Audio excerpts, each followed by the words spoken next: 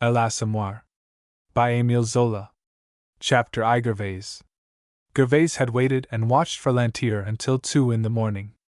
Then, chilled and shivering, she turned from the window and threw herself across the bed, where she fell into a feverish doze with her cheeks wet with tears. For the last week, when they came out of the Voix du Tets, where they ate, he had sent her off to bed with the children and had not appeared until late into the night, and always with a story that he had been looking for work.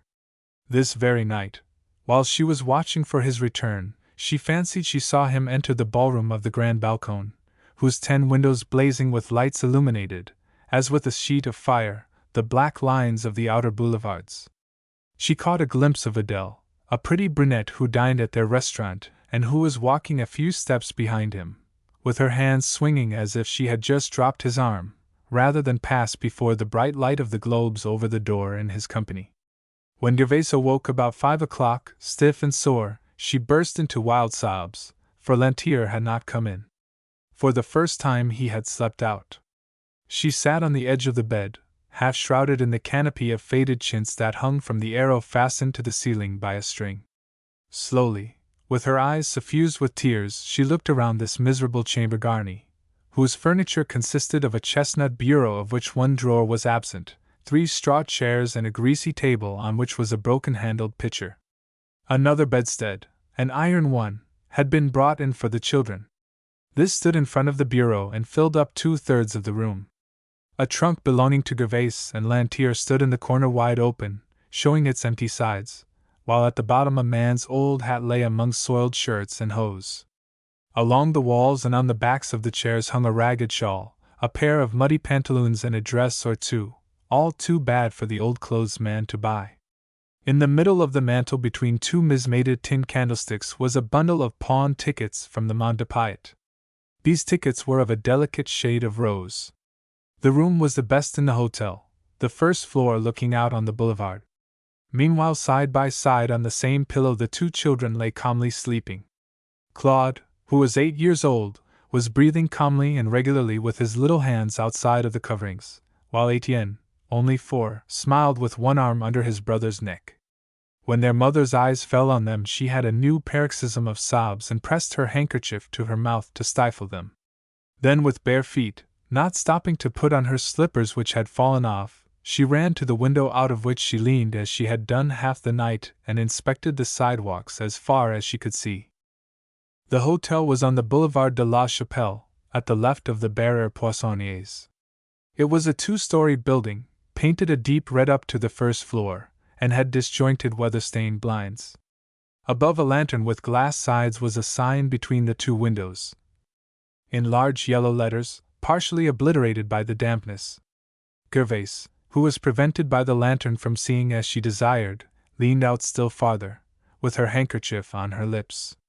She looked to the right toward the Boulevard de Roquecourt, where groups of butchers stood with their bloody frocks before their establishments, and the fresh breeze brought in whiffs, a strong animal smell, the smell of slaughtered cattle.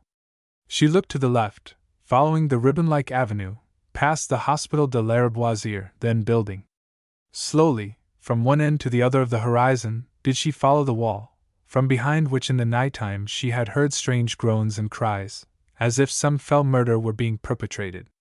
She looked at it with horror, as if in some dark corner, dark with dampness and filth, she should distinguish Lantier lying dead with his throat cut.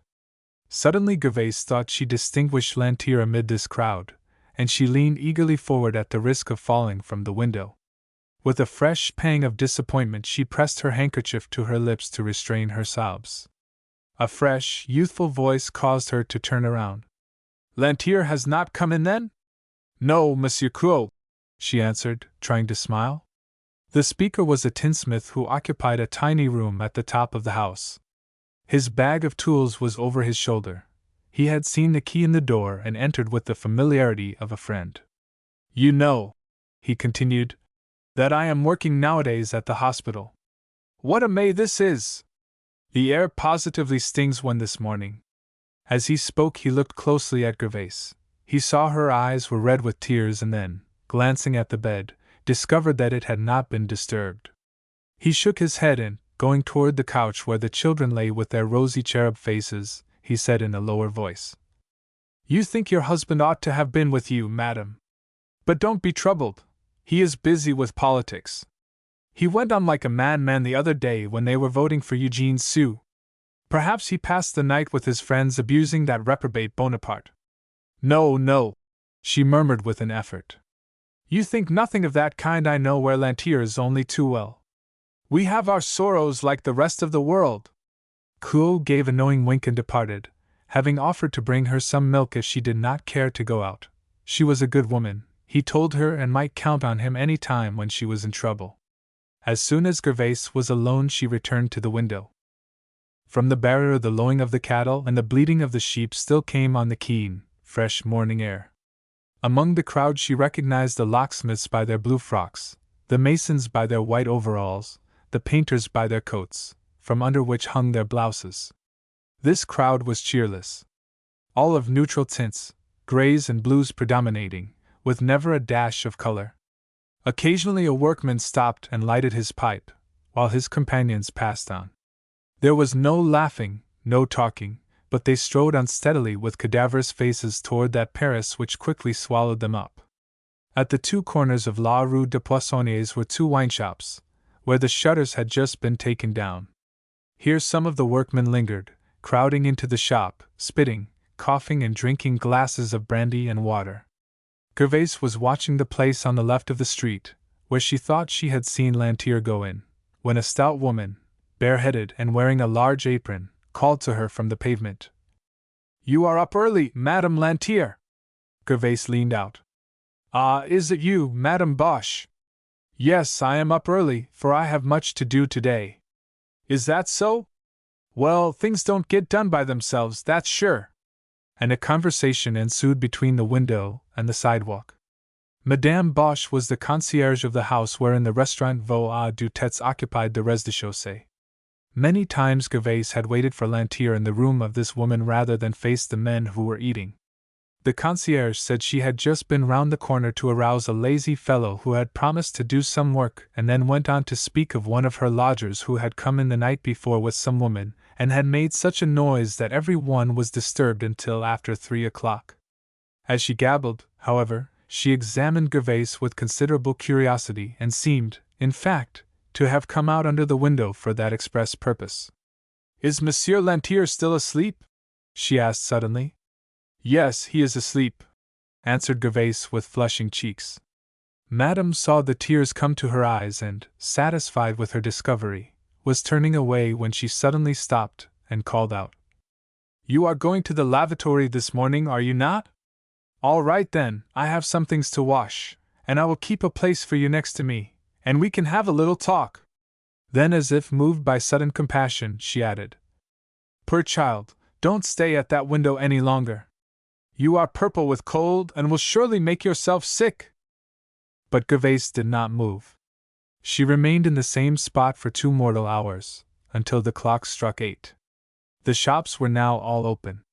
The procession in blouses had long ceased, and only an occasional one hurried along. At the wine shops, however, there was the same crowd of men drinking, spitting, and coughing. The workmen in the street had given place to the workwomen. Milliners' apprentices, florists, burnishers, who with thin shawls drawn closely around them came in bands of 3 or 4, talking eagerly, with gay laughs and quick glances. Occasionally one solitary figure was seen, a pale-faced, serious woman, who walked rapidly, either looking to the right nor to the left. Then came the clerks, blowing on their fingers to warm them, eating a roll as they walked, young men, lean and tall, with clothing they had outgrown and with eyes heavy with sleep, old men, who moved along with measured steps, occasionally pulling out their watches, but able, from many years' practice, to time their movements almost to a second. The boulevards at last were comparatively quiet. The inhabitants were sunning themselves. Women with untidy hair and soiled petticoats were nursing their babies in the open air, and an occasional dirty-faced brat fell into the gutter or rolled over with shrieks of pain or joy. Gervais felt faint and ill. All hope was gone. It seemed to her that all was over and that Lantier would come no more. She looked from the dingy slaughterhouses, black with their dirt and loathsome odor, on to the new and staring hospital and into the rooms consecrated to disease and death. As yet the windows were not in, and there was nothing to impede her view of the large, empty wards. The sun shone directly in her face and blinded her. She was sitting on a chair with her arms dropping drearily at her side but not weeping, when Lantier quietly opened the door and walked in. "You have come!" she cried, ready to throw herself on his neck. "Yes, I have come," he answered. "And what of it? Don't begin any of your nonsense now," and he pushed her aside. Then with an angry gesture he tossed his felt hat on the bureau. He was a small, dark fellow, handsome and well-made, with a delicate mustache which he twisted in his fingers mechanically as he spoke. He wore an old coat, buttoned tightly at the waist, and spoke with a strongly marked Provençal accent. Gervaise had dropped upon her chair again, and uttered disjointed phrases of lamentation. "I have not closed my eyes. I thought you were killed. Where have you been all night? I feel as if I were going mad. Tell me, Auguste, where have you been?" "Oh, I had business," he answered with an indifferent shrug of his shoulders. "At 8 o'clock I had an engagement with that friend, you know, who is thinking of starting a manufactory of hats. I was detained, and I preferred stopping there. But you know I don't like to be watched and catechized. Just let me alone, will you?" His wife began to sob. Their voices and Lantier's noisy movements as he pushed the chairs about woke the children. They started up, half naked with tumbled hair, and hearing their mother cry, they followed her example, rending the air with their shrieks. "Well, this is lovely music!" cried Lantier furiously. "I warn you, if you don't all stop, that out of this door I go, and you won't see me again in a hurry. Will you hold your tongue? Goodbye then, I'll go back where I came from." He snatched up his hat, but Gervaise rushed toward him, crying, "No! No!" And she soothed the children and stifled their cries with kisses and laid them tenderly back in their bed, and they were soon happy and merrily playing together. Meanwhile the father, not even taking off his boots, threw himself on the bed with a weary air. His face was white from exhaustion and a sleepless night. He did not close his eyes but looked around the room. "A nice-looking place, this," he muttered. Then examining Gervaise, he said half aloud and half to himself, "So, you have given up washing yourself, it seems." Gervaise was only 22. She was tall and slender with delicate features, already worn by hardships and anxieties. With her hair uncombed and shoes down at the heel, shivering in her white sack, on which was much dust and many stains from the furniture and wall where it had hung, she looked at least 10 years older from the hours of suspense and tears she had passed. Lantier's words startled her from her resignation and timidity. "Are you not ashamed?" she said with considerable animation. "You know very well that I do all I can. It is not my fault that we came here. I should like to see you with 2 children in a place where you can't get a drop of hot water. We ought as soon as we reached Paris to have settled ourselves at once in a home. That was what you promised." "Pshaw!" he muttered. "You had as much good as I had out of our savings. You ate the fatted calf with me, and it is not worth while to make a row about it now." She did not heed his word but continued, "There is no need of giving up either. I saw Madame Fauconnier, the laundress in La Rue Neuve. She will take me Monday. If you go in with your friend we shall be afloat again in 6 months. We must find some kind of a hole where we can live cheaply while we work. That is the thing to do now. Work! Work!" Lantier turned his face to the wall with a shrug of disgust which enraged his wife, who resumed, "Yes, I know very well that you don't like to work. You would like to wear fine clothes and walk about the streets all day. You don't like my looks since you took all my dresses to the pawnbroker's. No, no, Auguste, I did not intend to speak to you about it, but I know very well where you spent the night. I saw you go into the Grand Balcon with that streetwalker Adele. You have made a charming choice. She wears fine clothes and is clean. Yes, and she has reason to be, certainly. There is not a man in that restaurant who does not know her far better than an honest girl should be known." Lantier leaped from the bed. His eyes were as black as night, and his face deadly pale. "Yes," repeated his wife. "I mean what I say. Madame Boche will not keep her or her sister in the house any longer, Because there are always a crowd of men hanging on the staircase. Lantier lifted both fists, and then, conquering a violent desire to beat her, he seized her in his arms, shook her violently, and threw her on the bed where the children were. They at once began to cry again while he stood for a moment, and then, with the air of a man who finally takes a resolution in regard to which he has hesitated, he said, "You do not know what you have done, Gervais. You are wrong, as you will soon discover." For a moment the voices of the children filled the room. Their mother, lying on their narrow couch, held them both in her arms and said over and over again in a monotonous voice, "If you were not here, my poor darlings! If you were not here! If you were not here!" Lantier was lying flat on his back with his eyes fixed on the ceiling. He was not listening. His attention was concentrated on some fixed idea. He remained in this way for an hour and more, not sleeping, in spite of his evident and intense fatigue. When he turned and, leaning on his elbow, looked about the room again, he found that Gervais had arranged the chamber and made the children's bed. They were washed and dressed. He watched her as she swept the room and dusted the furniture. The room was very dreary still, however, with its smoke-stained ceiling and paper discolored by dampness and 3 chairs and dilapidated bureau, whose greasy surface no dusting could clean. Then, while she washed herself and arranged her hair before the small mirror, he seemed to examine her arms and shoulders, as if instituting a comparison between herself and someone else. And he smiled a disdainful little smile. Gervais was slightly, very slightly, lame, but her lameness was perceptible only on such days as she was very tired. This morning, so weary was she from the watches of the night, that she could hardly walk without support. A profound silence reigned in the room. They did not speak to each other. He seemed to be waiting for something. She, adopting an unconcerned air, seemed to be in haste. She made up a bundle of soiled linen that had been thrown into a corner behind the trunk, and then he spoke. "What are you doing? Are you going out?" At first she did not reply. Then, when he angrily repeated the question, she answered, "Certainly I am. I am going to wash all these things. The children cannot live in dirt." He threw 2 or 3 handkerchiefs toward her, and after another long silence he said, "Have you any money?" She quickly rose to her feet and turned toward him. In her hand she held some of the soiled clothes. "Money! Where should I get money unless I had stolen it? You know very well that day before yesterday you got 3 francs on my black skirt. We have breakfasted twice on that, and money goes fast. No, I have no money. I have 4 sous for the lavatory. I cannot make money like other women we know." He did not reply to this allusion, but rose from the bed and passed in review the ragged garments hung around the room. He ended by taking down the pantaloons and the shawl and, opening the bureau, took out a sack and 2 chemises. All these he made into a bundle, which he threw at Gervais.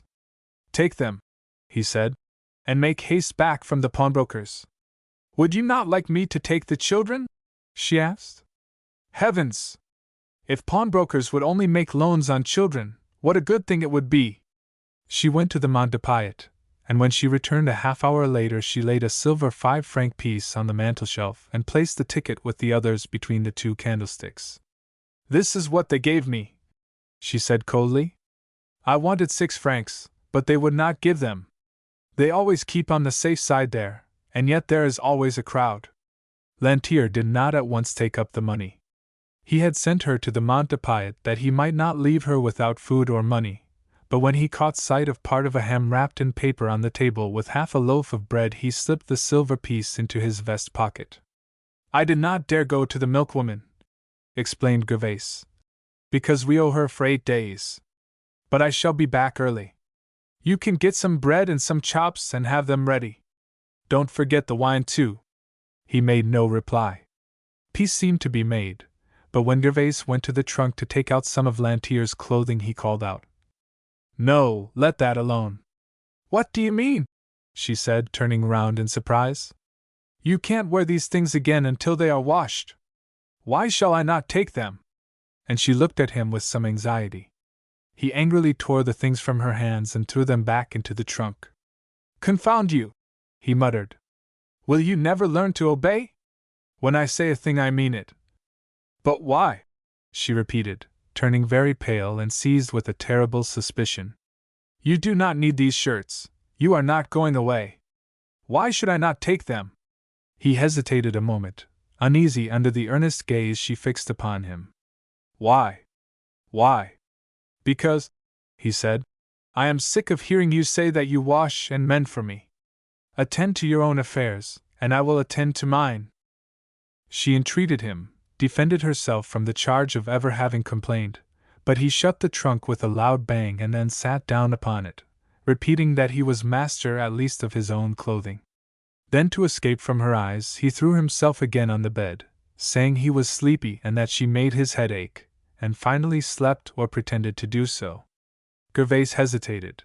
She was tempted to give up her plan of going to the lavatory, and thought she would sit down to her sewing. But at last she was reassured by Lantier's regular breathing. She took her soap and her ball of bluing and, going to the children, who were playing on the floor with some old corks, she said in a low voice, Be very good and keep quiet. Papa is sleeping. When she left the room there was not a sound except the stifled laughter of the little ones. It was then after 10, and the sun was shining brightly in at the window. Gervaise, on reaching the boulevard, turned to the left and followed the Rue de la Goutte d'Or. As she passed Madame Fauconnier's shop she nodded to the woman. The lavatory, whither she went, was in the middle of this street, just where it begins to ascend. Over a large low building towered 3 enormous reservoirs for water, huge cylinders of zinc strongly made, and in the rear was the drying room, an apartment with a very high ceiling and surrounded by blinds through which the air passed. On the right of the reservoirs a steam engine let off regular puffs of white smoke. Gervaise, habituated apparently to puddles, did not lift her skirts but threaded her way through the part of eau de javel which encumbered the doorway. She knew the mistress of the establishment, a delicate woman who sat in a cabinet with glass doors, surrounded by soap and bluing and packages of bicarbonate of soda. As Gervaise passed the desk she asked for her brush and beater, which she had left to be taken care of after her last wash. Then, having taken her number, she went in. It was an immense shed, as it were, with a low ceiling, the beams and rafters unconcealed, and lighted by large windows, through which the daylight streamed. A light grey mist or steam pervaded the room, which was filled with the smell of soapsuds and eau de javel combined.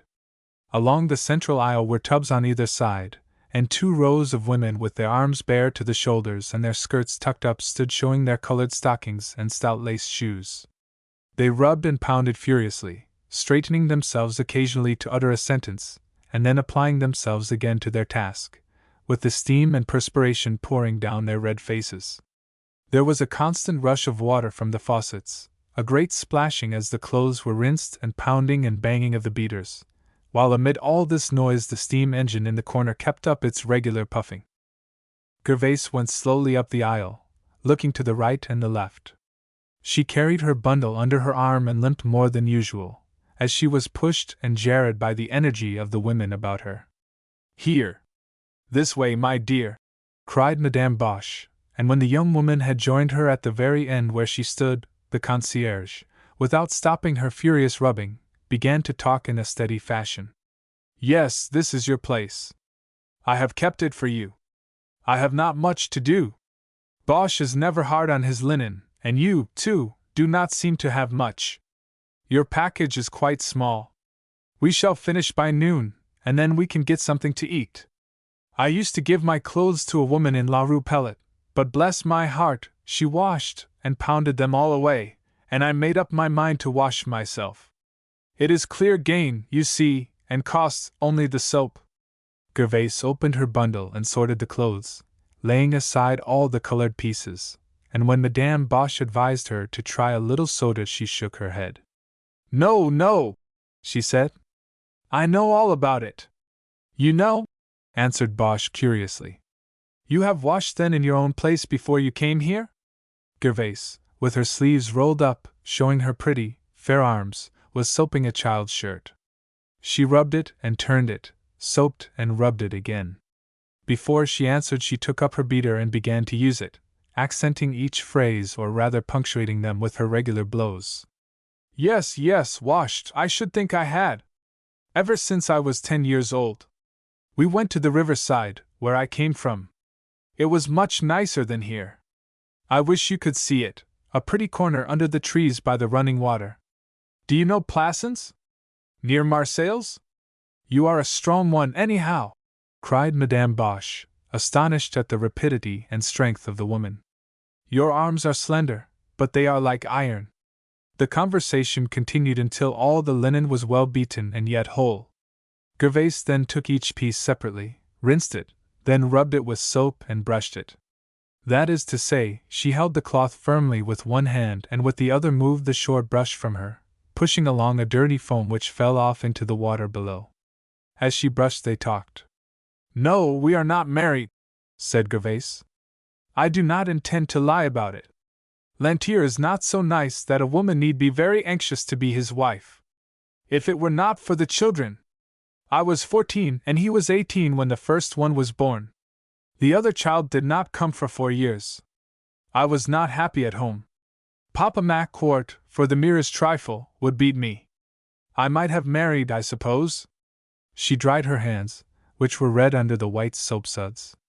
The water is very hard in Paris, she said.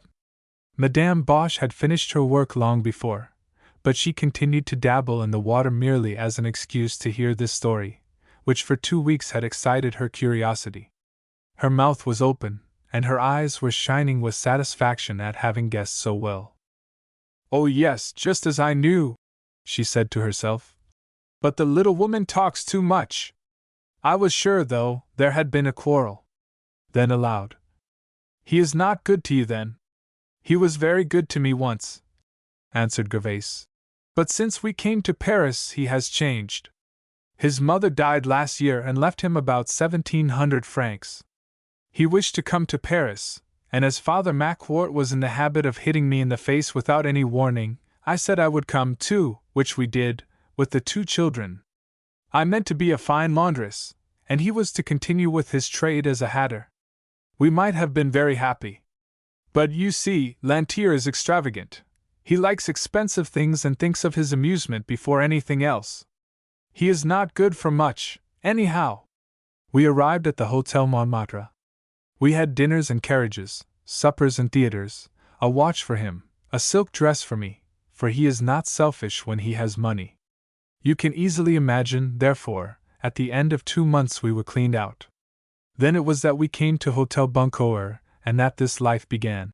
She checked herself with a strange choking in the throat. Tears gathered in her eyes. She finished brushing her linen. I must get my scalding water, she murmured.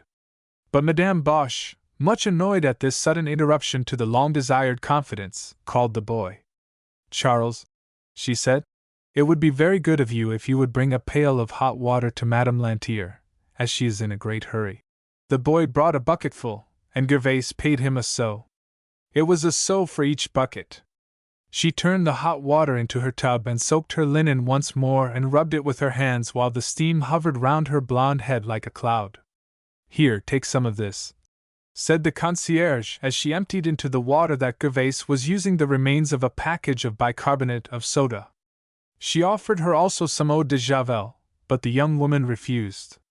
It was only good, she said, for grease spots and wine stains. I thought him somewhat dissipated, said Madame Boche, referring to Lantier without naming him. Gervais, leaning over her tub and her arms up to the elbows in the soap suds, nodded in acquiescence. Yes, continued the concierge. I have seen many little things. But she started back as Gervais turned round with a pale face and quivering lips. Oh, I know nothing, she continued.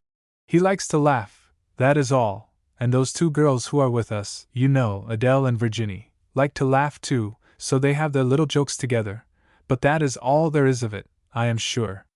The young woman, with the perspiration standing on her brow and her arms still dripping, looked her full in the face with earnest, inquiring eyes. Then the concierge became excited and struck her breast, exclaiming, I tell you I know nothing whatever, nothing more than I tell you. Then she added in a gentle voice, But he has honest eyes, my dear. He will marry you, child. I promise that he will marry you. Gervais dried her forehead with her damp hand and shook her head. The two women were silent for a moment. Around them, too, it was very quiet. The clock struck 11. Many of the women were seated swinging their feet, drinking their wine and eating their sausages, sandwiched between slices of bread.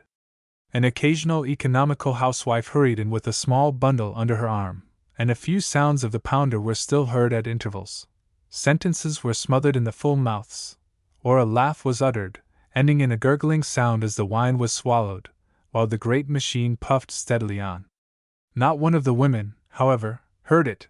It was like the very respiration of the lavatory, the eager breath that drove up among the rafters, the floating vapor that filled the room. The heat gradually became intolerable. The sun shone in on the left through the high windows, imparting to the vapor opaline tints, the palest rose and tender blue, fading into soft grays. When the women began to grumble, the boy Charles went from one window to the other, drawing down the heavy linen shades. Then he crossed to the other side, the shady side, and opened the blinds. There was a general exclamation of joy, a formidable explosion of gaiety. All this time Gervais was going on with her task and had just completed the washing of her colored pieces, which she threw over a trestle to drip. Soon small pools of blue water stood on the floor. Then she began to rinse the garments in cold water which ran from a spigot nearby. "You have nearly finished," said Madame Bosch. "I am waiting to help you wring them." "Oh, you are very good!" "It is not necessary, though," answered the young woman as she swashed the garments through the clear water. "If I had sheets I would not refuse your offer, however." Nevertheless, she accepted the aid of the concierge. They took up a brown woolen skirt, badly faded, from which poured out a yellow stream as the two women wrung it together. Suddenly Madame Bosch cried out, "Look! There comes Big Virginie! She is actually coming here to wash her rags tied up in a handkerchief." Gervais looked up quickly. Virginie was a woman about her own age, larger and taller than herself, a brunette and pretty in spite of the elongated oval of her face. She wore an old black dress with flounces and a red ribbon at her throat. Her hair was carefully arranged and massed in a blue chenille net. She hesitated a moment in the center aisle and half shut her eyes, as if looking for something or somebody, but when she distinguished Gervais she went toward her with a haughty, insolent air and supercilious smile and finally established herself only a short distance from her. "That is a new notion," muttered Madame Bosch in a low voice. "She was never known before to rub out even a pair of cuffs. She is a lazy creature, I do assure you. She never sews the buttons on her boots. She is just like her sister, that minx of an Adele, who stays away from the shop 2 days out of 3. What is she rubbing now? A skirt, is it?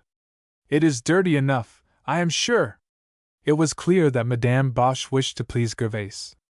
The truth was she often took coffee with Adele and Virginie when the two sisters were in funds. Gervais did not reply but worked faster than before. She was now preparing her bluing water in a small tub standing on 3 legs. She dipped in her pieces, shook them about in the colored water, which was almost a lake in hue, and then, wringing them, she shook them out and threw them lightly over the high wooden bars. While she did this she kept her back well turned on Big Virginie. But she felt that the girl was looking at her, and she heard an occasional derisive sniff. Virginie, in fact, seemed to have come there to provoke her, and when Gervais turned around the two women fixed their eyes on each other. "Let her be," murmured Madame Bosch. "She is not the one, now I tell you." At this moment, as Gervais was shaking her last piece of linen, she heard laughing and talking at the door of the lavatory. "2 children are here asking for their mother," cried Charles. All the women looked around, and Gervais recognized Claude and Etienne. As soon as they saw her they ran toward her, splashing through the puddles, their untied shoes half off, and Claude, the eldest, dragging his little brother by the hand. The women as they passed uttered kindly exclamations of pity, for the children were evidently frightened. They clutched their mother's skirts and buried their pretty blonde heads. "Did Papa send you?" asked Gervais. But as she stooped to tie Etienne's shoes she saw on Claude's finger the key of her room with its copper tag and number. "Did you bring the key?" she exclaimed in great surprise. "And why, pray?" The child looked down on the key hanging on his finger, which he had apparently forgotten. This seemed to remind him of something, and he said in a clear, shrill voice, "Papa is gone! He went to buy your breakfast, did he not? And he told you to come and look for me here, I suppose?" Claude looked at his brother and hesitated. Then he exclaimed, "Papa has gone, I say. He jumped from the bed, put his things in his trunk, and then he carried his trunk downstairs and put it on a carriage. We saw him, he has gone." Gervais was kneeling, tying the boy's shoe. She rose slowly with a very white face and with her hands pressed to either temple, as if she were afraid of her head cracking open. She could say nothing but the same words over and over again. "Great God! Great God! Great God!" Madame Boche, in her turn, interrogated the child eagerly, for she was charmed at finding herself an actor, as it were, in this drama. "Tell us all about it, my dear. He locked the door, did he? And then he told you to bring the key here?" And then, lowering her voice, she whispered in the child's ear. "Was there a lady in the carriage?" she asked. The child looked troubled for a moment, but speedily began his story again with a triumphant air. "He jumped off the bed, put his things in the trunk, and he went away." Then, as Madame Boche made no attempt to detain him, he drew his brother to the faucet, where the two amused themselves in making the water run. Gervais could not weep. She felt as if she were stifling. She covered her face with her hands and turned toward the wall. A sharp, nervous trembling shook her from head to foot. An occasional sobbing sigh or, rather, gasp escaped from her lips, while she pressed her clenched hands more tightly on her eyes, as if to increase the darkness of the abyss in which she felt herself to have fallen. "Come! Come, my child!" muttered Madame Boche. "If you knew! If you only knew all!" answered Gervais. "Only this very morning he made me carry my shawl and my chemises to the Mont de Piet, and that was the money he had for the carriage." And the tears rushed to her eyes. The recollection of her visit to the pawnbroker's, of her hasty return with the money in her hand, seemed to let loose the sobs that strangled her, and was the one drop too much. Tears streamed from her eyes and poured down her face. She did not think of wiping them away. "Be reasonable, child. Be quiet," whispered Madame Boche. "They are all looking at you. Is it possible you can care so much for any man? You love him still, although such a little while ago you pretended you did not care for him, and you cry as if your heart would break. Oh Lord, what fools we women are!" Then in a maternal tone she added, "And such a pretty little woman as you are too. But now I may as well tell you the whole, I suppose? Well then, you remember when I was talking to you from the sidewalk and you were at your window? I knew then that it was Lantier who came in with Adele. I did not see his face, but I knew his coat, and Boche watched and saw him come downstairs this morning. But he was with Adele, you understand.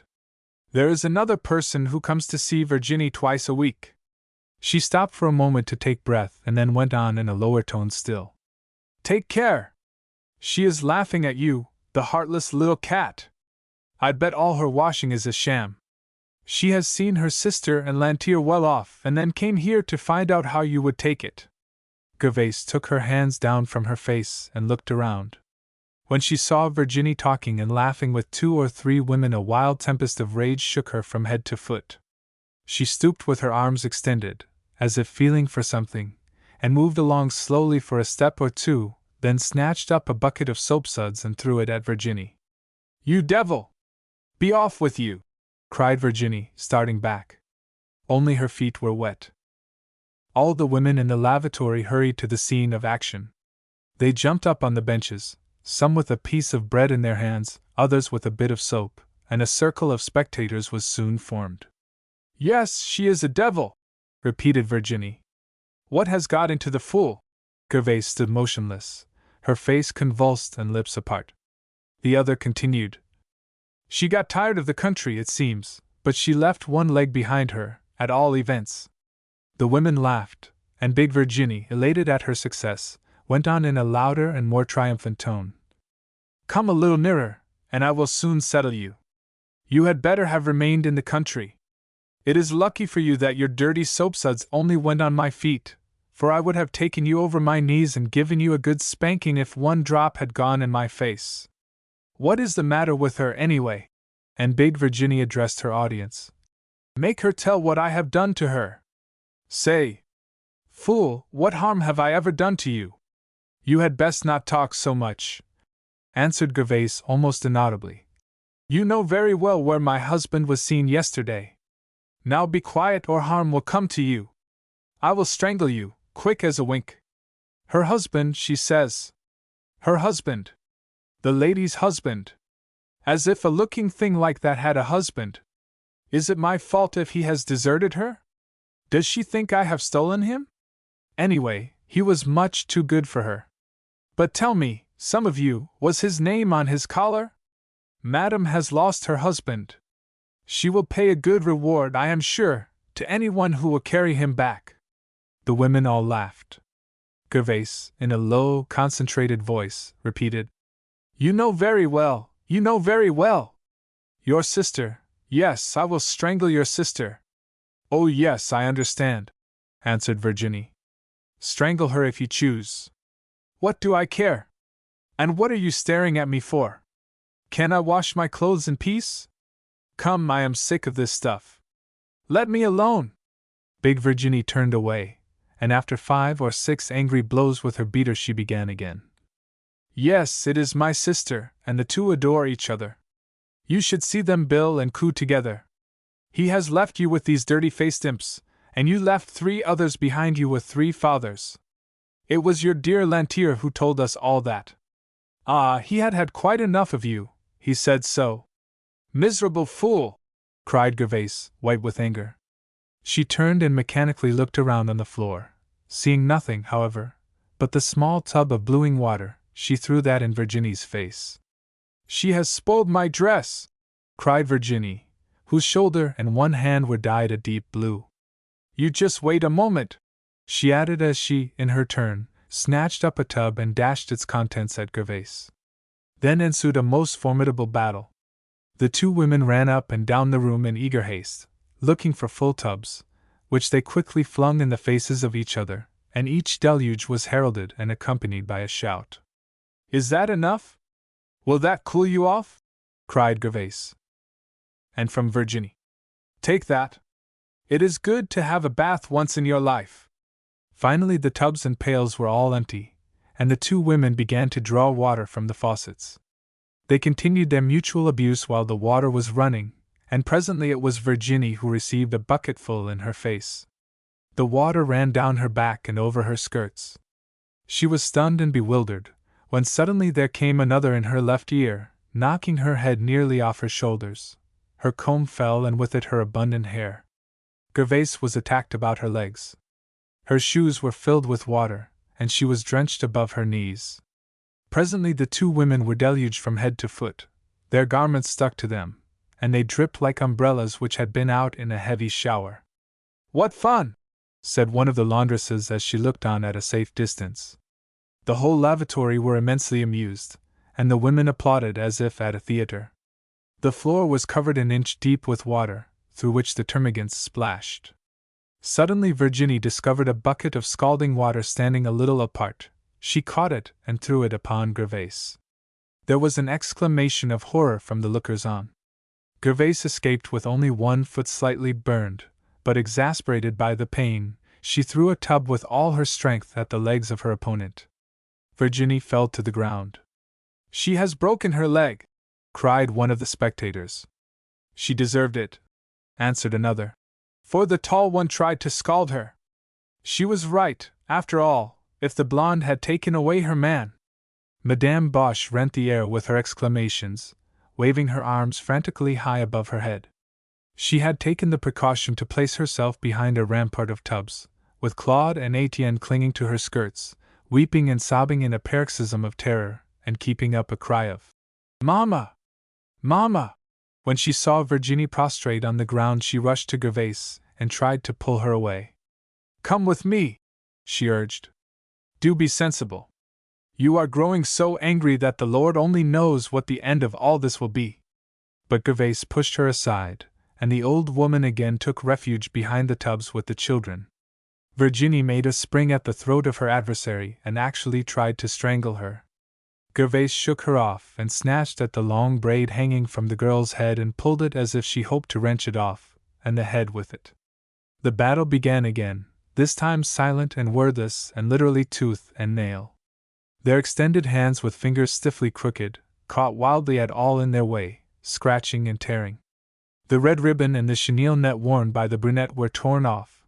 The waist of her dress was ripped from throat to belt and showed the white skin on the shoulder. Gervais had lost a sleeve, and her chemise was torn to her waist. Strips of clothing lay in every direction. It was Gervais who was first wounded. 3 long scratches from her mouth to her throat bled profusely, and she fought with her eyes shut lest she should be blinded. As yet Virginia showed no wound. Suddenly Gervais seized one of her earrings, pear-shaped, of yellow glass. She tore it out and brought blood. "They will kill each other!" "Separate them!" cried several voices. The women gathered around the combatants. The spectators were divided into 2 parties, some exciting and encouraging Gervais and Virginie as if they had been dogs fighting, while others, more timid, trembled, turned away their heads and said they were faint and sick. A general battle threatened to take place, such was the excitement. Madame Bosch called to the boy in charge. "Charles! Charles! Where on earth can he be?" Finally she discovered him, calmly looking on with his arms folded. He was a tall youth with a big neck. He was laughing and hugely enjoying the scene. It would be a capital joke, he thought, if the women tore each other's clothes to rags and if they should be compelled to finish their fight in a state of nudity. "Are you there, then?" cried Madame Bosch when she saw him. "Come and help us separate them, or you can do it yourself." "No, thank you," he answered quietly. "I don't propose to have my own eyes scratched out. I am not here for that. Let them alone. It will do them no harm to let a little of their hot blood out." Madame Bosch declared she would summon the police, but to this the mistress of the lavatory, the delicate-looking woman with weak eyes, strenuously objected. "No, no, I will not. It would injure my house," she said over and over again. Both women lay on the ground. Suddenly Virginie struggled up to her knees. She had got possession of one of the beaters, which she brandished. Her voice was hoarse and low as she muttered, "This will be as good for you as for your dirty linen." Gervais, in her turn, snatched another beater, which she held like a club. Her voice also was hoarse and low. "I will beat your skin," she muttered, "as I would my coarse towels."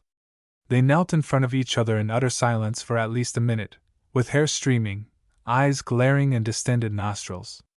They each drew a long breath. Gervais struck the first blow with her beater full on the shoulders of her adversary, and then threw herself over on the side to escape Virginie's weapon, which touched her on the hip. Thus started, they struck each other as laundresses strike their linen, in measured cadence.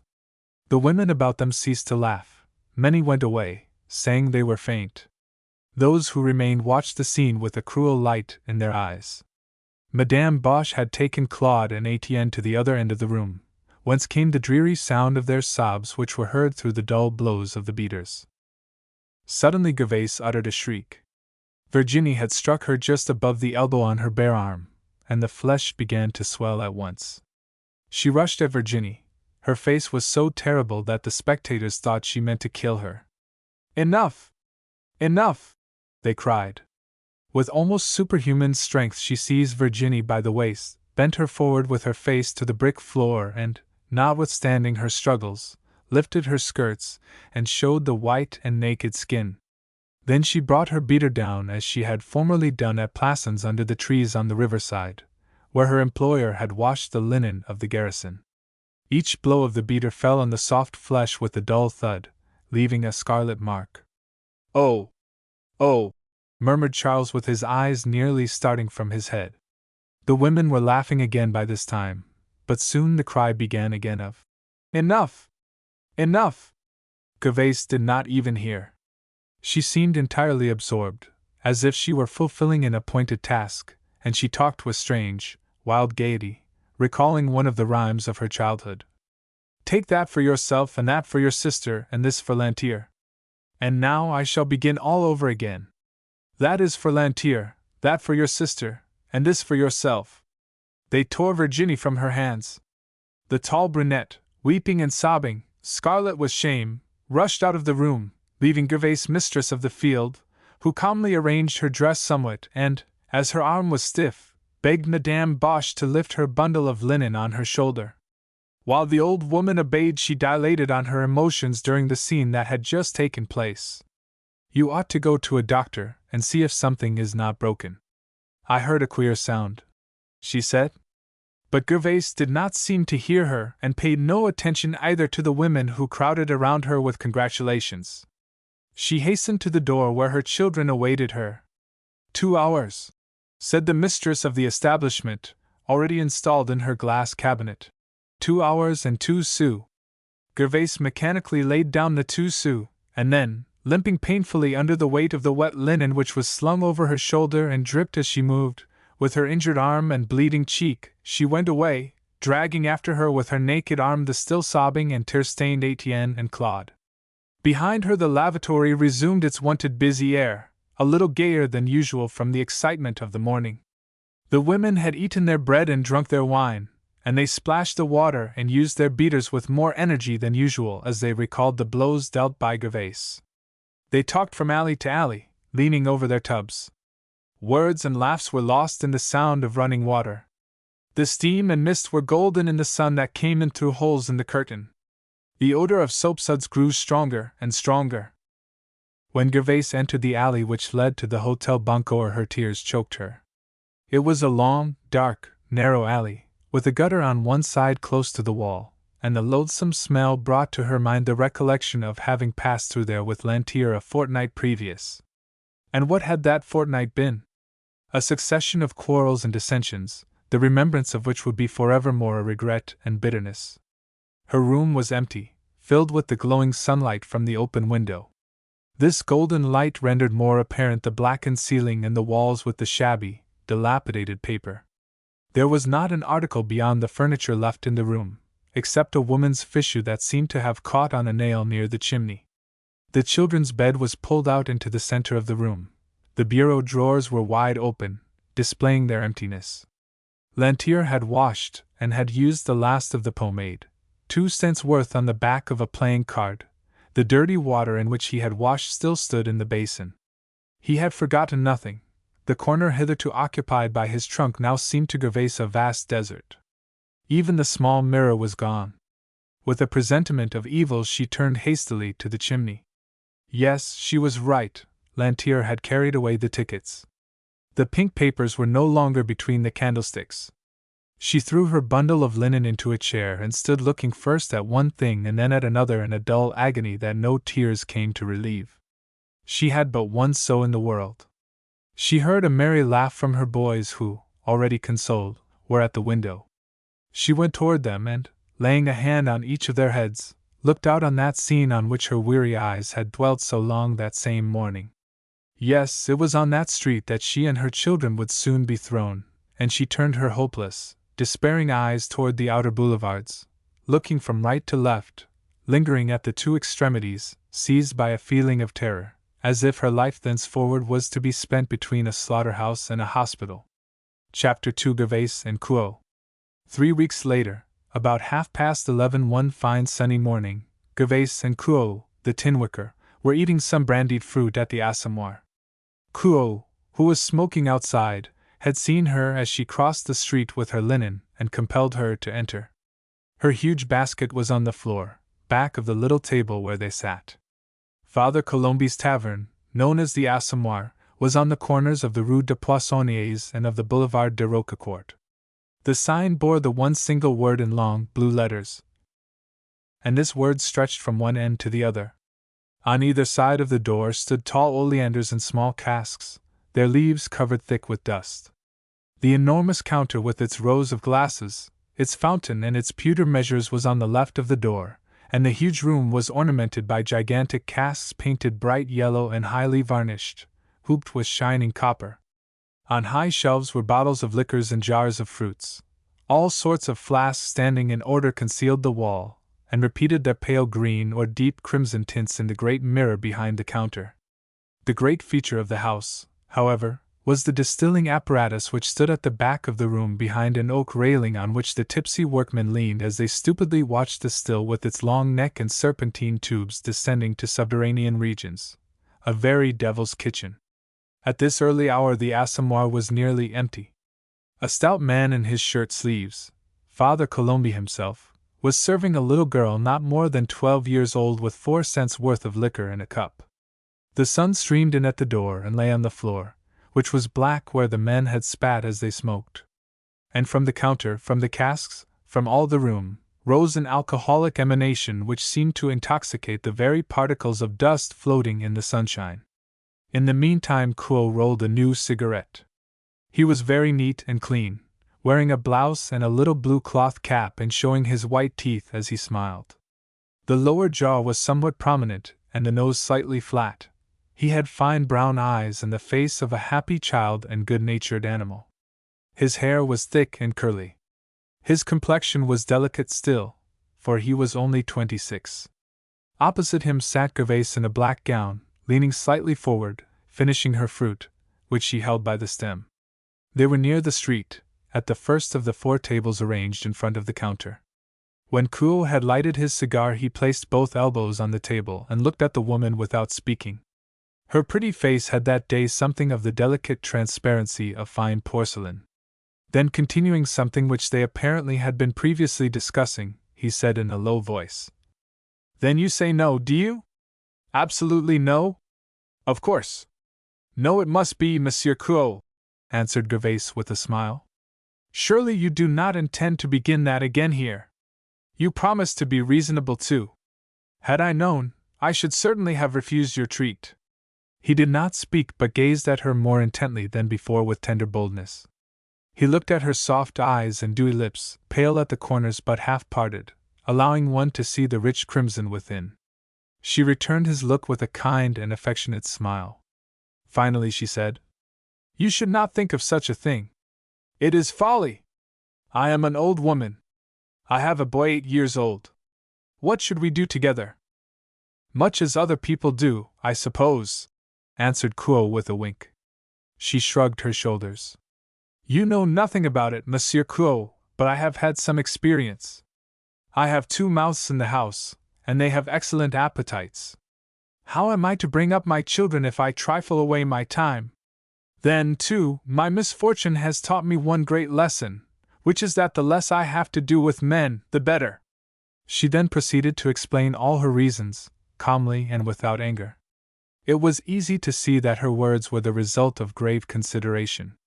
Kuo listened quietly, saying only at intervals, "You are hurting my feelings." "Yes, hurting my feelings. Yes, I see that," she answered, "and I am really very sorry for you. If I had any idea of leading a different life from that which I follow today, it might as well be with you as with another. You have the look of a good-natured man. But what is the use? I have now been with Madame Fauconnier for a fortnight. The children are going to school, and I am very happy, for I have plenty to do. Don't you see, therefore, that it is best for us to remain as we are?" And she stooped to pick up her basket.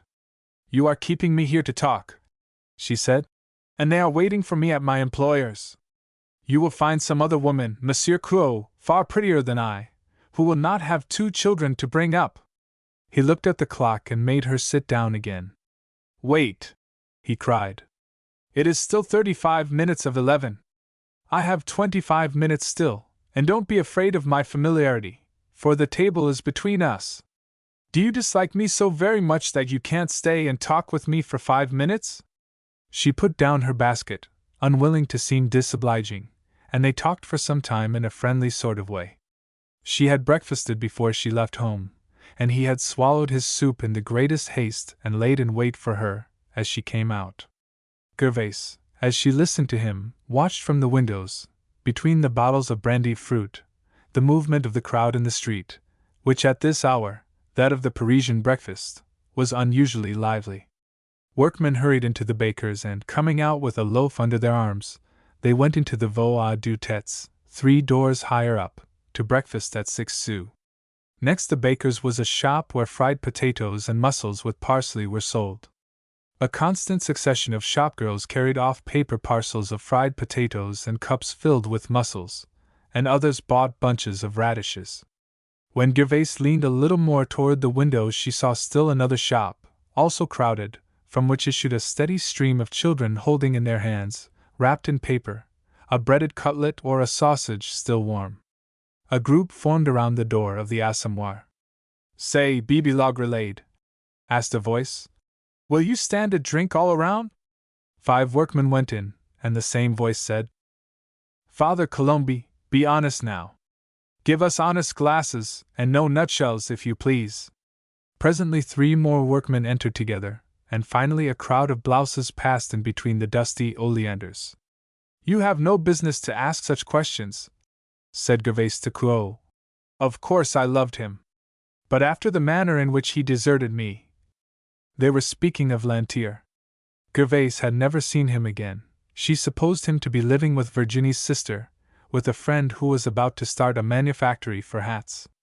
At first she thought of committing suicide, of drowning herself, but she had grown more reasonable, and had really begun to trust that things were all for the best.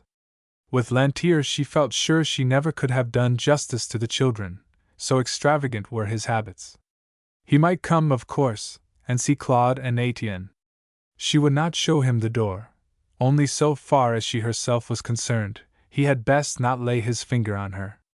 And she uttered these words in a tone of determination, like a woman whose plan of life is clearly defined, while Clo, who was by no means inclined to give her up lightly, teased and questioned her in regard to Lantier with none too much delicacy, it is true, but his teeth were so white and his face so merry that the woman could not take offense. "Did you beat him?" he asked finally. "Oh, you are none too amiable. You beat people sometimes, I have heard." She laughed gaily. Yes, it was true she had whipped that great Virginie. That day she could have strangled someone with a glad heart. And she laughed again, because Clo told her that Virginie, in her humiliation, had left the quartier. Gervais's face, as she laughed, however, had a certain childish sweetness. She extended her slender, dimpled hands, declaring she would not hurt a fly. All she knew of blows was that she had received a good many in her life. Then she began to talk of Plassans and of her youth. She had never been indiscreet, nor was she fond of men. When she had fallen in with Lantier, she was only 14, and she regarded him as her husband. Her only fault, she declared, was that she was too amiable and allowed people to impose on her, and that she got fond of people too easily. Were she to love another man, she should wish and expect to live quietly and comfortably with him always, without any nonsense. And when Clo slyly asked her if she called her dear children nonsense, she gave him a little slap and said that she, of course, was much like other women. But women were not like men, after all. They had their homes to take care of and keep clean. She was like her mother, who had been a slave to her brutal father for more than 20 years. "My very lameness," she continued. "Your lameness?" interrupted Clo gallantly. "Why, it is almost nothing.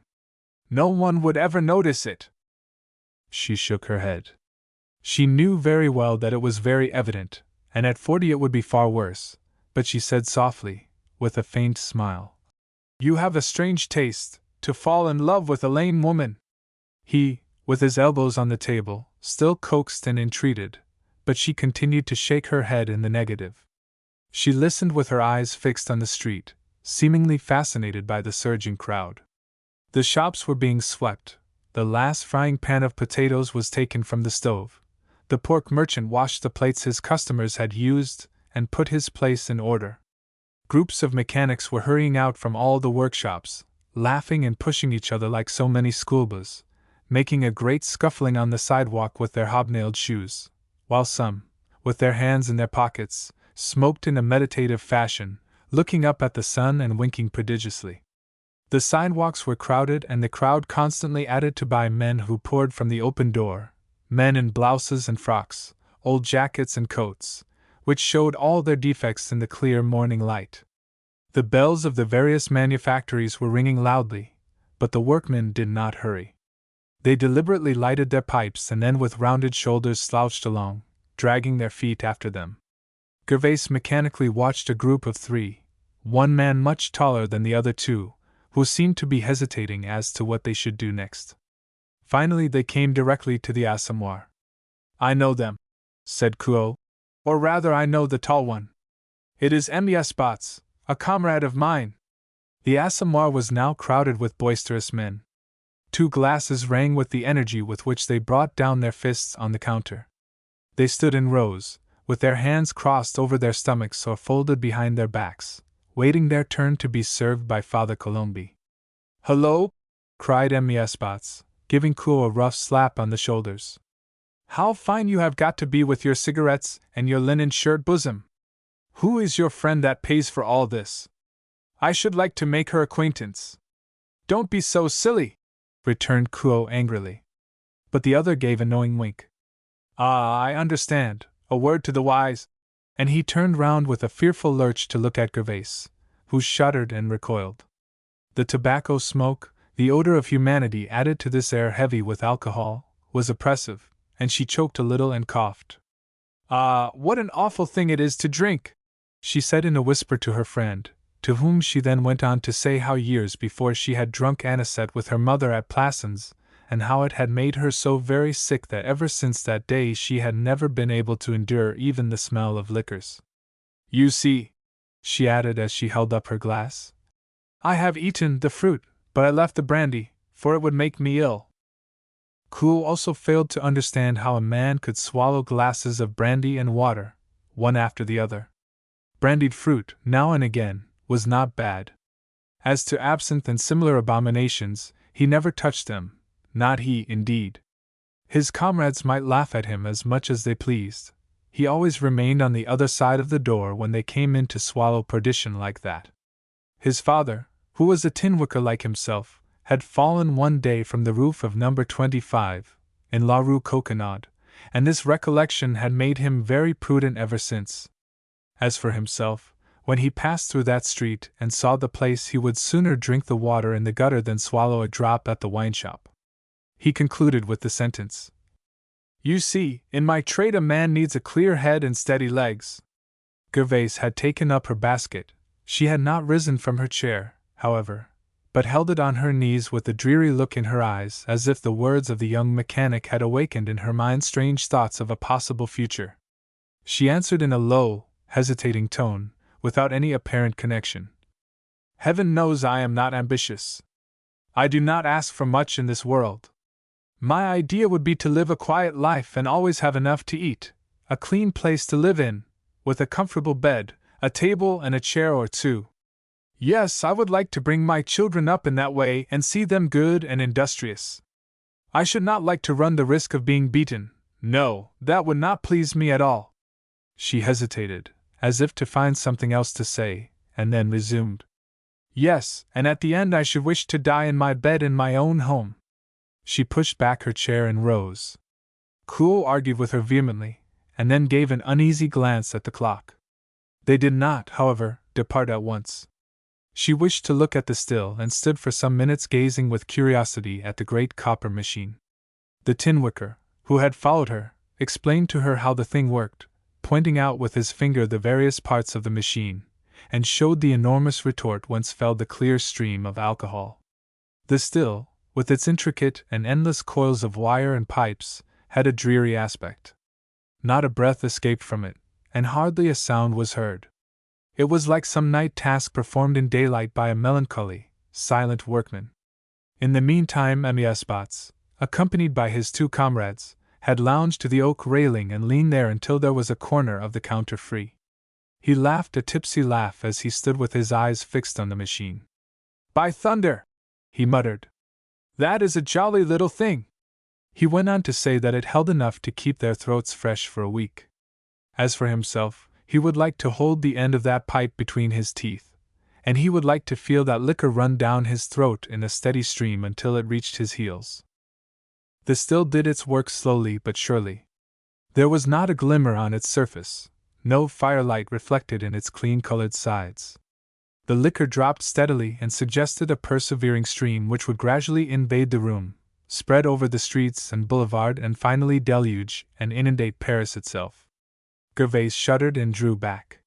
She tried to smile, but her lips quivered as she murmured, "It frightens me, that machine! It makes me feel cold to see that constant drip."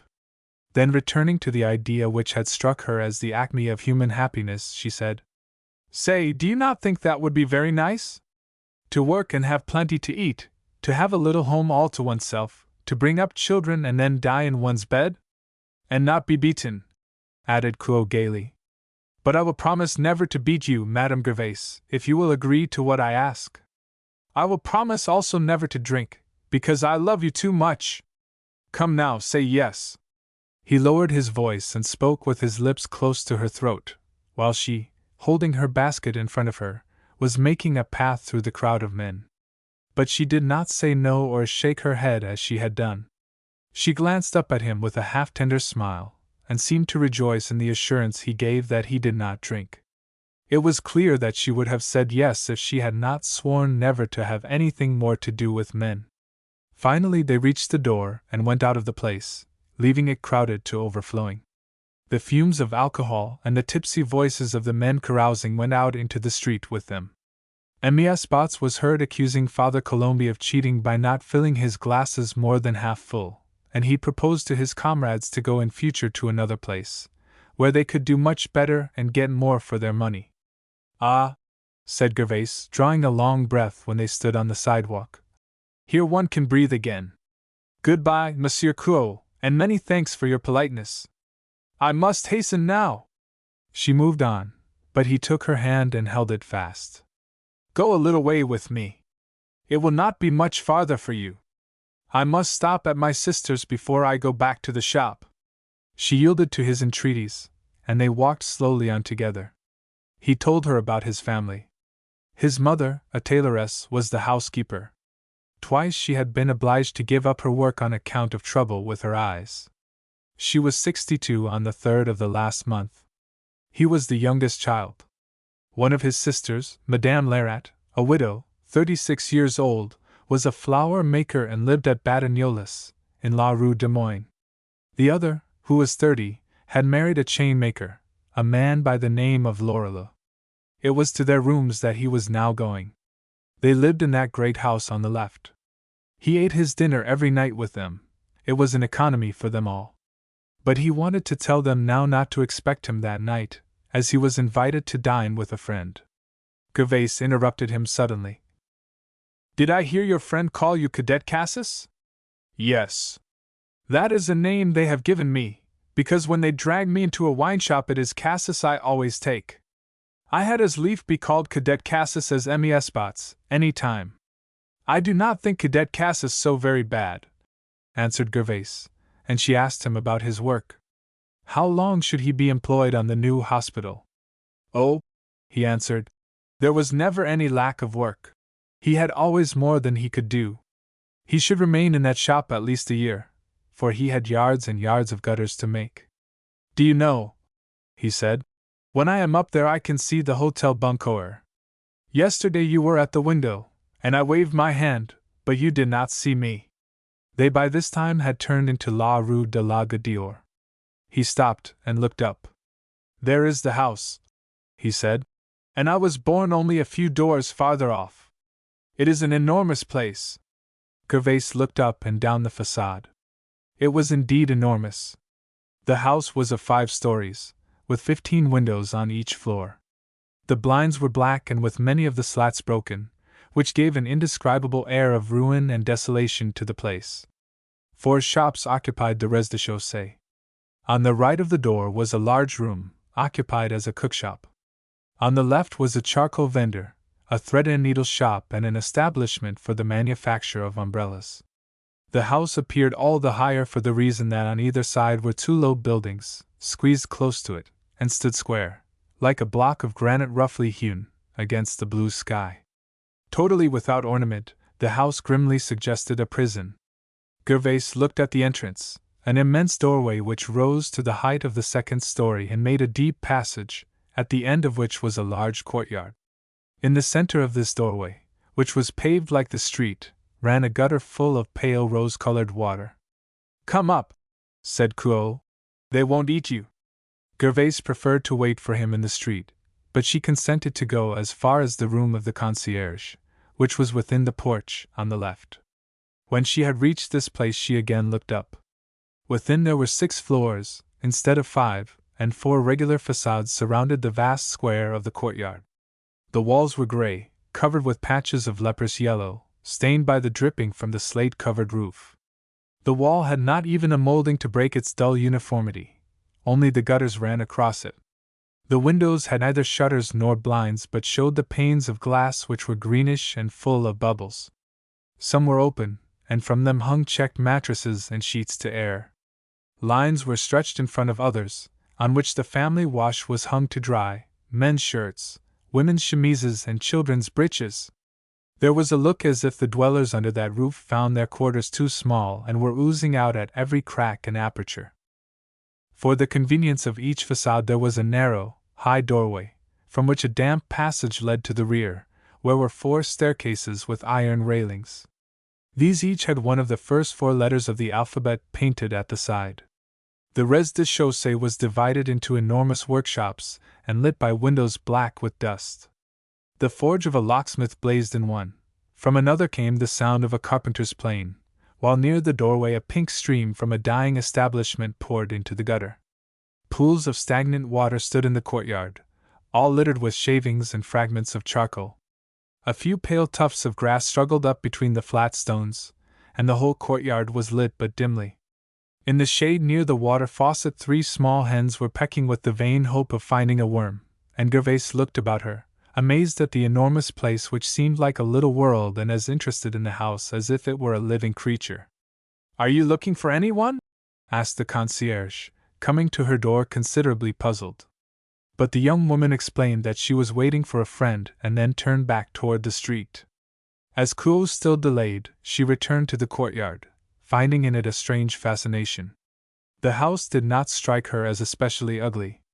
At some of the windows were plants, a wallflower blooming in a pot, a caged canary, who uttered an occasional warble, and several shaving mirrors caught the light and shone like stars. A cabinetmaker sang, accompanied by the regular whistling sounds of his plane, while from the locksmith's quarters came a clatter of hammers struck in cadence. At almost all the open windows the laughing, dirty faces of merry children were seen, and women sat with their calm faces in profile, bending over their work. It was the quiet time, after the morning labors were over and the men were gone to their work, and the house was comparatively quiet, disturbed only by the sounds of the various trades. The same refrain repeated hour after hour has a soothing effect, Gervais thought. To be sure, the courtyard was a little damp. Were she to live there, she should certainly prefer a room on the sunny side. She went in several steps and breathed that heavy odor of the homes of the poor, an odor of old dust, of rancid dirt and grease. But as the acridity of the smells from the dye house predominated, she decided it to be far better than the Hotel Boncoeur. She selected a window in the corner on the left, where there was a small box planted with scarlet beans, whose slender tendrils were beginning to wind round a little arbor of strings. "I have made you wait too long, I am afraid," said Kuo, whom she suddenly heard at her side. "They make a great fuss when I do not dine there, and she did not like it today, especially as my sister had bought veal. You are looking at this house," he continued. "Think of it, it is always lit from top to bottom. There are 100 lodgers in it. If I had any furniture I would have had a room in it long ago. It would be very nice here, wouldn't it?" "Yes," murmured Gervais. "Very nice indeed. At Plassans there were not so many people in one whole street. Look up at that window on the 5th floor, the window, I mean, where those beans are growing. See how pretty that is." He, with his usual recklessness, declared he would hire that room for her, and they would live there together. She turned away with a laugh and begged him not to talk any more nonsense. The house might stand or fall, they would never have a room in it together. But Kuo, all the same, was not reproved when he held her hand longer than was necessary in bidding her farewell when they reached Madame Fauconnier's laundry. For another month the kindly intercourse between Gervais and Kuo continued on much the same footing.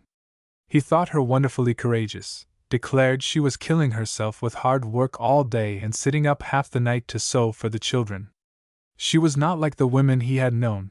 She took life too seriously, by far. She laughed and defended herself modestly. Unfortunately, she said, she had not always been discreet.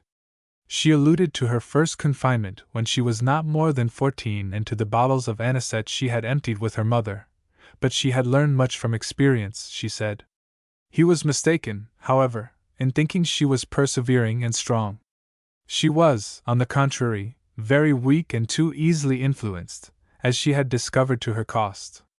Her dream had always been to live in a respectable way among respectable people, because bad company knocks the life out of a woman. She trembled when she thought of the future, and said she was like a sow thrown up in the air, falling, heads up or down, according to chance, on the muddy pavement. All she had seen, the bad example spread before her childish eyes, had given her valuable lessons. But Kuo laughed at these gloomy notions and brought back her courage by attempting to put his arm around her waist. She slapped his hands, and he cried out that, for a weak woman, she managed to hurt a fellow considerably. As for himself, he was always as merry as a grig, and no fool either. He parted his hair carefully on one side, wore pretty cravats and patent leather shoes on Sunday, and was as saucy as only a fine Parisian workman can be. They were of mutual use to each other at the Hotel Boncoeur. Kuo went for her milk, did many little errands for her, and carried home her linen to her customers, and often took the children out to walk. Gervais, to return these courtesies, went up to the tiny room where he slept and in his absence looked over his clothes, sewed on buttons and mended his garments. They grew to be very good and cordial friends. He was to her a constant source of amusement. She listened to the songs he sang and to their slang and nonsense, which as yet had for her much of the charm of novelty. But he began to grow uneasy, and his smiles were less frequent. He asked her whenever they met the same question, "When shall it be?" She answered invariably with a jest, but passed her days in a fire of indelicate allusions, however, which did not bring a flush to her cheek. So long as he was not rough and brutal, she objected to nothing, but one day she was very angry when he, in trying to steal a kiss, tore out a lock of her hair. About the last of June Kuo became absolutely morose, and Gervais was so much disturbed by certain glances he gave her that she fairly barricaded her door at night. Finally, one Tuesday evening, when he had sulked from the previous Sunday, he came to her door at 11 in the evening. At first she refused to open it, but his voice was so gentle, so sad even, that she pulled away the barrier she had pushed against the door for her better protection. When he came in she was startled and thought him ill. He was so deadly pale and his eyes were so bright. No, he was not ill, he said, but things could not go on like this. He could not sleep. Listen, Madame Gervais, he exclaimed with tears in his eyes and a strange choking sensation in his throat. We must be married at once. That is all there is to be said about it. Gervais was astonished and very grave. Oh, Monsieur Kuo, I never dreamed of this, as you know very well, and you must not take such a step lightly. But he continued to insist. He was certainly fully determined. He had come down to her then, without waiting until morning, merely because he needed a good sleep. As soon as she said yes, he would leave her. But he would not go until he heard that word. I cannot say yes in such a hurry, remonstrated Gervais. I do not choose to run the risk of your telling me at some future day that I led you into this. You are making a great mistake, I assure you. Suppose you should not see me for a week, you would forget me entirely. Men sometimes marry for a fancy and in 24 hours would gladly take it all back. Sit down here and let us talk a little. They sat in that dingy room lit only by one candle, which they forgot to snuff, and discussed the expediency of their marriage until after midnight, speaking very low, lest they should disturb the children, who were asleep with their heads on the same pillow. And Gervais pointed them out to Kuo. That was an odd sort of dowry to carry a man, surely. How could she venture to go to him with such encumbrances? Then, too, she was troubled about another thing. People would laugh at him. Her story was known, her lover had been seen, and there would be no end of talk if she should marry now. To all these good and excellent reasons Kuo answered with a shrug of his shoulders.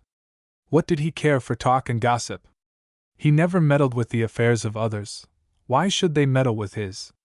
Yes, she had children, to be sure, and he would look out for them with her.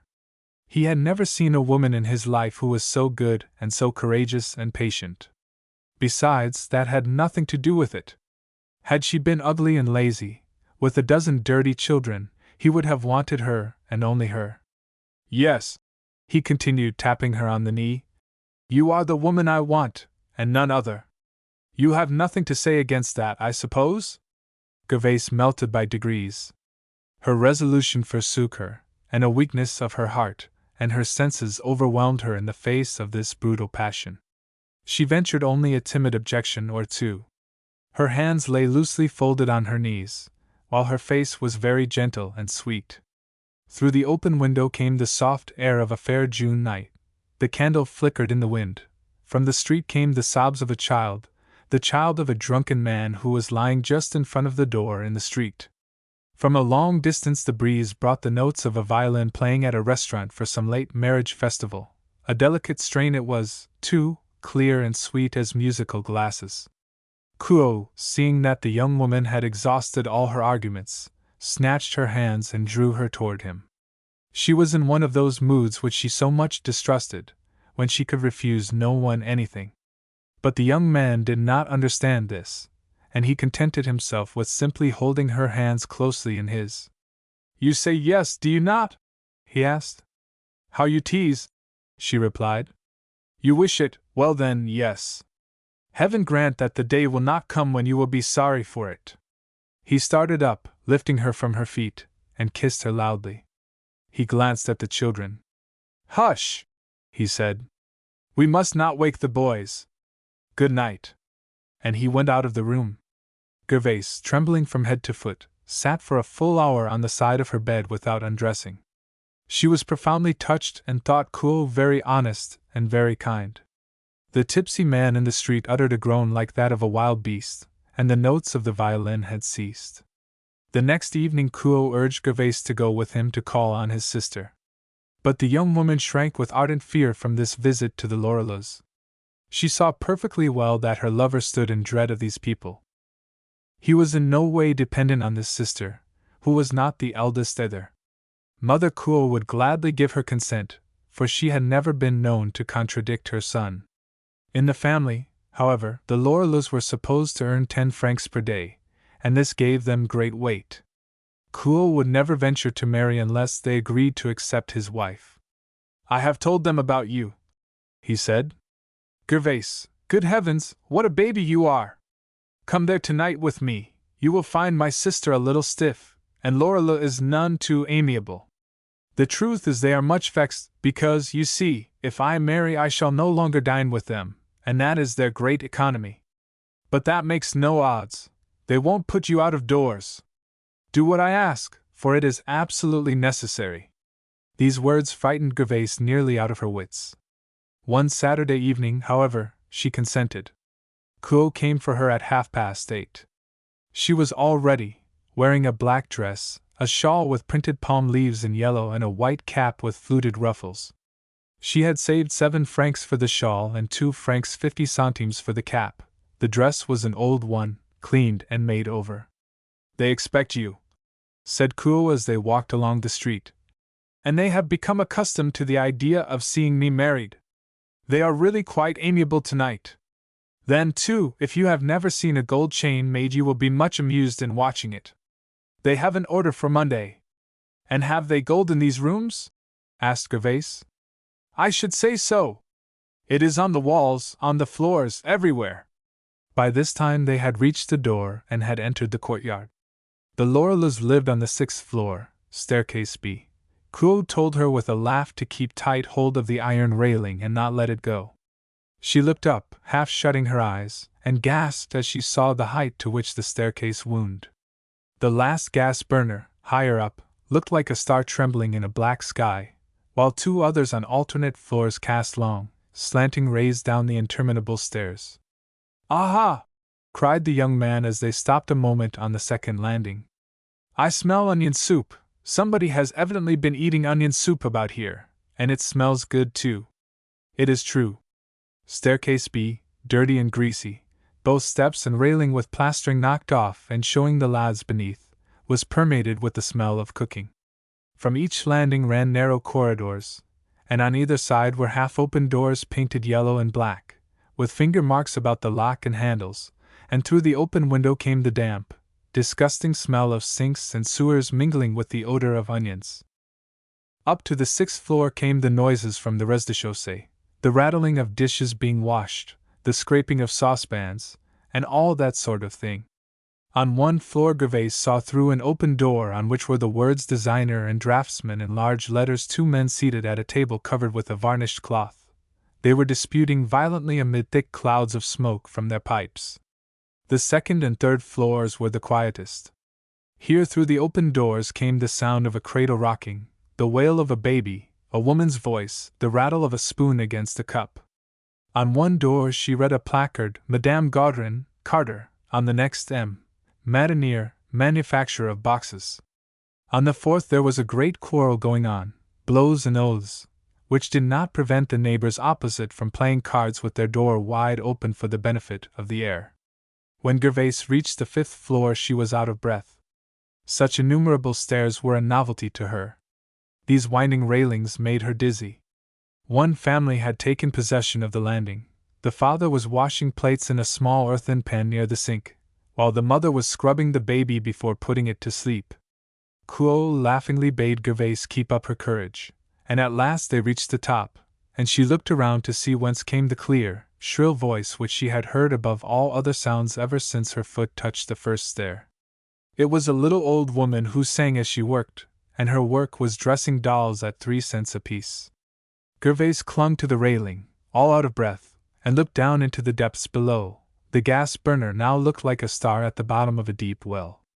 The smells, the turbulent life of this great house, seemed to rush over her in one tremendous gust. She gasped and turned pale. "We have not got there yet," said Kuo. "We have much farther to go." And he turned to the left, and then to the right again.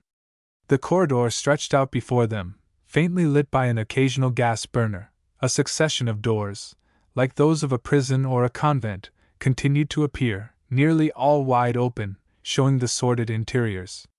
Finally they reached a corridor that was entirely dark. "Here we are," said the tin wicker.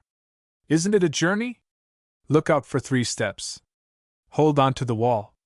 And Gervais moved cautiously for 10 paces or more. She counted the 3 steps, and then Kuo pushed open a door without knocking. A bright light streamed forth. They went in. It was a long, narrow apartment, almost like a prolongation of the corridor. A woolen curtain, faded and spotted, drawn on one side, divided the room in 2. One compartment, the first, contained a bed pushed under the corner of the mansard roof, a stove, still warm from the cooking of the dinner, 2 chairs, a table, and a wardrobe. To place this last piece of furniture where it stood, between the bed and the door, had necessitated sawing away a portion of the ceiling. The second compartment was the workshop. At the back, a tiny forge with bellows. On the right, a vise screwed against the wall under an étagère, where were iron tools piled up. On the left, in front of the window, was a small table covered with pincers, magnifying glasses, tiny scales and shears, all dirty and greasy. "We have come!" cried Kuo, going as far as the woolen curtain. But he was not answered immediately. Gervais, much agitated by the idea that she was entering a place filled with gold, stood behind her friend and did not know whether to speak or retreat. The bright light which came from a lamp and also from a brazier of charcoal in the forge added to her trouble. She saw Madame Lorelou, a small, dark woman, agile and strong, drawing with all the vigor of her arms, assisted by a pair of pincers, a thread of black metal, which she passed through the holes of a drawplate held by the vise. Before the desk or table in front of the window sat Lorelou, as short as his wife, but with broader shoulders.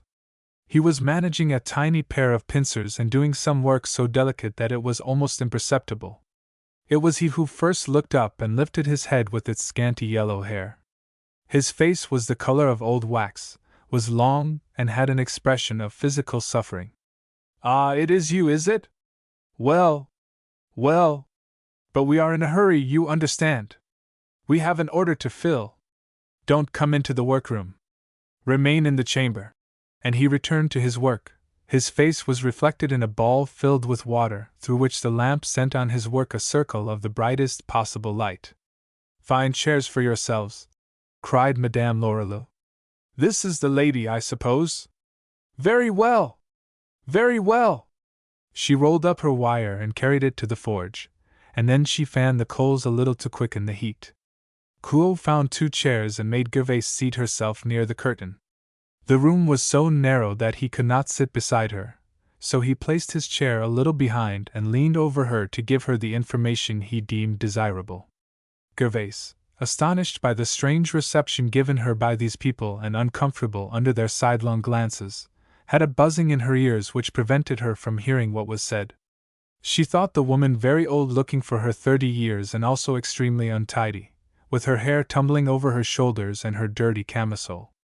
The husband, not more than a year older, seemed to Gervais really an old man with thin, compressed lips and bowed figure. He was in his shirt sleeves, and his naked feet were thrust into slippers down at the heel.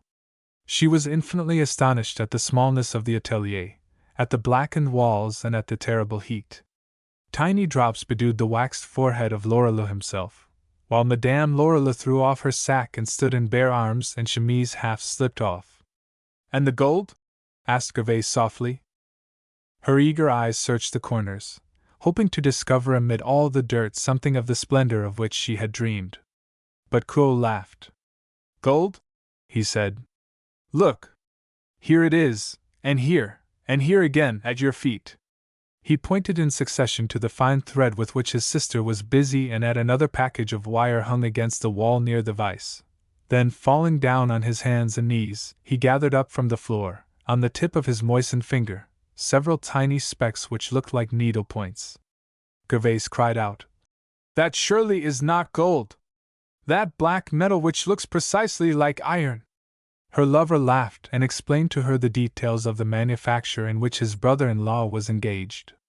The wire was furnished them in coils, just as it hung against the wall, and then they were obliged to heat and reheat it half a dozen times during their manipulations, lest it should break. Considerable strength and a vast deal of skill were needed, and his sister had both. He had seen her draw out the gold until it was like a hair.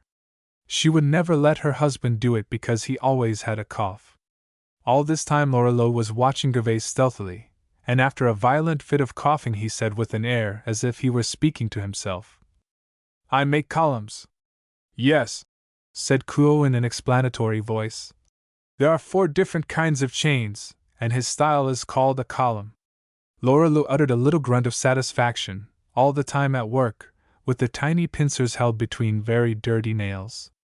"Look here, Cadet Cassis," he said. "This very morning I made a little calculation. I began my work when I was only 12 years old. How many yards do you think I have made up to this day?" He lifted his pale face. 8,000! Do you understand? 8,000! Enough to twist around the necks of all the women in this quartier." Gervais returned to her chair, entirely disenchanted. She thought it was all very ugly and uninteresting. She smiled in order to gratify the Lorilleuxs, but she was annoyed and troubled at the profound silence they preserved in regard to her marriage, on account of which she had called there that evening. These people treated her as if she were simply a spectator whose curiosity had induced Kuo to bring her to see their work. They began to talk. It was about the lodgers in the house. Madame Lorilleux asked her brother if he had not heard those Bernard people quarreling as he came upstairs. She said the husband always came home tipsy. Then she spoke of the designer, who was overwhelmed with debts, always smoking and always quarreling. The landlord was going to turn out the coquettes, who owed 3/4 now and who would put their furnace out on the landing, which was very dangerous. Miri Manjin, as she was going downstairs with a bundle of dolls, was just in time to rescue one of the children from being burned alive. Gervais was beginning to find the place unendurable. The heat was suffocating. The door could not be opened, because the slightest draught gave Lorilleux a cold, As they ignored the marriage question utterly, she pulled her lover's sleeve to signify her wish to depart. He understood and was himself annoyed at this affectation of silence. "We are going," he said coldly. "We do not care to interrupt your work any longer." He lingered a moment, hoping for a word or an allusion. Suddenly he decided to begin the subject himself. "We rely on you, Lorelei. You will be my wife's witness," he said. The man lifted his head in affected surprise, while his wife stood still in the center of the workshop. "Are you in earnest?" he murmured, and then continued as if soliloquizing. "It is hard to know when this confounded cadet Cassis is in earnest." "We have no advice to give," interrupted his wife. "It is a foolish notion, this marrying, and it never succeeds. Never, no, never." She drawled out these last words, examining Gervais from head to foot as she spoke. "My brother is free to do as he pleases, of course," she continued. "Of course his family would have liked, but then people always plan, and things turn out so different. Of course it is none of my business. Had he brought me the lowest of the low, I should have said, 'Marry her and let us live in peace.' He was very comfortable with us, nevertheless. He has considerable flesh on his bones and does not look as if he had been starved. His soup was always ready to the minute. Tell me, Lorelei, don't you think that my brother's friend looks like Therese? You know whom I mean, that woman opposite, who died of consumption." "She certainly does," answered the chain-maker contemplatively. "And you have 2 children, madam?" "I said to my brother I could not understand how he could marry a woman with 2 children. You must not be angry if I think of his interests. It is only natural. You do not look very strong. Say, Lorelei, don't you think that madam looks delicate?" This courteous pair made no allusion to her lameness, but Gervais felt it to be in their minds. She sat stiff and still before them, her thin shawl with its yellow palm leaves wrapped closely about her, and answered in monosyllables, as if before her judges. Kuo, realizing her sufferings, cried out, "This is all nonsense you are talking! What I want to know is if the day will suit you, July 29th. One day is the same as another to us," answered his sister severely. "Lorelei can do as he pleases in regard to being your witness. I only ask for peace." Gervais, in her embarrassment, had been pushing about with her feet some of the rubbish on the floor. Then, fearing she had done some harm, she stooped to ascertain. Lorelei hastily approached her with a lamp and looked at her fingers with evident suspicion. "Take care," he said. "Those small bits of gold stick to the shoes sometimes and are carried off without your knowing it." This was a matter of some importance, of course, for his employers weighed what they entrusted to him. He showed the hare's foot with which he brushed the particles of gold from the table, and the skins spread on his knees to receive them. Twice each week the shop was carefully brushed, all the rubbish was kept and burned, and the ashes were examined, where were found each month 25 or 30 francs of gold. Madame Lorelei did not take her eyes from the shoes of her guest. "If mademoiselle would be so kind," she murmured with an amiable smile, "and would just look at her soles herself. There is no cause for offense, I am sure." Gervais, indignant and scarlet, reseated herself and held up her shoes for examination. Kuo opened the door with a gay good night, and she followed him into the corridor after a word or two of polite farewell. The Lorelei's turned to their work at the end of their room where the tiny forge still glittered. The woman with her chemise slipped off her shoulder, which was red with the reflection from the brazier, was drawing out another wire, the muscles in her throat swelling with her exertions. The husband, stooping under the green light of the ball of water, was again busy with his pincers, not stopping even to wipe the sweat from his brow. When Gervais emerged from the narrow corridors on the 6th landing, she said with tears in her eyes, "This certainly does not promise very well." Kuo shook his head angrily. Lorelei should pay for this evening. Was there ever such a miser? To care if one carried off 3 grains of gold in the dust on one's shoes. All the stories his sister told were pure fictions and malice. His sister never meant him to marry. His eating with them saved her at least 4 sous daily. But he did not care whether they appeared on the 29th of July or not. He could get along without them perfectly well. But Gervais, as she descended the staircase, felt her heart swell with pain and fear. She did not like the strange shadows on the dimly lit stairs. From behind the doors, now closed, came the heavy breathing of sleepers who had gone to their beds on rising from the table. A faint laugh was heard from one room, while a slender thread of light filtered through the keyhole of the old lady who was still busy with her dolls, cutting out the gauze dresses with squeaking scissors. A child was crying on the next floor, and the smell from the sinks was worse than ever and seemed something tangible amid this silent darkness. Then in the courtyard, while Kuo pulled the cord, Gervais turned and examined the house once more. It seemed enormous as it stood black against the moonless sky. The gray facades rose tall and spectral. The windows were all shut. No clothes fluttered in the breeze. There was literally not the smallest look of life, except in the few windows that were still lighted. From the damp corner of the courtyard came the drip-drip of the fountain. Suddenly it seemed to Gervais as if the house were striding toward her and would crush her to the earth. A moment later she smiled at her foolish fancy. "Take care!" cried Kuo. And as she passed out of the courtyard she was compelled to jump over a little sea which had run from the dyers. This time the water was blue as the summer sky, and the reflection of the lamps carried by the concierge was like the stars themselves. Chapter 3: A Marriage of the People.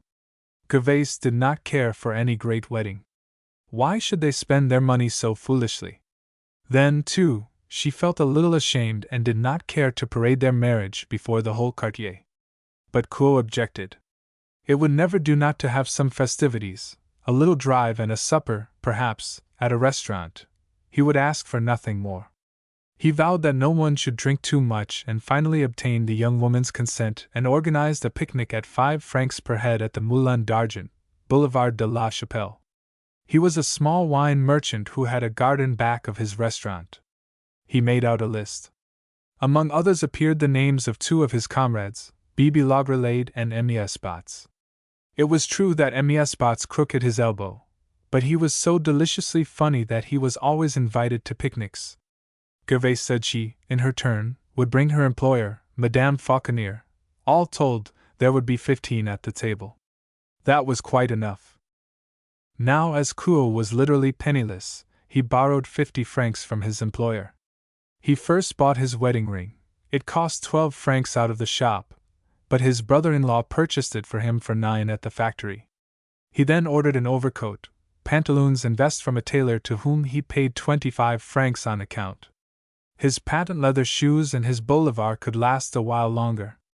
Then he put aside his 10 francs for the picnic, which was what he and Gervais must pay, and they had precisely 6 francs remaining, the price of a mass at the altar of the poor. He had no liking for those black frocks, and it broke his heart to give these beloved francs to them. But a marriage without a mass, he had heard, was really no marriage at all.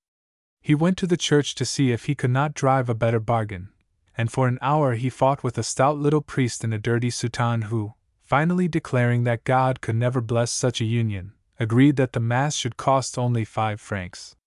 Thus Kuo had 20 sous in hand with which to begin the world. Gervais, in her turn, had made her preparations, had worked late into the night, and laid aside 30 francs. She had set her heart on a silk mantelet marked 13 francs, which she had seen in a shop window. She paid for it and bought for 10 francs from the husband of a laundress who had died in Madame Fauconnier's house a delaine dress of a deep blue, which she made over entirely. With the 7 francs that remained she bought a rose for her cap, a pair of white cotton gloves and shoes for Claude. Fortunately both the boys had nice blouses. She worked for 4 days mending and making. There was not a hole or a rip in anything. At last the evening before the important day arrived. Gervais and Kuo sat together and talked, happy that matters were so nearly concluded. Their arrangements were all made. They were to go to the mayor's office. The 2 sisters of Kuo declared they would remain at home, their presence not being necessary there. Then Mother Kuo began to weep, saying she wished to go early and hide in a corner, and they promised to take her. The hour fixed for the party to assemble at the Moulin d'Argent was 1 o'clock sharp. From then they were to seek an appetite on the Place de Denis, and return by rail. Saturday morning, as he dressed, Kuo thought with some anxiety of his scanty funds, He supposed he ought to offer a glass of wine and a slice of ham to his witnesses while waiting for dinner. Unexpected expenses might arise. No, it was clear that 20 sous was not enough. He consequently, after taking Claude and Etienne to Bosch, who promised to appear with them at dinner, ran to his brother-in-law and borrowed 10 francs. He did it with reluctance, and the words stuck in his throat, for he half expected a refusal. Lorelei grumbled and growled but finally lent the money. But Kuo heard his sister mutter under her breath, "That is a good beginning." The civil marriage was fixed for 10:30. The day was clear, and the sun intensely hot. In order not to excite observation, the bridal pair, the mother and the 4 witnesses, separated. Gervais walked in front, having the arm of Lorelei, while M. Matinier gave his to Mama Kuo. On the opposite sidewalk were Kuo, Bosch, and Bibi Lagrelade. These 3 wore black frock coats and walked with their arms dangling from their rounded shoulders. Bosch wore yellow pantaloons. Bibi Lagrelade's coat was buttoned to the chin, as he had no vest, and a wisp of a cravat was tied around his neck. M. Matinier was the only one who wore a dress coat, a superb coat with square tails, and people stared as he passed with the stout Mama Kuo in a green shawl and black bonnet with black ribbons. Gervais was very sweet and gentle, wearing her blue dress and her trim little silk mantle. She listened graciously to Lorelei, who, in spite of the warmth of the day, was nearly lost in the ample folds of a loose overcoat. Occasionally she would turn her head and glance across the street with a little smile at Kuo, who was none too comfortable in his new clothes. They reached the mayor's office a half-hour too early, and their turn was not reached until nearly 11. They sat in the corner of the office, stiff and uneasy, pushing back their chairs a little out of politeness each time one of the clerks passed them, and when the magistrate appeared they all rose respectfully. They were bidden to sit down again, which they did, and were the spectators of 3 marriages, the brides in white and the bridesmaids in pink and blue, quite fine and stylish.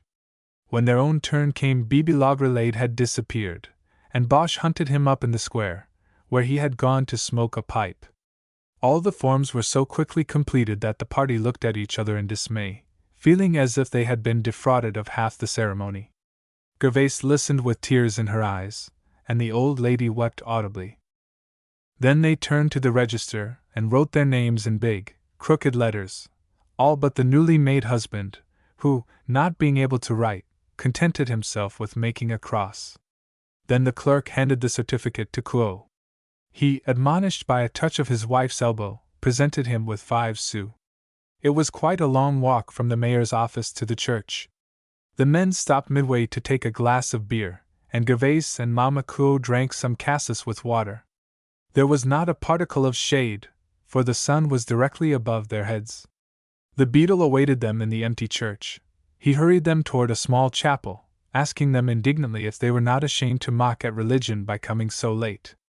A priest came toward them with an ashen face, faint with hunger, preceded by a boy in a dirty surplice. He hurried through the service, gabbling the Latin phrases with sidelong glances at the bridal party. The bride and bridegroom knelt before the altar in considerable embarrassment, not knowing when it was necessary to kneel and when to stand, and not always understanding the gestures made by the clerk. The witnesses thought it more convenient to stand all the time, while Mama Kuo, overcome by her tears again, shed them on a prayer book which she had borrowed from a neighbor. It was high noon. The last Mass was said, and the church was noisy with the movements of the sacristans, who were putting the chairs in their places. The center altar was being prepared for some fete, for the hammers were heard as the decorations were being nailed up. And in the choking dust raised by the broom of the man who was sweeping the corner of the small altar, the priest laid his cold and withered hand on the heads of Gervais and Kuo with a sulky air, as if he were uniting them as a mere matter of business or to occupy the time between the 2 masses. When the signatures were again affixed to the register in the vestry and the party stood outside in the sunshine, they had a sensation as if they had been driven at full speed and were glad to rest. "I feel as if I had been at the dentist's. We had no time to cry out before it was all over." "Yes," muttered Lorelei. "They take less than 5 minutes to do what can't be undone in all one's life. Per cadet Cassis." Gervais kissed her new mother with tears in her eyes but with smiling lips. she answered the old woman gently. Do not be afraid.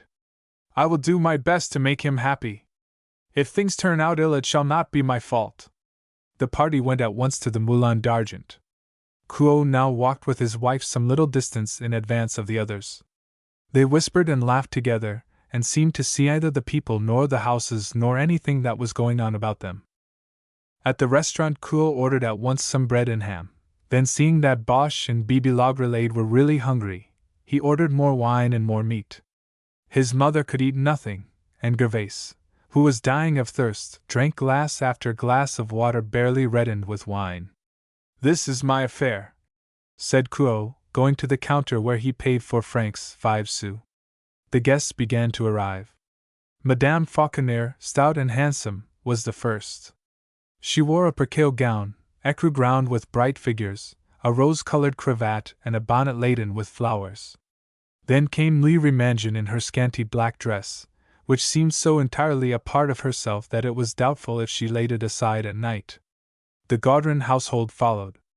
The husband, enormously stout, looked as if his vest would burst at the least movement, and his wife, who was nearly as huge as himself, was dressed in a delicate shade of violet which added to her apparent size. Ah! Cried Madame Lerat as she entered. We are going to have a tremendous shower! And she bade them all look out the window to see how black the clouds were.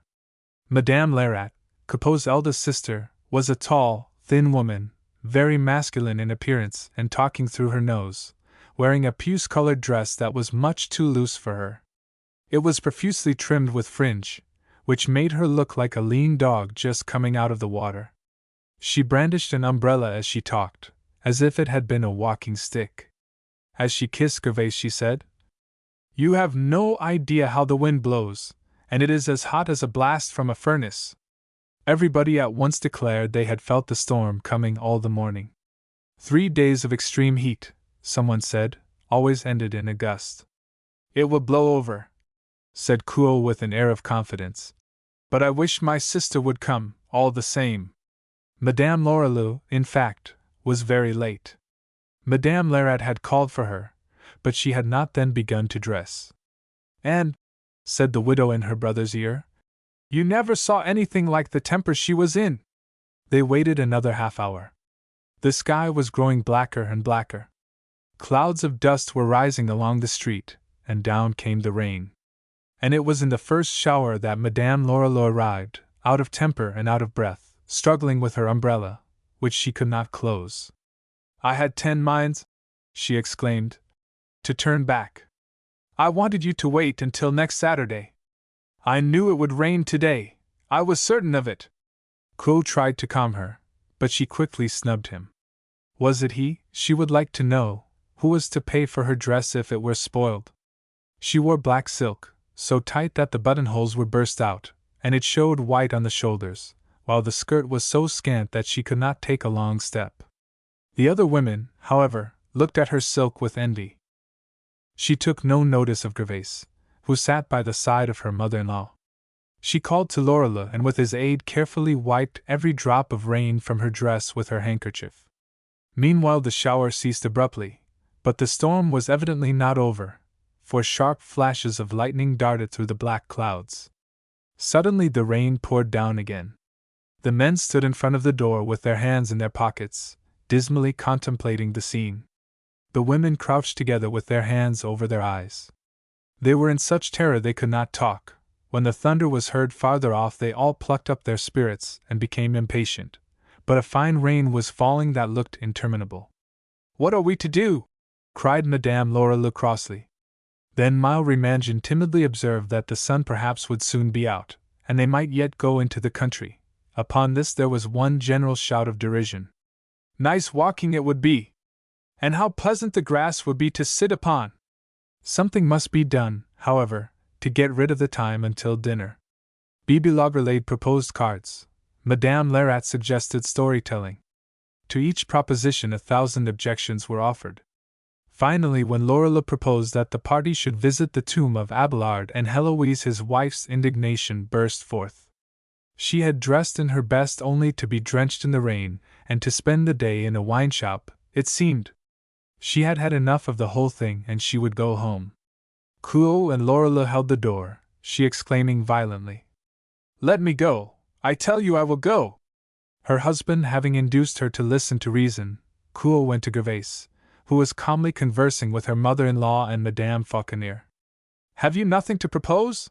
He asked, not venturing to add any term of endearment. No, she said with a smile. But I am ready to do anything you wish. I am very well suited as I am.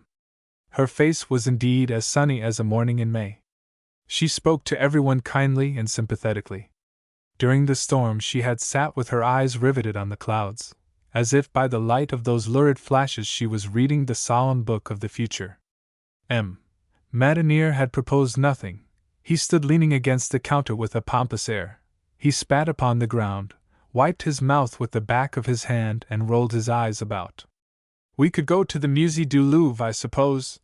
And he smoothed his chin while awaiting the effect of this proposition. There are antiquities there, statues, pictures, lots of things. It is very instructive. Have any of you been there? He asked. They all looked at each other. Gervais had never even heard of the place, nor had Madame Fauconnier nor Bosch. Clo thought he had been there one Sunday, but he was not sure. But Madame Lorelei, on whom Madinier's air of importance had produced a profound impression, approved of the idea. The day was wasted anyway, therefore, if a little instruction could be got it would be well to try it. As the rain was still falling, they borrowed old umbrellas of every imaginable hue from the establishment, and started forth for the Musée du Louvre. There were 12 of them, and they walked in couples, Madame Lorelei with Madinier, to whom she grumbled all the way. We know nothing about her, she said. Not even where he picked her up. My husband has already lent them 10 francs, and whoever heard of a bride without a single relation? She said she had a sister in Paris. Where is she today, I should like to know? She checked herself and pointed to Gervais, whose lameness was very perceptible as she descended the hill. Just look at her, she muttered. Wooden legs! This epithet was heard by Madame Fauconnier, who took up the cudgels for Gervais, who, she said, was as neat as a pin and worked like a tiger. The wedding party, coming out of La Rue St. Denis, crossed the boulevard under their umbrellas amid the pouring rain, driving here and there among the carriages. The drivers, as they pulled up their horses, shouted to them to look out, with an oath. On the grey and muddy sidewalk the procession was very conspicuous. The blue dress of the bride, the canary-colored breeches of one of the men, Madinier's square-tailed coat, all gave a carnival-like air to the group. But it was the hats of the party that were the most amusing, for they were of all heights, sizes and styles. The shopkeepers on the boulevard crowded to their windows to enjoy the drollery of the sight. The wedding procession, quite undisturbed by the observation it excited, went gaily on. They stopped for a moment on the Place des Victoires. The bride's shoestring was untied. She fastened it at the foot of the statue of Louis XIV, her friends waiting as she did so. Finally they reached the Louvre. Here Madinier politely asked permission to take the head of the party. The place was so large, he said, that it was a very easy thing to lose oneself.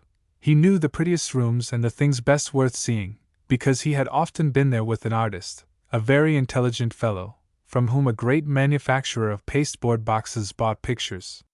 The party entered the Museum of Assyrian Antiquities.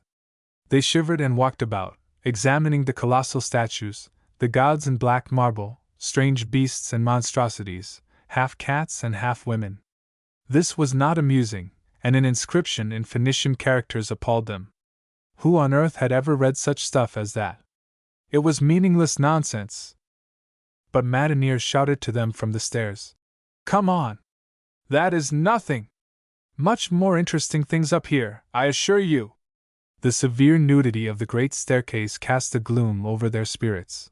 An usher in livery added to their awe, and it was with great respect and on the tips of their toes they entered the French gallery. How many statues! How many pictures! They wished they had all the money they had cost. In the Galerie d'Apollon the floor excited their admiration. It was smooth as glass. Even the feet of the sofas were reflected in it. Madinier bade them look at the ceiling and at its many beauties of decoration, but they said they dared not look up. Then before entering the salon care he pointed to the window and said, "That is the balcony where Charles IX fired on the people." With a magnificent gesture he ordered his party to stand still in the center of the salon care. "There are only chefs d'oeuvre here," he whispered as solemnly as if he had been in a church. They walked around the salon. Gervais asked the meaning of one of the pictures, the Noces de Cana. Cruel stopped before La Joconde, declaring that it was like one of his aunts. Bosch and Bibi Lagerlade snickered and pushed each other at the sight of the nude female figures, and the Gaudrins, husband and wife, stood open-mouthed and deeply touched before Murillo's Virgin. When they had been once around the room, Madinier, who was quite attentive to Madame Laurel on account of her silk gown, proposed they should do it over again. It was well worth it, he said. He never hesitated in replying to any question which she addressed to him in her thirst for information, and when she stopped before Titian's mistress, whose yellow hair struck her as like her own, he told her it was a mistress of Henri IV, who was the heroine of a play then running at the Ambigu. The wedding party finally entered the long gallery devoted to the Italian and Flemish schools of art. The pictures were all meaningless to them, and their heads were beginning to ache. They felt a thrill of interest, however, in the copyists with their easels, who painted without being disturbed by spectators. The artists scattered through the rooms had heard that a primitive wedding party was making a tour of the Louvre and hurried with laughing faces to enjoy the scene, while the weary bride and bridegroom, accompanied by their friends, clumsily moved about over the shining, resounding floors much like cattle let loose and with quite as keen an appreciation of the marvelous beauties about them. The women vowed their backs were broken standing so long, and Madinier, declaring he knew the way, said they would leave after he had shown them a certain room to which he could go with his eyes shut. But he was very much mistaken. Salon succeeded to salon, and finally the party went up a flight of stairs and found themselves among cannons and other instruments of war. Madinier, unwilling to confess that he had lost himself, wandered distractedly about, declaring that the doors had been changed. The party began to feel that they were there for life, when suddenly to their great joy they heard the cry of the janitors resounding from room to room. "Time to close the doors!" They meekly followed one of them, and when they were outside they uttered a sigh of relief as they put up their umbrellas once more, but one and all affected great pleasure at having been to the Louvre. The clock struck 4. There were 2 hours to dispose of before dinner.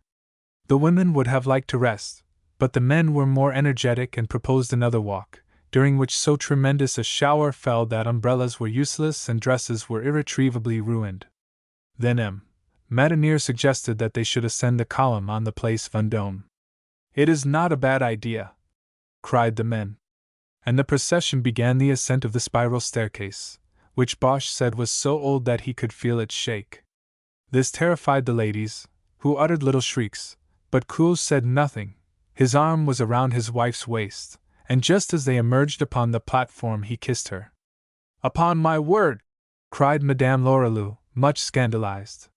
Madinier again constituted himself master of ceremonies and pointed out all the monuments, but Madame Fauconnier would not put her foot outside the little door. She would not look down on that pavement for all the world, she said, and the party soon tired of this amusement and descended the stairs. At the foot Madinier wished to pay, but Coul interfered and put into the hand of the guard 24 sous for each person. It was now 5:30. They had just time to get to the restaurant, but Coul proposed a glass of vermouth first, and they entered a cabaret for that purpose. When they returned to the Moulin d'Argent they found Madame Bosch with the 2 children, talking to Mamma Coul near the table, already spread and waiting. When Gervais saw Claude and Etienne she took them both on her knees and kissed them lovingly. "Have they been good?" she asked. "I should think Coul would feel rather queer," said Madame Laurelou as she looked on grimly. Gervais had been calm and smiling all day, but she had quietly watched her husband with the Laurelas. She thought Coul was afraid of his sister, cowardly, in fact. The evening previous he had said he did not care a so for their opinion on any subject and that they had the tongues of vipers, but now he was with them, he was like a whipped hound, hung on their words and anticipated their wishes. This troubled his wife, for it augured ill, she thought, for their future happiness. "We won't wait any longer for Mies Spots," cried Coul. "We are all here but him, And his scent is good. Surely he can't be waiting for us still at St. Denis. The guests, in good spirits once more, took their seats with a great clatter of chairs. Gervais was between Lorelei and Madanier, and Cloe between Madame Fauconnier and his sister Madame Lorelei. The others seated themselves. No one has asked a blessing, said Bosch as the ladies pulled the tablecloth well over their skirts to protect them from spots. But Madame Lorelei frowned at this poor jest. The vermicelli soup, which was cold and greasy, was eaten with noisy haste. 2 garçons served them, wearing aprons of a very doubtful white and greasy vests. Through the 4 windows, open on the courtyard and its acacias, streamed the light, soft and warm, after the storm. The trees, bathed in the setting sun, imparted a cool, green tinge to the dingy room, and the shadows of the waving branches and quivering leaves danced over the cloth. There were 2 fly-specked mirrors at either end of the room, which indefinitely lengthened the table spread with thick china. Every time the garçons opened the door into the kitchen there came a strong smell of burning fat. "Don't let us all talk at once," said Bosch as a dead silence fell on the room, broken by the abrupt entrance of Mes Bots. "You are nice people," he exclaimed. "I have been waiting for you until I am wet through and have a fish pond in each pocket." This struck the circle as the height of wit, and they all laughed while he ordered the garçon to and fro. He devoured 3 plates of soup and enormous slices of bread. The head of the establishment came and looked in considerable anxiety. A laugh ran around the room. Mes Bots recalled to their memories a day when he had eaten 12 hard-boiled eggs and drunk 12 glasses of wine while the clock was striking 12. There was a brief silence. A waiter placed on the table a rabbit stew in a deep dish. Cloe turned round. "Say, boy, is that a gutter rabbit? It mews still." And the low mewing of a cat seemed, indeed, to come from the dish. This delicate joke was perpetrated by Cloe in the throat, without the smallest movement of his lips. This feat always met with such success that he never ordered a meal anywhere without a rabbit stew. The ladies wiped their eyes with their napkins because they laughed so much.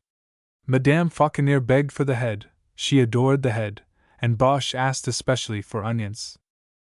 Madame Lerat compressed her lips and said morosely, "Of course. I might have known that." Madame Lerat was a hard-working woman. No man had ever put his nose within her door since her widowhood, and yet her instincts were thoroughly bad. Every word uttered by others bore to her ears a double meaning, a coarse allusion sometimes so deeply veiled that no one but herself could grasp its meaning. Bosch leaned over her with a sensual smile and entreated an explanation. She shook her head. "Of course," she repeated. "Onions! I knew it!" Everybody was talking now, each of his own trade. Madanier declared that box making was an art, and he cited the New Year bonbon boxes as wonders of luxury. Lorelei talked of his chains, of their delicacy and beauty. He said that in former times jewelers wore swords at their sides. Cloe described a weathercock made by one of his comrades out of tin. Madame Lerat showed Bibi Lagrelade how a rose stem was made by rolling the handle of her knife between her bony fingers, and Madame Fauconnier complained loudly of one of her apprentices who the night before had badly scorched a pair of linen sheets. "It is no use to talk," cried Lorelei, striking his fist on the table. "Gold is gold." A profound silence followed the utterance of this truism, amid which arose from the other end of the table the piping tones of Lee Remangin's voice as she said, "And then I sew on the skirt. I stick a pin in the head to hold on the cap, and it is done. They sell for 3 cents. She was describing her dolls to Mes Bots, whose jaws worked steadily, like machinery. He did not listen, but he nodded at intervals, with his eyes fixed on the garçons to see that they carried away no dishes that were not emptied. There had been veal cutlets and string beans served. As a rôti, 2 lean chickens on a bed of watercresses were brought in. The room was growing very warm. The sun was lingering on the tops of the acacias, but the room was growing dark. The men threw off their coats and ate in their shirt sleeves. "Madame Bosch," cried Gervais, "please don't let those children eat so much." But Madame Cloe interposed and declared that for once in a while a little fit of indigestion would do them no harm. Madame Bosch accused her husband of holding Madame Lerat's hand under the table. Madanier talked politics. He was a Republican, and Bibi Lagrelade and himself were soon in a hot discussion. "Who cares," cried Kuo, "whether we have a king, an emperor, or a president, so long as we earn our 5 francs per day?" Lorelei shook his head. He was born on the same day as the Comte de Chambord, September 29, 1820, and this coincidence dwelt in his mind. He seemed to feel that there was a certain connection between the return of the king to France and his own personal fortunes. He did not say distinctly what he expected, but it was clear that it was something very agreeable. The dessert was now on the table, a floating island flanked by 2 plates of cheese and 2 of fruit. The floating island was a great success. Mies Botts ate all the cheese and called for more bread. And then, as some of the custard was left in the dish, he pulled it toward him and ate it as if it had been soup. "How extraordinary!" said Madanier, filled with admiration. The men rose to light their pipes and, as they passed Mies Botts, asked him how he felt. Bibi Lagrelade lifted him from the floor, chair and all. "Zounds!" he cried. "The fellow's weight has doubled." Kuo declared his friend had only just begun his night's work, that he would eat bread until dawn. The waiters, pale with fright, disappeared. Bosch went downstairs on a tour of inspection and stated that the establishment was in a state of confusion, that the proprietor, in consternation, had sent out to all the bakers in the neighborhood, that the house, in fact, had an utterly ruined aspect. "I should not like to take you to board," said Madame Gaudrin. "Let us have a punch," cried Mies Botts. But Kuo, seeing his wife's troubled face, interfered and said no one should drink anything more. They had all had enough. This declaration met with the approval of some of the party, but the others sided with Mies Botts. "Those who are thirsty," he said. "No one need drink that does not wish to do so, I am sure." And he added with a wink, "There will be all the more for those who do."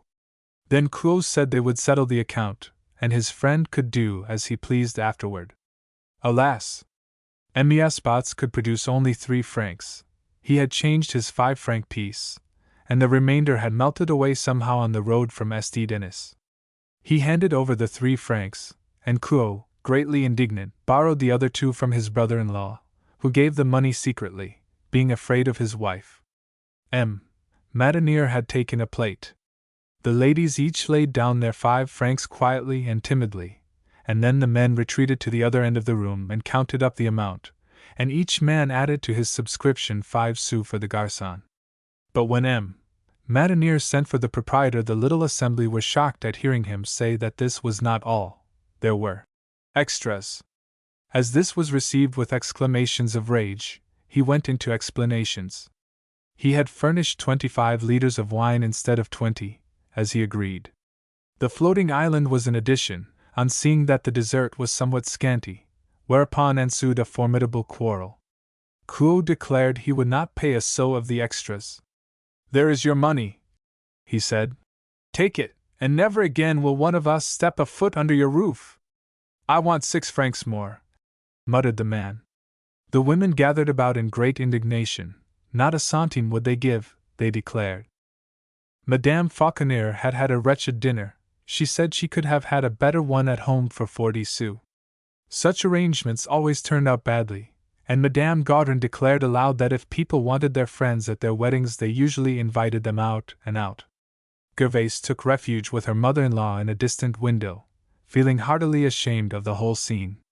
Madanier went downstairs with the man, and low mutterings of the storm reached the party. At the end of a half-hour he reappeared, having yielded to the extent of paying 3 francs, but no one was satisfied, and they all began a discussion in regard to the extras. The evening was spoiled, as was Madame Lerat's dress. There was no end to the chapter of accidents. "I know," cried Madame Lorelou, "that the garçon spilled gravy from the chickens down my back." She twisted and turned herself before the mirror until she succeeded in finding the spot. "Yes, I knew it," she cried. "And he shall pay for it, as true as I live. I wish I had remained at home." She left in a rage, and Lorelei at her heels. When Kuo saw her go he was in actual consternation, and Gervais saw that it was best to make a move at once. Madame Bosch had agreed to keep the children with her for a day or two. Kuo and his wife hurried out in the hope of overtaking Madame Lorilleux, which they soon did. Lorilleux, with the kindly desire of making all smooth, said, "We will go to your door with you." "Your door, indeed!" cried his wife, and then pleasantly went on to express her surprise that they did not postpone their marriage until they had saved enough to buy a little furniture and move away from that hole up under the roof. "But I have given up that room," said her brother. "We shall have the one Gervais occupies, it is larger." Madame Lorilleux forgot herself. She wheeled around suddenly. "What?" she exclaimed. "You are going to live in Wooden Leg's room?" Gervais turned pale. This name she now heard for the first time, and it was like a slap in the face.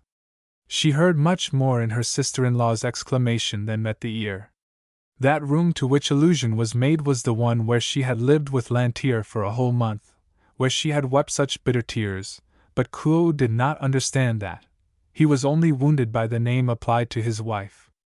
"It is hardly wise of you," he said sullenly, "to nickname people after that fashion, as perhaps you are not aware of what you are called in your quartier. Cow's tail is not a very nice name, but they have given it to you on account of your hair. Why should we not keep that room? It is a very good one." Madame Lorilleux would not answer. Her dignity was sadly disturbed at being called Cow's tail. They walked on in silence until they reached the Hotel Buncoer, and just as Kuo gave the two women a push toward each other and bade them kiss and be friends, a man who wished to pass them on the right gave a violent lurch to the left and came between them. "Look out!" cried Lorilleux. "It is Father Bazin. He is pretty full tonight."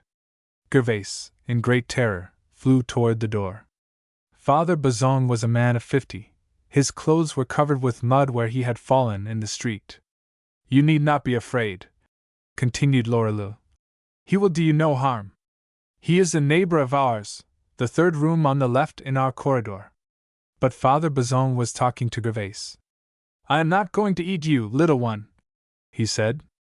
"I have drunk too much, I know very well, but when the work is done the machinery should be greased a little now and then." Gervais retreated farther into the doorway and with difficulty kept back a sob. She nervously entreated Kuo to take the man away. Bazin staggered off, muttering as he did so, "You won't mind it so much one of these days, my dear. I know something about women. They make a great fuss, but they get used to it all the same." Chapter for a Happy Home. 4 years of hard and incessant toil followed this day. Gervais and Kuo were wise and prudent. They worked hard and took a little relaxation on Sundays. The wife worked 12 hours of the 24 with Madame Fauconnier, and yet found time to keep her own home like waxwork. The husband was never known to be tipsy but brought home his wages and smoked his pipe at his own window at night before going to bed.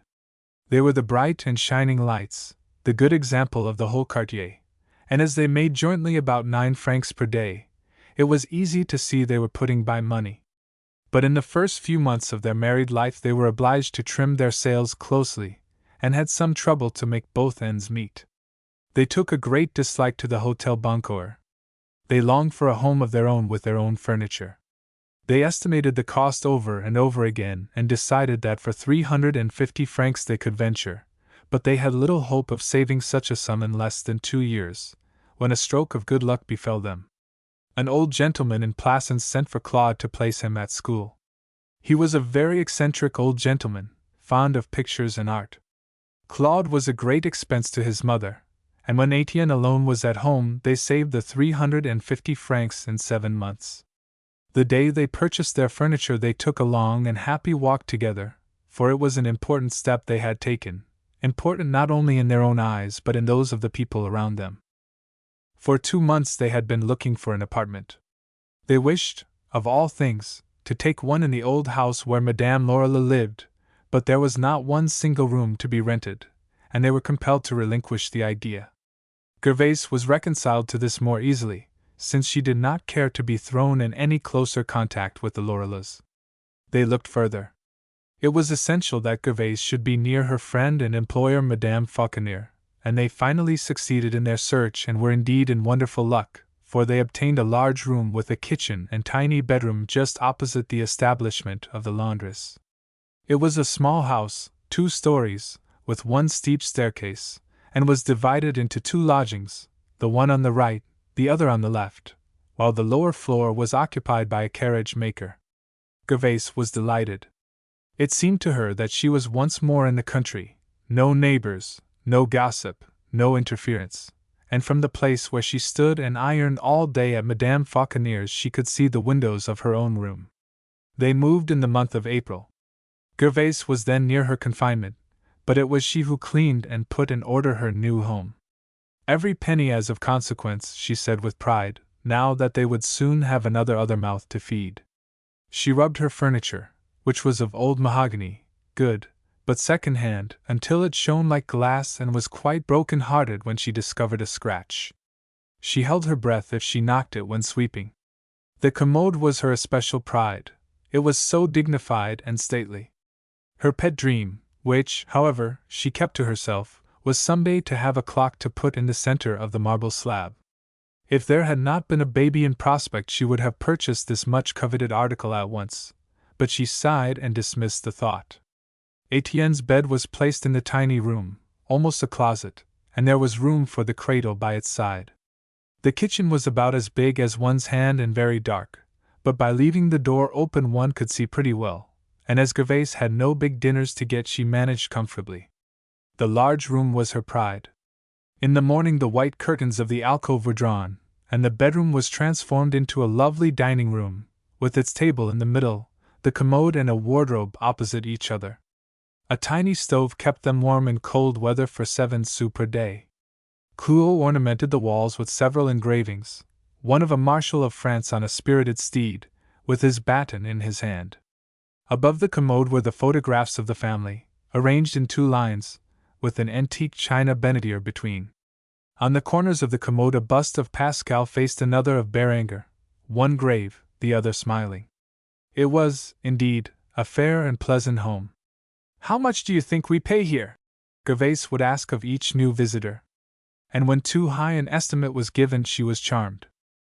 150 francs, not a penny more," she would exclaim. "Is it not wonderful?" No small portion of the woman's satisfaction arose from an acacia which grew in her courtyard, one of whose branches crossed her window, and the scanty foliage was a whole wilderness to her. Her baby was born one afternoon. She would not allow her husband to be sent for, and when he came gaily into the room he was welcomed by his pale wife, who whispered to him as he stooped over her, "My dear, it is a girl." "All right," said the tinwicker, jesting to hide his real emotion. "I ordered a girl." "You always do just what I want." He took up the child. "Let us have a good look at you, young lady. The down on the top of your head is pretty black, I think. Now you must never squall but be as good and reasonable always as your papa and mamma." Gervaise, with a faint smile and sad eyes, looked at her daughter. She shook her head. She would have preferred a boy, because boys run less risks in a place like Paris. The nurse took the baby from the father's hands and told Gervaise she must not talk.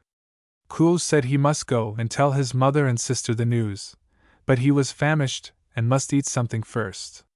His wife was greatly disturbed at seeing him wait upon himself, and she tossed about a little and complained that she could not make him comfortable.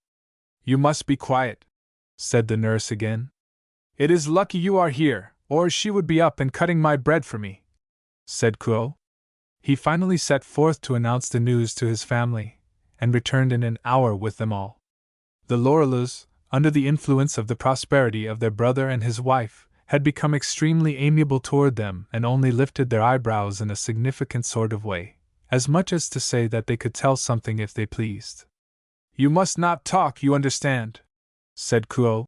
"But they would come and take a peep at you, and I am going to make them some coffee." He disappeared into the kitchen, and the women discussed the size of the baby and whom it resembled. Meanwhile Clouot was heard banging round in the kitchen, and his wife nervously called out to him and told him where the things were that he wanted, but her husband rose superior to all difficulties and soon appeared with the smoking coffee-pot, and they all seated themselves around the table, except the nurse, who drank a cup standing and then departed, all was going well, and she was not needed. If she was wanted in the morning, they could send for her. Gervaise lay with a faint smile on her lips. She only half heard what was said by those about her. She had no strength to speak. It seemed to her that she was dead. She heard the word baptism. Kuo saw no necessity for the ceremony and was quite sure, too, that the child would take cold. In his opinion, the less one had to do with priests, the better. His mother was horrified and called him a heathen, while the Lorilleuxs claimed to be religious people also. "It had better be on Sunday," said his sister in a decided tone, and Gervaise consented with a little nod. Everybody kissed her and then the baby, addressing it with tender epithets, as if it could understand, and departed. When Kuo was alone with his wife, he took her hand and held it while he finished his pipe. "I could not help their coming," he said, "but I am sure they have given you the headache." And the rough, clumsy man kissed his wife tenderly, moved by a great pity for all she had borne for his sake. And Gervaise was very happy. She told him so and said her only anxiety now was to be on her feet again as soon as possible, for they had another mouth to feed. He soothed her and asked if she could not trust him to look out for their little one. In the morning when he went to his work, he sent Madame Boche to spend the day with his wife, who at night told him she never could consent to lie still any longer and see a stranger going about her room, and the next day she was up and would not be taken care of again. She had no time for such nonsense. She said it would do for rich women but not for her, and in another week she was at Madame Fauconnier's again at work. Madame Lorilleux, who was the baby's godmother, appeared on Saturday evening with a cap and baptismal robe, which she had bought cheap because they had lost their first freshness. The next day Lorilleux, as godfather, gave Gervaise 6 pounds of sugar. They flattered themselves they knew how to do things properly, and that evening, at the supper given by Kuo, did not appear empty-handed. Lorilleux came with a couple of bottles of wine under each arm, and his wife brought a large custard which was a specialty of a certain restaurant. Yes, they knew how to do things, these people, but they also liked to tell of what they did, and they told everyone they saw in the next month that they had spent 20 francs, which came to the ears of Gervaise, who was none too well pleased. It was at this supper that Gervaise became acquainted with her neighbors on the other side of the house. These were Madame Goujet, a widow, and her son. Up to this time they had exchanged a good morning when they met on the stairs or in the street, but as Madame Goujet had rendered some small services on the first day of her illness, Gervaise invited them on the occasion of the baptism. These people were from the department du Nord. The mother repaired laces, while the son, a blacksmith by trade, worked in a factory. They had lived in their present apartment for 5 years. Beneath the peaceful calm of their lives lay a great sorrow. Goujet, the husband and father, had killed a man in a fit of furious intoxication and then, while in prison, had choked himself with his pocket handkerchief. His widow and child left Lille after this and came to Paris, with the weight of this tragedy on their hearts and heads, and faced the future with indomitable courage and sweet patience. Perhaps they were over-proud and reserved, for they held themselves aloof from those about them. Madame Goujet always wore mourning, and her pale, serene face was encircled with nun-like bands of white. Goujet was a colossus of 23 with a clear, fresh complexion and honest eyes. At the manufactory he went by the name of the Goldior on account of his beautiful blonde beard. Gervaise took a great fancy to these people, and when she first entered their apartment, and was charmed with the exquisite cleanliness of all she saw. Madame Goujet opened the door into her son's room to show it to her. It was as pretty and white as the chamber of a young girl. A narrow iron bed, white curtains and quilt, a dressing table and bookshelves made up the furniture. A few colored engravings were pinned against the wall, and Madame Goujet said that her son was a good deal of a boy still. He liked to look at pictures rather than read.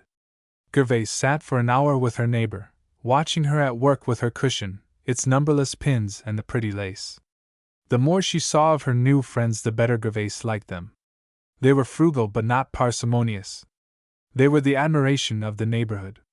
Goujet was never seen with a hole or a spot on his garments. He was very polite to all but a little diffident, in spite of his height and broad shoulders. The girls in the street were much amused to see him look away when they met him.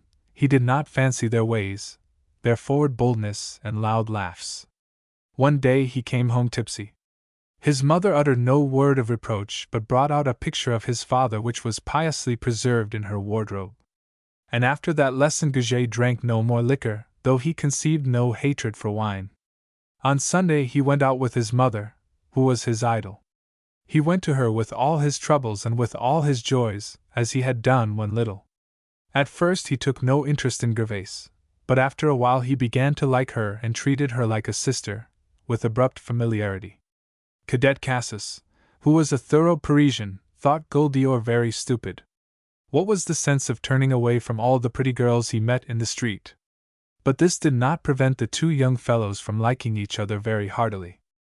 For 3 years the lives of these people flowed tranquilly on without an event. Gervaise had been elevated in the laundry where she worked, had higher wages and decided to place Etienne at school. Notwithstanding all her expenses of the household, they were able to save 20 and 30 francs each month.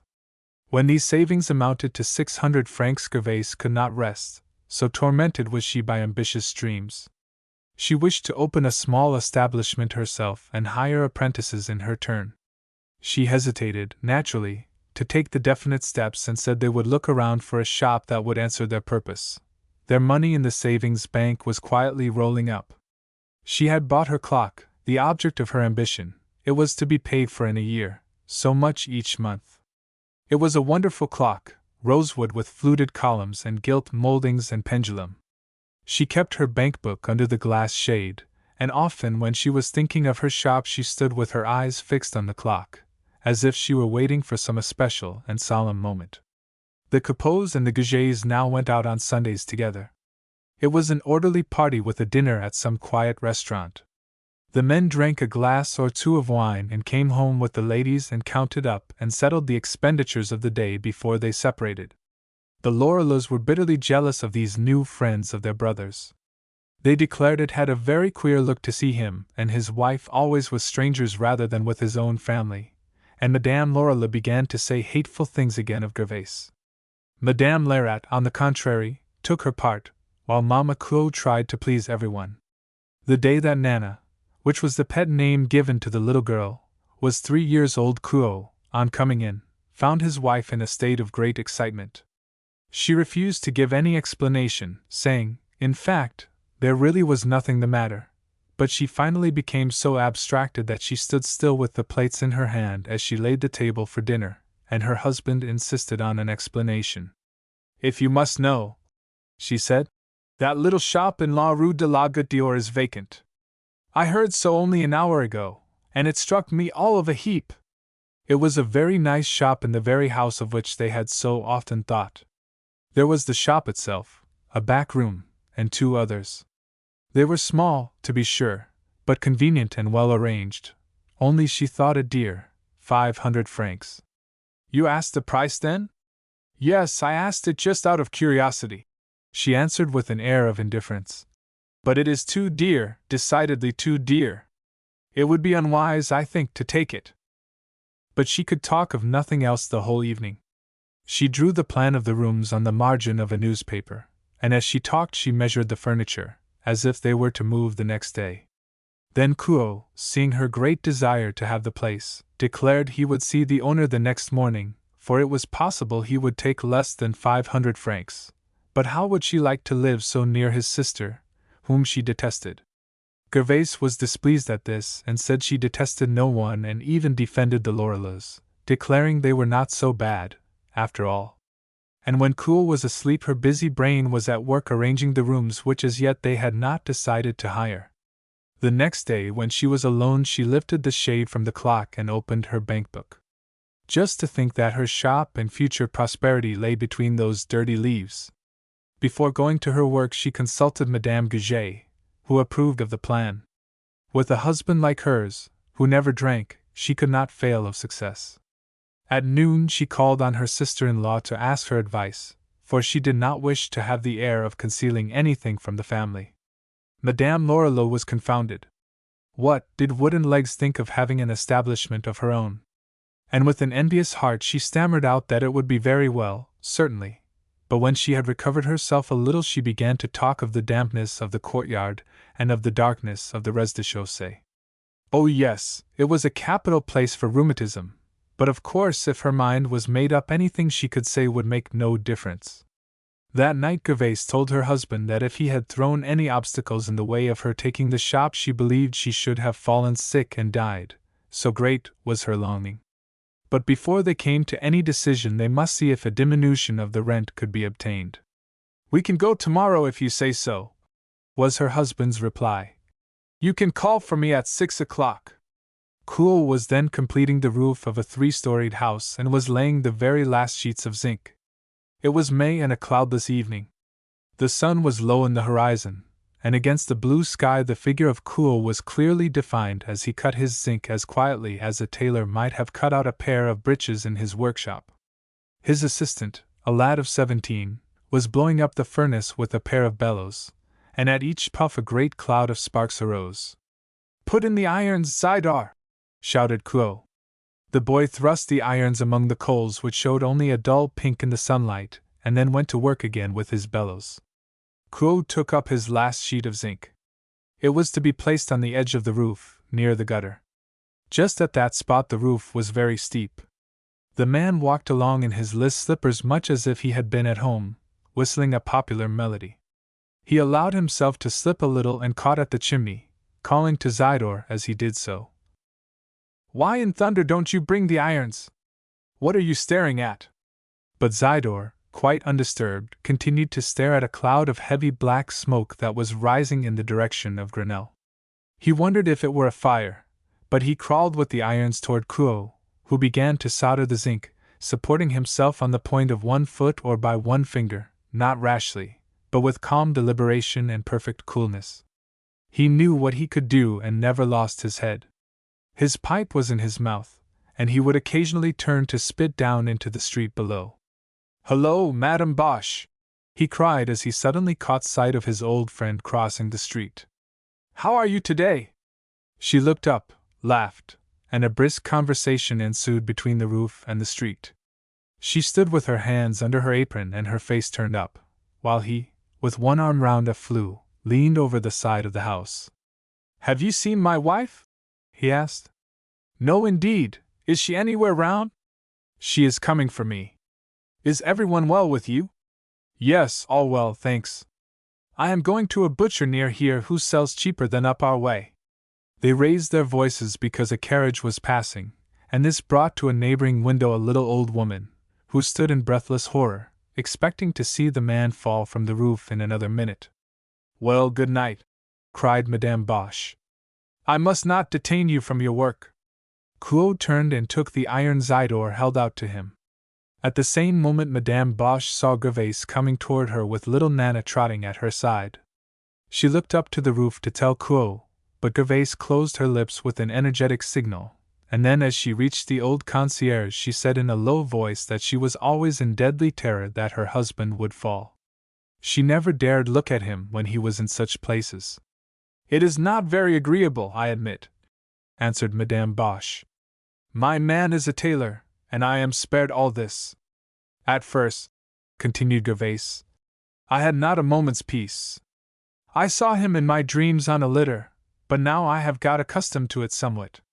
She looked up, keeping Nana behind her skirts, lest the child should call out and startle her father, who was at that moment on the extreme edge.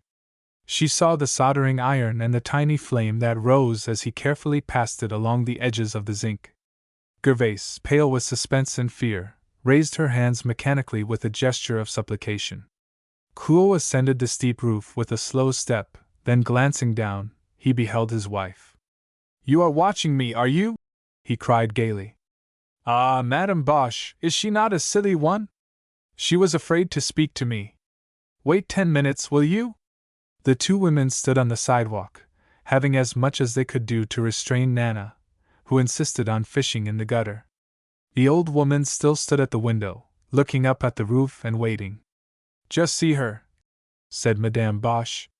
"What is she looking at?" Kuo was heard lustily singing. With the aid of a pair of compasses he had drawn some lines and now proceeded to cut a large fan. This he adroitly, with his tools, folded into the shape of a pointed mushroom. Zidore was again heating the irons. The sun was setting just behind the house, and the whole western sky was flushed with rose, fading to a soft violet, and against the sky the figures of the two men, immeasurably exaggerated, stood clearly out, as well as the strange form of the zinc which Kuo was then manipulating. "Zidore!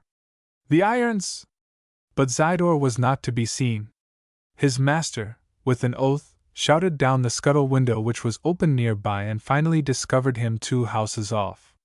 The boy was taking a walk, apparently, with his scanty blonde hair blowing all about his head.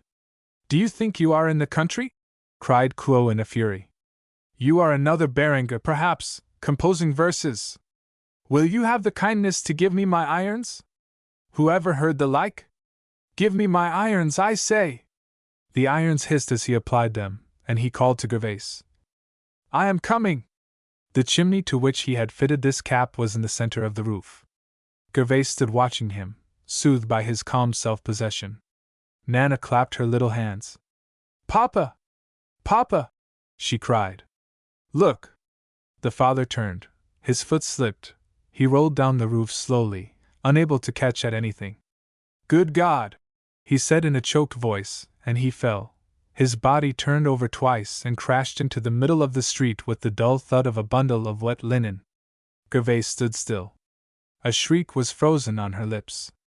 Madame Bosch snatched Nana in her arms and hid her head that she might not see, and the little old woman opposite, who seemed to have waited for this scene in the drama, quietly closed her windows. 4 men bore Kuo to a druggist's at the corner, where he lay for an hour while a litter was sent for from the hospital Lariboisiere. He was breathing still, but that was all. Gervais knelt at his side, hysterically sobbing. Every minute or two, in spite of the prohibition of the druggist, she touched him to see if he were still warm. When the litter arrived and they spoke of the hospital, she started up, saying violently, "No, no! Not to the hospital, to our own home." In vain did they tell her that the expenses would be very great if she nursed him at home. "No, no!" she said. "I will show them the way. He is my husband, is he not? And I will take care of him myself." And Kuo was carried home, and as the litter was borne through the quartier the women crowded together and extolled Gervais. She was a little lame, to be sure, but she was very energetic, and she would save her man. Madame Bosch took Nana home and then went about among her friends to tell the story with interminable details. "I saw him fall," she said. "It was all because of the child. He was going to speak to her, when down he went. Good Lord! I trust I may never see such another sight." For a week Kuo's life hung on a thread. His family and his friends expected to see him die from one hour to another. The physician, an experienced physician whose every visit cost 5 francs, talked of a lesion, and that word was in itself very terrifying to all but Gervais, who, pale from her vigils but calm and resolute, shrugged her shoulders and would not allow herself to be discouraged. Her man's leg was broken, that she knew very well. But he need not die for that, and she watched at his side night and day, forgetting her children and her home and everything but him. On the 9th day, when the physician told her he would recover, she dropped, half fainting, on a chair, and at night she slept for a couple of hours with her head on the foot of his bed. This accident to Kuo brought all his family about him. His mother spent the nights there, but she slept in her chair quite comfortably. Madame Lerat came in every evening after work was over to make inquiries. The Lorilleuxs at first came 3 or 4 times each day and brought an armchair for Gervais, but soon quarrels and discussions arose as to the proper way of nursing the invalid, and Madame Lorilleux lost her temper and declared that had Gervais stayed at home and not gone to pester her husband when he was at work the accident would not have happened. When she saw Kuo out of danger, Gervais allowed his family to approach him as they saw fit. His convalescence would be a matter of months. This again was a ground of indignation for Madame Lorilleux. What nonsense it was, she said, for Gervais to take him home. Had he gone to the hospital he would have recovered as quickly again. And then she made a calculation of what these 4 months would cost. First, there was the time lost, then the physician, the medicines, the wines, and finally the meat for beef tea. Yes, it would be a pretty sum, to be sure. If they got through it on their savings, they would do well, but she believed that the end would be that they would find themselves head over heels in debt, and they need expect no assistance from his family, for none of them was rich enough to pay for sickness at home. One evening Madame Lorilleux was malicious enough to say, "And your shop, when do you take it? The concierge is waiting to know what you mean to do." Gervais gasped. She had utterly forgotten the shop. She saw the delight of these people when they believed that this plan was given up, and from that day they never lost an occasion of twitting her on her dream that had toppled over like a house of cards, and she grew morbid and fancied they were pleased at the accident to their brother which had prevented the realization of their plans. She tried to laugh and to show them she did not grudge the money that had been expended in the restoration of her husband's health. She did not withdraw all her savings from the bank at once, for she had a vague hope that some miracle would intervene which would render the sacrifice unnecessary. Was it not a great comfort, she said to herself and to her enemies, for as such she had begun to regard the Lorilleuxs, that she had this money now to turn to in this emergency? Her neighbors next door had been very kind and thoughtful to Gervais all through her trouble and the illness of her husband. Madame Goujet never went out without coming to inquire if there was anything she could do, any commission she could execute. She brought innumerable bowls of soup and, even when Gervais was particularly busy, washed her dishes for her. Goujet filled her buckets every morning with fresh water, and this was an economy of at least 2 sous, and in the evening came to sit with Claude. He did not say much, but his companionship cheered and comforted the invalid. He was tender and compassionate, and was thrilled by the sweetness of Gervais's voice when she spoke to her husband. Never had he seen such a brave, good woman. He did not believe she sat in her chair 15 minutes in the whole day.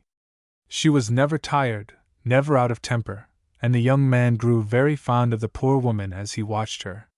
His mother had found a wife for him, a girl whose trade was the same as her own, a lace mender, and as he did not wish to go contrary to her desires he consented that the marriage should take place in September. But when Gervais spoke of his future he shook his head. "All women are not like you, Madame Claude," he said. "If they were I should like 10 wives." At the end of 2 months Claude was on his feet again and could move, with difficulty of course, as far as the window, where he sat with his leg on a chair. The poor fellow was sadly shaken by his accident. He was no philosopher, and he swore from morning until night. He said he knew every crack in the ceiling. When he was installed in his armchair it was little better. How long, he asked impatiently, was he expected to sit there swathed like a mummy? And he cursed his ill luck. His accident was a cursed shame. If his head had been disturbed by drink it would have been different, but he was always sober, and this was the result. He saw no sense in the whole thing. "My father," he said, "broke his neck. I don't say he deserved it, but I do say there was a reason for it. But I had not drunk a drop, and yet over I went, just because I spoke to my child. If there be a Father in heaven, as they say, who watches over us all, I must say he manages things strangely enough sometimes." And as his strength returned his trade grew strangely distasteful to him. It was a miserable business, he said, roaming along gutters like a cat. In his opinion there should be a law which should compel every house owner to tin his own roof. He wished he knew some other trade he could follow, something that was less dangerous. For 2 months more Claude walked with a crutch and after a while was able to get into the street and then to the outer boulevard, where he sat on a bench in the sun. His gaiety returned. He laughed again and enjoyed doing nothing. For the first time in his life he felt thoroughly lazy, and indolence seemed to have taken possession of his whole being.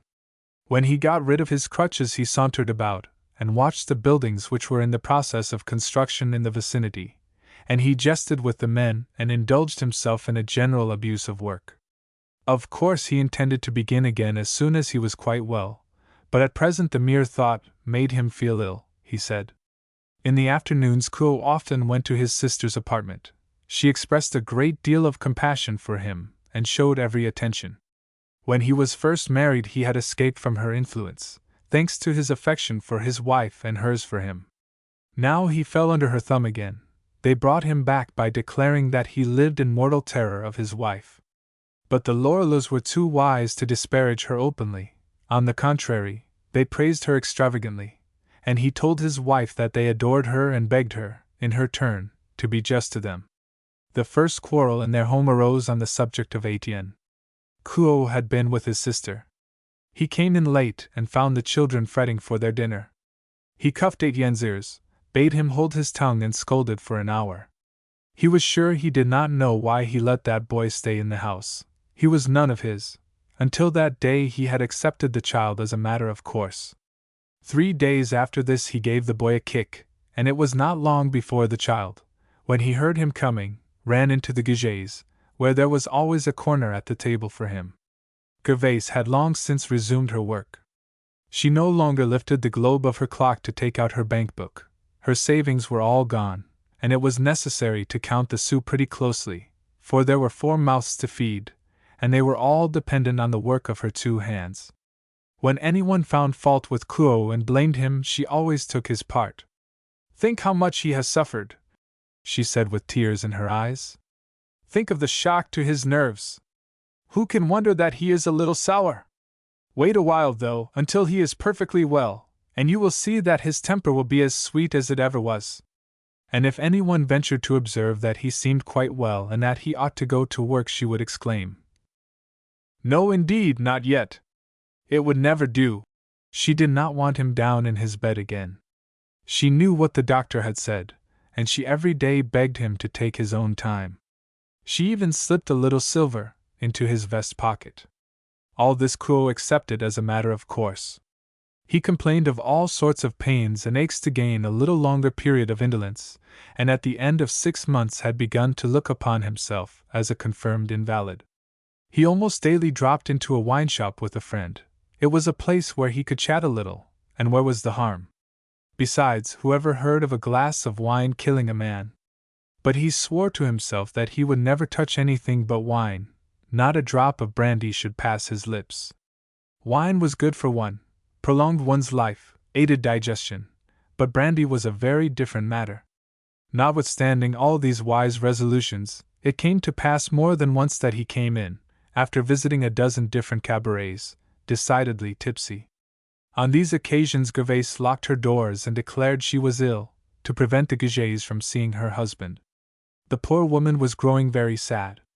Every night and morning she passed the shop for which she had so ardently longed. She made her calculations over and over again until her brain was dizzy. 250 francs for rent, 150 for moving and the apparatus she needed, 100 francs to keep things going until business began to come in. No, it could not be done under 500 francs. She said nothing of this to anyone, deterred only by the fear of seeming to regret the money she had spent for her husband during his illness. She was pale and dispirited at the thought that she must work 5 years at least before she could save that much money. One evening Gervaise was alone. Goujet entered, took a chair in silence, and looked at her as he smoked his pipe. He seemed to be revolving something in his mind. Suddenly he took his pipe from his mouth. "Madame Gervaise," he said, "will you allow me to lend you the money you require?" She was kneeling at a drawer, laying some towels in a neat pile. She started up, red with surprise. He had seen her standing that very morning for a good 10 minutes, looking at the shop, so absorbed that she had not seen him pass. She refused his offer, however. No, she could never borrow money when she did not know how she could return it, and when he insisted she replied, "But your marriage? This is the money you have saved for that. Don't worry on that account," he said with a heightened color. "I shall not marry. It was an idea of my mother's, and I prefer to lend you the money." They looked away from each other. Their friendship had a certain element of tenderness which each silently recognized. Gervaise accepted finally and went with Goujet to see his mother, whom he had informed of his intentions. They found her somewhat sad, with her serene, pale face bent over her work. She did not wish to thwart her son, but she no longer approved of the plan, and she told Gervaise why. With kind frankness she pointed out to her that Kuo had fallen into evil habits, and was living on her labors and would in all probability continue to do so. The truth was that Madame Goujet had not forgiven Kuo for refusing to read during all his long convalescence, This and many other things had alienated her and her son from him, but they had in no degree lost their interest in Gervais. Finally, it was agreed she should have 500 francs, and should return the money by paying each month 20 francs on account. "Well, well!" cried Kuo as he heard of this financial transaction. "We are in luck. There is no danger with us, to be sure, but if he were dealing with knaves he might never see hide or hair of his cash again." The next day the shop was taken, and Gervais ran about with such a light heart that there was a rumor that she had been cured of her lameness by an operation. Chapter 5 Ambitious Dreams. The Bosch couple, on the 1st of April, moved also and took the loge of the great house in the Rue de la Goutte d'Or. Things had turned out very nicely for Gervais, who, having always got on very comfortably with the concierge in the house in Rue Neuve, dreaded lest she should fall into the power of some tyrant who would quarrel over every drop of water that was spilled and 1,000 other trifles like that. But with Madame Bosch all would go smoothly. The day the lease was to be signed and Gervais stood in her new home, her heart swelled with joy. She was finally to live in that house like a small town, with its intersecting corridors instead of streets. She felt a strange timidity, a dread of failure, when she found herself face to face with her enterprise. The struggle for bread was a terrible and an increasing one, and it seemed to her for a moment that she had been guilty of a wild, foolhardy act, like throwing herself into the jaws of a machine, for the planes in the cabinet-maker's shop and the hammers in the locksmith's were dimly grasped by her as a part of a great whole. The water that ran past the door that day from the dyer's was pale green. She smiled as she stepped over it, accepting this color as a happy augury. She, with her husband, entered the loge, where Madame Bosch and the owner of the building, M. Merscott, were talking on business. Gervais, with a thrill of pain, heard Bosch advise the landlord to turn out the dressmaker on the 3rd floor who was behindhand with her rent. She wondered if she would ever be turned out, and then wondered again at the attitude assumed by these Bosch people, who did not seem to have ever seen her before. They had eyes and ears only for the landlord, who shook hands with his new tenants but, when they spoke of repairs, professed to be in such haste that morning that it would be necessary to postpone the discussion. They reminded him of certain verbal promises he had made, and finally he consented to examine the premises. The shop stood with its 4 bare walls and blackened ceiling. The tenant who had been there had taken away his own counters and cases. A furious discussion took place. M. Merscott said it was for them to embellish the shop. "That may be," said Gervais gently, "but surely you cannot call putting on a fresh paper, instead of this that hangs in strips, an embellishment. Whitening the curbing, too, comes under the head of necessary repairs." She only required these 2 things. Finally Merscott, with a desperate air, plunged his hands deep in his pockets, shrugged his shoulders and gave his consent to the repairs on the ceiling and to the paper, on condition that she would pay for half the paper, and then he hurried away. When he had departed, Bosch clapped Kuo on the shoulder. "You may thank me for that," he cried, and then went on to say that he was the real master of the house, that he settled the whole business of the establishment, and it was a nod and look from him that had influenced M. Merscott. That evening Gervais, considering themselves in debt to Bosch, sent him some wine. In 4 days the shop should have been ready for them, but the repairs hung on for 3 weeks. At first they intended simply to have the paint scrubbed, but it was so shabby and worn that Gervais repainted at her own expense. Kuo went every morning, not to work, but to inspect operations, and Bosch dropped the vest or pantaloons on which he was working and gave the benefit of his advice, and the 2 men spent the whole day smoking and spitting and arguing over each stroke of the brush. Some days the painters did not appear at all, on others they came and walked off in an hour's time, not to return again. Poor Gervais wrung her hands in despair. But finally, after 2 days of energetic labor, the whole thing was done, and the men walked off with their ladders, singing lustily. Then came the moving, and finally Gervais called herself settled in her new home and was pleased as a child. As she came up the street she could see her sign afar off. The 2 first words were painted in large yellow letters on a pale blue ground. In the recessed windows shut in at the back by muslin curtains lay men's shirts, delicate handkerchiefs and cuffs. All these were on blue paper, and Gervais was charmed. When she entered the door, all was blue there. The paper represented a golden trellis and blue morning glories. In the center was a huge table draped with blue-bordered cretonne to hide the trestles. Gervais seated herself and looked round, happy in the cleanliness of all about her. Her first glance, however, was directed to her stove, a sort of furnace whereon 10 irons could be heated at once. It was a source of constant anxiety lest her little apprentice should fill it too full of coal and so injure it. Behind the shop was her bedroom and her kitchen, from which a door opened into the court. Nana's bed stood in a little room at the right, and Etienne was compelled to share his with the baskets of soiled clothes. It was all very well, except that the place was very damp and that it was dark by 3 o'clock in the afternoon in winter. The new shop created a great excitement in the neighborhood. Some people declared that the Capots were on the road to ruin. They had, in fact, spent the whole 500 francs and were penniless, contrary to their intentions. The morning that Gervais first took down her shutters she had only 6 francs in the world, but she was not troubled, and at the end of a week she told her husband after 2 hours of abstruse calculations that they had taken in enough to cover their expenses. The Lorilleuxs were in a state of rage, and one morning when the apprentice was emptying, on the sly, a bowl of starch which she had burned in making, just as Madame Lorilleux was passing, she rushed in and accused her sister-in-law of insulting her. After this all friendly relations were at an end. "It all looks very strange to me," sniffed Madame Lorilleux.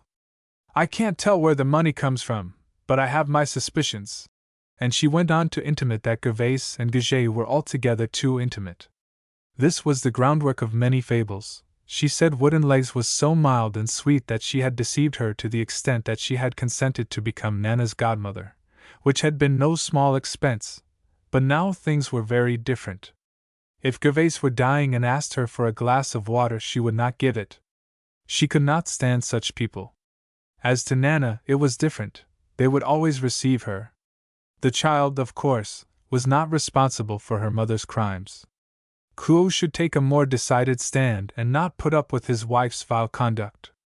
Bosch and his wife sat in judgment on the quarrel and gave as their opinion that the Lorilleuxs were much to blame. They were good tenants, of course. They paid regularly. "But," added Madame Bosch, "I never could abide jealousy. They are mean people and were never known to offer a glass of wine to a friend." Mother Couot visited her son and daughter successive days, listened to the tales of each and said never a word in reply. Gervais lived a busy life and took no notice of all this foolish gossip and strife. She greeted her friends with a smile from the door of her shop, where she went for a breath of fresh air. All the people in the neighborhood liked her, and would have called her a great beauty but for her lameness. She was 28 and had grown plump. She moved more slowly, and when she took a chair to wait for her irons to heat she rose with reluctance. She was growing fond of good living, that she herself admitted, but she did not regard it as a fault. She worked hard and had a right to good food. Why should she live on potato parings? Sometimes she worked all night when she had a great deal of work on hand. She did the washing for the whole house and for some Parisian ladies and had several apprentices, besides 2 laundresses.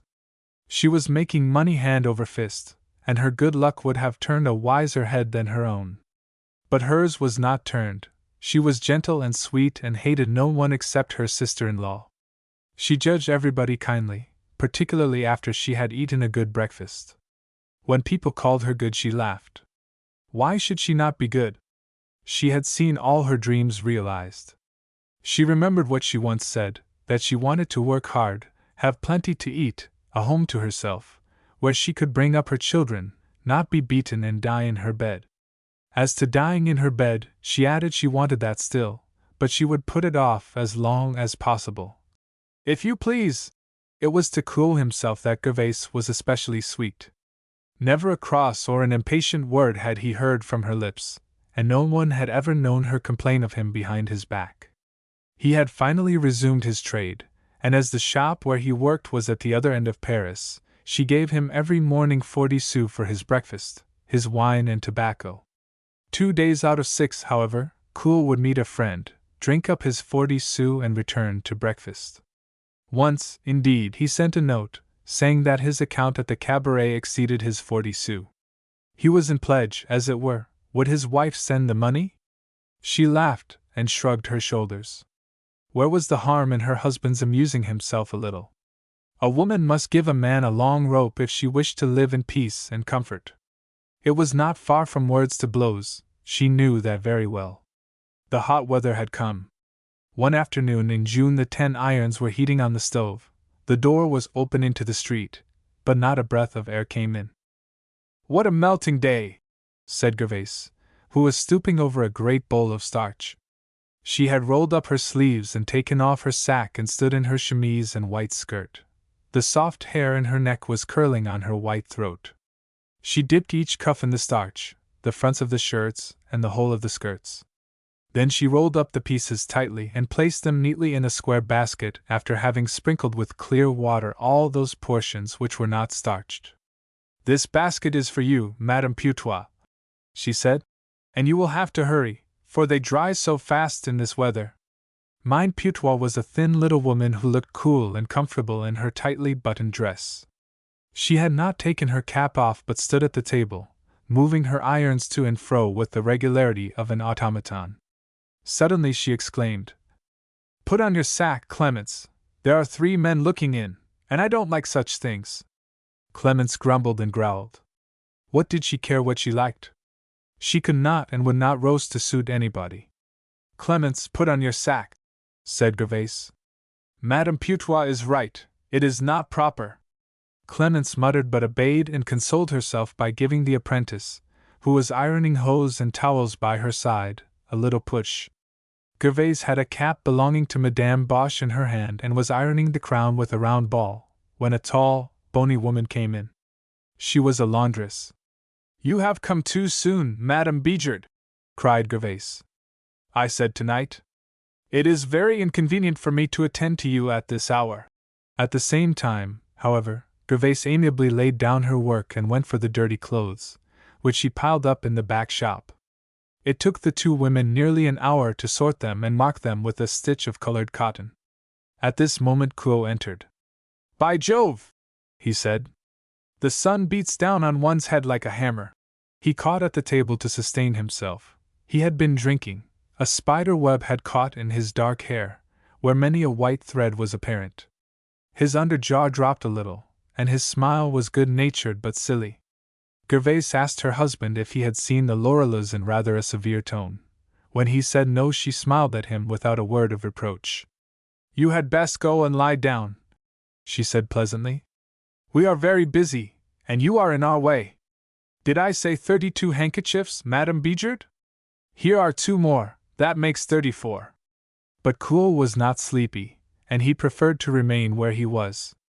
Gervaise called Clemence, and bade her to count the linen, while she made out the list. She glanced at each piece as she wrote. She knew many of them by the color.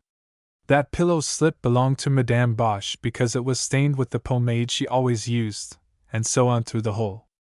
Gervaise was seated with these piles of soiled linen about her.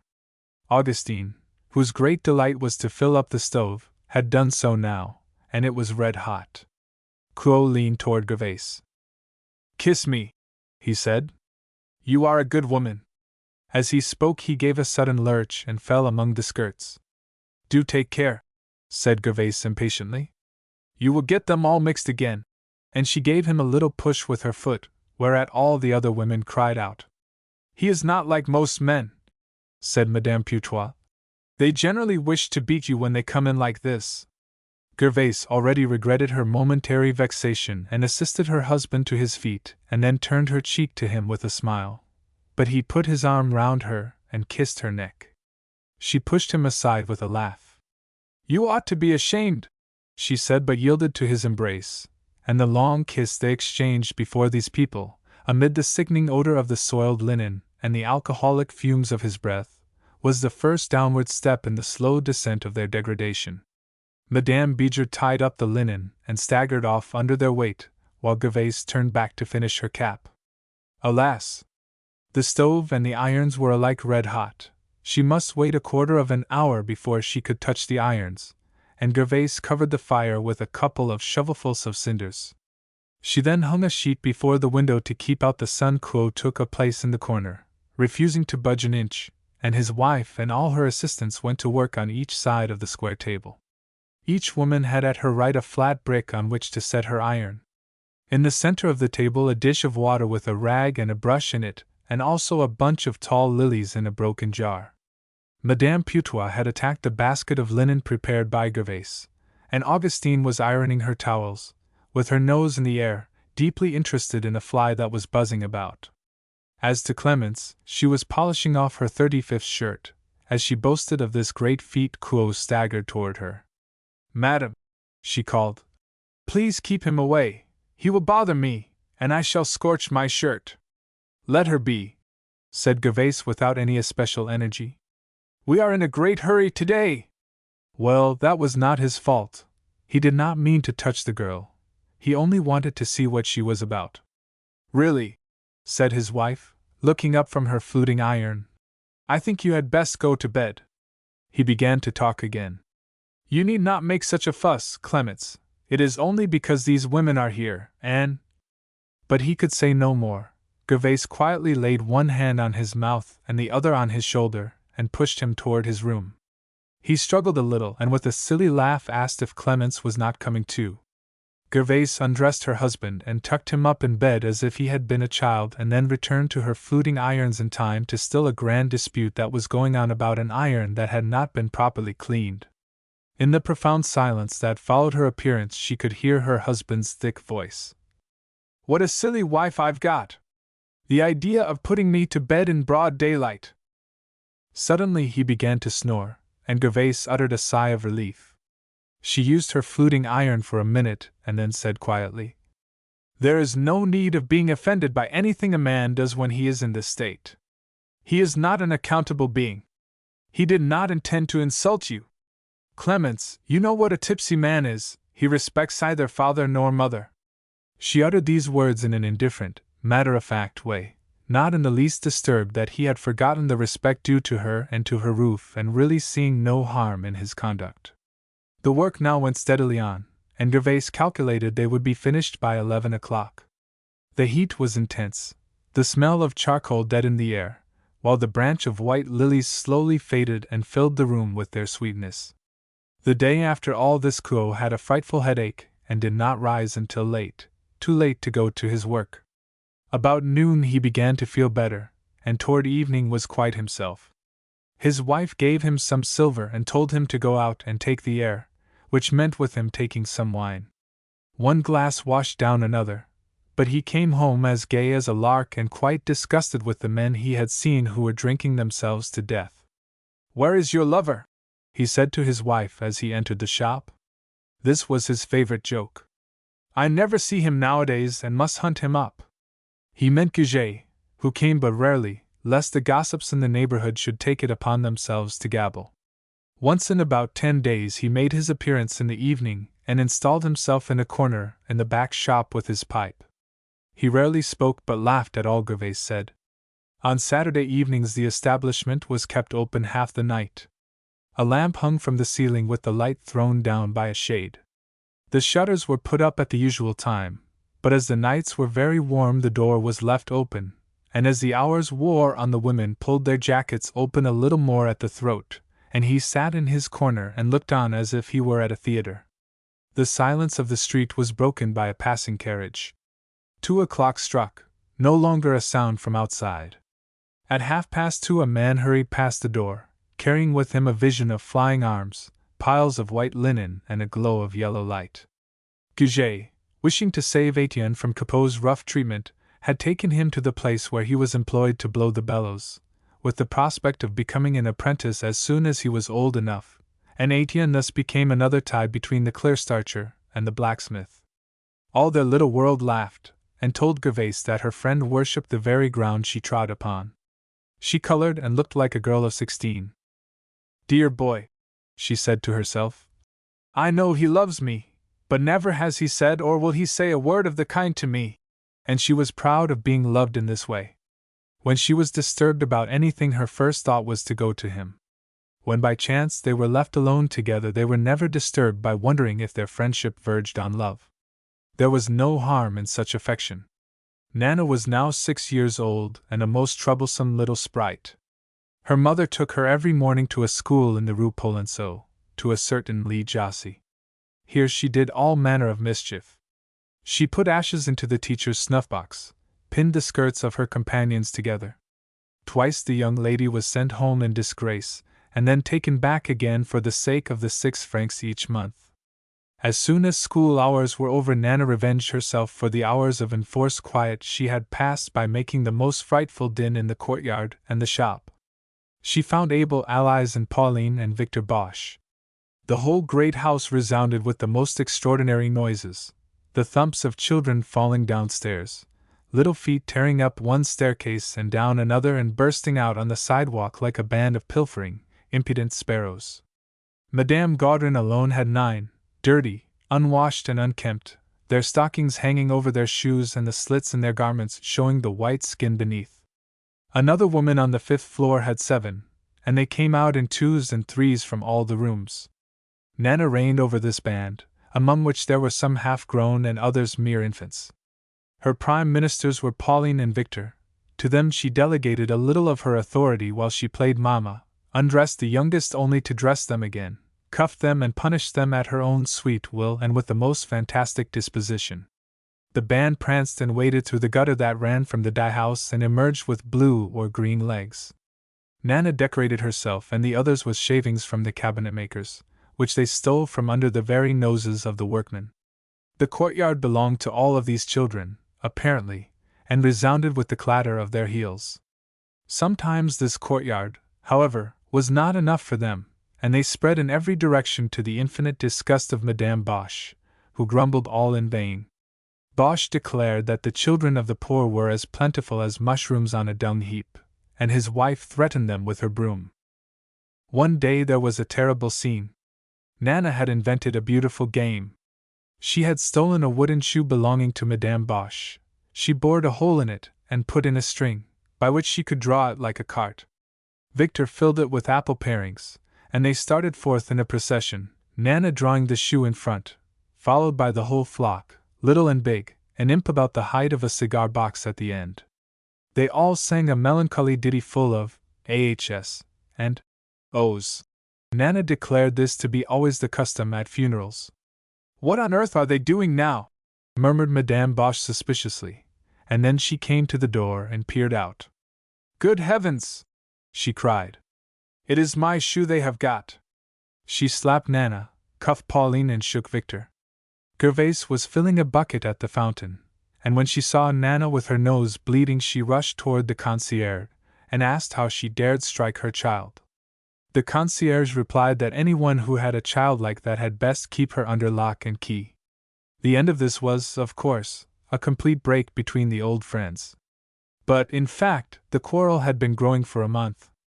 Gervaise, generous by nature and knowing the tastes of the Bosch people, was in the habit of making them constant presents, oranges, a little hot soup, a cake or something of the kind. One evening, knowing that the concierge would sell her soul for a good salad, she took her the remains of a dish of beets and chicory. The next day she was dumbfounded at hearing from Lee Remangin how Madame Bosch had thrown the salad away, saying that she was not yet reduced to eating the leavings of other people. From that day forth Gervaise sent her nothing more. The Boches had learned to look on her little offerings as their right, and they now felt themselves to be robbed by the Capots. It was not long before Gervaise realized she had made a mistake, for when she was one day late with her October rent Madame Bosch complained to the proprietor, who came blustering to her shop with his hat on. Of course, too, the Lorilleuxs extended the right hand of fellowship at once to the Bosch people. There came a day, however, when Gervaise found it necessary to call on the Lorilleuxs. It was on Mamma Capot's account, who was 67 years old, nearly blind and helpless.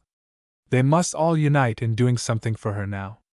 Gervaise thought it a burning shame that a woman of her age, with 3 well-to-do children, should be allowed for a moment to regard herself as friendless and forsaken. And as her husband refused to speak to his sister, Gervaise said she would. She entered the room like a whirlwind, without knocking. Everything was just as it was on that night when she had been received by them in a fashion which she had never forgotten or forgiven. I have come, cried Gervais. And I dare say you wish to know why, particularly as we are at daggers drawn. Well then, I have come on Mamma Capo's account. I have come to ask if we are to allow her to beg her bread from door to door. Indeed, said Madame Lorilleux with a sneer, and she turned away. But Lorilleux lifted his pale face. What do you mean? He asked, and as he had understood perfectly, he went on. What is this cry of poverty about? The old lady ate her dinner with us yesterday. We do all we can for her, I am sure. We have not the mines of Peru within our reach, but if she thinks she is to run to and fro between our houses, she is much mistaken. I, for one, have no liking for spies, he then added as he took up his microscope. When the rest of you agree to give 5 francs per month toward her support, we will do the same. Gervais was calmer now. These people always chilled the very marrow in her bones, and she went on to explain her views. 5 francs were not enough for each of the old lady's children to pay. She could not live on 15 francs per month. And why not? Cried Lorilleux. She ought to do so. She can see well enough to find the best bits in a dish before her, and she can do something toward her own maintenance.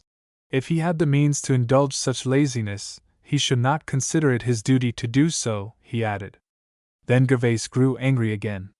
She looked at her sister-in-law and saw her face set in vindictive firmness. Keep your money, she cried. I will take care of your mother. I found a starving cat in the street the other night and took it in. I can take in your mother too. She shall want for nothing. Good heavens, what people! Madame Lorilleux snatched up a saucepan. Clear out, she said hoarsely. I will never give one so, no, not one so, toward her keep. I understand you. You will make my mother work for you like a slave and put my 5 francs in your pocket. Not if I know it, madam. And if she goes to live under your roof, I will never see her again. Be off with you, I say. What a monster! Cried Gervais as she shut the door with a bang. On the very next day Madame Coe came to her. A large bed was put in the room where Nana slept. The moving did not take long, for the old lady had only this bed, a wardrobe, table, and 2 chairs. The table was sold and the chairs new-seated, and the old lady the evening of her arrival washed the dishes and swept up the room, glad to make herself useful. Madame Lerat had amused herself by quarreling with her sister, to whom she had expressed her admiration of the generosity evinced by Gervais, and when she saw that Madame Lorilleux was intensely exasperated, she declared she had never seen such eyes in anybody's head as those of the clear starcher. She really believed one might light paper at them. This declaration naturally led to bitter words, and the sisters parted, swearing they would never see each other again, and since then Madame Lerat had spent most of her evenings at her brother's. 3 years passed away. There were reconciliations and new quarrels. Gervais continued to be liked by her neighbors, she paid her bills regularly and was a good customer. When she went out she received cordial greetings on all sides, and she was more fond of going out in these days than of yore. She liked to stand at the corners and chat. She liked to loiter with her arms full of bundles at a neighbor's window and hear a little gossip. Chapter 6. Goucher at his forge. One autumnal afternoon Gervais, who had been to carry a basket of clothes home to a customer who lived a good way off, found herself in La Rue des Poissonniers just as it was growing dark. It had rained in the morning, and the air was close and warm. She was tired with her walk and felt a great desire for something good to eat. Just then she lifted her eyes and, seeing the name of the street, she took it into her head that she would call on Goucher at his forge. But she would ask for Etienne, she said to herself. She did not know the number, but she could find it, she thought. She wandered along and stood bewildered, looking toward Montmartre. All at once she heard the measured click of hammers and concluded that she had stumbled on the place at last. She did not know where the entrance to the building was, but she caught a gleam of a red light in the distance. She walked toward it, and was met by a workman. "Is it here, sir?" she said timidly. "That my child, a little boy, that is to say, works. A little boy by the name of Etienne?" "Etienne! Etienne!" repeated the man, swaying from side to side. The wind brought from him to her an intolerable smell of brandy, which caused Gervais to draw back and say timidly, "Is it here that Monsieur Goujet works?" "Ah, Goujet, yes. If it is Goujet you wish to see, go to the left." Gervais obeyed his instructions and found herself in a large room with the forge at the farther end. She spoke to the first man she saw, when suddenly the whole room was one blaze of light. The bellows had sent up leaping flames which lit every crevice and corner of the dusty old building, and Gervais recognized Goujet before the forge with two other men. She went toward him. "Madame Gervais!" he exclaimed in surprise, his face radiant with joy, and then seeing his companions laugh and wink, he pushed Etienne toward his mother. "You came to see your boy," he said. "He does his duty like a hero." "I am glad of it," she answered. "But what an awful place this is to get at." And she described her journey, as she called it, and then asked why no one seemed to know Etienne there. "Because," said the blacksmith, "he is called Zozo here, as his hair is cut short as it Zo's." This visit paid by Gervais to the forge was only the first of many others. She often went on Saturdays when she carried the clean linen to Madame Goujet, who still resided in the same house as before. The first year Gervais had paid them 20 francs each month, or rather the difference between the amount of their washing, 7 or 8 francs, and the 20 which she agreed upon.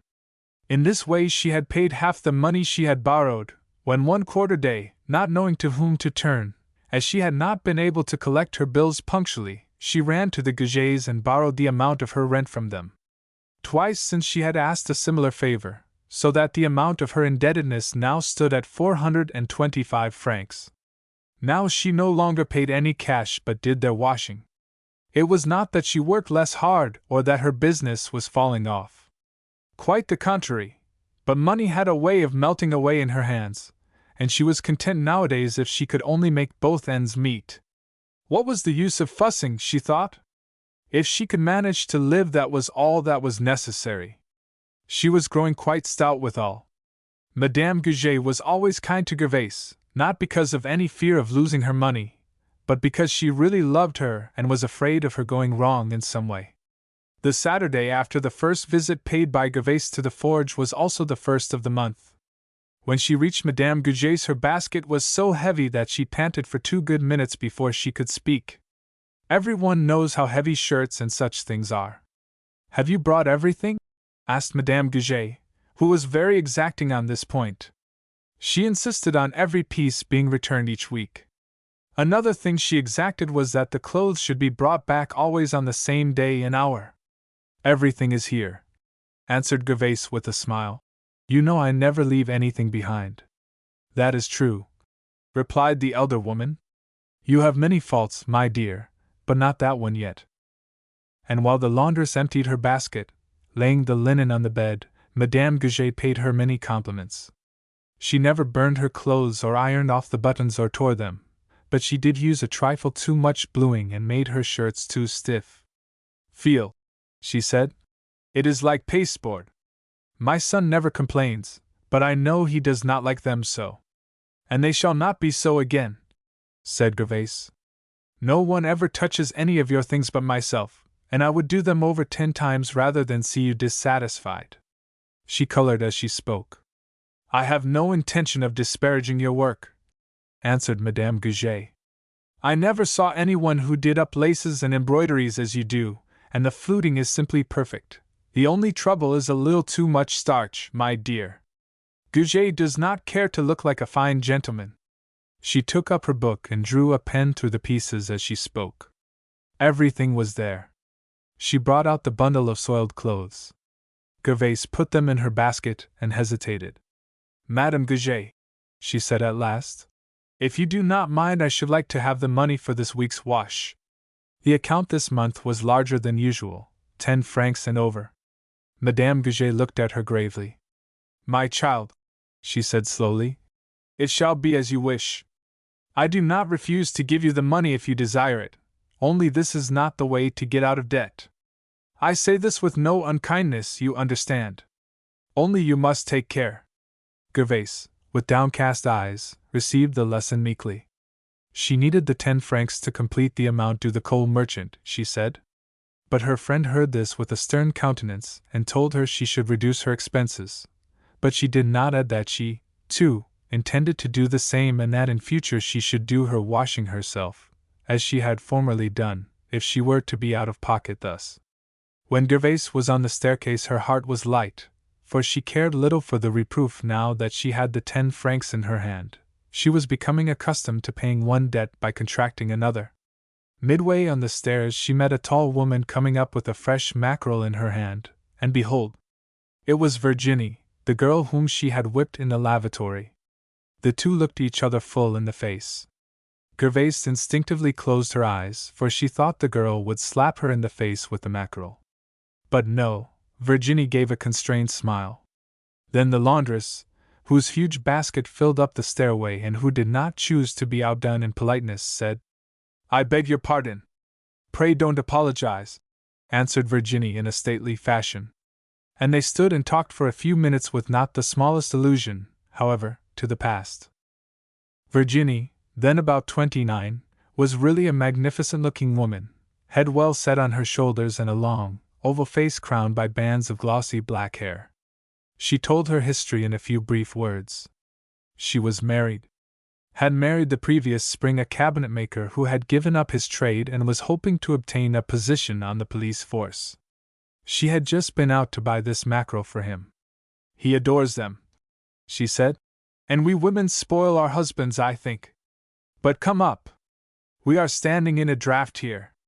When Gervaise had, in her turn, told her story and added that Virginie was living in the very rooms where she had lived and where her child was born, Virginie became still more urgent that she should go up. "It is always pleasant to see a place where one has been happy," she said. She herself had been living on the other side of the water but had got tired of it, and had moved into these rooms only 2 weeks ago. She was not settled yet. Her name was Madame Poisson. "And mine," said Gervaise, "is Cruel." Gervaise was a little suspicious of all this courtesy. Might not some terrible revenge be hidden under it all? And she determined to be well on her guard. But as Virginie was so polite just now, she must be polite in her turn. Poisson, the husband, was a man of 35 with a mustache and imperial. He was seated at a table near the window, making little boxes. His only tools were a penknife, a tiny saw and a glue pot. He was executing the most wonderful and delicate carving, however. He never sold his work but made presents of it to his friends. It amused him while he was awaiting his appointment. Poisson rose and bowed politely to Gervaise, whom his wife called an old friend. But he did not speak, his conversational powers not being his strong point. He cast a plaintive glance at the mackerel, however, from time to time. Gervaise looked around the room and described her furniture and where it had stood. How strange it was, after losing sight of each other so long, that they should occupy the same apartment. Virginie entered into new details. He had a small inheritance from his aunt, and she herself sewed a little, made a dress now and then. At the end of a half-hour Gervaise rose to depart. Virginie went to the head of the stairs with her, and there both hesitated. Gervaise fancied that Virginie wished to say something about Lantier and Adele, but they separated without touching on these disagreeable topics. This was the beginning of a great friendship. In another week Virginie could not pass the shop without going in, and sometimes she remained for 2 or 3 hours. At first Gervaise was very uncomfortable. She thought every time Virginie opened her lips that she would hear Lantier's name. Lantier was in her mind all the time she was with Madame Poisson. It was a stupid thing to do, after all, for what on earth did she care what had become of Lantier or of Adele? But she was, nonetheless, curious to know something about them. Winter had come, the 4th winter that the Capots had spent in La Rue de la Goutte d'Or. This year December and January were especially severe, and after New Year's the snow lay 3 weeks in the street without melting. There was plenty of work for Gervaise, and her shop was delightfully warm and singularly quiet, for the carriages made no noise in the snow-covered streets. The laughs and shouts of the children were almost the only sounds. They had made a long slide and enjoyed themselves hugely. Gervaise took especial pleasure in her coffee at noon. Her apprentices had no reason to complain, for it was hot and strong and unadulterated by chicory. On the morning of 12th day the clock had struck 12 and then half past, and the coffee was not ready.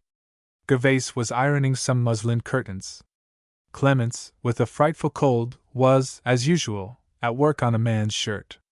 Madame Putois was ironing a skirt on a board, with a cloth laid on the floor to prevent the skirt from being soiled. Mama Cool brought in the coffee, and as each one of the women took a cup with a sigh of enjoyment, the street door opened and Virginie came in with a rush of cold air. "Heavens!" she cried. "It is awful! My ears are cut off!"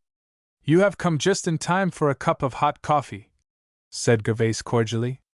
"And I shall be only too glad to have it," answered Virginie with a shiver. She had been waiting at the grocer's, she said, until she was chilled through and through. The heat of that room was delicious, and then she stirred her coffee and said she liked the damp, sweet smell of the freshly ironed linen. She and Mama Kuo were the only ones who had chairs. The others sat on wooden footstools, so low that they seemed to be on the floor. Virginie suddenly stooped down to her hostess and said with a smile, "Do you remember that day at the lavatory?" Gervais colored. She could not answer. This was just what she had been dreading. In a moment she felt sure she would hear Lantier's name. She knew it was coming. Virginie drew nearer to her. The apprentices lingered over their coffee and told each other, as they looked stupidly into the street, what they would do if they had an income of 10,000 francs. Virginie changed her seat and took a footstool by the side of Gervais, who felt weak and cowardly and helpless to change the conversation or to stave off what was coming. She breathlessly awaited the next words, her heart big with an emotion which she would not acknowledge to herself. "I do not wish to give you any pain," said Virginie blandly. 20 times the words have been on my lips, but I hesitated. Pray don't think I bear you any malice." She tipped up her cup and drank the last drop of her coffee. Gervais, with her heart in her mouth, waited in a dull agony of suspense, asking herself if Virginie could have forgiven the insult in the lavatory. There was a glitter in the woman's eyes she did not like. "You had an excuse," Virginie added as she placed her cup on the table. "You had been abominably treated. I should have killed someone." And then, dropping her little affected tone, she continued more rapidly. "They were not happy, I assure you, not at all happy. They lived in a dirty street, where the mud was up to their knees. I went to breakfast with them 2 days after he left you and found them in the height of a quarrel. You know that Adele is a wretch. She is my sister, to be sure, but she is a wretch all the same. As to Lantier, well, you know him, so I need not describe him. But for a yes or a no he would not hesitate to thresh any woman that lives. Oh, they had a beautiful time. Their quarrels were heard all over the neighborhood. One day the police were sent for, they made such a hubbub." She talked on and on, telling things that were enough to make the hair stand up on one's head. Gervais listened, as pale as death, with a nervous trembling of her lips which might have been taken for a smile. For 7 years she had never heard Lantier's name, and she would not have believed that she could have felt any such overwhelming agitation. She could no longer be jealous of Adele, but she smiled grimly as she thought of the blows she had received in her turn from Lantier, and she would have listened for hours to all that Virginia had to tell, but she did not ask a question for some time. Finally she said, "And do they still live in that same place?" "No, indeed. But I have not told you all yet. They separated a week ago." "Separated!"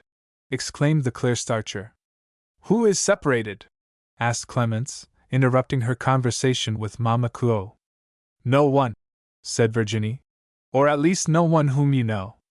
As she spoke she looked at Gervais and seemed to take a positive delight in disturbing her still more. She suddenly asked her what she would do or say if Lantier should suddenly make his appearance, for men were so strange, no one could ever tell what they would do. Lantier was quite capable of returning to his old love. Then Gervais interrupted her and rose to the occasion. She answered with grave dignity that she was married now and that if Lantier should appear she would ask him to leave. There could never be anything more between them, not even the most distant acquaintance. "I know very well," she said, "that Etienne belongs to him, and if Lantier desires to see his son I shall place no obstacle in his way. But as to myself, Madame Poisson, He shall never touch my little finger again. It is finished." As she uttered these last words, she traced a cross in the air to seal her oath, and as if desirous to put an end to the conversation, she called out to her women, "Do you think the ironing will be done today if you sit still? To work! To work!" The women did not move. They were lulled to apathy by the heat, and Gervaise herself found it very difficult to resume her labors. Her curtains had dried in all this time, and some coffee had been spilled on them, and she must wash out the spots. "Au revoir," said Virginie. "I came out to buy a half-pound of cheese. Poisson will think I am frozen to death." The better part of the day was now gone, and it was this way every day, for the shop was the refuge and haunt of all the chilly people in the neighborhood. Gervaise liked the reputation of having the most comfortable room in the quartier, and she held her receptions, as the Lorilleux and Boche clique said, with a sniff of disdain. She would, in fact, have liked to bring in the very poor whom she saw shivering outside. She became very friendly toward a journeyman painter, an old man of 70, who lived in a loft of the house, where he shivered with cold and hunger. He had lost his 3 sons in the Crimea, and for 2 years his hand had been so cramped by rheumatism that he could not hold a brush. Whenever Gervaise saw Father Bru, she called him in, made a place for him near the stove, and gave him some bread and cheese. Father Bru, with his white beard and his face wrinkled like an old apple, sat in silent content for hours at a time, enjoying the warmth and the crackling of the coke. "What are you thinking about?" Gervaise would say gaily. "Of nothing, of all sorts of things," he would reply with a dazed air. The workwomen laughed, and thought it a good joke to ask if he were in love. He paid little heed to them but relapsed into silent thought. From this time Virginie often spoke to Gervaise of Lantier, and one day she said she had just met him. But as the Klerstarcher made no reply, Virginie then said no more. But on the next day she returned to the subject, and told her that he had talked long and tenderly of her. Gervaise was much troubled by these whispered conversations in the corner of her shop. The name of Lantier made her faint and sick at heart. She believed herself to be an honest woman. She meant, in every way, to do right and to shun the wrong, because she felt that only in doing so could she be happy. She did not think much of Kuo because she was conscious of no shortcomings toward him. But she thought of her friend at the forge, and it seemed to her that this return of her interest in Lantier, faint and undecided as it was an infidelity to Goujet and to that tender friendship which had become so very precious to her. Her heart was much troubled in these days. She dwelt on that time when her first lover left her. She imagined another day when, quitting Adele, he might return to her, with that old familiar trunk. When she went into the street it was with a spasm of terror. She fancied that every step behind her was Lantier's. She dared not look around lest his hand should glide about her waist. He might be watching for her at any time. He might come to her door in the afternoon, and this idea brought a cold sweat to her forehead, because he would certainly kiss her on her ear as he had often teased her by doing in the years gone by. It was this kiss she dreaded. Its dull reverberation deafened her to all outside sounds, and she could hear only the beatings of her own heart.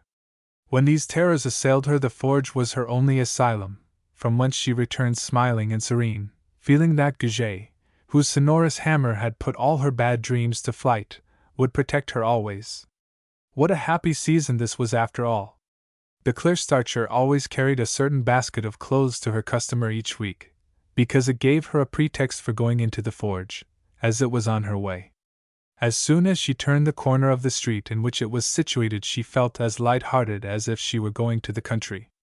The black charcoal dust in the road, the black smoke rising slowly from the chimneys, interested and pleased her as much as a mossy path through the woods.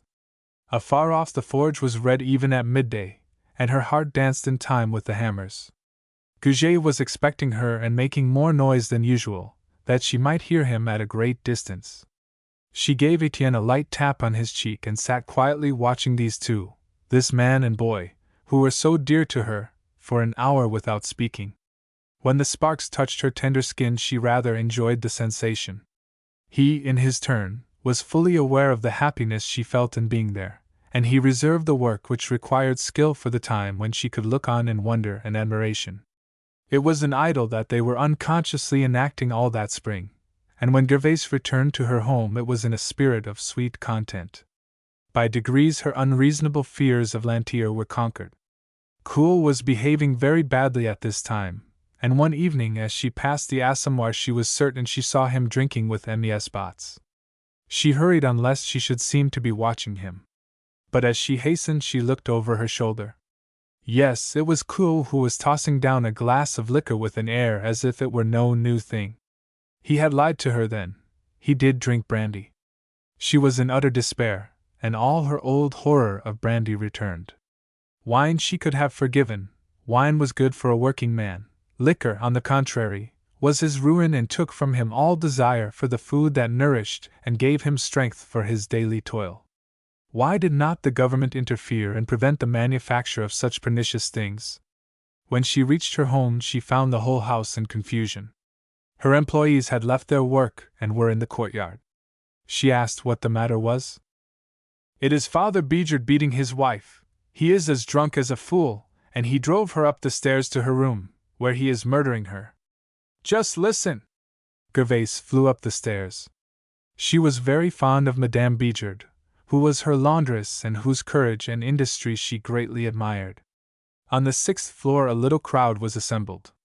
Madame Bosch stood at an open door. "Have done!" she cried. "Have done, or the police will be summoned." No one dared enter the room, because Bijard was well known to be like a madman when he was tipsy. He was rarely thoroughly sober, and on the occasional days when he condescended to work he always had a bottle of brandy at his side. He rarely ate anything, and if a match had been touched to his mouth he would have taken fire like a torch. "Would you let her be killed?" exclaimed Gervais, trembling from head to foot, and she entered the attic room, which was very clean and very bare, for the man had sold the very sheets off the bed to satisfy his mad passion for drink. In this terrible struggle for life the table had been thrown over, and the 2 chairs also. On the floor lay the poor woman with her skirts drenched as she had come from the washtub, her hair streaming over her bloody face, uttering low groans at each kick the brute gave her. The neighbors whispered to each other that she had refused to give him the money she had earned that day. Bosch called up the staircase to his wife. "Come down, I say, let him kill her if he will. It will only make one fool the less in the world." Father Bru followed Gervais into the room, and the 2 expostulated with the madman. But he turned toward them, pale and threatening. A white foam glistened on his lips, and in his faded eyes there was a murderous expression. He grasped Father Bru by the shoulder and threw him over the table and shook Gervais until her teeth chattered, and then returned to his wife, who lay motionless, with her mouth wide open and her eyes closed. And during this frightful scene little Lélie, 4 years old, was in the corner, looking on at the murder of her mother. The child's arms were round her sister Henriette, a baby who had just been weaned. She stood with a sad, solemn face and serious, melancholy eyes but shed no tears.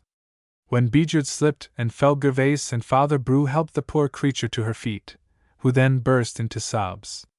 Lélie went to her side, but she did not cry, for the child was already habituated to such scenes.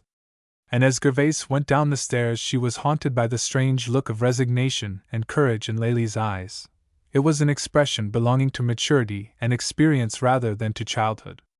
"Your husband is on the other side of the street," said Clemence as soon as she saw Gervais. "He is as tipsy as possible." Couot reeled in, breaking a square of glass with his shoulder as he missed the doorway. He was not tipsy but drunk, with his teeth set firmly together and a pinched expression about the nose. And Gervais instantly knew that it was the liquor of the Assommoir which had vitiated his blood. She tried to smile and coaxed him to go to bed. But he shook her off and as he passed her gave her a blow. He was just like the other, the beast upstairs who was now snoring, tired out by beating his wife. She was chilled to the heart and desperate. Were all men alike? She thought of Lantier and of her husband and wondered if there was no happiness in the world. Chapter 7: A Birthday Fete. The 19th of June was the Clearstarchers' birthday. There was always an excuse for a fete in the Couot mansion, Saints were invented to serve as a pretext for idleness and festivities. Virginie highly commended Gervais for living luxuriously. What was the use of her husband drinking up everything? Why should she save for her husband to spend at all the wine shops in the neighborhood? And Gervais accepted this excuse. She was growing very indolent and much stouter, while her lameness had perceptibly increased. For a whole month they discussed the preparation for this fete. They talked over dishes and licked their lips. They must have something out of the common way. Gervais was much troubled as to whom she should invite. She wanted exactly 12 at table, not one more or one less. She, her husband, her mother-in-law and Madame Lerat were 4. The Gigets and Poissons were 4 more. At first she thought she would not ask her 2 women, Madame Putois and Clemence, lest it should make them too familiar, but as the entertainment was constantly under discussion before them she ended by inviting them too. Thus there were 10, she must have 2 more. She decided on a reconciliation with the Lorilleuxs, who had extended the olive branch several times lately. Family quarrels were bad things, she said. When the Boche people heard of this they showed several little courtesies to Gervais, who felt obliged to urge them to come also. This made 14 without counting the children. She had never had a dinner like this, and she was both triumphant and terrified. The 19th fell on a Monday, and Gervais thought it very fortunate, as she could begin her cooking on Sunday afternoon. On Saturday, while the women hurried through their work, there was an endless discussion as to what the dishes should be. In the last 3 weeks only one thing had been definitely decided upon: a roast goose stuffed with onions. The goose had been purchased, and Madame Cool brought it in that Madame Putois might guess its weight.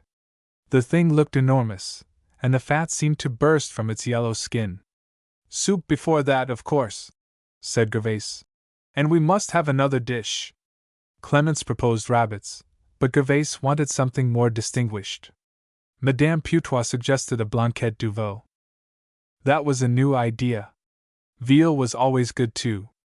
Then Madame Coul made an allusion to fish, which no one seconded. Evidently fish was not in favor. Gervais proposed a spare rib of pork and potatoes, which brightened all their faces, just as Virginie came in like a whirlwind. "You are just in season. Mamma Coul, show her the goose," cried Gervais. Virginie admired it, guessed the weight and laid it down on the ironing table between an embroidered skirt and a pile of shirts. She was evidently thinking of something else.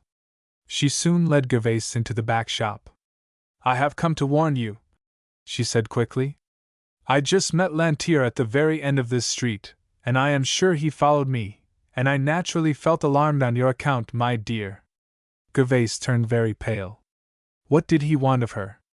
And why on earth should he worry her now amid all the busy preparations for the fete? It seemed as if she never in her life had set her heart on anything that she was not disappointed. Why was it that she could never have a minute's peace? But Virginie declared that she would look out for her. If Lantier followed her, she would certainly give him over to the police. Her husband had been in office now for a month, and Virginie was very dictatorial and aggressive and talked of arresting everyone who displeased her. She raised her voice as she spoke, but Gervais implored her to be cautious, because her women could hear every word. They went back to the front shop, and she was the first to speak. "We have said nothing of vegetables," she said quietly.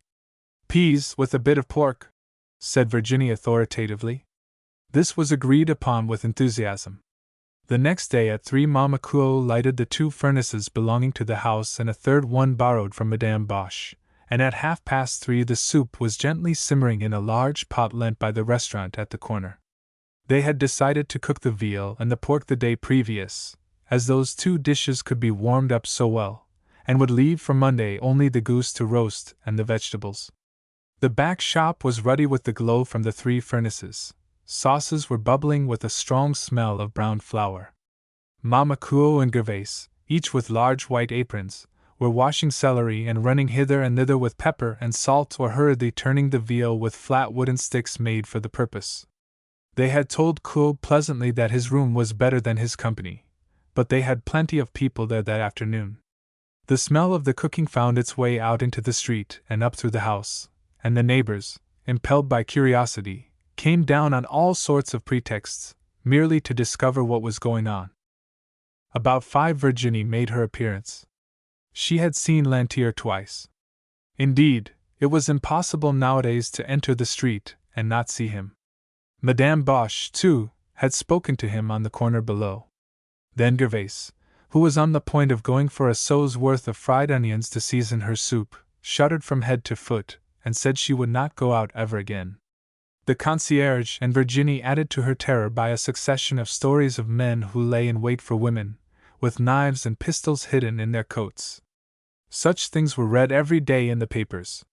When such a scamp as Lantier found a woman happy and comfortable, he was always wretched until he had made her so too. Virginie said she would go for the onions. Women, she observed sententiously, should protect each other, as well as serve each other, in such matters. When she returned, she reported that Lantier was no longer there. The conversation around the stove that evening never once drifted from that subject. Madame Boche said that she, under similar circumstances, should tell her husband, but Gervais was horror-struck at this and begged her never to breathe one single word about it. Besides, she fancied her husband had caught a glimpse of Lantier from something he had muttered amid a volley of oaths 2 or 3 nights before. She was filled with dread lest these two men should meet. She knew Couot so well that she had long since discovered that he was still jealous of Lantier, and while the 4 women discussed the imminent danger of a terrible tragedy, the sauces and the meats hissed and simmered on the furnaces, and they ended by each taking a cup of soup to discover what improvement was desirable. Monday arrived. Now that Gervais had invited Fortine to dine, she began to be afraid there would not be room and finally decided to lay the table in the shop. She was uncertain how to place the table, which was the ironing table on trestles. In the midst of the hubbub and confusion, a customer arrived and made a scene because her linen had not come home on the Friday previous. She insisted on having every piece that moment, clean or dirty, ironed or rough dry. Then Gervais, to excuse herself, told a lie with wonderful sang-froid. It was not her fault. She was cleaning her rooms. Her women would be at work again the next day, and she got rid of her customer, who went away soothed by the promise that her wash would be sent to her early the following morning. But Gervais lost her temper, which was not a common thing with her, and as soon as the woman's back was turned called her by an opprobrious name, and declared that if she did as people wished she could not take time to eat, and vowed she would not have an iron heated that day or the next in her establishment. No! Not if the Grand Turk himself should come and entreat her on his knees to do up a collar for him. She meant to enjoy herself a little occasionally. The entire morning was consumed in making purchases. 3 times did Gervais go out and come in, laden with bundles. But when she went the 4th time for the wine, she discovered that she had not money enough. She could have got the wine on credit, but she could not be without money in the house, for 1,000 little unexpected expenses arise at such times, and she and her mother-in-law racked their brains to know what they should do to get the 20 francs they considered necessary. Madame Couot, who had once been housekeeper for an actress, was the first to speak of the mode de paillet. Gervais laughed gaily.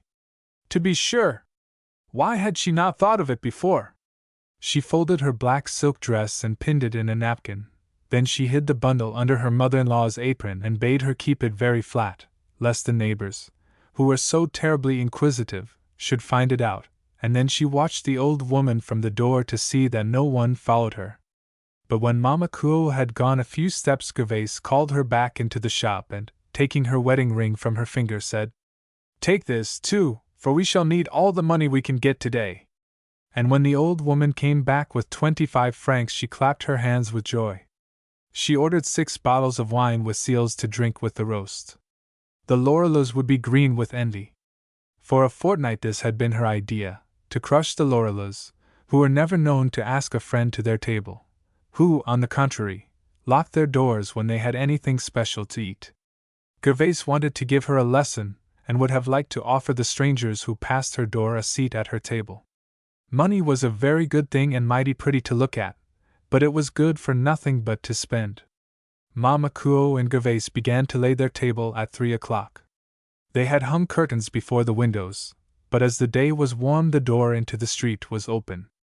The two women did not put on a plate or salt spoon without the avowed intention of worrying the Lorellas. They had given them seats where the table could be seen to the best advantage, and they placed before them the real china plates. "No, no, Mamma!" cried Gervais. "Not those napkins. I have two which are real damask." "Well, well, I declare!" murmured the old woman. "What will they say to all this?" And they smiled as they stood at opposite sides of this long table with its glossy white cloth and its places for 14 carefully laid. They worshipped there as if it had been a chapel erected in the middle of the shop. "How false they are!" said Gervais. "Do you remember how she declared she had lost a piece of one of the chains when she was carrying them home? That was only to get out of giving you your 5 francs. Which I have never had from them but just twice," muttered the old woman. "I will wager that next month they will invent another tale. That is one reason why they lock their doors when they have a rabbit. They think people might say, 'If you can eat rabbits, you can give 5 francs to your mother.' How mean they are! What do they think would have become of you if I had not asked you to come and live here?" Her mother-in-law shook her head. She was rather severe in her judgment of the Lorellas that day, inasmuch as she was influenced by the gorgeous entertainment given by the Capots. She liked the excitement, she liked to cook.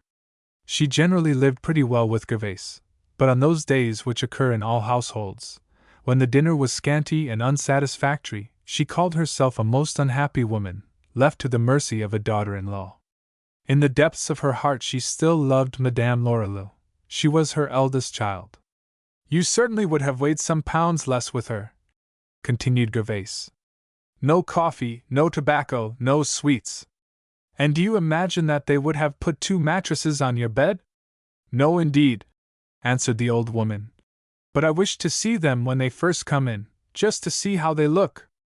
At 4 o'clock the goose was roasted, and Augustine, seated on a little footstool, was given a long-handled spoon and bidden to watch and baste it every few minutes.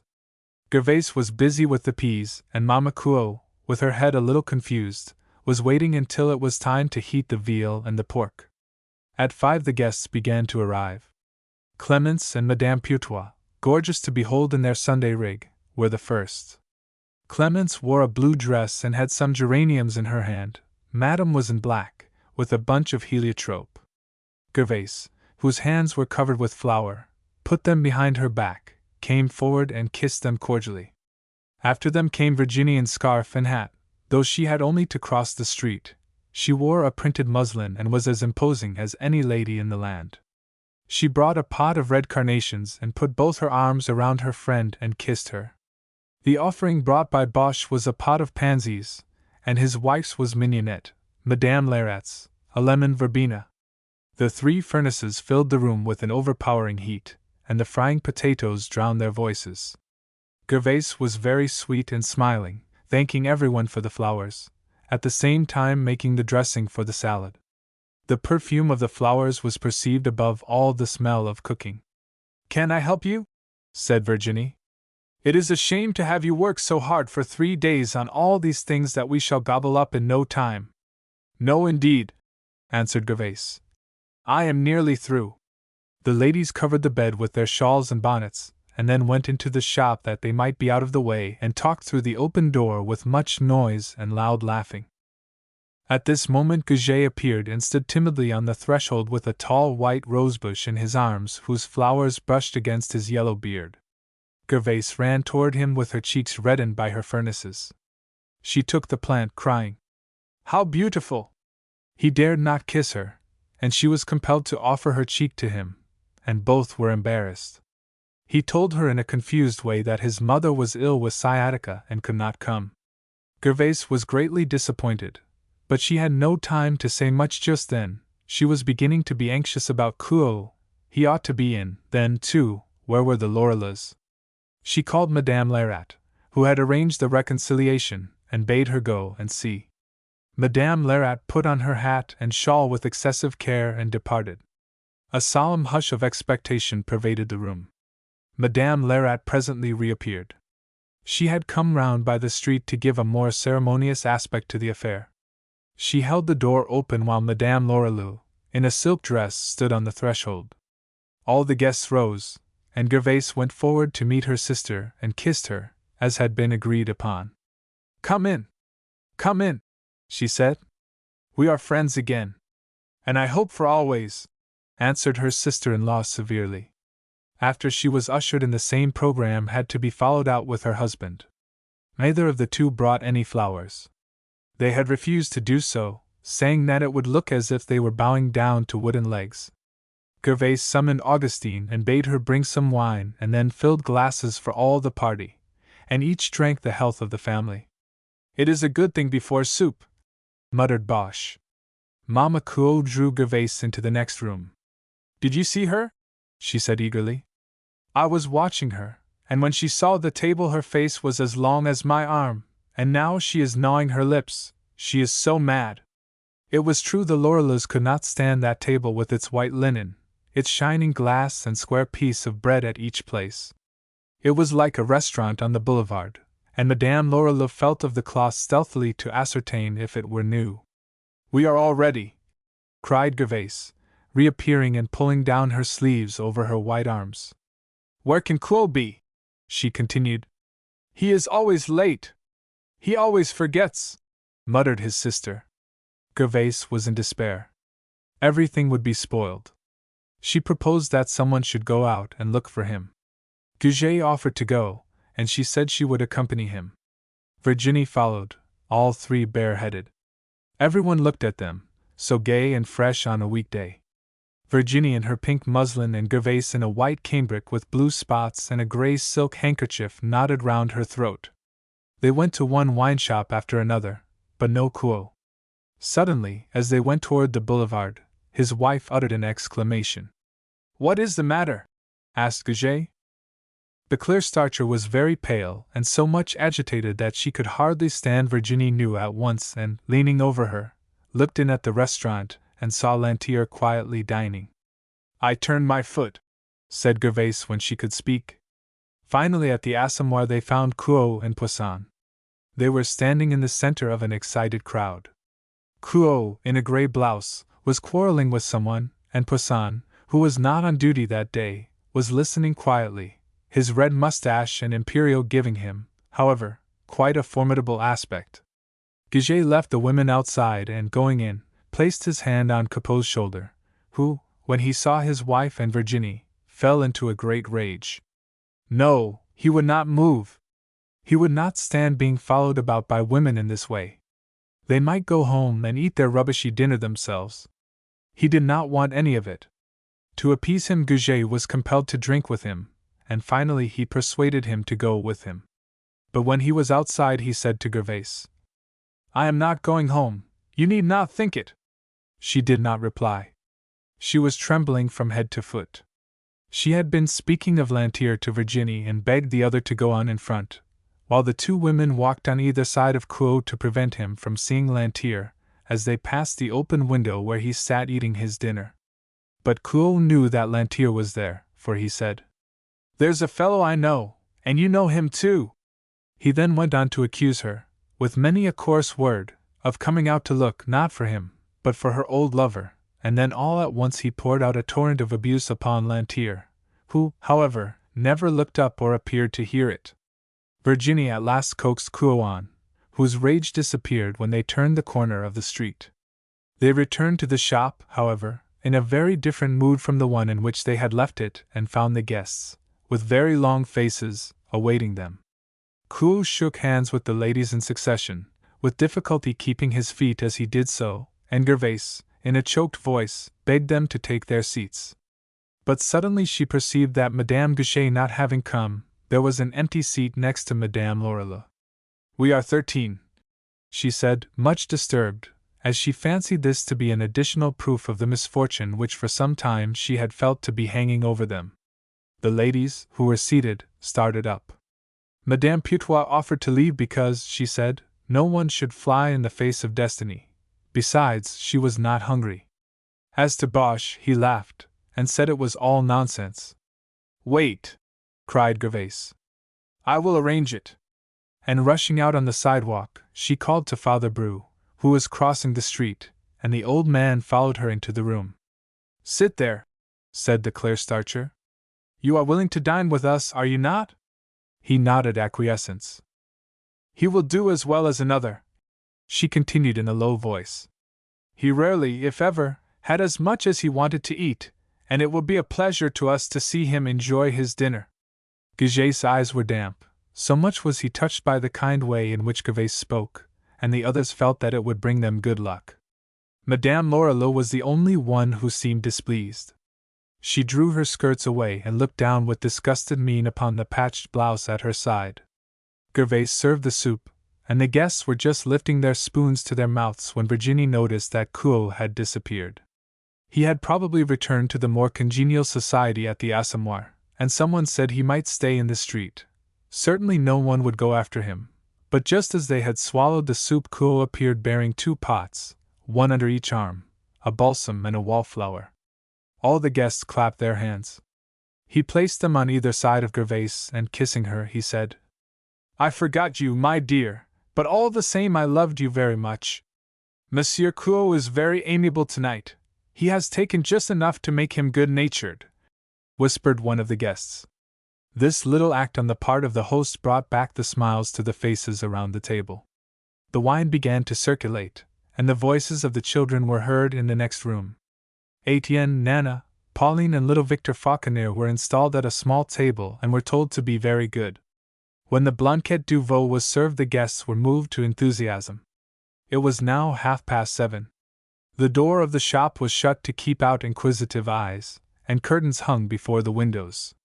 The veal was a great success, the sauce was delicious, and the mushrooms extraordinarily good. Then came the spare rib of pork. Of course, all these good things demanded a large amount of wine. In the next room at the children's table, Nana was playing the mistress of the household. She was seated at the head of the table and for a while was quite dignified, but her natural gluttony made her forget her good manners when she saw Augustine stealing the peas from the plate, and she slapped the girl vehemently. Take care, mademoiselle, said Augustine sulkily, or I will tell your mother that I heard you ask Victor to kiss you. Now was the time for the goose. 2 lamps were placed on the table, one at each end, and the disorder was very apparent. The cloth was stained and spotted. Gervais left the table to reappear presently, bearing the goose in triumph. Lorilleux and his wife exchanged a look of dismay. Who will cut it? Said the Claire-Starcher. No, not I. It is too big for me to manage. Couot said he could do it. After all, it was a simple thing enough. He should just tear it to pieces. There was a cry of dismay. Madame Lerat had an inspiration. Monsieur Poisson is the man, she said. Of course he understands the use of arms. And she handed the sergeant the carving knife. Poisson made a stiff inclination of his whole body and drew the dish toward him and went to work in a slow, methodical fashion. As he thrust his knife into the breast, Lorilleux was seized with momentary patriotism, and he exclaimed, If it were only a Cossack! At last the goose was carved and distributed, and the whole party ate as if they were just beginning their dinner. Presently there was a grand outcry about the heat, and Couot opened the door into the street. Gervais devoured large slices of the breast, hardly speaking, but a little ashamed of her own gluttony in the presence of Goujet. She never forgot old Bru, however, and gave him the choicest morsels, which he swallowed unconsciously, his palate having long since lost the power of distinguishing flavors. Mamma Couot picked a bone with her 2 remaining teeth. And the wine! Good heavens, how much they drank! A pile of empty bottles stood in the corner. When Madame Putois asked for water, Couot himself removed the carafes from the table. No one should drink water, he declared, in his house. Did she want to swallow frogs and live things? And he filled up all the glasses. Hypocrites might talk as much as they pleased. The juice of the grape was a mighty good thing and a famous invention. The guests all laughed and approved. Working people must have their wine, they said, and Father Noah had planted the vine for them especially. Wine gave courage and strength for work, and if it chanced that a man sometimes took a drop too much, in the end it did him no harm, and life looked brighter to him for a time. Goujet himself, who was usually so prudent and abstemious, was becoming a little excited. Boche was growing red, and the Lorilleux pair very pale, while Poussin assumed a solemn and severe aspect. The men were all more or less tipsy, and the ladies, well, the less we say of the ladies, the better. Suddenly Gervaise remembered the 6 bottles of sealed wine she had omitted to serve with the goose as she had intended. She produced them amid much applause. The glasses were filled anew, and Poussin rose and proposed the health of their hostess. "And 50 more birthdays!" cried Virginie. "No, no," answered Gervaise with a smile that had a touch of sadness in it. "I do not care to live to be very old. There comes a time when one is glad to go." A little crowd had collected outside and smiled at the scene, and the smell of the goose pervaded the whole street. The clerks in the grocery opposite licked their lips and said it was good and curiously estimated the amount of wine that had been consumed. None of the guests were annoyed by being the subjects of observation, although they were fully aware of it, and, in fact, rather enjoyed it. Kuo, catching sight of a familiar face, held up a bottle, which, being accepted with a nod, he sent it out with a glass. This established a sort of fraternity with the street. In the next room the children were unmanageable. They had taken possession of a saucepan and were drumming on it with spoons. Mama Kuo and Father Bru were talking earnestly. The old man was speaking of his 2 sons who had died in the Crimea. Ah, had they but lived, he would have had bread to eat in his old age. Madame Kuo, whose tongue was a little thick, said, "Yes, but one has a good deal of unhappiness with children. Many an hour have I wept on account of mine." Father Bru hardly heard what she said but talked on, half to himself. "I can't get any work to do. I am too old. When I ask for any, people laugh and ask if it was I who blacked Henri Cotter's boots. Last year I earned 30 sous by painting a bridge. I had to lie on my back all the time, close to the water, and since then I have coughed incessantly." He looked down at his poor stiff hands and added, "I know I am good for nothing. I wish I was by the side of my boys. It is a great pity that one can't kill oneself when one begins to grow old." "Really," said Lorelou, "I cannot see why the government does not do something for people in your condition. Men who are disabled." "But workmen are not soldiers," interrupted Poussin, who considered it his duty to espouse the cause of the government. "It is foolish to expect them to do impossibilities." The dessert was served. In the center was a pyramid of sponge cake in the form of a temple with melon-like sides, and on the top was an artificial rose with a butterfly of silver paper hovering over it, held by a gilt wire. 2 drops of gum in the heart of the rose stood for dew. On the left was a deep plate with a bit of cheese, and on the other side of the pyramid was a dish of strawberries, which had been sugared and carefully crushed. In the salad dish there were a few leaves of lettuce left. "Madame Boche," said Gervaise courteously, "pray eat these. I know how fond you are of salad." The concierge shook her head. There were limits even to her capacities, and she looked at the lettuce with regret. Clemence told how she had once eaten 3 quarts of watercresses at her breakfast. Madame Putois declared that she enjoyed lettuce with a pinch of salt and no dressing, and as they talked the ladies emptied the salad bowl. None of the guests were dismayed at the dessert, although they had eaten so enormously. They had the night before them too, there was no need of haste.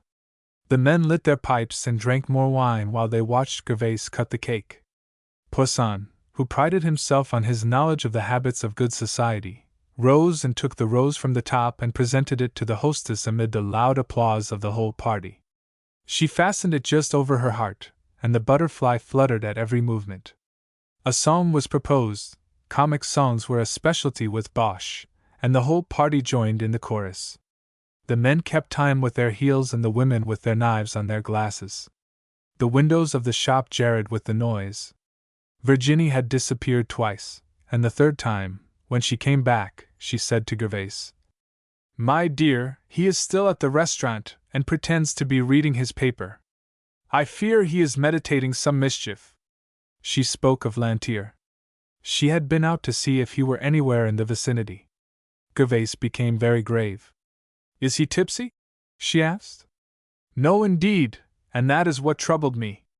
Why on earth should he stay there so long if he is not drinking? My heart is in my mouth. I am so afraid something will happen." The clear-starcher begged her to say no more. Madame Putois started up and began a fierce piratical song, standing stiff and erect in her black dress, her pale face surrounded by her black lace cap, and gesticulating violently. Poisson nodded approval.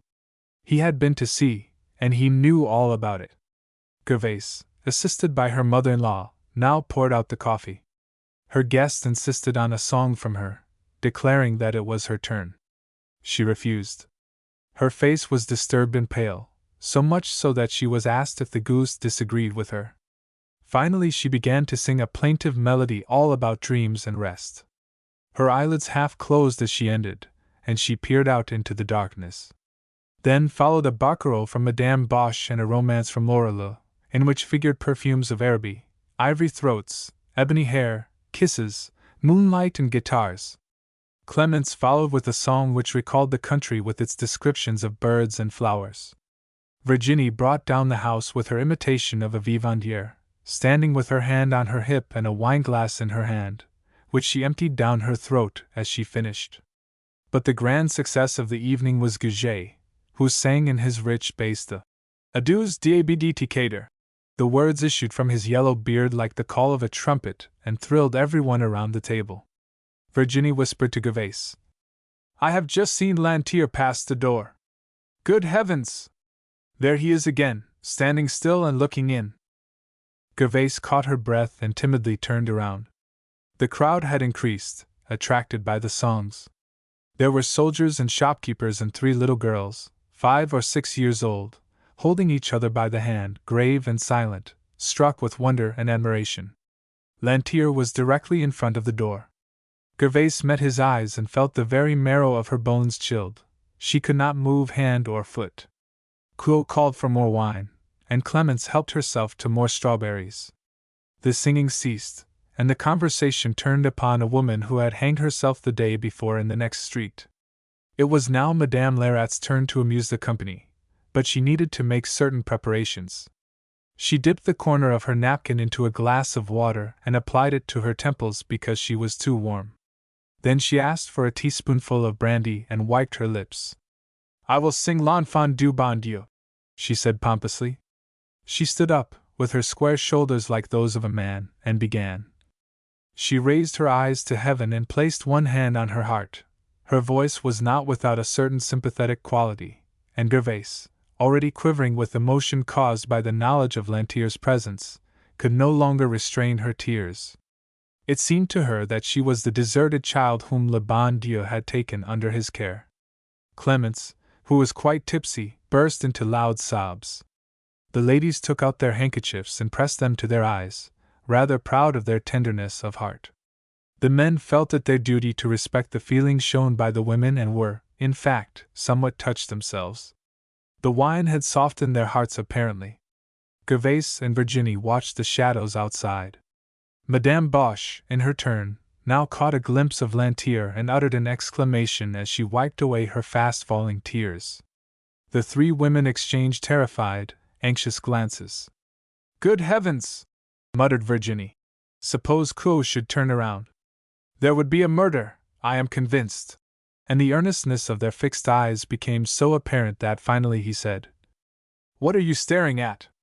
And leaning forward, he, too, saw Lantier. "This is too much," he muttered.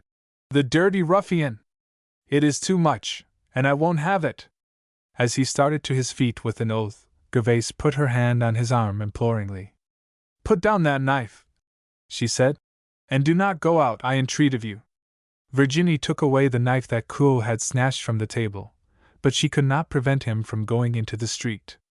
The other guests saw nothing, so entirely absorbed were they in the touching words which Madame Lerat was still singing. Gervaise sat with her hands clasped convulsively, breathless with fear, expecting to hear a cry of rage from the street and see one of the 2 men fall to the ground. Virginie and Madame Bosch had something of the same feeling. Quot had been so overcome by the fresh air that when he rushed forward to take Lantier by the collar he missed his footing and found himself seated quietly in the gutter. Lantier moved aside a little without taking his hands from his pockets. Quot staggered to his feet again, and a violent quarrel commenced. Gervaise pressed her hands over her eyes, Suddenly all was quiet, and she opened her eyes again and looked out. To her intense astonishment she saw Lantier and her husband talking in a quiet, friendly manner. Gervais exchanged a look with Madame Bosch and Virginie. What did this mean? As the women watched them, the two men began to walk up and down in front of the shop. They were talking earnestly. Kuo seemed to be urging something, and Lantier refusing. Finally Kuo took Lantier's arm and almost dragged him toward the shop. "I tell you, you must!" he cried. "You shall drink a glass of wine with us. Men will be men all the world over. My wife and I know that perfectly well." Madame Lerat had finished her song and seated herself with the air of being utterly exhausted. She asked for a glass of wine. When she sang that song, she said, she was always torn to pieces, and it left her nerves in a terrible state. Lantier had been placed at the table by Kuo and was eating a piece of cake, leisurely dipping it into his glass of wine. With the exception of Madame Bosch and Virginie, no one knew him. The Lorilleuxs looked at him with some suspicion, which, however, was very far from the mark. An awkward silence followed, broken by Kuo, who said simply, "He is a friend of ours." And turning to his wife, he added, "Can't you move round a little? Perhaps there is a cup of hot coffee." Gervais looked from one to the other. She was literally dazed. When her husband first appeared with her former lover, she had clasped her hands over her forehead with that instinctive gesture with which in a great storm one waits for the approach of the thunderclap. It did not seem possible that the walls would not fall and crush them all. Then, seeing the two men calmly seated together, it all at once seemed perfectly natural to her. She was tired of thinking about it, and preferred to accept it. Why, after all, should she worry? No one else did. Everyone seemed to be satisfied. Why should not she be also? The children had fallen asleep in the back room, Pauline with her head on Etienne's shoulder. Gervais started as her eyes fell on her boy. She was shocked at the thought of his father sitting there eating cake without showing the least desire to see his child. She longed to awaken him and show him to Lantier. And then again she had a feeling of passing wonder at the manner in which things settled themselves in this world. She would not disturb the serenity of matters now, so she brought in the coffee pot and poured out a cup for Lantier, who received it without even looking up at her as he murmured his thanks. "Now it is my turn to sing!" shouted Kuo. His song was one familiar to them all and even to the street, for the little crowd at the door joined in the chorus.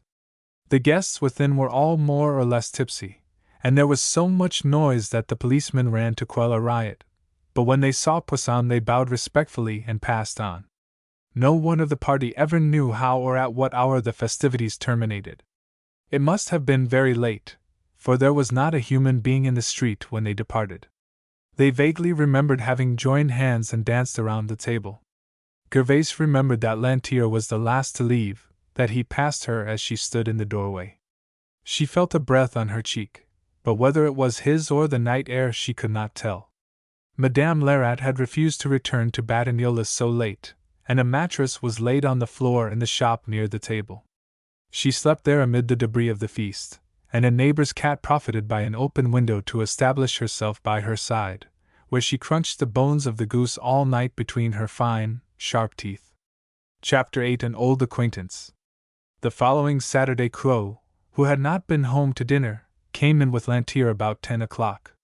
They had been eating pig's feet at a restaurant at Montmartre. "Don't scold, wife," said Kuo. "We have not been drinking, you see, we can walk perfectly straight."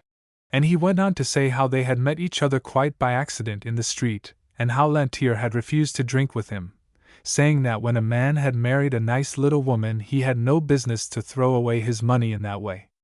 Gervais listened with a faint smile. She had no idea of scolding. Oh no, it was not worth the trouble, but she was much agitated at seeing the two men together so soon again, and with trembling hands she knotted up her loosened hair. Her workwomen had been gone some time. Nana and Mama Kuo were in bed, and Gervais, who was just closing her shutters when her husband appeared, brought out some glasses and the remains of a bottle of brandy. Lantier did not sit down, and avoided addressing her directly. When she served him, however, he exclaimed, "A drop, madam, a mere drop!" Kuo looked at them for a moment, and then expressed his mind fully. They were no fools, he said, nor were they children. The past was the past. If people kept up their enmities for 9 or 10 years, no one would have a soul to speak to soon. As for himself, he was made differently. He knew they were honest people, and he was sure he could trust them. Of course, murmured Gervais, hardly knowing what she said. Of course. I regard her as a sister, said Lantier. Only as a sister. Give us your hand on that, cried Kuo, and let us be good friends in the future. After all, a good heart is better than gold, and I estimate friendship as above all price. And he gave himself a little tap on his breast and looked about for applause, as if he had uttered rather a noble sentiment. Then the three silently drank their brandy. Gervais looked at Lantier and saw him for the first time, for on the night of the fete she had seen him, as it were, through a glass, darkly. He had grown very stout, and his arms and legs very heavy. But his face was still handsome, although somewhat bloated by liquor and good living. He was dressed with care, and did not look any older than his years. He was 35. He wore grey pantaloons and a dark blue frock coat, like any gentleman, and had a watch and a chain on which hung a ring, a souvenir, apparently. I must go, he said presently.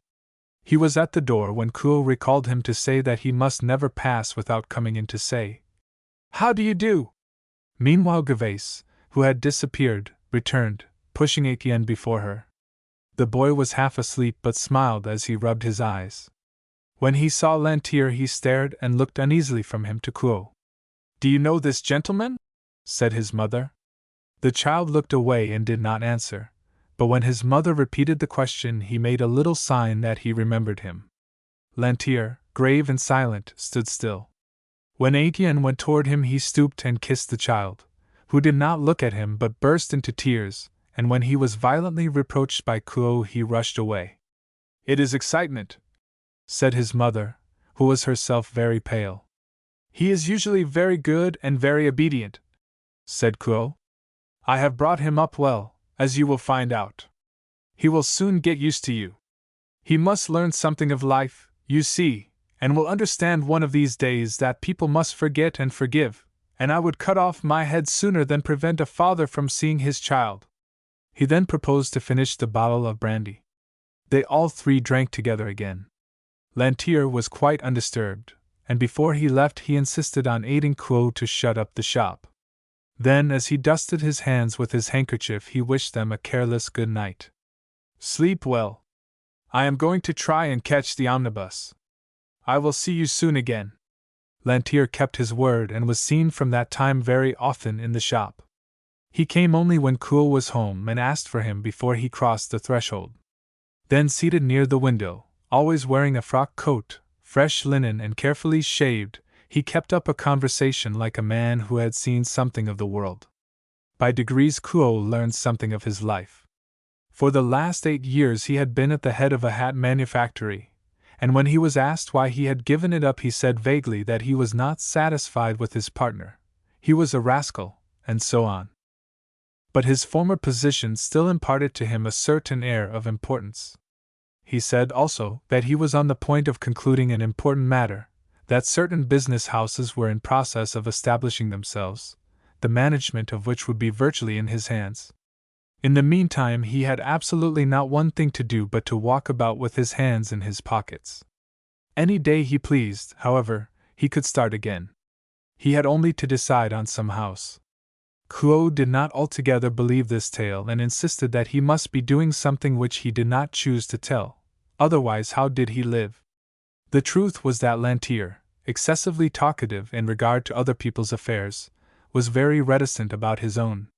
He lied quite as often as he spoke the truth and would never tell where he resided.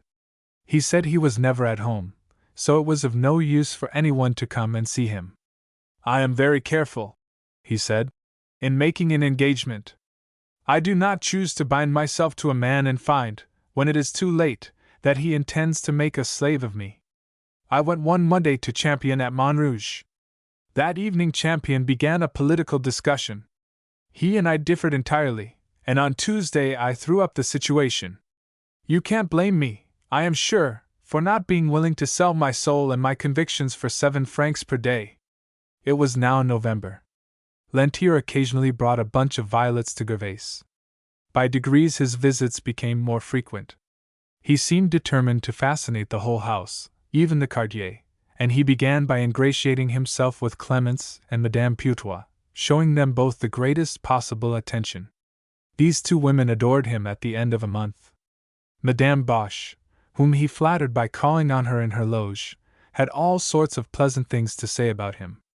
As to the Lorilleuxs, they were furious when they found out who he was and declared that it was a sin and a disgrace for Gervais to bring him into her house. But one fine day Lantier bearded them in their den, and ordered a chain made for a lady of his acquaintance, and made himself so agreeable that they begged him to sit down, and kept him an hour. After this visit they expressed their astonishment that a man so distinguished could ever have seen anything in wooden legs to admire. By degrees, therefore, people had become accustomed to seeing him, and no longer expressed their horror or amazement. Goujet was the only one who was disturbed. If Lantier came in while he was there, he at once departed and avoided all intercourse with him. Gervais was very unhappy. She was conscious of a returning inclination for Lantier, and she was afraid of herself and of him. She thought of him constantly.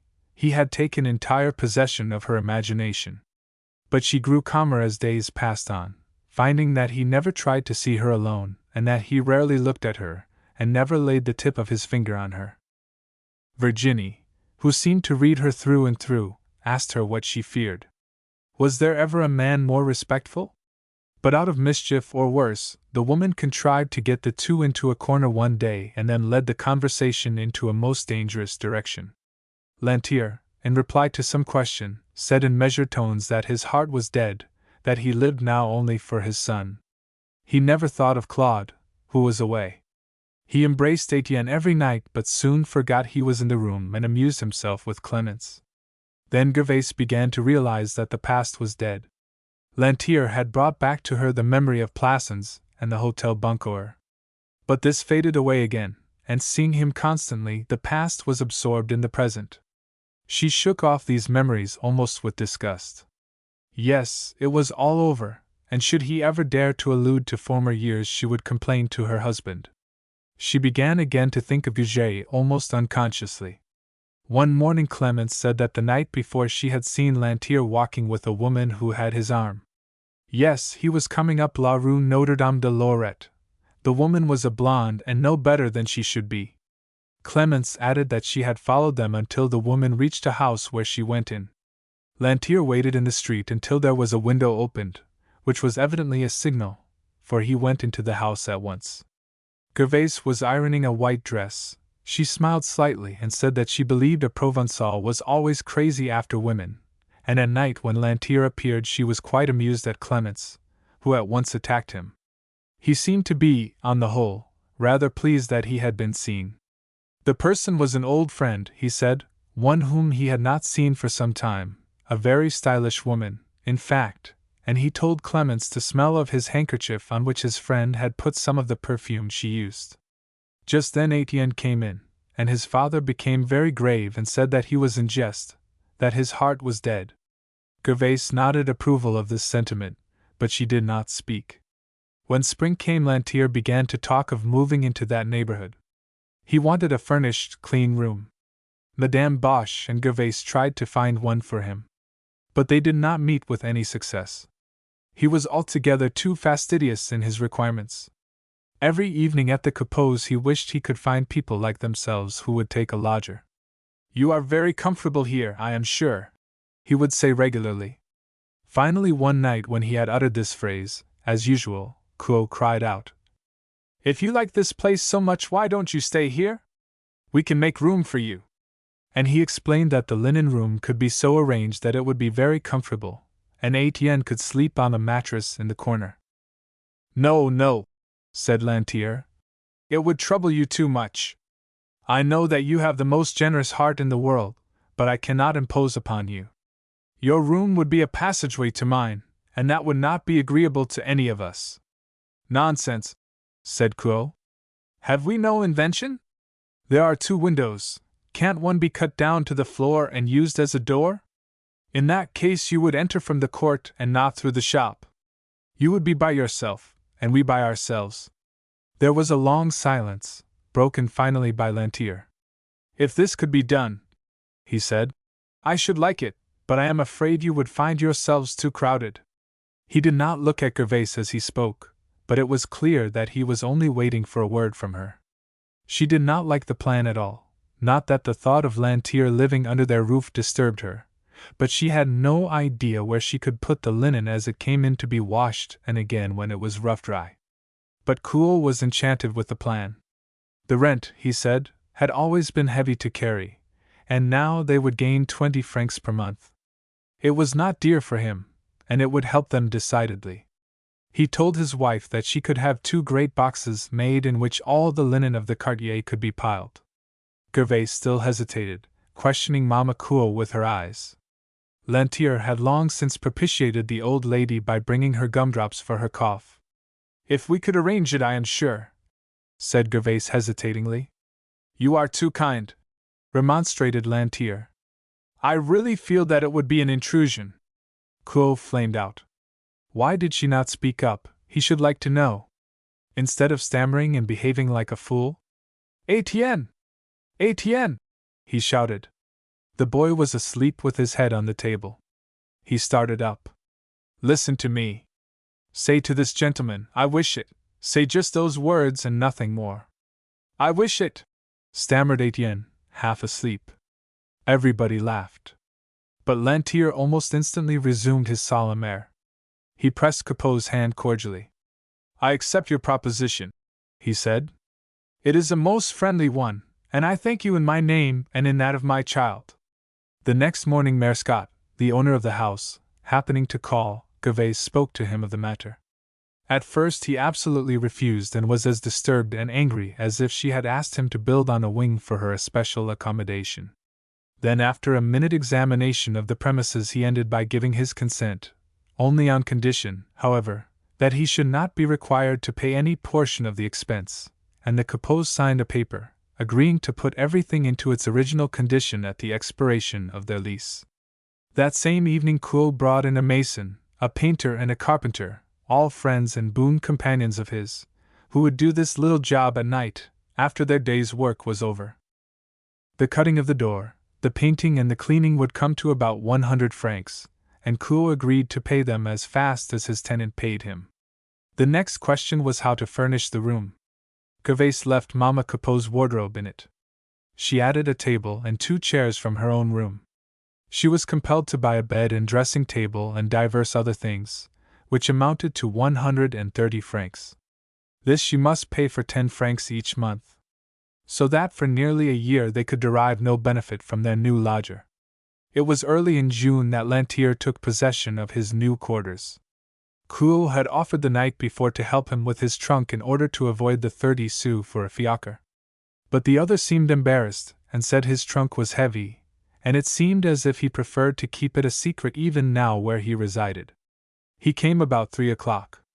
Kuhl was not there, and Gervais, standing at her shop door, turned white as she recognized the trunk on the fiacre.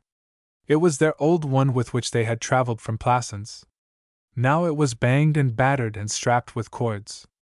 She saw it brought in as she had often seen it in her dreams, and she vaguely wondered if it were the same fiacre which had taken him and Adele away. Bosch welcomed Lantier cordially. Gervais stood by in silent bewilderment, watching them place the trunk in her lodger's room. Then, hardly knowing what she said, she murmured, "We must take a glass of wine together." Lantier, who was busy untying the cords on his trunk, did not look up, and she added, "You will join us, Monsieur Bosch." And she went for some wine and glasses. At that moment she caught sight of Poussin passing the door. She gave him a nod and a wink which he perfectly understood. It meant, when he was on duty, that he was offered a glass of wine. He went round by the courtyard in order not to be seen.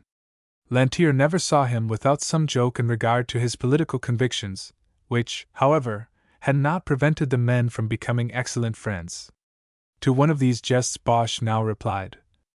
"Did you know," he said, "that when the Emperor was in London he was a policeman, and his special duty was to carry all the intoxicated women to the station house. Gervais had filled 3 glasses on the table. She did not care for any wine.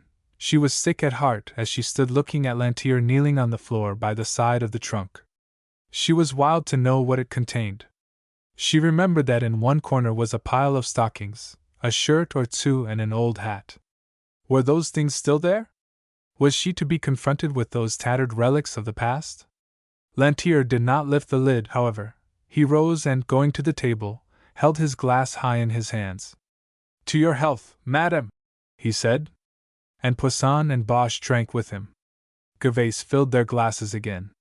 The 3 men wiped their lips with the backs of their hands. Then Lantier opened his trunk. It was filled with a hodgepodge of papers, books, old clothes, and bundles of linen.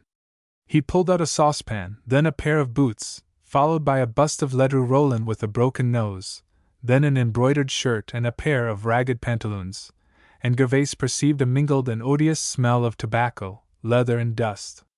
No, the old hat was not in the left corner. In its place was a pincushion, the gift of some woman.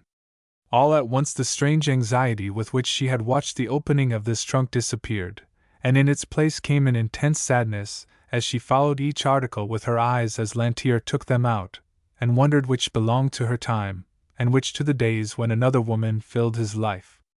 "Look here, Poisson!" cried Lantier, pulling out a small book. It was a scurrilous attack on the Emperor, printed at Brussels, entitled The Amours of Napoleon III.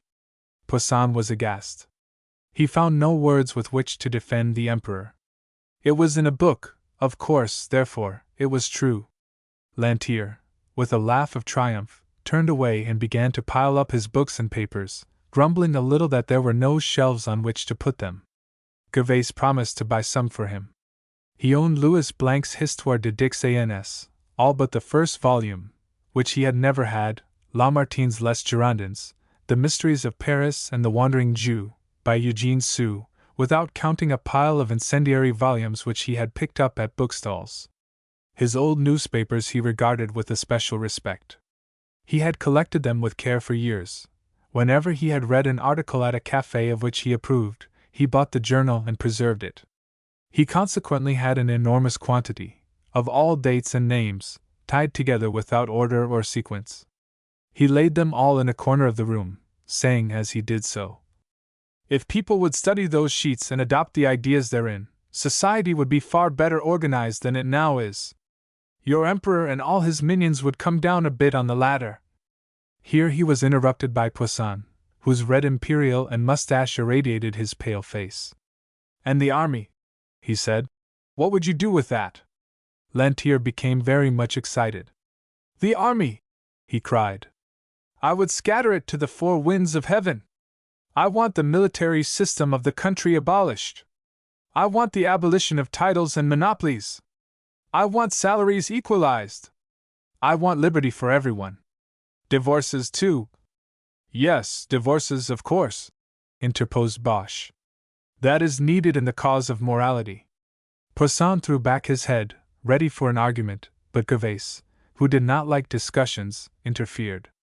She had recovered from the torpor into which she had been plunged by the sight of this trunk, and she asked the men to take another glass. Lantier was suddenly subdued and drank his wine, but Bosch looked at Poisson uneasily. "All this talk is between ourselves, is it not?" he said to the policeman. Poisson did not allow him to finish. He laid his hand on his heart and declared that he was no spy. Their words went in at one ear and out at another. He had forgotten them already. Cool by this time appeared, and more wine was sent for. But Poisson dared linger no longer, and stiff and haughty, he departed through the courtyard. From the very first Lantier was made thoroughly at home. Lantier had his separate room, private entrance and key. But he went through the shop almost always. The accumulation of linen disturbed Gervais, for her husband never arranged the boxes he had promised, and she was obliged to stow it away in all sorts of places, under the bed and in the corner. She did not like making up Etienne's mattress late at night either. Goujet had spoken of sending the child to Lille to his own old master, who wanted apprentices. The plan pleased her, particularly as the boy, who was not very happy at home, was impatient to become his own master. But she dared not ask Lantier, who had come there to live ostensibly to be near his son. She felt, therefore, that it was hardly a good plan to send the boy away within a couple of weeks after his father's arrival. When, however, she did make up her mind to approach the subject, he expressed warm approval of the idea, saying that youths were far better in the country than in Paris. Finally, it was decided that Etienne should go, and when the morning of his departure arrived, Lantier read his son a long lecture and then sent him off, and the house settled down into new habits. Gervais became accustomed to seeing the dirty linen lying about and to seeing Lantier coming in and going out. He still talked with an important air of his business operations. He went out daily, dressed with the utmost care, and came home, declaring that he was worn out with the discussions in which he had been engaged and which involved the gravest and most important interests.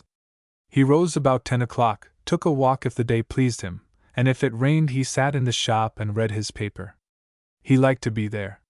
It was his delight to live surrounded by a circle of worshipping women, and he basked indolently in the warmth and atmosphere of ease and comfort which characterized the place. At first Lantier took his meals at the restaurant at the corner, but after a while he dined 3 or 4 times a week with the Capots and finally requested permission to board with them and agreed to pay them 15 francs each Saturday. Thus he was regularly installed and was one of the family. He was seen in his shirt sleeves in the shop every morning, attending to any little matters or receiving orders from the customers. He induced Gervais to leave her own wine merchant and go to a friend of his own. Then he found fault with the bread and sent Augustine to the Vienna bakery in a distant faubourg. He changed the grocer but kept the butcher on account of his political opinions. At the end of a month he had instituted a change in the cuisine. Everything was cooked in oil, being a Provençal, that was what he adored. He made the omelettes himself, which were as tough as leather. He superintended Mama Couot and insisted that the beefsteaks should be thoroughly cooked, until they were like the soles of an old shoe. He watched the salad to see that nothing went in which he did not like. His favorite dish was vermicelli, into which he poured half a bottle of oil. This he and Gervais ate together, for the others, being Parisians, could not be induced to taste it. By degrees Lantier attended to all those affairs which fall to the share of the master of the house and to various details of their business, in addition. He insisted that if the 5 francs which the Lorilla people had agreed to pay toward the support of Mama Couot was not forthcoming, they should go to law about it. In fact, 10 francs was what they ought to pay. He himself would go and see if he could not make them agree to that. He went up at once and asked them in such a way that he returned in triumph with the 10 francs. And Madame Lerat, too, did the same at his representation. Mama Couot could have kissed Lantier's hands, who played the part, besides, of an arbiter in the quarrels between the old woman and Gervais. The latter, as was natural, sometimes lost patience with the old woman, who retreated to her bed to weep. He would bluster about and ask if they were simpletons, to amuse people with their disagreements, and finally induce them to kiss and be friends once more. He expressed his mind freely in regard to Nana also. In his opinion she was brought up very badly, and here he was quite right, for when her father cuffed her, her mother upheld her, and when, in her turn, the mother reproved, the father made a scene. Nana was delighted at this and felt herself free to do much as she pleased. She had started a new game at the ferriery opposite. She spent entire days swinging on the shafts of the wagons. She concealed herself, with her troop of followers, at the back of the dark court, redly lit by the forge, and then would make sudden rushes with screams and whoops, followed by every child in the neighborhood, reminding one of a flock of martins or sparrows. Lantier was the only one whose scoldings had any effect. She listened to him graciously. This child of 10 years of age, precocious and vicious, coquetted with him as if she had been a grown woman. He finally assumed the care of her education. He taught her to dance and to talk slang. Thus a year passed away.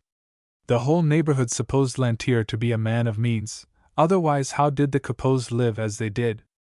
Gervais, to be sure, still made money, but she supported 2 men who did nothing, and the shop, of course, did not make enough for that. The truth was that Lantier had never paid 1 sou, either for board or lodging. He said he would let it run on, and when it amounted to a good sum he would pay it all at once. After that Gervais never dared to ask him for a centime. She got bread, wine and meat on credit. Bills were running up everywhere, for their expenditures amounted to 3 and 4 francs every day. She had never paid anything, even a trifle on account, to the man from whom she had bought her furniture or to Capot's 3 friends who had done the work in Lantier's room. The tradespeople were beginning to grumble and treated her with less politeness.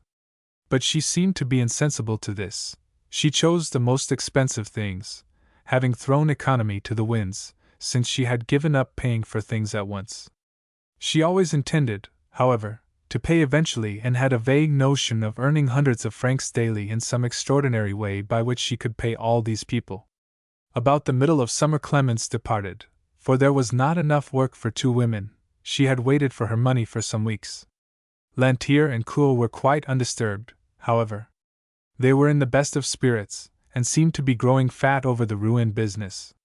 In the quartier there was a vast deal of gossip. Everybody wondered as to the terms on which Lantier and Gervais now stood.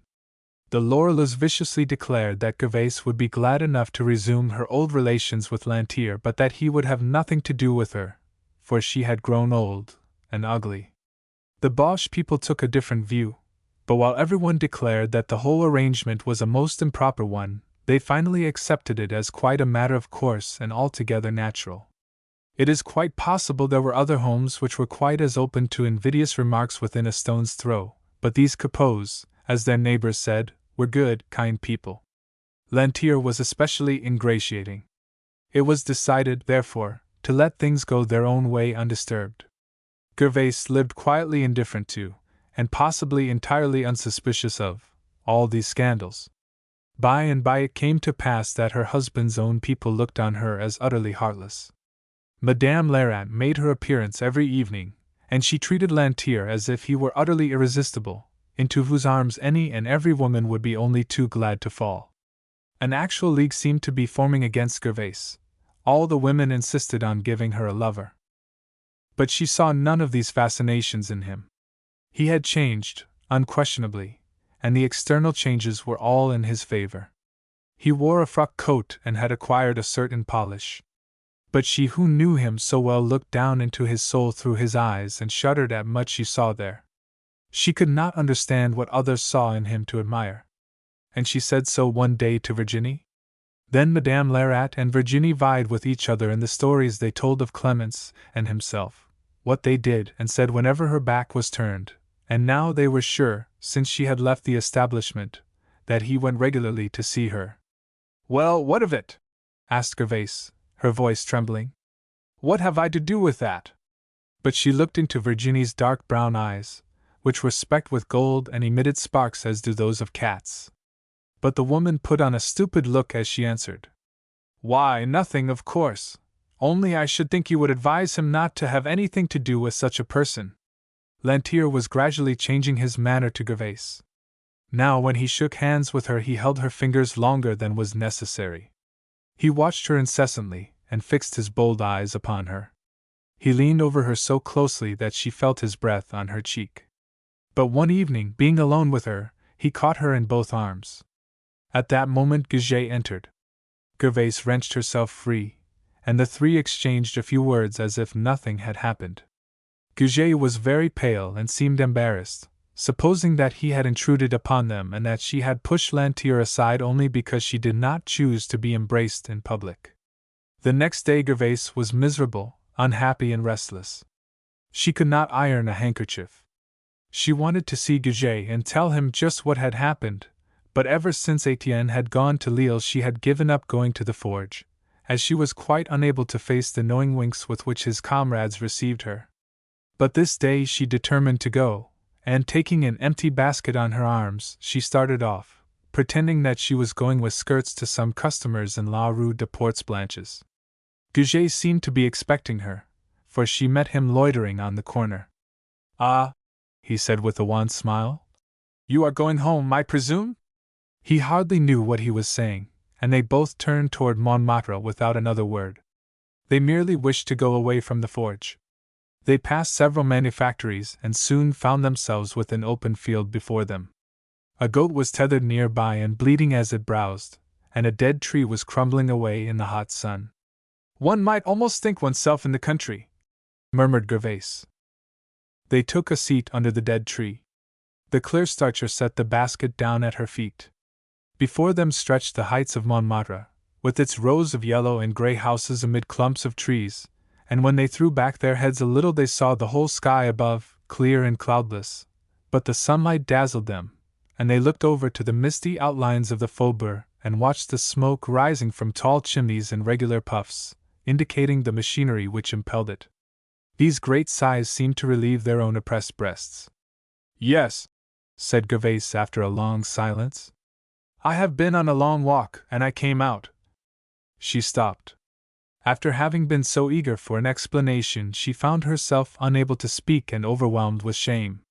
She knew that he as well as herself had come to that place with the wish and intention of speaking on one especial subject, and yet neither of them dared to allude to it. The occurrence of the previous evening weighed on both their souls. Then, with a heart torn with anguish and with tears in her eyes, she told him of the death of Madame Bijard, who had breathed her last that morning after suffering unheard of agonies. "It was caused by a kick of Bijard's," she said in her low, soft voice. "Some internal injury. For 3 days she has suffered frightfully. Why are not such men punished? I suppose, though, if the law undertook to punish all the wretches who kill their wives, that it would have too much to do. After all, one kick more or less, what does it matter in the end?" And this poor creature, in her desire to save her husband from the scaffold, declared she had fallen over a tub. Goujet did not speak. He sat pulling up the tufts of grass. "It is not a fortnight," continued Gervais, "since she weaned her last baby, and here is that child lately left to take care of 2 mites. She is not 8 years old, but as quiet and sensible as if she were a grown woman, and her father kicks and strikes her too. Poor little soul! There are some persons in this world who seem born to suffer." Goujet looked at her and then said suddenly, with trembling lips, "You made me suffer yesterday." Gervais clasped her hands imploringly, and he continued, "I knew of course how it must end, only you should not have allowed me to think." He could not finish. She started up, seeing what his convictions were. She cried out, "You are wrong! I swear to you that you are wrong! He was going to kiss me, but his lips did not touch me, and it is the very first time that he made the attempt. Believe me, for I swear, on all that I hold most sacred, that I am telling you the truth." But the blacksmith shook his head. He knew that women did not always tell the truth on such points. Gervais then became very grave. "You know me well," she said. "You know that I am no liar. I again repeat that Lantier and I are friends. We shall never be anything more, for if that should ever come to pass I should regard myself as the vilest of the vile and should be unworthy of the friendship of a man like yourself." Her face was so honest, her eyes were so clear and frank, that he could do no less than believe her. Once more he breathed freely. He held her hand for the first time. Both were silent. White clouds sailed slowly above their heads with the majesty of swans. The goat looked at them and bleated piteously, eager to be released, and they stood hand in hand on that bleak slope with tears in their eyes. "Your mother likes me no longer," said Gervais in a low voice. "Do not say no. How can it be otherwise? We owe you so much money." He roughly shook her arm in his eagerness to check the words on her lips. He would not hear her. He tried to speak, but his throat was too dry. He choked a little and then he burst out. "Listen to me," he cried. "I have long wished to say something to you. You are not happy. My mother says things are all going wrong with you, and—" He hesitated. "We must go away together and at once." She looked at him, not understanding him but impressed by this abrupt declaration of a love from him, who had never before opened his lips in regard to it. "What do you mean?" she said. "I mean," he answered without looking in her face, "that we two can go away and live in Belgium. It is almost the same to me as home, and both of us could get work and live comfortably." The color came to her face, which she would have hidden on his shoulder to hide her shame and confusion. He was a strange fellow to propose an elopement. It was like a book and like the things she heard of in high society. She had often seen and known of the workmen about her making love to married women, but they did not think of running away with them. "Ah, Monsieur Goujet," she murmured, but she could say no more. "Yes," he said, "we two would live all by ourselves." But as her self-possession returned, she refused with firmness. "It is impossible," she said, "and it would be very wrong.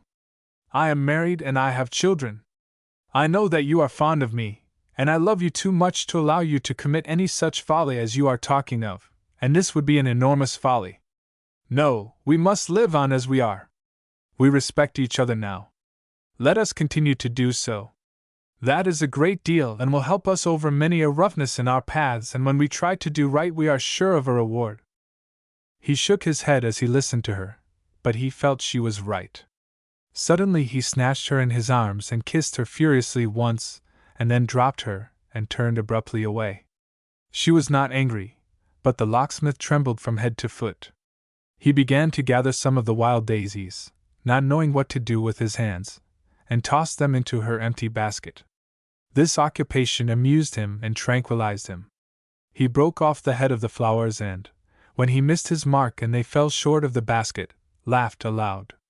Gervaise sat with her back against the tree, happy and calm.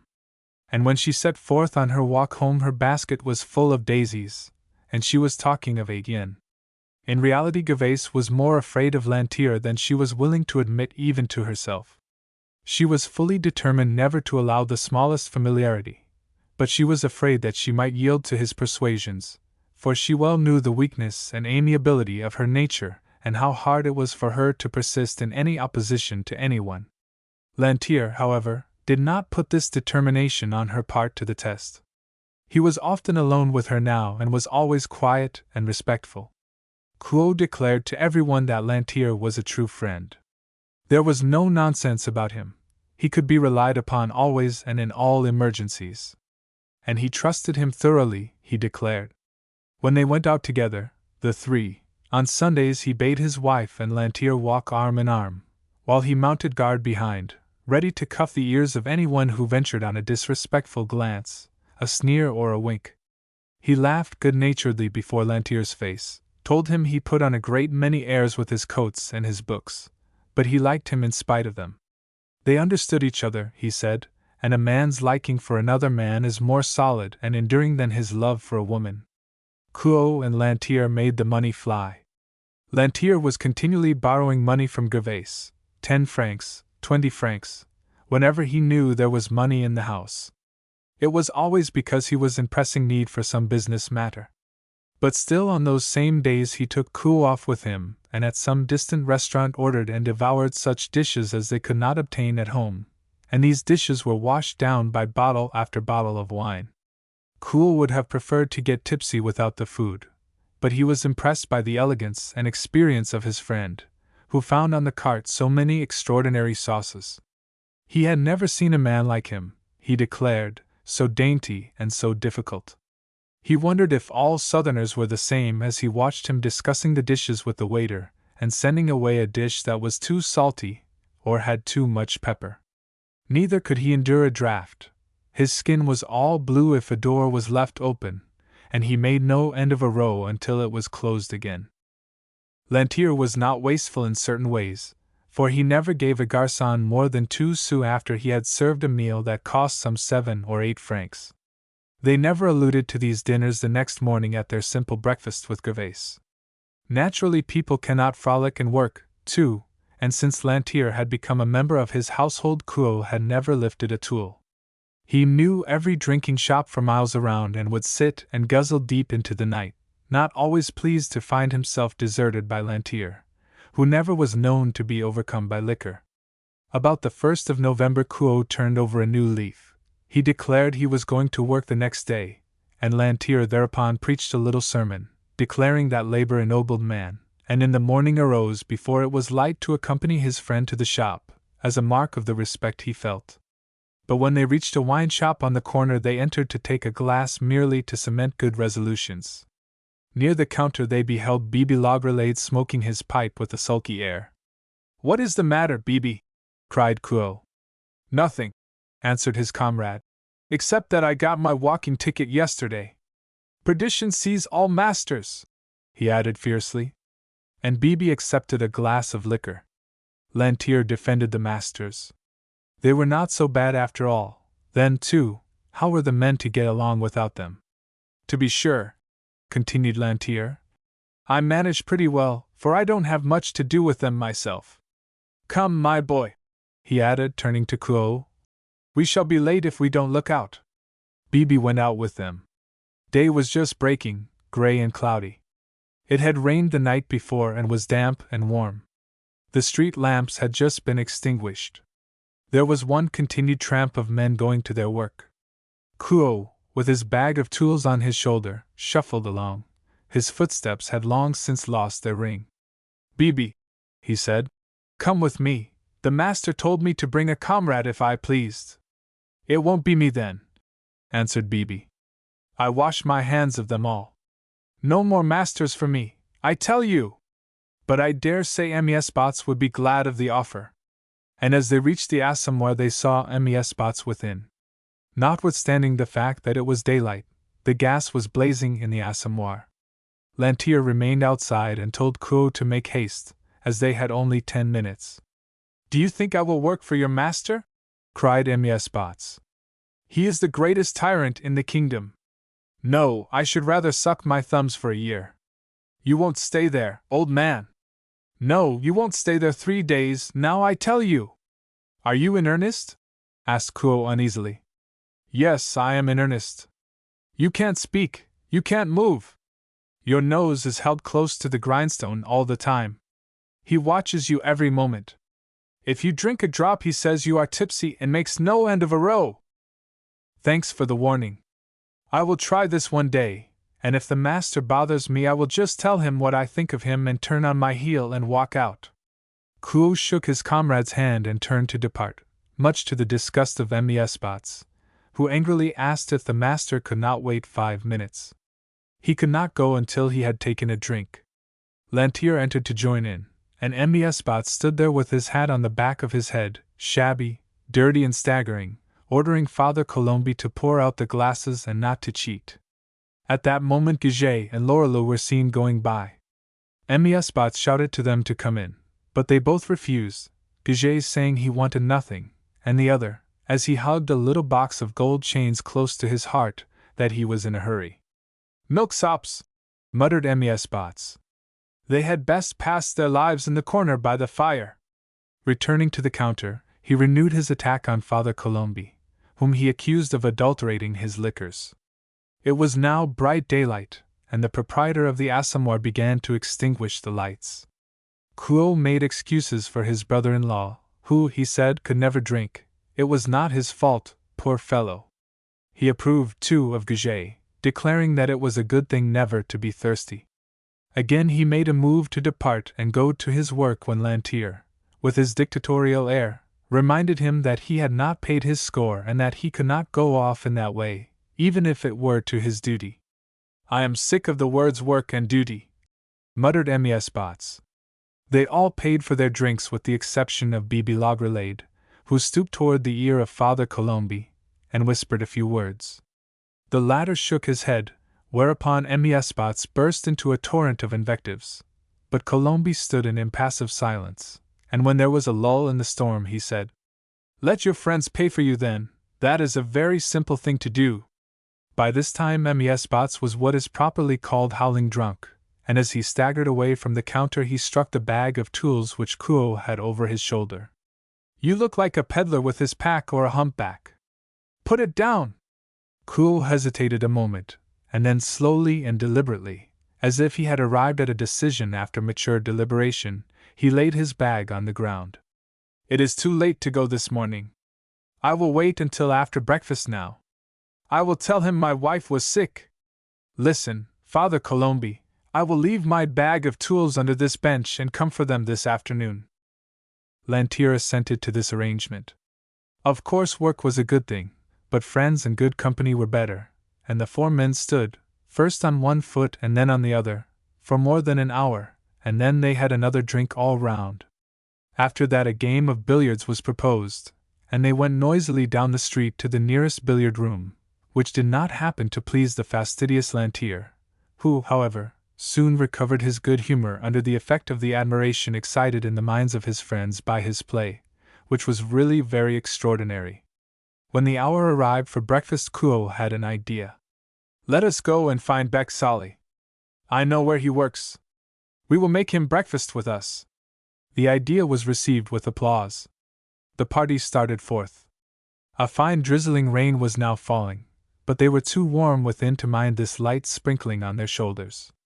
Kuo took them to a factory where his friend worked, and at the door gave 2 sous to a small boy to go up and find Beck Solly and to tell him that his wife was very sick and had sent for him. Beck Solly quickly appeared, not in the least disturbed, as he suspected a joke. "Aha!" he said as he saw his friend. "I knew it!" They went to a restaurant, and ordered a famous repast of pig's feet, and they sat and sucked the bones and talked about their various employers. "Will you believe," said Beck Solly, "that mine has had the brass to hang up a bell? Does he think we are slaves to run when he rings it? Never was he so mistaken." "I am obliged to leave you," said Kuo, rising at last with an important air. "I promised my wife to go to work today, and I leave you with the greatest reluctance." The others protested and entreated, but he seemed so decided that they all accompanied him to the assommoir to get his tools. He pulled out the bag from under the bench and laid it at his feet, while they all took another drink. The clock struck 1, and Kuo kicked his bag under the bench again. He would go tomorrow to the factory. One day really did not make much difference. The rain had ceased, and one of the men proposed a little walk on the boulevards to stretch their legs. The air seemed to stupefy them, and they loitered along with their arms swinging at their sides, without exchanging a word. When they reached the wine shop on the corner of La Rue des Poissonniers, they turned in mechanically. Lantier led the way into a small room divided from the public one by windows only. This room was much affected by Lantier, who thought it more stylish by far than the public one. He called for a newspaper, spread it out, and examined it with a heavy frown. Kuo and Mies played a game of cards, while wine and glasses occupied the center of the table. "What is the news?" asked Bibi. Lantier did not reply instantly, but presently, as the others emptied their glasses, he began to read aloud an account of a frightful murder, to which they listened with eager interest. Then ensued a hot discussion and argument as to the probable motives for the murder. By this time the wine was exhausted, and they called for more. About 5 all except Lantier were in a state of beastly intoxication, and he found them so disgusting that, as usual, he made his escape without his comrades noticing his defection. Lantier walked about a little and then, when he felt all right, went home and told Gervais that her husband was with his friends. Kuo did not make his appearance for 2 days. Rumors were brought in that he had been seen in one place and then in another, and always alone. His comrades had apparently deserted him.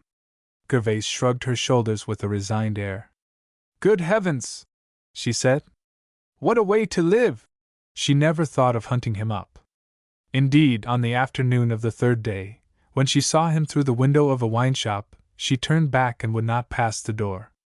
She sat up for him, however, and listened for his step or the sound of his hand fumbling at the lock. The next morning he came in, only to begin the same thing at night again. This went on for a week, and at last Gervais went to the assommoir to make inquiries. Yes, he had been there a number of times, but no one knew where he was just then. Gervais picked up the bag of tools and carried them home. Lantier, seeing that Gervais was out of spirits, proposed that she should go with him to a café concert. She refused at first, being in no mood for laughing, otherwise she would have consented, for Lantier's proposal seemed to be prompted by the purest friendliness. He seemed really sorry for her trouble and, indeed, assumed an absolutely paternal air. Kuo had never stayed away like this before, and she continually found herself going to the door and looking up and down the street. She could not keep to her work but wandered restlessly from place to place. Had Kuo broken a limb? Had he fallen into the water? She did not think she could care so very much if he were killed, if this uncertainty were over, if she only knew what she had to expect. But it was very trying to live in this suspense. Finally, when the gas was lit and Lantier renewed his proposition of the cafe, she consented. After all, why should she not go? Why should she refuse all pleasures because her husband chose to behave in this disgraceful way? If he would not come in, she would go out.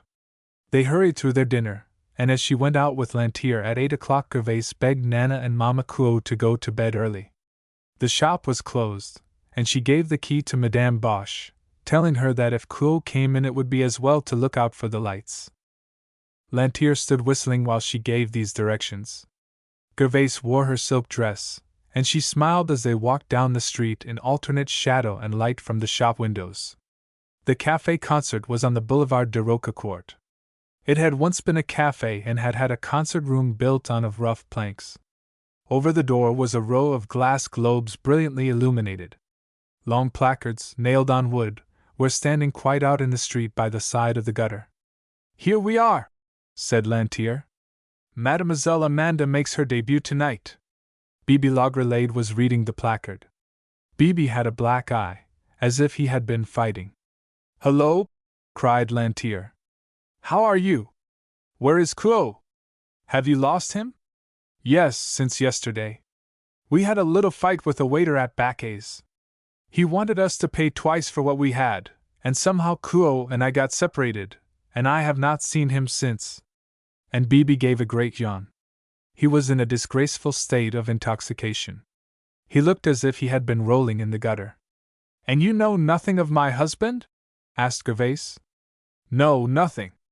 I think, though, he went off with a coachman." Lantier and Gervais passed a very agreeable evening at the cafe concert, and when the doors were closed at 11 they went home in a sauntering sort of fashion. They were in no hurry, and the night was fair though a little cool. Lantier hummed the air which Amanda had sung, and Gervais added the chorus. The room had been excessively warm, and she had drunk several glasses of wine. She expressed a great deal of indignation at Amanda's costume. How did she dare face all those men dressed like that? But her skin was beautiful, certainly, and she listened with considerable curiosity to all that Lantier could tell her about the woman. "Everybody is asleep," said Gervais after she had rung the bell 3 times. The door was finally opened, but there was no light. She knocked at the door of the Bosch quarters and asked for her key. The sleepy concierge muttered some unintelligible words, from which Gervais finally gathered that Kuo had been brought in by Poisson and that the key was in the door. Gervais stood aghast at the disgusting sight that met her eyes as she entered the room where Kuo lay wallowing on the floor. She shuddered and turned away. This sight annihilated every ray of sentiment remaining in her heart. "What am I to do?" she said piteously. "I can't stay here." Lantier snatched her hand. "Gervais," he said, "listen to me." But she understood him and drew hastily back. "No, no! Leave me, Auguste. I can manage." But Lantier would not obey her. He put his arm around her waist and pointed to her husband as he lay snoring, with his mouth wide open. "Leave me," said Gervais, imploringly, and she pointed to the room where her mother-in-law and Nana slept. "You will wake them," she said. "You would not shame me before my child? Pray go." He said no more but slowly and softly kissed her on her ear, as he had so often teased her by doing in those old days. Gervais shivered, and her blood was stirred to madness in her veins. "What does that beast care?" she thought. "It is his fault," she murmured. "All his fault. He sends me from his room." And as Lantier drew her toward his door, Nana's face appeared for a moment at the window which lit her little cabinet. The mother did not see the child, who stood in her nightdress, pale with sleep. She looked at her father as he lay and then watched her mother disappear in Lantier's room. She was perfectly grave, but in her eyes burned the sensual curiosity of premature vice. Chapter 9: Clouds in the Horizon. That winter Mama Kuo was very ill with an asthmatic attack, which she always expected in the month of December. The poor woman suffered much, and the depression of her spirits was naturally very great. It must be confessed that there was nothing very gay in the aspect of the room where she slept. Between her bed and that of the little girl there was just room for a chair. The paper hung in strips from the wall. Through a round window near the ceiling came a dreary gray light. There was little ventilation in the room, which made it especially unfit for the old woman, who at night, when Nana was there and she could hear her breathe, did not complain, but when left alone during the day, moaned incessantly, rolling her head about on her pillow. "Ah," she said, "how unhappy I am! It is the same as a prison. I wish I were dead." And as soon as a visitor came in, Virginie or Madame Boche, she poured out her grievances. "I should not suffer so much among strangers. I should like sometimes a cup of tisane, but I can't get it, and Nana, that child whom I have raised from the cradle, disappears in the morning and never shows her face until night, when she sleeps right through and never once asks me how I am or if she can do anything for me. It will soon be over, and I really believe this clear-starcher would smother me herself, if she were not afraid of the law." Gervaise, it is true, was not as gentle and sweet as she had been. Everything seemed to be going wrong with her, and she had lost heart and patience together. Mama Kuo had overheard her saying that she was really a great burden.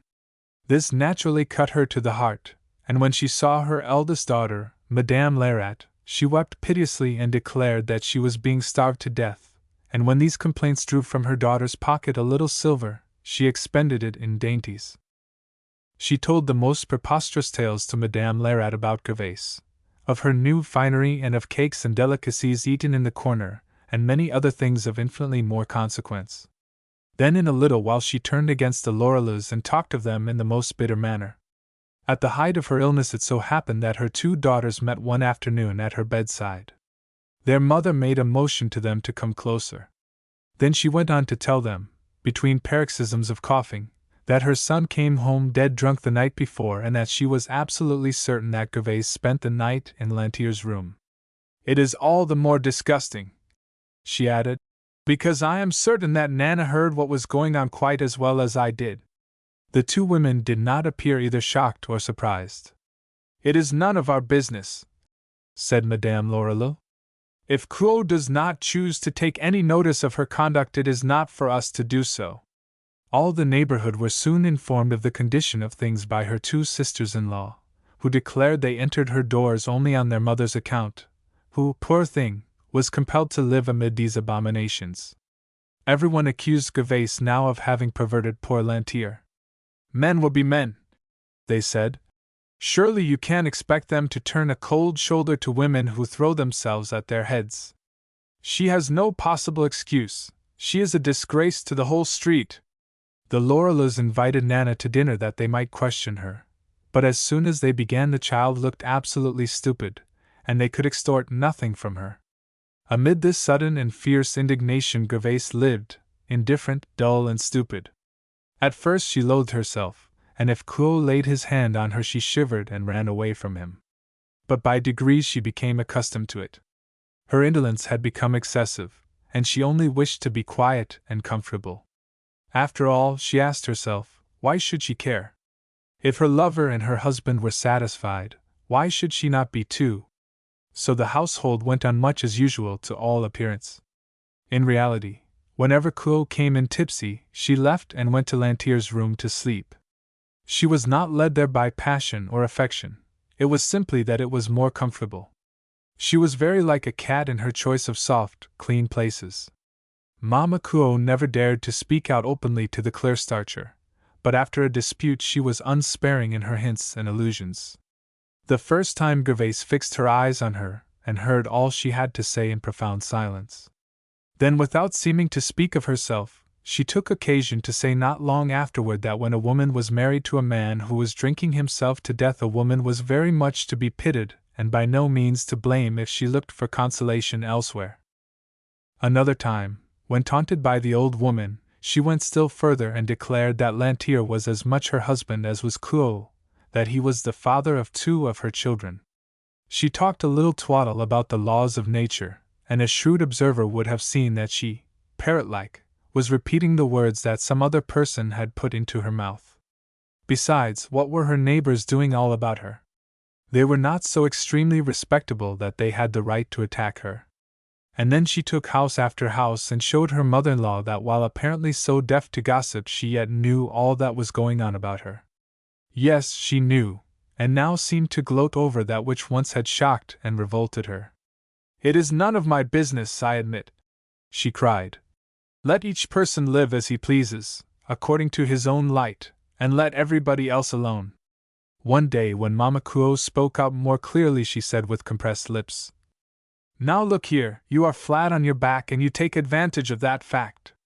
I have never said a word to you about your own life, but I know it all the same, and it was atrocious. That is all. I am not going into particulars, but remember, you had best not sit in judgment on me." The old woman was nearly suffocated with rage and her cough. The next day Gige came for his mother's wash while Gervais was out. Mama Kuo called him into her room and kept him for an hour. She read the young man's heart. She knew that his suspicions made him miserable. And in revenge for something that had displeased her, she told him the truth with many sighs and tears, as if her daughter-in-law's infamous conduct was a bitter blow to her. When Gige left her room, he was deadly pale and looked 10 years older than when he went in. The old woman had, too, the additional pleasure of telling Gervais on her return that Madame Gige had sent word that her linen must be returned to her at once, ironed or unaround. And she was so animated and comparatively amiable that Gervais scented the truth and knew instinctively what she had done and what she was to expect with Gige. Pale and trembling, she piled the linen neatly in a basket and set forth to see Madame Gige. Years had passed since she had paid her friends 1 penny. The debt still stood at 425 francs. Each time she took the money for her washing, she spoke of being pressed just at that time. It was a great mortification for her. Kuo was, however, less scrupulous and said with a laugh that if she kissed her friend occasionally in the corner, it would keep things straight and pay him well. Then Gervais, with eyes blazing with indignation, would ask if he really meant that. Had he fallen so low? Nor should he speak of Gige in that way in her presence.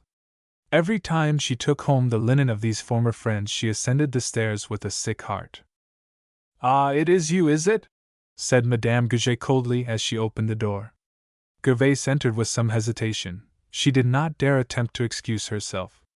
She was no longer punctual to the hour or the day. Everything about her was becoming perfectly disorderly. "For 1 whole week," resumed the lace mender, "you have kept me waiting. You have told me falsehood after falsehood. You have sent your apprentice to tell me that there was an accident, something had been spilled on the shirts, they would come the next day, and so on. I have been unnecessarily annoyed and worried, besides losing much time. There is no sense in it. Now what have you brought home? Are the shirts here which you have had for a month, and the skirt which was missing last week?" "Yes," said Gervais, almost inaudibly. "Yes, the skirt is here. Look at it." But Madame Gige cried out in indignation. That skirt did not belong to her, and she would not have it. This was the crowning touch, if her things were to be changed in this way.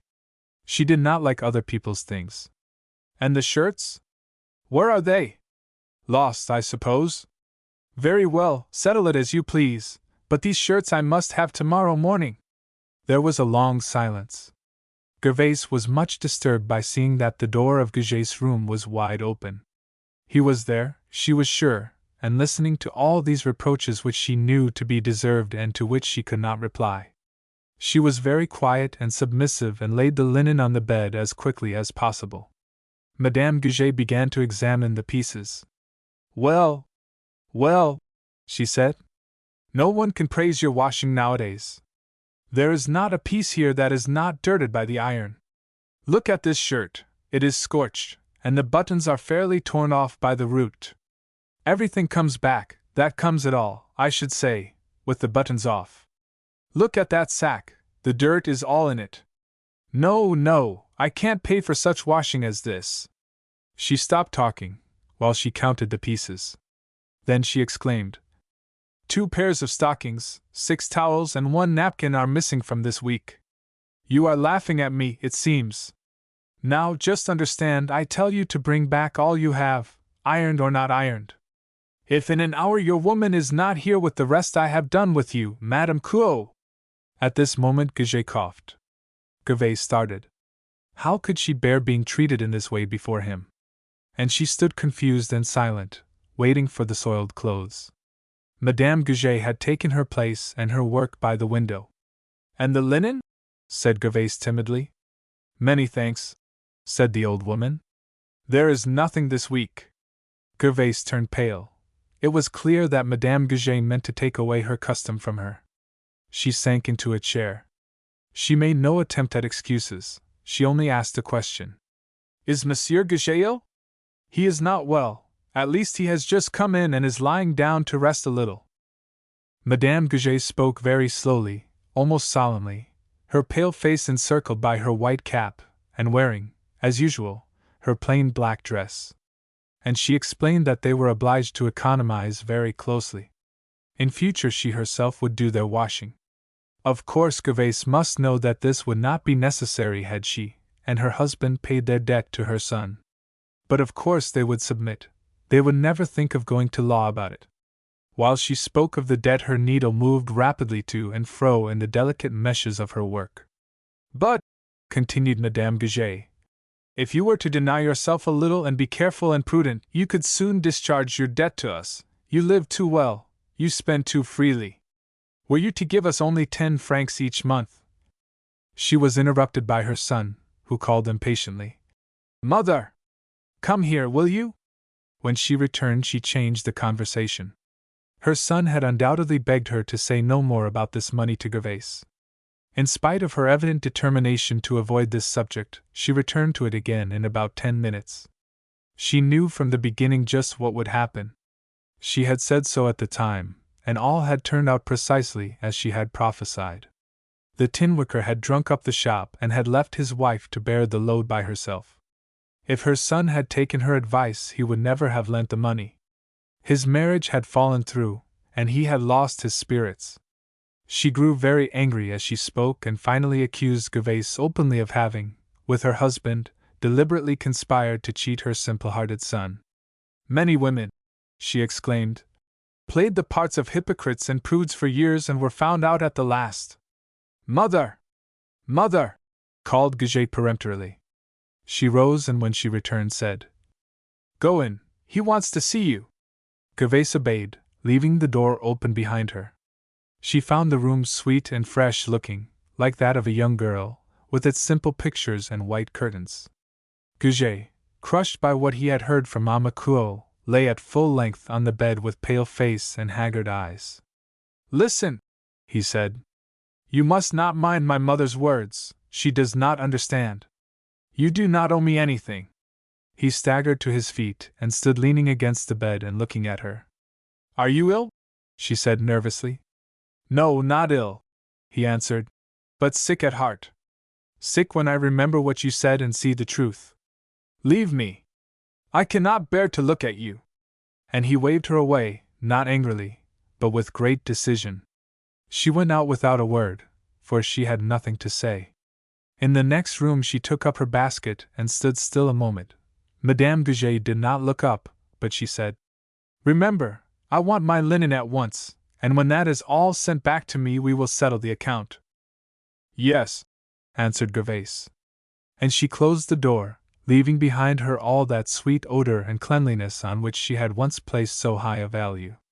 She returned to the shop with her head bowed down and looking neither to the right nor the left. Mother Couot was sitting by the fire, having left her bed for the first time.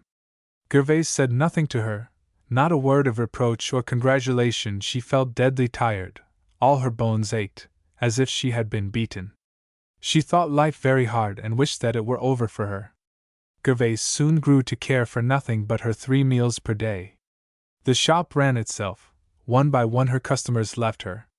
Gervais shrugged her shoulders half indifferently, half insolently. Everybody could leave her, she said, she could always get work.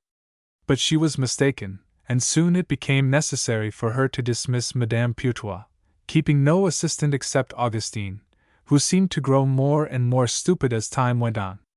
Ruin was fast approaching. Naturally, as indolence and poverty increased, so did lack of cleanliness. No one would ever have known that pretty blue shop in which Gervais had formerly taken such pride. The windows were unwashed and covered with the mud scattered by the passing carriages. Within it was still more forlorn. The dampness of the steaming linen had ruined the paper. Everything was covered with dust. The stove, which once had been kept so bright, was broken and battered. The long ironing table was covered with wine stains and grease, looking as if it had served a whole garrison. The atmosphere was loaded with a smell of cooking and of sour starch. But Gervaise was unconscious of it. She did not notice the torn and untidy paper and, having ceased to pay any attention to personal cleanliness, was hardly likely to spend her time in scrubbing the greasy floors. She allowed the dust to accumulate over everything and never lifted a finger to remove it. Her own comfort and tranquility were now her first considerations. Her debts were increasing, but they had ceased to give her any uneasiness. She was no longer honest or straightforward. She did not care whether she ever paid or not, so long as she got what she wanted. When one shop refused her more credit, she opened an account next door. She owed something in every shop in the whole quartier.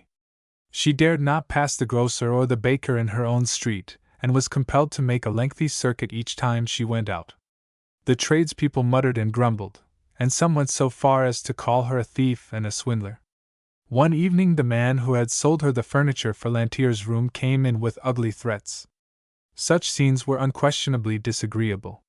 She trembled for an hour after them, but they never took away her appetite. It was very stupid of these people, after all, she said to Lantier. How could she pay them if she had no money? And where could she get money? She closed her eyes to the inevitable and would not think of the future. Mama Cool was well again, but the household had been disorganized for more than a year. In summer there was more work brought to the shop, white skirts and cambric dresses. There were ups and downs, therefore, days when there was nothing in the house for supper and others when the table was loaded. Mama Cool was seen almost daily, going out with a bundle under her apron and returning without it, and with a radiant face, for the old woman liked the excitement of going to the Mont de Piet. Gervaise was gradually emptying the house, linen and clothes, tools and furniture. In the beginning she took advantage of a good week to take out what she had pawned the week before, but after a while she ceased to do that and sold her tickets. There was only one thing which cost her a pang, and that was selling her clock. She had sworn she would not touch it, not unless she was dying of hunger, and when at last she saw her mother-in-law carry it away she dropped into a chair and wept like a baby. But when the old woman came back with 25 francs, and she found she had 5 francs more than was demanded by the pressing debt which had caused her to make the sacrifice, she was consoled, and sent out at once for 4 sous worth of brandy. When these two women were on good terms they often drank a glass together, sitting at the corner of the ironing table. Mama Kuo had a wonderful talent for bringing a glass in the pocket of her apron without spilling a drop. She did not care to have the neighbors know, but, in good truth, the neighbors knew very well and laughed and sneered as the old woman went in and out. This, as was natural and right, increased the prejudice against Gervaise. Everyone said that things could not go on much longer. The end was near. Amid all this ruin Kuo thrived surprisingly. Bad liquor seemed to affect him agreeably. His appetite was good in spite of the amount he drank, and he was growing stout. Lantier, however, shook his head, declaring that it was not honest flesh and that he was bloated. But Kuo drank all the more after this statement, and was rarely or ever sober. There began to be a strange bluish tone in his complexion. His spirits never flagged. He laughed at his wife when she told him of her embarrassments. What did he care, so long as she provided him with food to eat? And the longer he was idle, the more exacting he became in regard to this food. He was ignorant of his wife's infidelity, at least so all his friends declared. They believed, moreover, that were he to discover it there would be great trouble. But Madame Lerat, his own sister, shook her head doubtfully, averring that she was not so sure of his ignorance. Lantier was also in good health and spirits, either too stout nor too thin. He wished to remain just where he was, for he was thoroughly well satisfied with himself, and this made him critical in regard to his food, as he had made a study of the things he should eat and those he should avoid for the preservation of his figure. Even when there was not a cent he asked for eggs and cutlets, nourishing and light things were what he required, he said. He ruled Gervais with a rod of iron, grumbled and found fault far more than Kuo ever did. It was a house with two masters, one of whom, cleverer by far than the other, took the best of everything. He skimmed the coupons, as it were, and kept all the cream for himself. He was fond of Nana because he liked girls better than boys. He troubled himself little about Etienne. When people came and asked for Kuo, it was Lantier who appeared in his shirt sleeves with the air of the man of the house who is needlessly disturbed. He answered for Kuo, said it was one and the same thing. Gervais did not find this life always smooth and agreeable. She had no reason to complain of her health. She had become very stout. But it was hard work to provide for and please these two men. When they came in, furious and out of temper, it was on her that they wreaked their rage. Kuo abused her frightfully and called her by the coarsest epithets. Lantier, on the contrary, was more select in his phraseology, but his words cut her quite as deeply. Fortunately, people become accustomed to almost everything in this world, and Gervais soon ceased to care for the reproaches and injustice of these two men. She even preferred to have them out of temper with her, for then they let her alone in some degree. But when they were in a good humor, they were all the time at her heels, and she could not find a leisure moment even to iron a cap, so constant were the demands they made upon her. They wanted her to do this and do that, to cook little dishes for them and wait upon them by inches. One night she dreamed she was at the bottom of a well. Kuo was pushing her down with his fists, and Lantier was tickling her to make her jump out quicker. And this, she thought, was a very fair picture of her life. She said that the people of the quartier were very unjust, after all, when they reproached her for the way of life into which she had fallen. It was not her fault. It was not she who had done it, and a little shiver ran over her as she reflected that perhaps the worst was not yet. The utter deterioration of her nature was shown by the fact that she detested neither her husband nor Lantier. In a play at the gate she had seen a woman hate her husband and poison him for the sake of her lover. This she thought very strange and unnatural. Why could the three not have lived together peaceably? It would have been much more reasonable. In spite of her debts, in spite of the shifts to which her increasing poverty condemned her, Gervais would have considered herself quite well off, but for the exacting selfishness of Lantier and Kuo. Toward autumn Lantier became more and more disgusted, declared he had nothing to live on but potato parings and that his health was suffering. He was enraged at seeing the house so thoroughly cleared out, and he felt that the day was not far off when he must take his hat and depart. He had become accustomed to his den, and he hated to leave it. He was thoroughly provoked that the extravagant habits of Gervais necessitated this sacrifice on his part. Why could she not have shown more sense? He was sure he didn't know what would become of them. Could they have struggled on 6 months longer, he could have concluded an affair which would have enabled him to support the whole family in comfort. One day it came to pass that there was not a mouthful in the house, not even a radish. Lantier sat by the stove in somber discontent. Finally he started up and went to call on the Poissons, to whom he suddenly became friendly to a degree. He no longer taunted the police officer but condescended to admit that the Emperor was a good fellow after all. He showed himself especially civil to Virginie, whom he considered a clever woman, and well able to steer her bark through stormy seas. Virginie one day happened to say in his presence that she should like to establish herself in some business. He approved the plan and paid her a succession of adroit compliments on her capabilities, and cited the example of several women he knew who had made or were making their fortunes in this way. Virginie had the money, an inheritance from an aunt, but she hesitated, for she did not wish to leave the quartier and she did not know of any shop she could have. Then Lantier led her into a corner and whispered to her for 10 minutes. He seemed to be persuading her to something. They continued to talk together in this way at intervals for several days, seeming to have some secret understanding. Lantier all this time was fretting and scolding at the Capots, asking Gervais what on earth she intended to do, begging her to look things fairly in the face. She owed 500 or 600 francs to the tradespeople about her. She was behindhand with her rent, and Maire Scott, the landlord, threatened to turn her out if they did not pay before the 1st of January. The Mont de Pied had taken everything, There was literally nothing but the nails in the walls left. What did she mean to do? Gervais listened to all this at first listlessly, but she grew angry at last and cried out, "Look here! I will go away tomorrow and leave the key in the door. I had rather sleep in the gutter than live in this way." "And I can't say that it would not be a wise thing for you to do," answered Lantier insidiously. "I might possibly assist you to find someone to take the lease off your hands whenever you really conclude to leave the shop." "I am ready to leave it at once," cried Gervais violently. "I am sick and tired of it." Then Lantier became serious and businesslike. He spoke openly of Virginie, who, he said, was looking for a shop.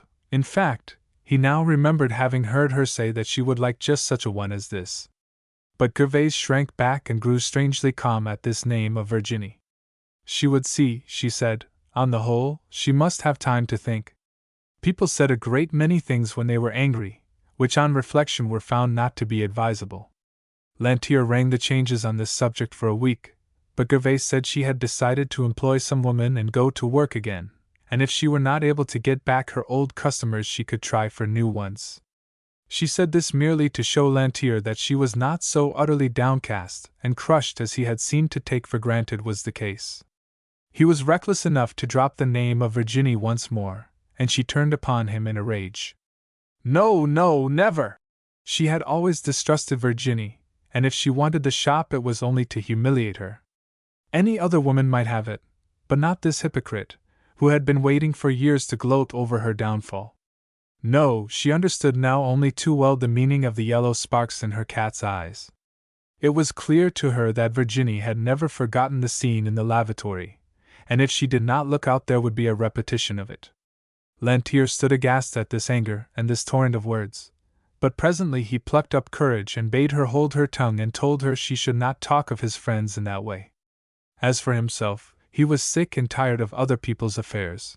In future he would let them all take care of themselves, without a word of counsel from him. January arrived, cold and damp. Mama Kuo took to her bed with a violent cold which she expected each year at this time.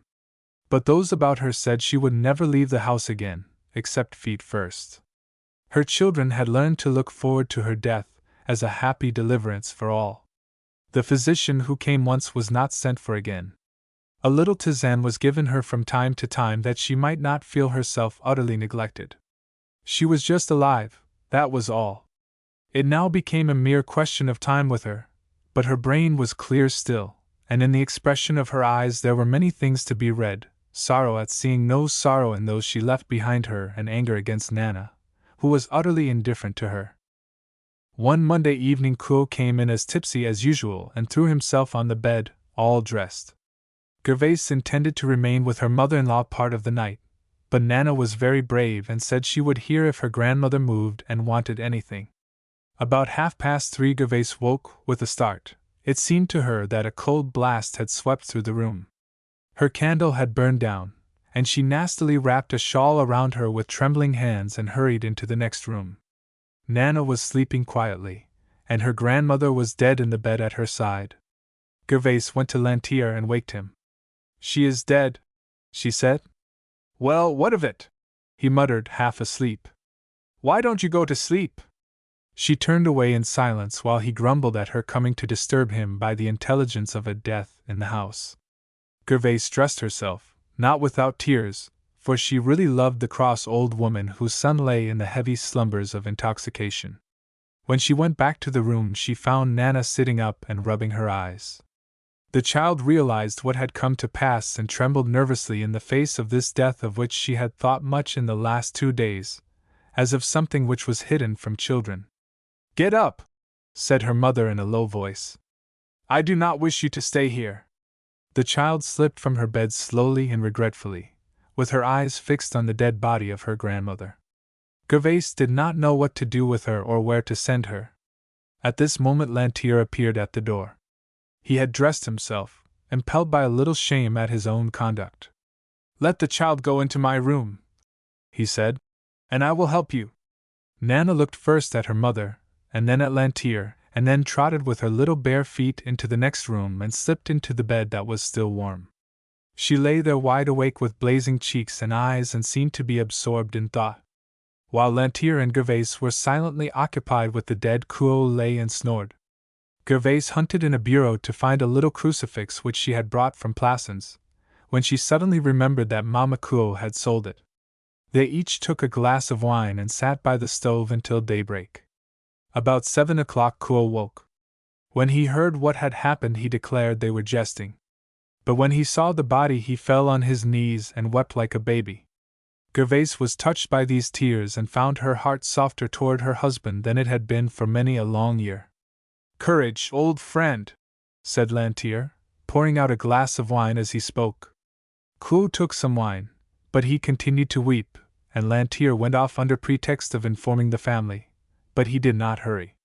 He walked along slowly, smoking a cigar, and after he had been to Madame Lerat's he stopped in at a cremerie to take a cup of coffee, and there he sat for an hour or more in deep thought.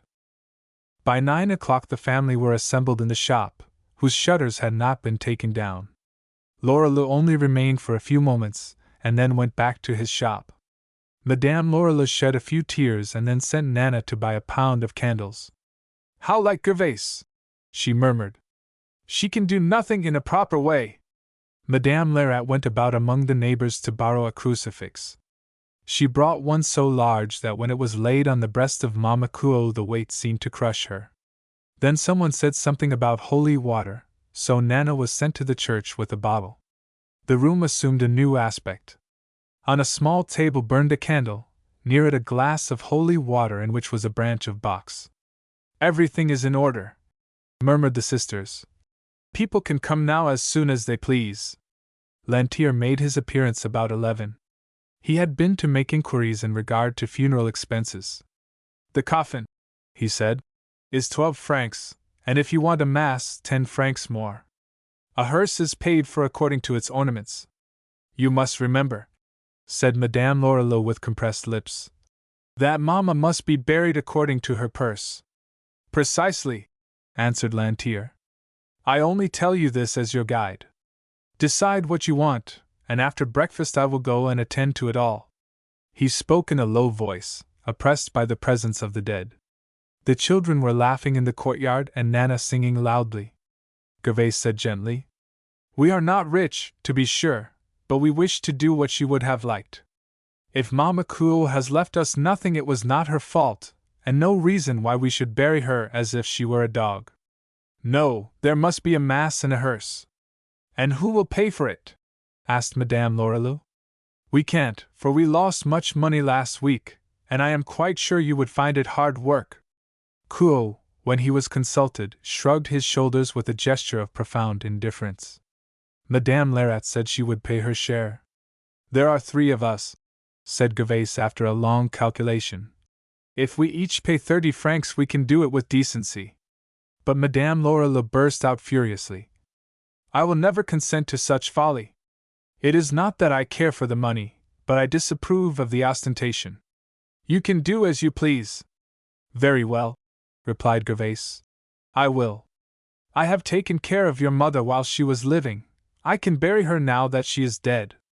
Then Madame Lorelei fell to crying, and Lantier had great trouble in preventing her from going away at once, and the quarrel grew so violent that Madame Lerat hastily closed the door of the room where the dead woman lay, as if she feared the noise would waken her.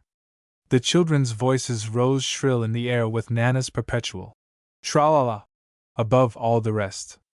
"Heavens, how wearisome those children are with their songs," said Lantier. "Tell them to be quiet, and make Nana come in and sit down." Gervais obeyed these dictatorial orders while her sisters-in-law went home to breakfast, while the Capots tried to eat, but they were made uncomfortable by the presence of death in their crowded quarters. The details of their daily life were disarranged. Gervais went to Goujet and borrowed 60 francs, which, added to 30 from Madame Lerat, would pay the expenses of the funeral. In the afternoon several persons came in and looked at the dead woman, crossing themselves as they did so and shaking holy water over the body with the branch of box. They then took their seats in the shop and talked of the poor thing and of her many virtues. One said she had talked with her only 3 days before, and another asked if it were not possible it was a trance. By evening the Coupeaus felt it was more than they could bear. It was a mistake to keep a body so long. One has, after all, only so many tears to shed, and that done, grief turns to worry. Mama Coupeau, stiff and cold, was a terrible weight on them all. They gradually lost the sense of oppression, however, and spoke louder. After a while Marescott appeared. He went to the inner room and knelt at the side of the corpse. He was very religious, they saw. He made a sign of the cross in the air and dipped the branch into the holy water and sprinkled the body. Marescott, having finished his devotions, passed out into the shop and said to Coupeau, "I came for the 2 quarters that are due. Have you got the money for me?" "No, sir, not entirely," said Gervaise, coming forward, excessively annoyed at this scene taking place in the presence of her sisters-in-law. "You see, this trouble came upon us." "Undoubtedly," answered her landlord. "But we all of us have our troubles. I cannot wait any longer. I really must have the money. If I am not paid by tomorrow, I shall most assuredly take immediate measures to turn you out." Gervaise clasped her hands imploringly, but he shook his head, saying that discussion was useless. Besides, just then it would be a disrespect to the dead. "1,000 pardons," he said as he went out. "But remember that I must have the money tomorrow." And as he passed the open door of the lighted room, he saluted the corpse with another genuflection. After he had gone, the ladies gathered around the stove, where a great pot of coffee stood, enough to keep them all awake for the whole night. The Poissons arrived about 8 o'clock. Then Lantier, carefully watching Gervaise, began to speak of the disgraceful act committed by the landlord in coming to a house to collect money at such a time. "He is a thorough hypocrite," continued Lantier, "and were I in Madame Coupeau's place, I would walk off and leave his house on his hands." Gervaise heard but did not seem to heed. The Lorilleuxs, delighted at the idea that she would lose her shop, declared that Lantier's idea was an excellent one. They gave Coupeau a push and repeated it to him. Gervaise seemed to be disposed to yield, and then Virginie spoke in the blandest of tones. "I will take the lease off your hands," she said, "and will arrange the back rent with your landlord." "No, no!" "Thank you," cried Gervaise, shaking off the lethargy in which she had been wrapped. "I can manage this matter and I can work." "No, no, I say," Lantier interposed and said soothingly. "Never mind! We will talk of it another time, tomorrow, possibly." The family were to sit up all night. Nana cried vociferously when she was sent into the Boche quarters to sleep. The Poissons remained until midnight. Virginia began to talk of the country. She would like to be buried under a tree with flowers and grass on her grave.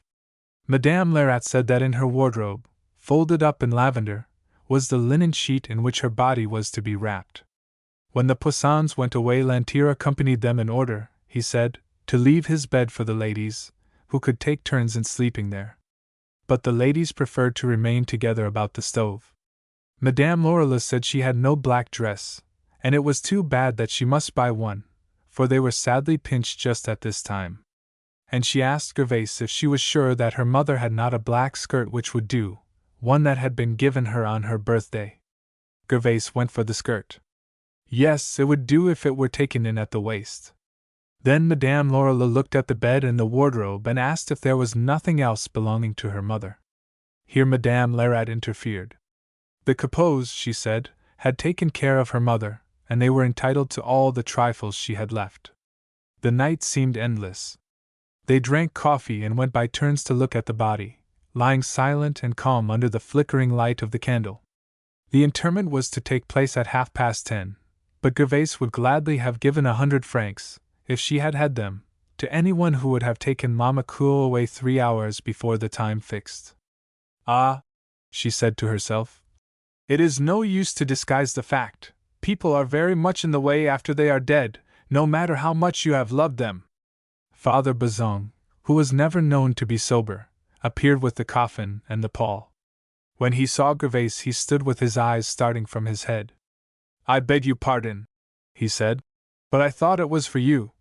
And he was turning to go away. "Leave the coffin!" cried Gervaise, growing very pale. Bazin began to apologize. "I heard them talking yesterday, but I did not pay much attention. I congratulate you that you are still alive. Though why I do not know, for life is not such a very agreeable thing. Gervais listened with a shiver of horror and a morbid dread that he would take her away and shut her up in his box and bury her. She had once heard him say that he knew a woman who would be only too thankful if he would do exactly that. He is horribly drunk, she murmured in a tone of mingled disgust and terror. It will come for you another time, he said with a laugh. You have only to make me a little sign. I am a great consolation to women sometimes, and you need not sneer at poor Father Bazin, for he has held many a fine lady in his arms, and they made no complaint when he laid them down to sleep in the shade of the evergreens. Do hold your tongue, said Lorilleux. This is no time for such talk. Be off with you. The clock struck 10. The friends and neighbors had assembled in the shop while the family were in the back room, nervous and feverish with suspense. 4 men appeared. The undertaker, Bazin, and his 3 assistants placed the body in the coffin. Bazin held the screws in his mouth and waited for the family to take their last farewell. Then Couot, his 2 sisters, and Gervais kissed their mother, and their tears fell fast on her cold face. The lid was put on and fastened down. The hearse was at the door, to the great edification of the tradespeople of the neighborhood, who said under their breath that the Capots had best pay their debts. It is shameful, Gervais was saying at the same moment, speaking of the Lorilleuxs. These people have not even brought a bouquet of violets for their mother. It was true they had come empty-handed, while Madame Lerat had brought a wreath of artificial flowers which was laid on the bier. Couot and Lorilleux, with their hats in their hands, walked at the head of the procession of men. After them followed the ladies, headed by Madame Lorilleux in her black skirt, wrenched from the dead, her sister trying to cover a purple dress with a large black shawl. Gervais had lingered behind to close the shop and give Nana into the charge of Madame Boche, and then ran to overtake the procession, while the little girl stood with the concierge, profoundly interested in seeing her grandmother carried in that beautiful carriage. Just as Gervais joined the procession, Goujet came up a side street and saluted her with a slight bow and with a faint, sweet smile.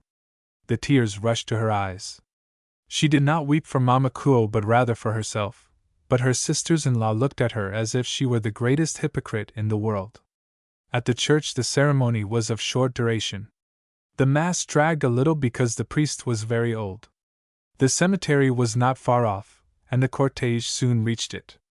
A priest came out of a house near by and shivered as he saw his breath rise with each de profundis he uttered. The coffin was lowered, and as the frozen earth fell upon it more tears were shed, accompanied, however, by sigh of relief.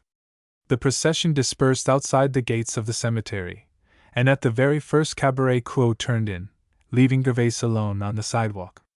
She beckoned to Goujet, who was turning the corner. I want to speak to you, she said timidly. I want to tell you how ashamed I am for coming to you again to borrow money, but I was at my wits' end. I am always glad to be of use to you, answered the blacksmith. But pray never allude to the matter before my mother, for I do not wish to trouble her. She and I think differently on many subjects. She looked at him sadly and earnestly. Through her mind flitted a vague regret that she had not done as he desired, that she had not gone away with him somewhere. Then a vile temptation assailed her. She trembled. You are not angry now? She said entreatingly. No, not angry, but still heartsick. All is over between us now and forever. And he walked off with long strides, leaving Gervais stunned by his words. All is over between us, she kept saying to herself. And what more is there for me then in life? She sat down in her empty, desolate room and drank a large tumbler of wine. When the others came in, she looked up suddenly and said to Virginie gently, If you want the shop, take it. Virginie and her husband jumped at this and sent for the concierge, who consented to the arrangement on condition that the new tenants would become security for the 2 quarters then due. This was agreed upon. The Capots would take a room on the 6th floor near the Lorilleuxs. Lantier said politely that if it would not be disagreeable to the Poissons he should like much to retain his present quarters. The policeman bowed stiffly but with every intention of being cordial and said he decidedly approved of the idea. Then Lantier withdrew from the discussion entirely, watching Gervais and Virginie out of the corners of his eyes. That evening, when Gervais was alone again, she felt utterly exhausted. The place looked twice its usual size. It seemed to her that in leaving Mama Kuo in the quiet cemetery she had also left much that was precious to her, a portion of her own life, her pride in her shop, her hopes and her energy. These were not all, either, that she had buried that day. Her heart was as bare and empty as her walls and her home. She was too weary to try and analyze her sensations, but moved about as if in a dream. At 10 o'clock, when Nana was undressed, she wept, begging that she might be allowed to sleep in her grandmother's bed. Her mother vaguely wondered that the child was not afraid and allowed her to do as she pleased.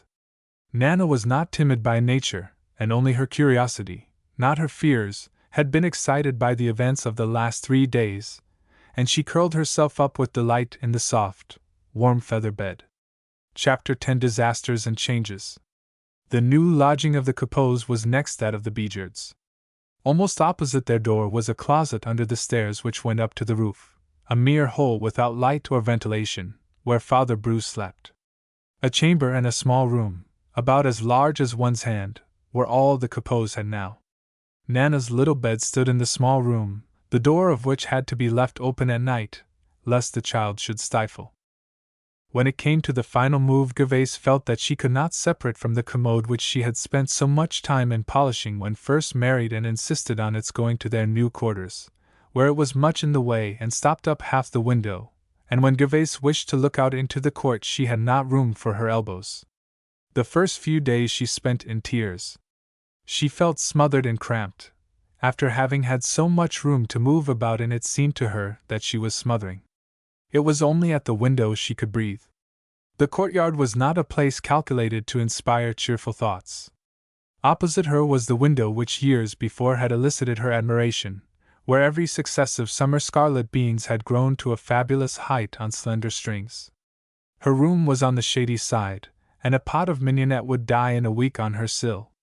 No, life had not been what she hoped, and it was all very hard to bear. Instead of flowers to solace her declining years, she would have but thorns. One day, as she was looking down into the court, she had the strangest feeling imaginable. She seemed to see herself standing just near the loge of the concierge, looking up at the house and examining it for the first time. This glimpse of the past made her feel faint. It was at least 13 years since she had first seen this huge building, this world within a world. The court had not changed. The facade was simply more dingy. The same clothes seemed to be hanging at the windows to dry. Below there were the shavings from the cabinetmaker's shop, and the gutter glittered with blue water, as blue and soft in tone as the water she remembered. But she, alas, how changed was she! She no longer looked up to the sky. She was no longer hopeful, courageous, and ambitious. She was living under the very roof in crowded discomfort, where never a ray of sunshine could reach her, and her tears fell fast in utter discouragement. Nevertheless, when Gervais became accustomed to her new surroundings, she grew more content. The pieces of furniture she had sold to Virginie had facilitated her installation. When the fine weather came, Kuo had an opportunity of going into the country to work. He went and lived 3 months without drinking, cured for the time being by the fresh, pure air. It does a man sometimes an infinite deal of good to be taken away from all his old haunts and from Parisian streets, which always seemed to exhale a smell of brandy and of wine. He came back as fresh as a rose, and he brought 400 francs with which he paid the Poissons the amount for which they had become security, as well as several other small but pressing debts. Gervais had now 2 or 3 streets open to her again, which for some time she had not dared to enter. She now went out to iron by the day and had gone back to her old mistress, Madame Fauconnier, who was a kind-hearted creature and ready to do anything for anyone who flattered her adroitly. With diligence and economy, Gervais could have managed to live comfortably and pay all her debts, but this prospect did not charm her particularly. She suffered acutely in seeing the Poissons in her old shop. She was by no means of a jealous or envious disposition, but it was not agreeable to her to hear the admiration expressed for her successors by her husband's sisters. To hear them, one would suppose that never had so beautiful a shop been seen before. They spoke of the filthy condition of the place when Virginie moved in, who had paid, they declared, 30 francs for cleaning it. Virginie, after some hesitation, had decided on a small stock of groceries, sugar, tea and coffee, also bonbons and chocolate. Lantier had advised these because he said the profit on them was immense. The shop was repainted, and shelves and cases were put in, and a counter with scales such as are seen at confectioners. The little inheritance that Poussin held in reserve was seriously encroached upon. But Virginie was triumphant, for she had her way, and the Lorilleuxs did not spare Gervais the description of a case or a jar. It was said in the street that Lantier had deserted Gervais, that she gave him no peace running after him, but this was not true, for he went and came to her apartment as he pleased. Scandal was connecting his name and Virginie's. They said Virginie had taken the clearstarcher's lover as well as her shop. The Lorilleuxs talked of nothing when Gervais was present but Lantier, Virginie and the shop. Fortunately Gervais was not inclined to jealousy, and Lantier's infidelities had hitherto left her undisturbed, but she did not accept this new affair with equal tranquility. She colored or turned pale as she heard these allusions, but she would not allow a word to pass her lips, as she was fully determined never to gratify her enemies by allowing them to see her discomfiture. But a dispute was heard by the neighbors about this time between herself and Lantier, who went angrily away and was not seen by anyone in the Cool quarters for more than a fortnight. Cool behaved very oddly. This blind and complacent husband, who had closed his eyes to all that was going on at home, was filled with virtuous indignation at Lantier's indifference. Then Cool went so far as to tease Gervais in regard to this desertion of her lovers. She had had bad luck, he said, with hatters and blacksmiths. Why did she not try a mason? He said this as if it were a joke, but Gervais had a firm conviction that he was in deadly earnest. A man who is tipsy from one year's end to the next is not apt to be fastidious, and there are husbands who at 20 are very jealous and at 30 have grown very complacent under the influence of constant tippling. Lantier preserved an attitude of calm indifference. He kept the peace between the Poussins and the Capots. Thanks to him, Virginie and Gervais affected for each other the most tender regard. He ruled the brunette as he had ruled the blonde, and he would swallow her shop as he had that of Gervais. It was in June of this year that Nana partook of her first communion. She was about 13, slender and tall as an asparagus plant, and her air and manner were the height of impertinence and audacity. She had been sent away from the catechism class the year before on account of her bad conduct. And if the curé did not make a similar objection this year, it was because he feared she would never come again, and that his refusal would launch on the Parisian pave another castaway. Nana danced with joy at the mere thought of what the Lorilleuxs, as her godparents, had promised, while Madame Lerat gave the veil and cup, Virginie the purse and Lantier a prayer book, so that the Capots looked forward to the day without anxiety. The Poussins, probably through Lantier's advice, selected this occasion for their housewarming. They invited the Capots and the Bosch family, as Pauline made her first communion on that day, as well as Nana. The evening before, while Nana stood in an ecstasy of delight before her presence, her father came in an abominable condition. His virtuous resolutions had yielded to the air of Paris, he had fallen into evil ways again, and he now assailed his wife and child with the vilest epithets, which did not seem to shock Nana, for they could fall from her tongue on occasion with facile glibness.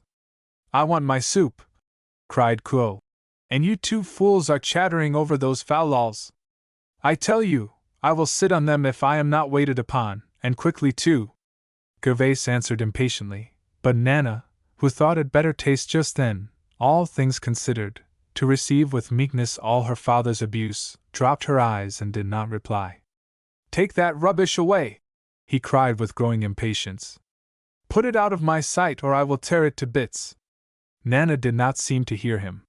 She took up the tulle cap and asked her mother what it cost, and when Quo tried to snatch the cap, Gervais pushed him away. "Let the child alone," she said.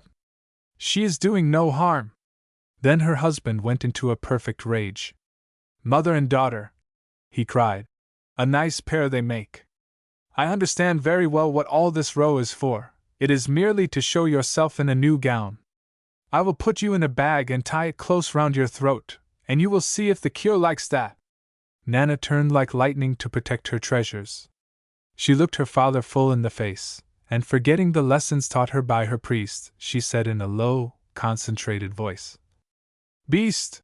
That was all. After Kuo had eaten his soup, he fell asleep and in the morning woke quite amiable. He admired his daughter, and said she looked quite like a young lady in her white robe. Then he added with a sentimental air that a father on such days was naturally proud of his child. When they were ready to go to the church and Nana met Pauline in the corridor, she examined the latter from head to foot, and smiled condescendingly on seeing that Pauline had not a particle of chic. The two families started off together, Nana and Pauline in front, each with her prayer book in one hand and with the other holding down her veil, which swelled in the wind like a sail. They did not speak to each other but keenly enjoyed seeing the shopkeepers run to their doors to see them, keeping their eyes cast down devoutly but their ears wide open to any compliment they might hear. Nana's two aunts walked side by side, exchanging their opinions in regard to Gervais, whom they stigmatized as an irreligious and ne'er-do-well whose child would never have gone to the Holy Communion if it had depended on her. At the church Kuo wept all the time. It was very silly, he knew, but he could not help it. The voice of the cure was pathetic. The little girls looked like white-robed angels. The organ thrilled him, and the incense gratified his senses. There was one especial anthem which touched him deeply. He was not the only person who wept, he was glad to see, and when the ceremony was over he left the church feeling that it was the happiest day of his life. But an hour later he quarreled with Lorelei in a wine shop because the latter was so hard-hearted. The housewarming at the Poissons that night was very gay. Lantier sat between Gervais and Virginie and was equally civil and attentive to both. Opposite was Poisson with his calm and passive face, a look he had cultivated since he began his career as a police officer. But the queens of the fete were the two little girls, Nana and Pauline, who sat very erect lest they should crush and deface their pretty white dresses. At dessert there was a serious discussion in regard to the future of the children. Madame Bosch said that Pauline would at once enter a certain manufactory, where she would receive 5 or 6 francs per week. Gervais had not decided yet, for Nana had shown no especial leaning in any direction. She had a good deal of taste, but she was butterfingered and careless. "I should make a florist of her," said Madame Lerat. "It is clean work and pretty work too." Whereupon ensued a warm discussion.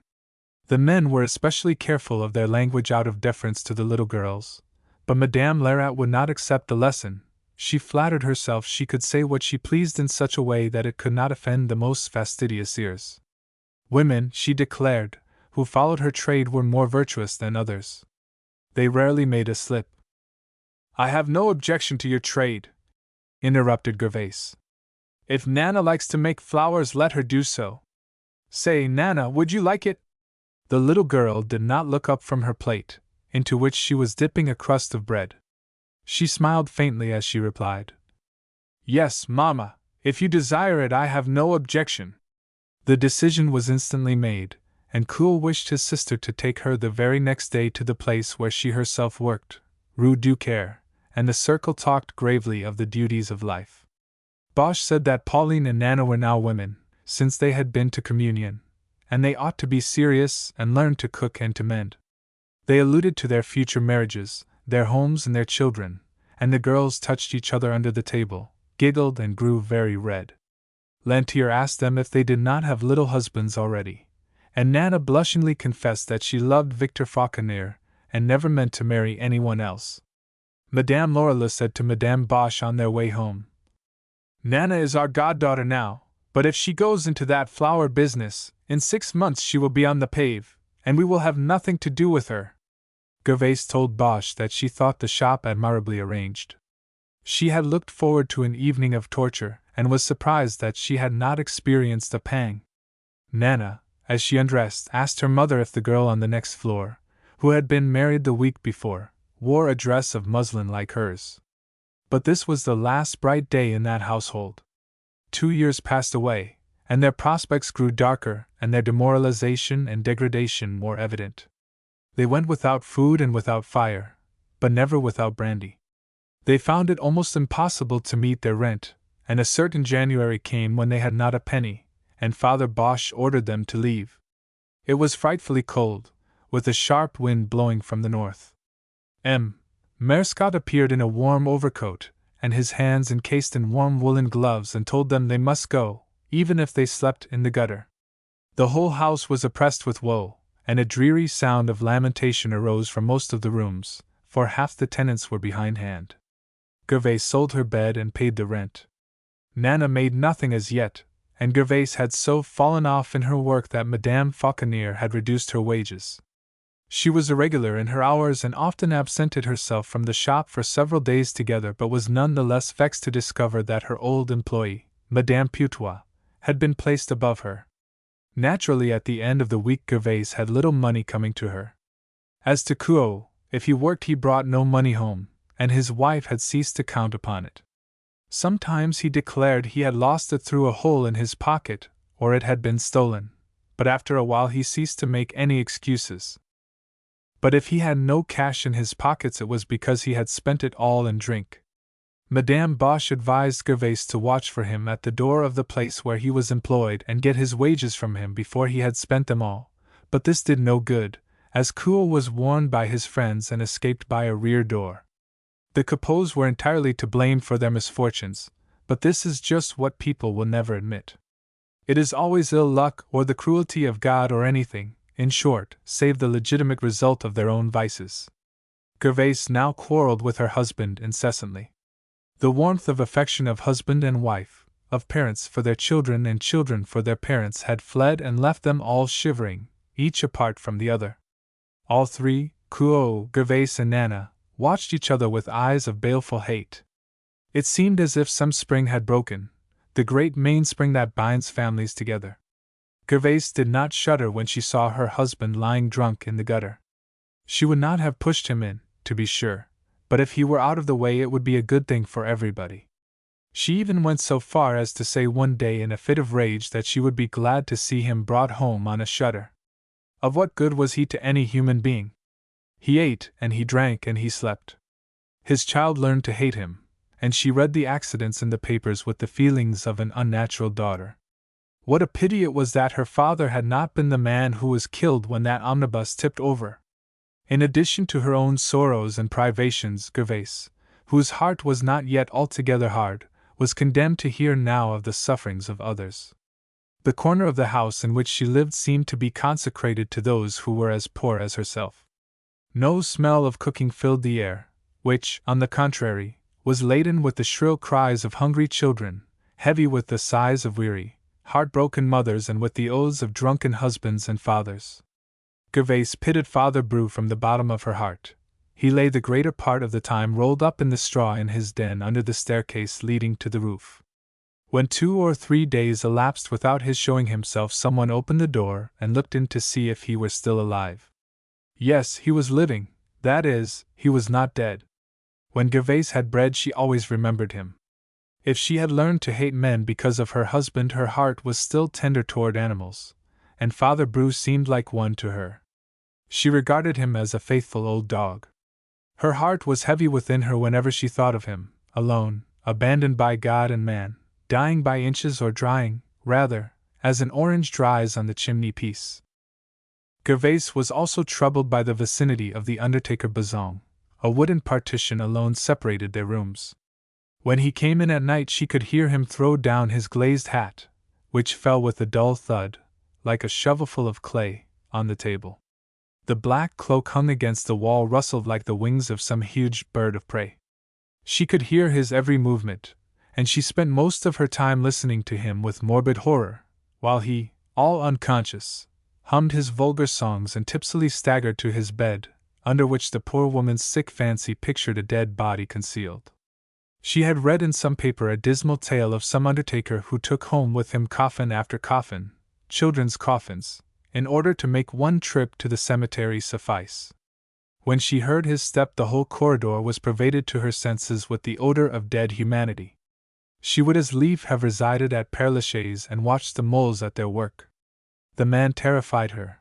His incessant laughter dismayed her. She talked of moving but at the same time was reluctant to do so, for there was a strange fascination about Buzong after all. Had he not told her once that he would come for her and lay her down to sleep in this shadow of waving branches, where she would know neither hunger nor toil? She wished she could try it for a month. And she thought how delicious it would be in midwinter, just at the time her quarter's rent was due. But alas, this was not possible. The rest and the sleep must be eternal. This thought chilled her, and her longing for death faded away before the unrelenting severity of the bonds exacted by Mother Earth. One night she was sick and feverish, and instead of throwing herself out of the window as she was tempted to do, she rapped on the partition and called loudly, "Father Buzong! Father Buzong!" The undertaker was kicking off his slippers, singing a vulgar song as he did so. "What is the matter?" he answered. But at his voice Gervais awoke as from a nightmare. What had she done? Had she really tapped? She asked herself, and she recoiled from his side of the wall in chill horror. It seemed to her that she felt the undertaker's hands on her head. No! No! She was not ready. She told herself that she had not intended to call him. It was her elbow that had knocked the wall accidentally, and she shivered from head to foot at the idea of being carried away in this man's arms. "What is the matter?" repeated Buzong. "Can I serve you in any way, madam?" "No! No! It is nothing," answered the laundress in a choked voice. "I am very much obliged." While the undertaker slept, she lay wide awake, holding her breath and not daring to move, lest he should think she called him again. She said to herself that under no circumstances would she ever appeal to him for assistance, and she said this over and over again with the vain hope of reassuring herself, for she was by no means at ease in her mind. Gervais had before her a noble example of courage and fortitude in the Beeger family. Little Lélie, that tiny child, about as big as a pinch of salt, swept and kept her room like wax. She watched over the two younger children with all the care and patience of a mother. This she had done since her father had kicked her mother to death. She had entirely assumed that mother's place, even to receiving the blows which had fallen formerly on that poor woman. It seemed to be a necessity of his nature that when he came home drunk he must have some woman to abuse. Lélie was too small, he grumbled. One blow of his fist covered her whole face, and her skin was so delicate that the marks of his 5 fingers would remain on her cheek for days. He would fly at her like a wolf at a poor little kitten for the merest trifle. Lélie never answered, never rebelled, and never complained. She merely tried to shield her face and suppressed all shrieks, lest the neighbors should come. Her pride could not endure that. When her father was tired kicking her about the room, she lay where he left her until she had strength to rise, and then she went steadily about her work, washing the children and making her soup, sweeping and dusting until everything was clean. It was a part of her plan of life to be beaten every day. Gervais had conceived a strong affection for this little neighbor. She treated her like a woman who knew something of life. It must be admitted that Lélie was large for her years. She was fair and pale, with solemn eyes for her years, and had a delicate mouth. To have heard her talk one would have thought her 30. She could make and mend, and she talked of the children as if she had herself brought them into the world. She made people laugh sometimes when she talked, but more often she brought tears to their eyes. Gervais did everything she could for her, gave her what she could, and helped the energetic little soul with her work. One day she was altering a dress of Nana's for her, and when the child tried it on, Gervais was chilled with horror at seeing her whole back purple and bruised, the tiny arm bleeding, all the innocent flesh of childhood martyrized by the brute, her father. Buzong might get the coffin ready, she thought, for the little girl could not bear this long. But Lélie entreated her friend to say nothing, telling her that her father did not know what he was doing, that he had been drinking. She forgave him with her whole heart, for madmen must not be held accountable for their deeds. After that, Gervais was on the watch whenever she heard Beeger coming up the stairs. But she never caught him in any act of absolute brutality. Several times she had found Lélie tied to the foot of the bedstead, an idea that had entered her father's brain, no one knew why, a whim of his disordered brain, disordered by liquor, which probably arose from his wish to tyrannize over the child, even when he was no longer there. Lélie sometimes was left there all day, and once all night. When Gervais insisted on untying her, the child entreated her not to touch the knots, saying that her father would be furious if he found the knots had been tampered with. And really, she said with an angelic smile, she needed rest, and the only thing that troubled her was not to be able to put the room in order. She could watch the children just as well, and she could think, so that her time was not entirely lost. When her father let her free, her sufferings were not over, for it was sometimes more than an hour before she could stand, before the blood circulated freely in her stiffened limbs. Her father had invented another cheerful game. He heated some sous red hot on the stove and laid them on the chimney piece. He then summoned Lélie and bade her go buy some bread. The child unsuspiciously took up the sous, uttered a little shriek and dropped them, shaking her poor burned fingers. Then he would go off in a rage. What did she mean by such nonsense? She had thrown away the money and lost it, and he threatened her with a hiding if she did not find the money instantly. The poor child hesitated. He gave her a cuff on the side of the head. With silent tears streaming down her cheeks, she would pick up the sous and toss them from hand to cool them as she went down the long flights of stairs. There was no limit to the strange ingenuity of the man. One afternoon, for example, Lélie had completed playing with the children. The window was open, and the air shook the door so that it sounded like gentle raps. "It is Mr. Wind," said Lélie. "Come in, Mr. Wind. How are you today?" And she made a low curtsy to Mr. Wind. The children did the same in high glee, and she was quite radiant with happiness, which was not often the case. "Come in, Mr. Wind," she repeated, but the door was pushed open by a rough hand and Beeger entered. Then a sudden change came over the scene. The two children crouched in a corner, while Lélie stood in the center of the floor, frozen stiff with terror, for Beeger held in his hand a new whip with a long and wicked-looking lash. He laid this whip on the bed and did not kick either one of the children but smiled in the most vicious way, showing his 2 lines of blackened, irregular teeth. He was very drunk and very noisy. "What is the matter with you fools? Have you been struck dumb? I heard you all talking and laughing merrily enough before I came in. Where are your tongues now? Here! Take off my shoes!" Lélie, considerably disheartened at not having received her customary kick, turned very pale as she obeyed. He was sitting on the side of the bed. He lay down without undressing and watched the child as she moved about the room. Troubled by this strange conduct, the child ended by breaking a cup. Then, without disturbing himself, he took up the whip and showed it to her. "Look here, fool," he said grimly. "I bought this for you, and it cost me 50 sous, but I expect to get a good deal more than 50 sous worth of good out of it. With this long lash I need not run about after you, for I can reach you in every corner of the room. You will break the cups, will you? Come, now, jump about a little and say good morning to Mr. Wind again." He did not even sit up in the bed but, with his head buried in the pillow, snapped the whip with a noise like that made by a postilion.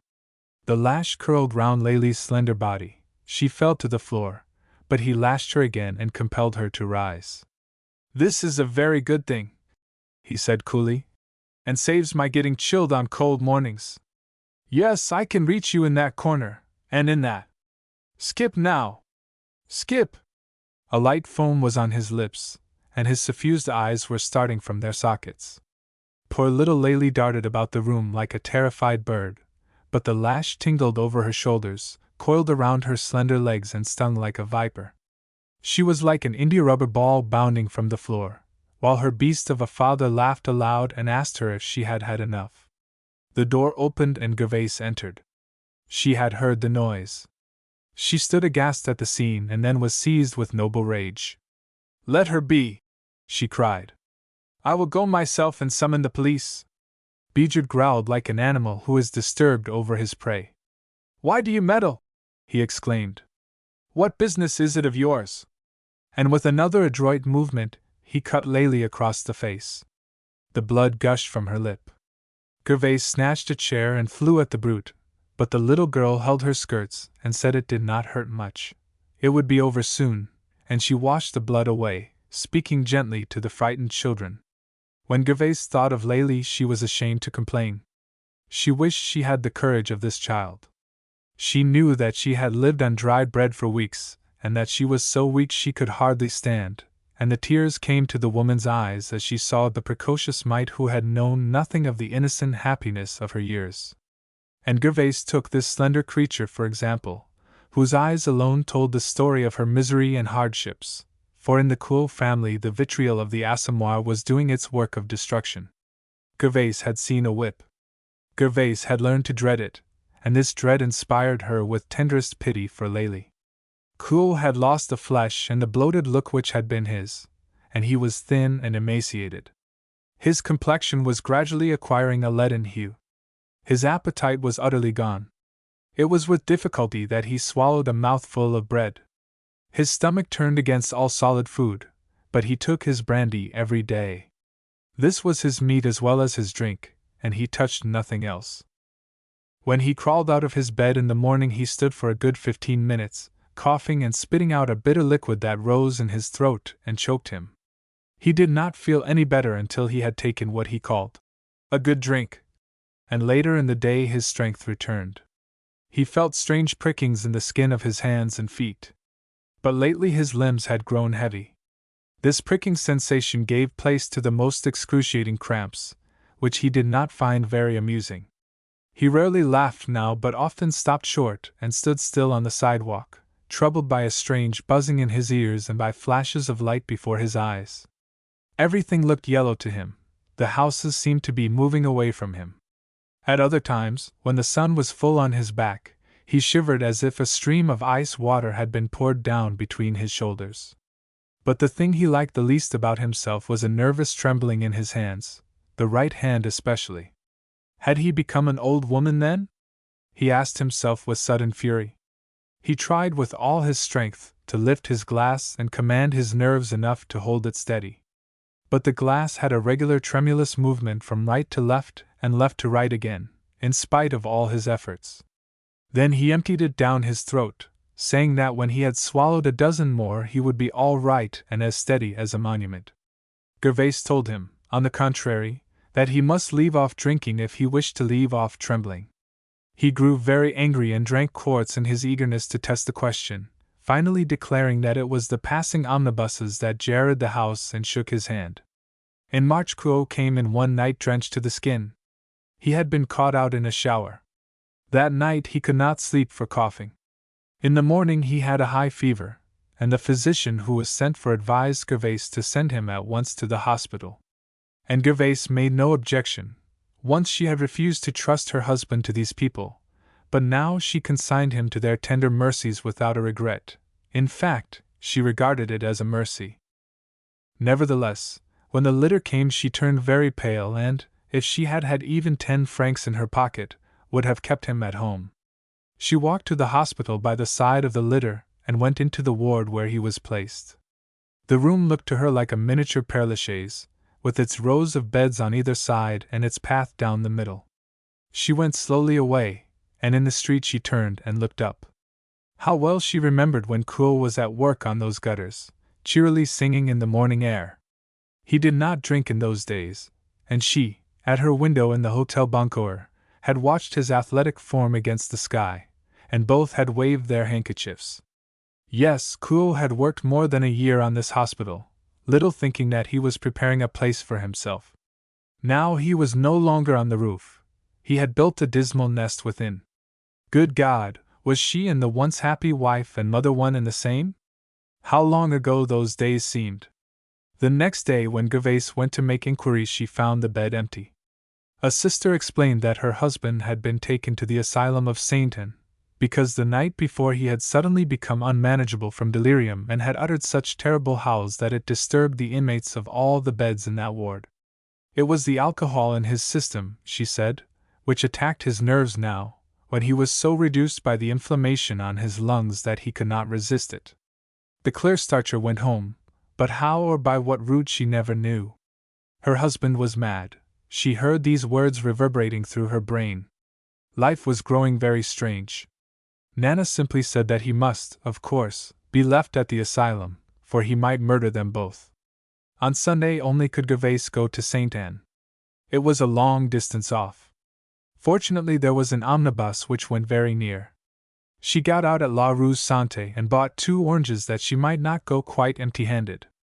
But when she went in, to her astonishment she found Kuo sitting up. He welcomed her gaily. "You are better!" she exclaimed. "Yes, nearly well," he replied, and they talked together a while, and she gave him the oranges, which pleased and touched him, for he was a different man now that he drank tisane instead of liquor. She did not dare allude to his delirium, but he spoke of it himself. "Yes," he said, "I was in a pretty state. I saw rats running all over the floor and the walls, and you were calling me, and I saw all sorts of horrible things. But I am all right now. Once in a while I have a bad dream, but everybody does, I suppose." Gervais remained with him until night. When the house surgeon made his rounds at 6 o'clock he told him to hold out his hands. They scarcely trembled, an almost imperceptible motion of the tips of his fingers was all. But as the room grew darker Kuo became restless. 2 or 3 times he sat up and peered into the remote corners. Suddenly he stretched out his arms and seemed to crush some creature on the wall. "What is it?" asked Gervais, terribly frightened. "Rats," he said quietly. "Only rats." After a long silence he seemed to be dropping off to sleep, with disconnected sentences falling from his lips. "Dirty beasts! Look out, one is under your skirts!" He pulled the covering hastily over his head, as if to protect himself against the creature he saw. Then, starting up in mad terror, he screamed aloud. A nurse ran to the bed, and Gervais was sent away, mute with horror at this scene. But when on the following Sunday she went again to the hospital, Kuo was really well. All his dreams had vanished. He slept like a child, 10 hours without lifting a finger. His wife, therefore, was allowed to take him away. The house surgeon gave him a few words of advice before he left, assuring him if he continued to drink he would be a dead man in 3 months. All depended on himself.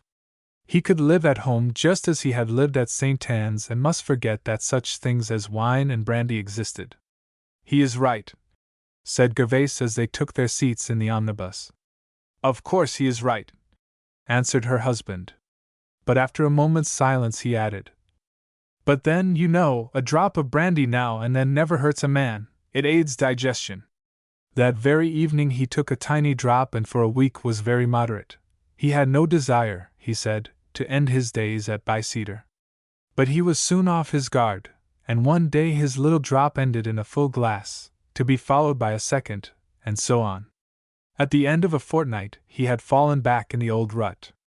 Gervais did her best, but after all, what can a wife do in such circumstances? She had been so startled by the scene at the asylum that she had fully determined to begin a regular life again, and hoped that he would assist her and do the same himself. But now she saw that there was no hope, that even the knowledge of the inevitable results could not restrain her husband now. Then the hell on earth began again. Hopeless and intolerant, Nana asked indignantly why he had not remained in the asylum. All the money she made, she said, should be spent in brandy for her father, for the sooner it was ended, the better for them all. Gervais blazed out one day when he lamented his marriage and told him that it was for her to curse the day when she first saw him. He must remember that she had refused him over and over again. The scene was a frightful one and one unexampled in the Kuo annals. Gervais, now utterly discouraged, grew more indolent every day.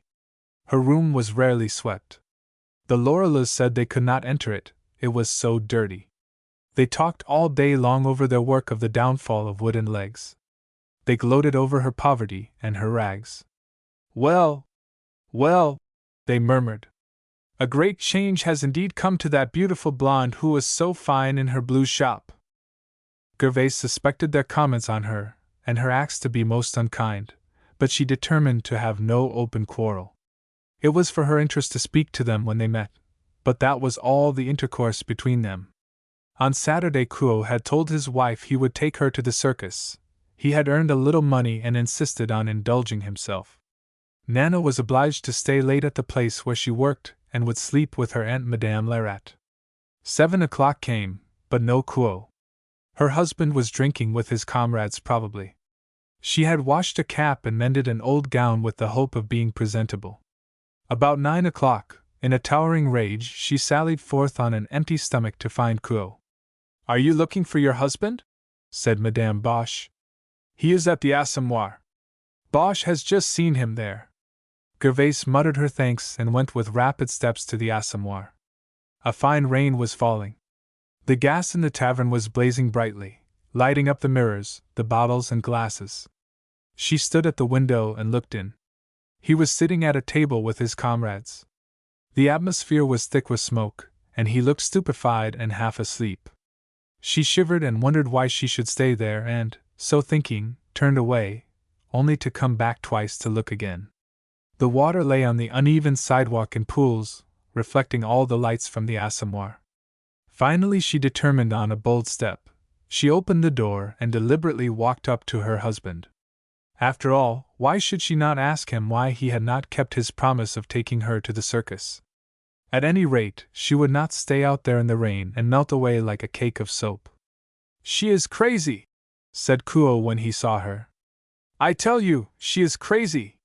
He and all his friends shrieked with laughter, but no one condescended to say what it was that was so very droll. Gervaise stood still, a little bewildered by this unexpected reception. Kuo was so amiable that she said, "Come, you know it is not too late to see something. Sit down a minute," said her husband, not moving from his seat. Gervaise saw she could not stand there among all those men, so she accepted the offered chair. She looked at the glasses, whose contents glittered like gold.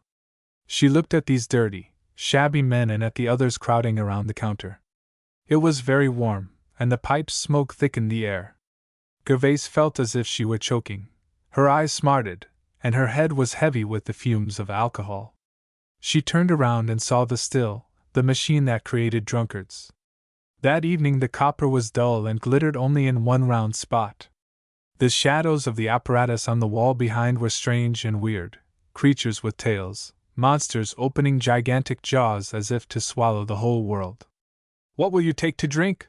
said Kuo. "Nothing," answered his wife. "You know I have had no dinner." "You need it all the more then. Have a drop of something." As she hesitated, Mies said gallantly, "The lady would like something sweet like herself." "I like men," she answered angrily, "who do not get tipsy and talk like fools. I like men who keep their promises." Her husband laughed. "You had better drink your share," he said. "For the devil a bit of a circus will you see tonight." She looked at him fixedly. A heavy frown contracted her eyebrows. She answered slowly, "You are right, it is a good idea. We can drink up the money together." Bibi brought her a glass of anisette. As she sipped it, she remembered all at once the brandied fruit she had eaten in the same place with Kuo when he was courting her. That day she had left the brandy and took only the fruit, and now she was sitting there drinking liqueur. But the anisette was good. When her glass was empty, she refused another, and yet she was not satisfied. She looked around at the infernal machine behind her, a machine that should have been buried 10 fathoms deep in the sea. Nevertheless, it had for her a strange fascination, and she longed to quench her thirst with that liquid fire. "What is that you have in your glasses?" she asked. "That, my dear," answered her husband, "is Father Colombi's own especial brew. Taste it." And when a glass of the vitriol was brought to her, Kuo bade her swallow it down, saying it was good for her. After she had drunk this glass, Gervaise was no longer conscious of the hunger that had tormented her. Kuo told her they could go to the circus another time, and she felt she had best stay where she was. It did not rain in the Assommoir, and she had come to look upon the scene as rather amusing. She was comfortable and sleepy. She took a third glass and then put her head on her folded arms, supporting them on the table, and listened to her husband and his friends as they talked. Behind her the still was at work with constant drip-drip, and she felt a mad desire to grapple with it as with some dangerous beast and tear out its heart. She seemed to feel herself caught in those copper fangs and fancied that those coils of pipe were wound around her own body, slowly but surely crushing out her life. The whole room danced before her eyes, for Gervaise was now in the condition which had so often excited her pity and indignation with others. She vaguely heard a quarrel arise and a crash of chairs and tables, and then Father Colombi promptly turned everyone into the street. It was still raining and a cold, sharp wind blowing. Gervais lost Crow, found him, and then lost him again. She wanted to go home, but she could not find her way. At the corner of the street she took her seat by the side of the gutter, thinking herself at her washtub. Finally she got home and endeavored to walk straight past the door of the concierge, within whose room she was vaguely conscious of the Poissons and Lorelus holding up their hands in disgust at her condition. She never knew how she got up those 6 flights of stairs. But when she turned into her own corridor, little Lélie ran toward her with loving, extended arms. "Dear Madame Gervais," she cried, "Papa has not come in. Please come and see my children. They are sleeping so sweetly." But when she looked up in the face of the clear-starcher she recoiled, trembling from head to foot. She knew only too well that alcoholic smell, those wandering eyes and convulsed lips. Then as Gervais staggered past her without speaking, the child's arms fell at her side, and she looked after her friend with sad and solemn eyes. Chapter 11. Little Nana. Nana was growing fast, fair, fresh and dimpled, her skin velvety, like a peach, and eyes so bright that men often asked her if they might not light their pipes at them. Her mass of blonde hair, the color of ripe wheat, looked around her temples as if it were powdered with gold. She had a quaint little trick of sticking out the tip of her tongue between her white teeth, and this habit, for some reason, exasperated her mother. She was very fond of finery and very coquettish. In this house, where bread was not always to be got, it was difficult for her to indulge her caprices in the matter of costume, but she did wonders. She brought home odds and ends of ribbons from the shop where she worked, and made them up into bows and knots with which she ornamented her dirty dresses.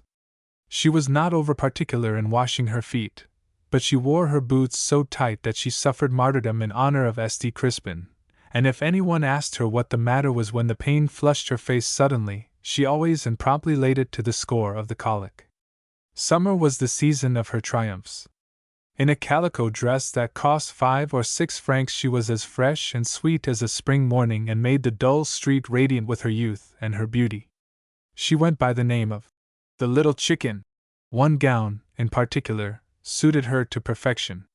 It was white with rose-colored dots, without trimming of any kind. The skirt was short and showed her feet.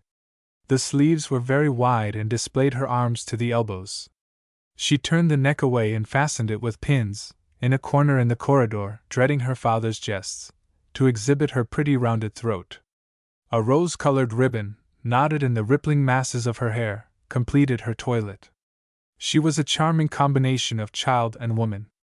Sundays at this period of her life were her days for coquetting with the public. She looked forward to them all the week through with a longing for liberty and fresh air. Early in the morning she began her preparations and stood for hours in her chemise before the bit of broken mirror nailed by the window, and as everyone could see her, her mother would be very much vexed and ask how long she intended to show herself in that way. But she, quite undisturbed, went on fastening down the little curls on her forehead with a little sugar and water, and then sewed the buttons on her boots or took a stitch or two in her frock, barefooted all this time and with her chemise slipping off her rounded shoulders. Her father declared he would exhibit her as the wild girl, at 2 sous a head.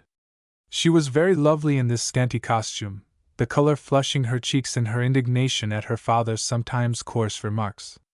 She did not dare answer him, however, but bit off her thread in silent rage. After breakfast she went down to the courtyard. The house was wrapped in Sunday quiet. The workshops on the lower floor were closed. Through some of the open windows the tables were seen laid for dinners, the families being on the fortifications, getting an appetite. 5 or 6 girls, Nana, Pauline and others, lingered in the courtyard for a time and then took flight altogether into the streets, and thence to the outer boulevards. They walked in a line, filling up the whole sidewalk, with ribbons fluttering in their uncovered hair. They managed to see everybody and everything through their downcast lids. The streets were their native heath, as it were, for they had grown up in them. Nana walked in the center and gave her arm to Pauline, and as they were the oldest and tallest of the band, they gave the law to the others and decided where they should go for the day and what they should do. Nana and Pauline were deep ones. They did nothing without premeditation. If they ran, it was to show their slender ankles, and when they stopped and panted for breath, it was sure to be at the side of some youths, young workmen of their acquaintance, who smoked in their faces as they talked.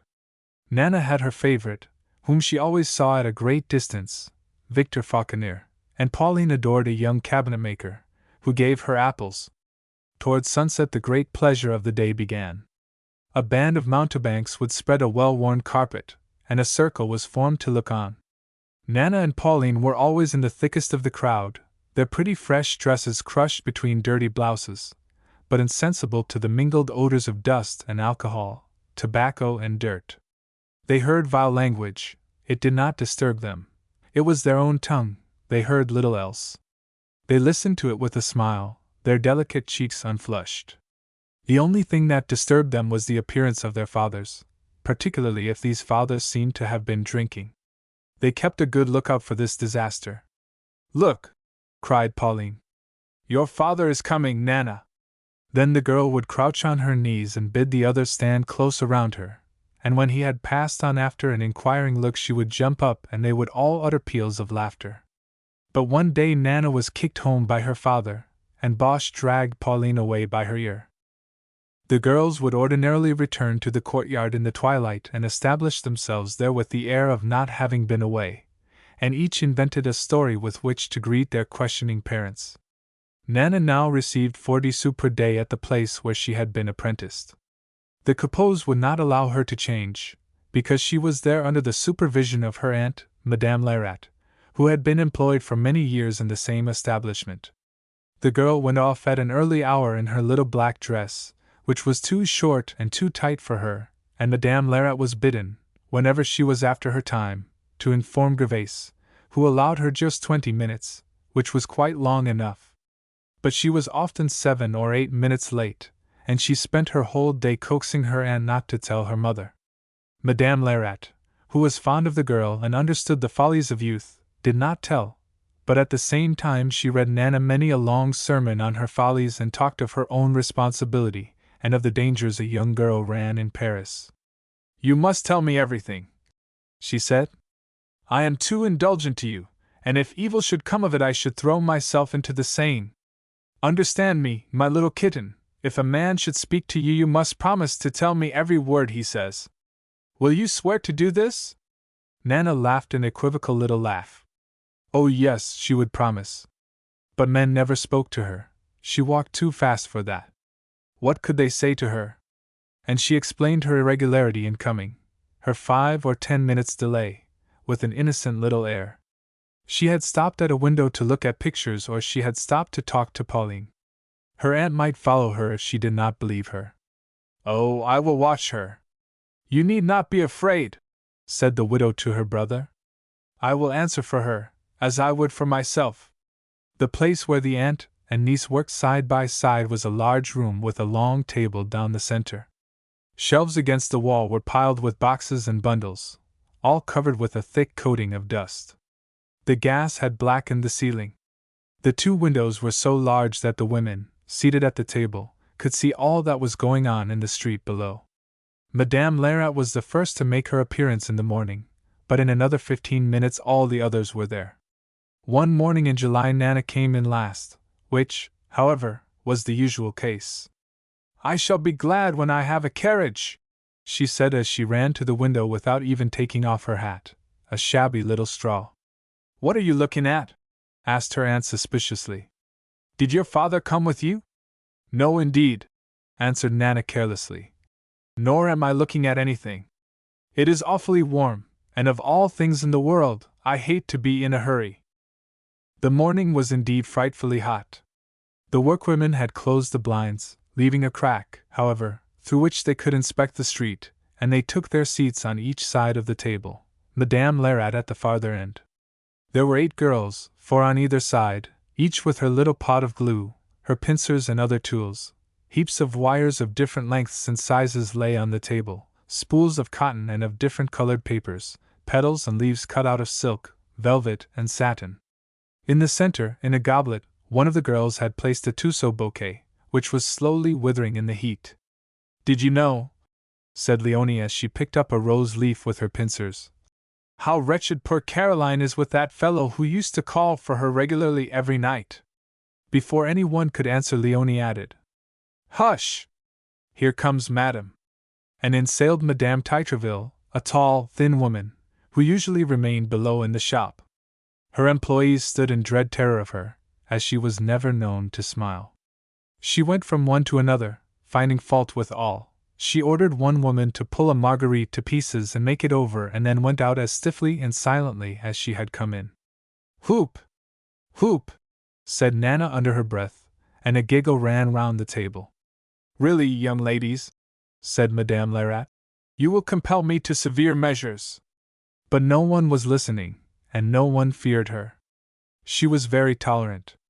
They could say what they pleased, provided they put it in decent language. Nana was certainly in a good school. Her instincts, to be sure, were vicious, but these instincts were fostered and developed in this place, as is too often the case when a crowd of girls are herded together. It was the story of a basket of apples, the good ones spoiled by those that were already rotten. If two girls were whispering in a corner, 10 to 1 they were telling some story that could not be told aloud.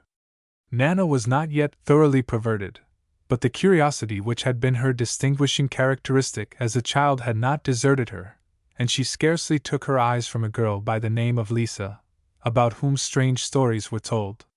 "How warm it is!" she exclaimed, suddenly rising and pushing open the blinds.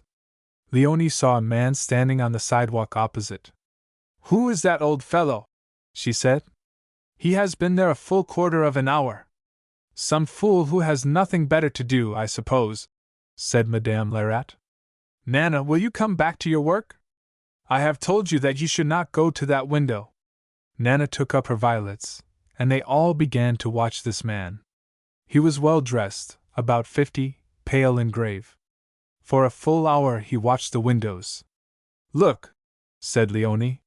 "He has an eyeglass. Oh, he is very chic. He is waiting for Augustine." But Augustine sharply answered that she did not like the old man. "You make a great mistake then," said Madame Lerat with her equivocal smile. Nana listened to the conversation which followed, reveling in indecency, as much at home in it as a fish is in water. All the time her fingers were busy at work. She wound her violet stems and fastened in the leaves with a slender strip of green paper. A drop of gum, and then behold a bunch of delicate fresh verdure which would fascinate any lady. Her fingers were especially deft by nature. No instruction could have imparted this quality. The gentleman had gone away, and the workshop settled down into quiet once more. When the bell rang for 12, Nana started up and said she would go out and execute any commissions. Leonie sent for 2 sous worth of shrimp, Augustine for some fried potatoes, Sophie for a sausage, and Lisa for a bunch of radishes. As she was going out, her aunt said quietly, "I will go with you. I want something." Lo, in the lane running up by the shop was the mysterious stranger. Nana turned very red, and her aunt drew her arm within her own and hurried her along. So then he had come for her. Was not this pretty behavior for a girl of her age? And Madame Lerat asked question after question, but Nana knew nothing of him, she declared, though he had followed her for 5 days. Madame Lerat looked at the man out of the corners of her eyes. "You must tell me everything," she said. While they talked they went from shop to shop, and their arms grew full of small packages, but they hurried back, still talking of the gentleman. "It may be a good thing," said Madame Lerat, "if his intentions are only honorable." The workwomen ate their breakfast on their knees. They were in no hurry, either, to return to their work, when suddenly Leonie uttered a low hiss, and like magic each girl was busy. Madame Titreville entered the room and again made her rounds. Madame Lerat did not allow her niece after this day to set foot on the street without her. Nana at first was inclined to rebel, but on the whole, it rather flattered her vanity to be guarded like a treasure. They had discovered that the man who followed her with such persistency was a manufacturer of buttons, and one night the aunt went directly up to him and told him that he was behaving in a most improper manner. He bowed and, turning on his heel, departed, not angrily, by any means, and the next day he did as usual. One day, however, He deliberately walked between the aunt and the niece and said something to Nana in a low voice.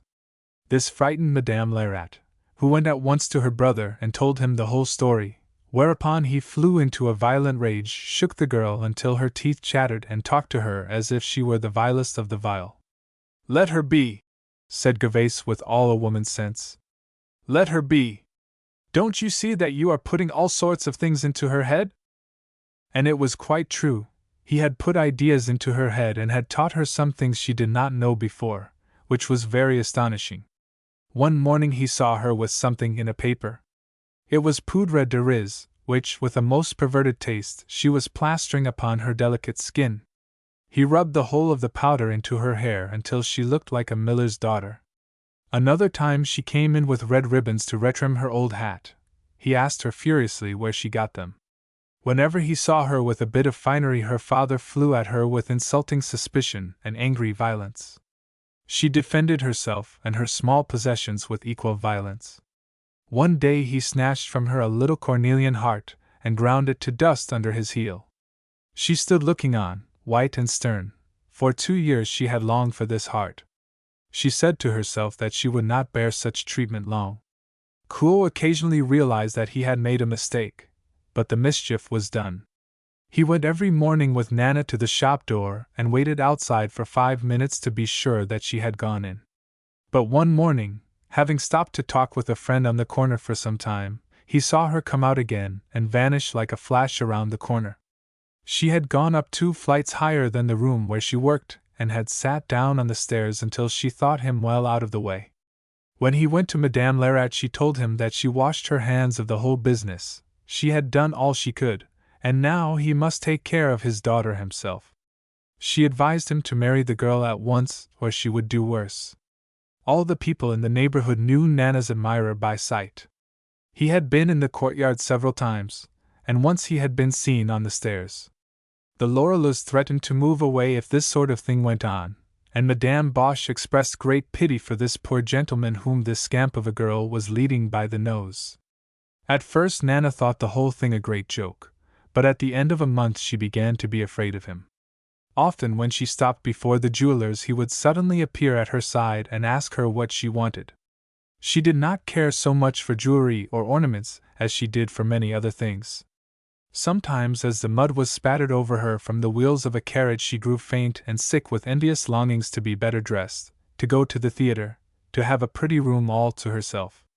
She longed to see another side of life, to know something of its pleasures. The stranger invariably appeared at these moments, but she always turned and fled, so great was her horror of him. But when winter came, existence became well nigh intolerable.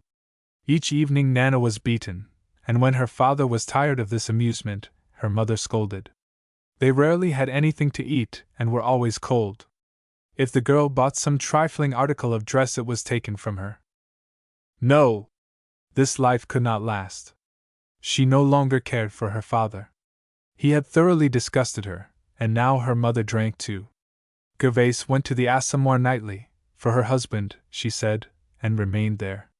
When Nana saw her mother sometimes as she passed the window, seated among a crowd of men, she turned livid with rage, because youth has little patience with the vice of intemperance.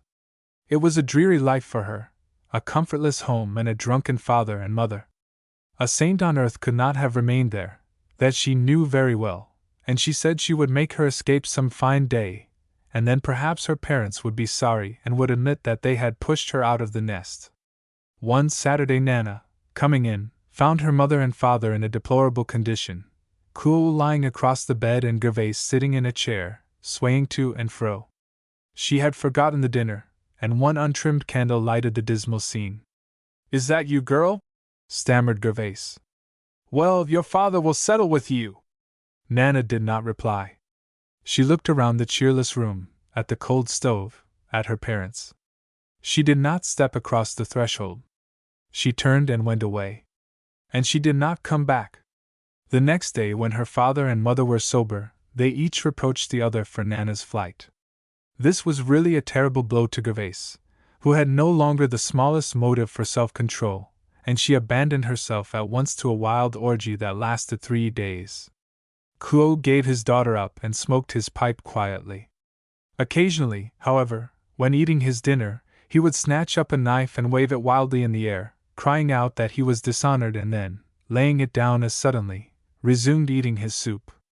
In this great house, whence each month a girl or two took flight, this incident astonished no one. The Lorilleuxs were rather triumphant at the success of their prophecy. Lantier defended Nana. "Of course," he said, "she has done wrong, but bless my heart, what would you have? A girl as pretty as that could not live all her days in such poverty." "You know nothing about it!" cried Madame Lorilleux one evening when they were all assembled in the room of the concierge. "Wooden Legs sold her daughter out and out. I know it. I have positive proof of what I say. The time that the old gentleman was seen on the stairs he was going to pay the money. Nana and he were seen together at the Ambigu the other night. I tell you, I know it."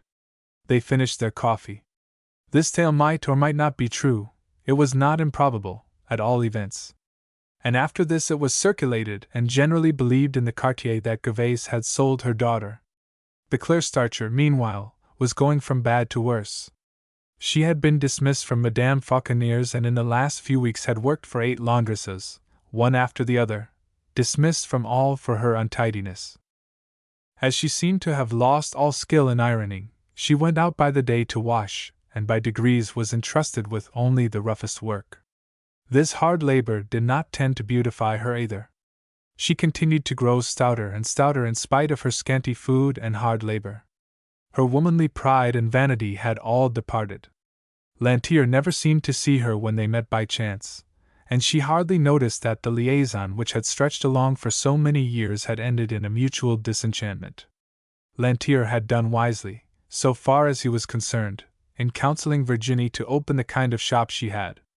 He adored sweets and could have lived on pralines and gumdrops, sugar plums and chocolate. Sugared almonds were his especial delight. For a year his principal food was bonbons.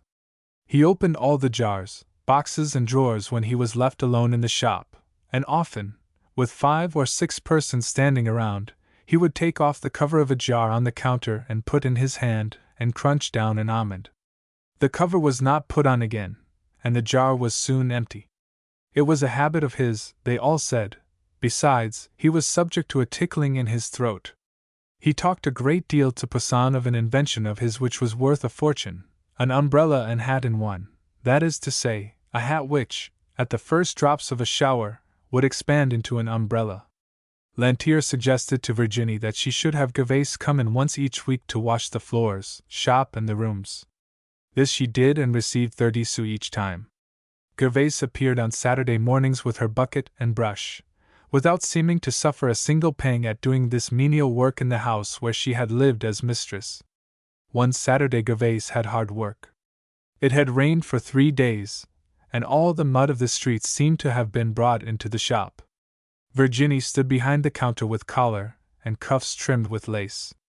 Near her on a low chair lounged Lantier, and he was, as usual, eating candy. "Really, Madame Clo," cried Virginie, "can't you do better than that? You have left all the dirt in the corners. Don't you see? Oblige me by doing that over again." Gervaise obeyed. She went back to the corner and scrubbed it again. She was on her hands and knees, with her sleeves rolled up over her arms. Her old skirt clung close to her stout form, and the sweat poured down her face. "The more elbow grease she uses, the more she shines," said Lantier sententiously with his mouth full. Virginie, leaning back in her chair with the air of a princess, followed the progress of the work with half-closed eyes. "A little more to the right. Remember, those spots must all be taken out. Last Saturday, you know, I was not pleased." And then Lantier and Virginie fell into a conversation, while Gervaise crawled along the floor in the dirt at their feet. Madame Poussin enjoyed this, for her cat's eyes sparkled with malicious joy, and she glanced at Lantier with a smile. At last she was avenged for that mortification at the lavatory, which had for years weighed heavy on her soul. "By the way," said Lantier, addressing himself to Gervaise, "I saw Nana last night." Gervaise started to her feet with her brush in her hand.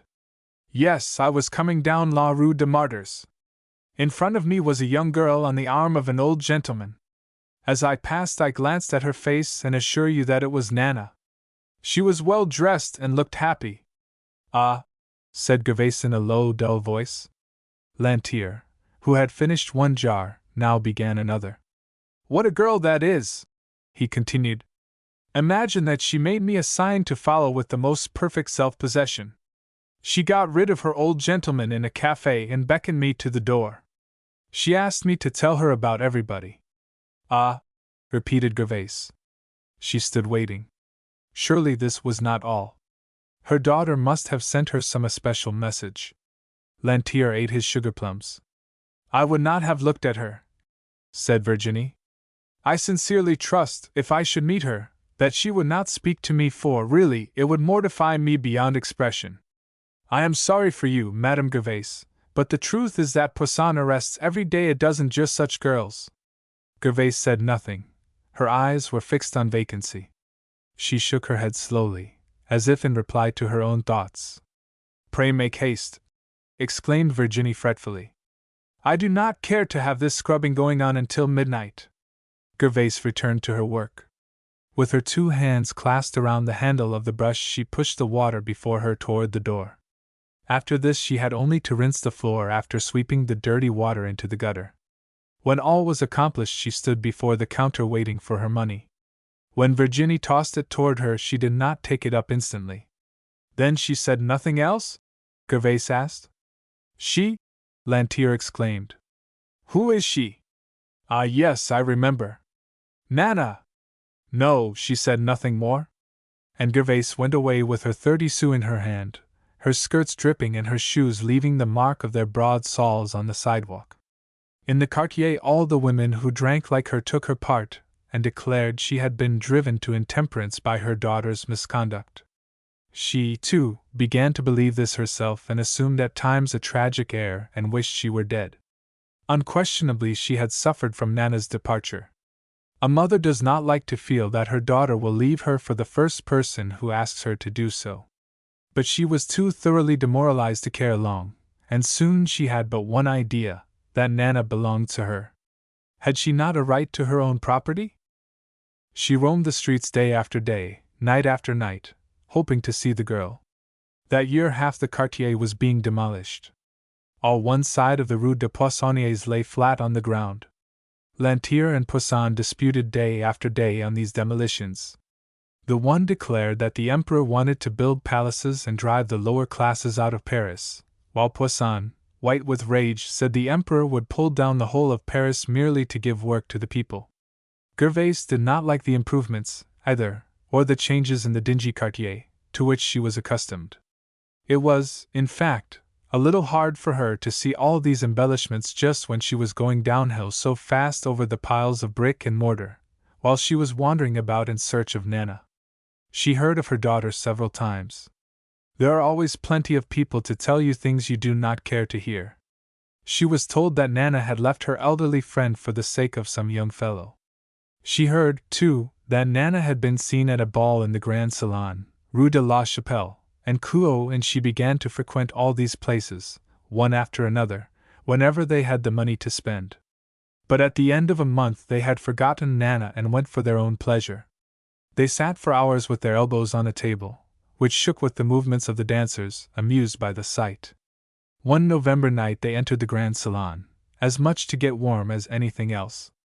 Outside it was hailing, and the rooms were naturally crowded.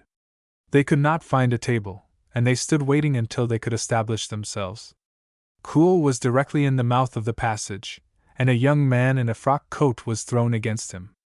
The youth uttered an exclamation of disgust as he began to dust off his coat with his handkerchief.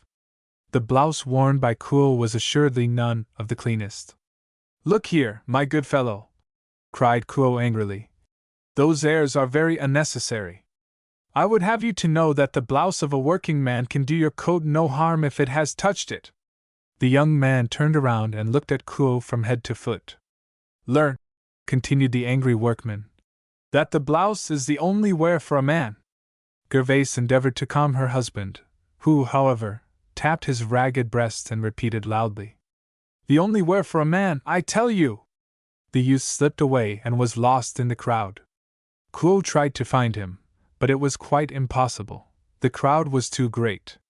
The orchestra was playing a quadrille, and the dancers were bringing up the dust from the floor in great clouds, which obscured the gas. "Look," said Gervais suddenly. "What is it?" "Look at that velvet bonnet!" Quite at the left there was a velvet bonnet, black with plumes, only too suggestive of a hearse. They watched these nodding plumes breathlessly. "Do you not know that hair?" murmured Gervais hoarsely. "I am sure it is she." In 1 second Kuo was in the center of the crowd. Yes, it was Nana, and in what a costume! She wore a ragged silk dress, stained and torn. She had no shawl over her shoulders to conceal the fact that half the buttonholes on her dress were burst out. In spite of all her shabbiness, the girl was pretty and fresh. Nana, of course, danced on unsuspiciously. Her airs and graces were beyond belief. She curtsied to the very ground and then in a twinkling threw her foot over her partner's head. A circle was formed, and she was applauded vociferously. At this moment Kuo fell on his daughter. "Don't try and keep me back," he said, "for have her I will." Nana turned and saw her father and mother. Kuo discovered that his daughter's partner was the young man for whom he had been looking. Gervais pushed him aside and walked up to Nana and gave her 2 cuffs on her ears. One sent the plumed hat on the side, the other left 5 red marks on that pale cheek. The orchestra played on. Nana neither wept nor moved. The dancers began to grow very angry. They ordered the Kuo party to leave the room. "Go," said Gervais, "and do not attempt to leave us, for so sure as you do you will be given in charge of a policeman." The young man had prudently disappeared. Nana's old life now began again, for after the girl had slept for 12 hours on a stretch, she was very gentle and sweet for a week. She wore a plain gown and a simple hat and declared she would like to work at home. She rose early and took a seat at her table by 5 o'clock the first morning and tried to roll her violet stems, but her fingers had lost their cunning in the 6 months in which they had been idle. Then the glue pot dried up, the petals and the paper were dusty and spotted. The mistress of the establishment came for her tools and materials and made more than one scene. Nana relapsed into utter indolence, quarreling with her mother from morning until night. Of course an end must come to this, so one fine evening the girl disappeared.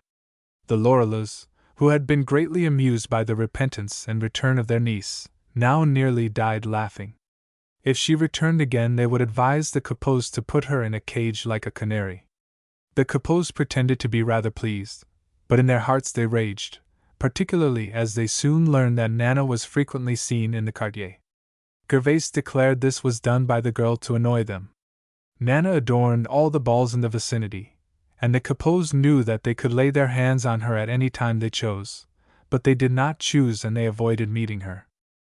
But one night, just as they were going to bed, they heard a rap on the door. It was Nana, who came to ask as coolly as possible if she could sleep there. What a state she was in! All rags and dirt. She devoured a crust of dried bread and fell asleep with a part of it in her hand. This continued for some time, the girl coming and going like a will-o'-the-wisp. Weeks and months would elapse without a sign from her, and then she would reappear without a word to say where she had been, sometimes in rags and sometimes well dressed. Finally her parents began to take these proceedings as a matter of course. She might come in, they said, or stay out, just as she pleased, provided she kept the door shut. Only one thing exasperated Gervais now, and that was when her daughter appeared with a bonnet and feathers and a train. This she would not endure. When Nana came to her it must be as a simple working woman. None of this dearly bought finery should be exhibited there, for these trained dresses had created a great excitement in the house. One day Gervais reproached her daughter violently for the life she led and finally, in her rage, took her by the shoulder and shook her. "Let me be!" cried the girl. "You are the last person to talk to me in that way. You did as you pleased. Why can't I do the same?" "What do you mean?" stammered the mother. "I have never said anything about it because it was none of my business. But do you think I did not know where you were when my father lay snoring? Let me alone. It was you who set me the example." Gervais turned away pale and trembling, while Nana composed herself to sleep again. Capot's life was a very regular one, that is to say, He did not drink for 6 months and then yielded to temptation, which brought him up with a round turn and sent him to St. Anne's. When he came out he did the same thing, so that in 3 years he was 7 times at St. Anne's, and each time he came out the fellow looked more broken and less able to stand another orgy. The poison had penetrated his entire system. He had grown very thin, his cheeks were hollow and his eyes inflamed. Those who knew his age shuddered as they saw him pass, bent and decrepit as a man of 80. The trembling of his hands had so increased that some days he was obliged to use them both in raising his glass to his lips. This annoyed him intensely, and seemed to be the only symptom of his failing health which disturbed him. He sometimes swore violently at these unruly members and at others sat for hours looking at these fluttering hands as if trying to discover by what strange mechanism they were moved. And one night Gervais found him sitting in this way with great tears pouring down his withered cheeks. The last summer of his life was especially trying to Quo. His voice was entirely changed. He was deaf in one ear, and some days he could not see and was obliged to feel his way up and downstairs as if he were blind. He suffered from maddening headaches, and sudden pains would dart through his limbs, causing him to snatch at a chair for support. Sometimes after one of these attacks his arm would be paralyzed for 24 hours. He would lie in bed with even his head wrapped up, silent and moody, like some suffering animal. Then came incipient madness and fever, tearing everything to pieces that came in his way, or he would weep and moan, declaring that no one loved him, that he was a burden to his wife. One evening when his wife and daughter came in he was not in his bed.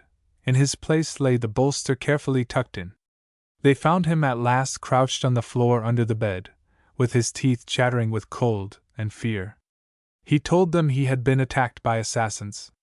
The 2 women coaxed him back to bed as if he had been a baby.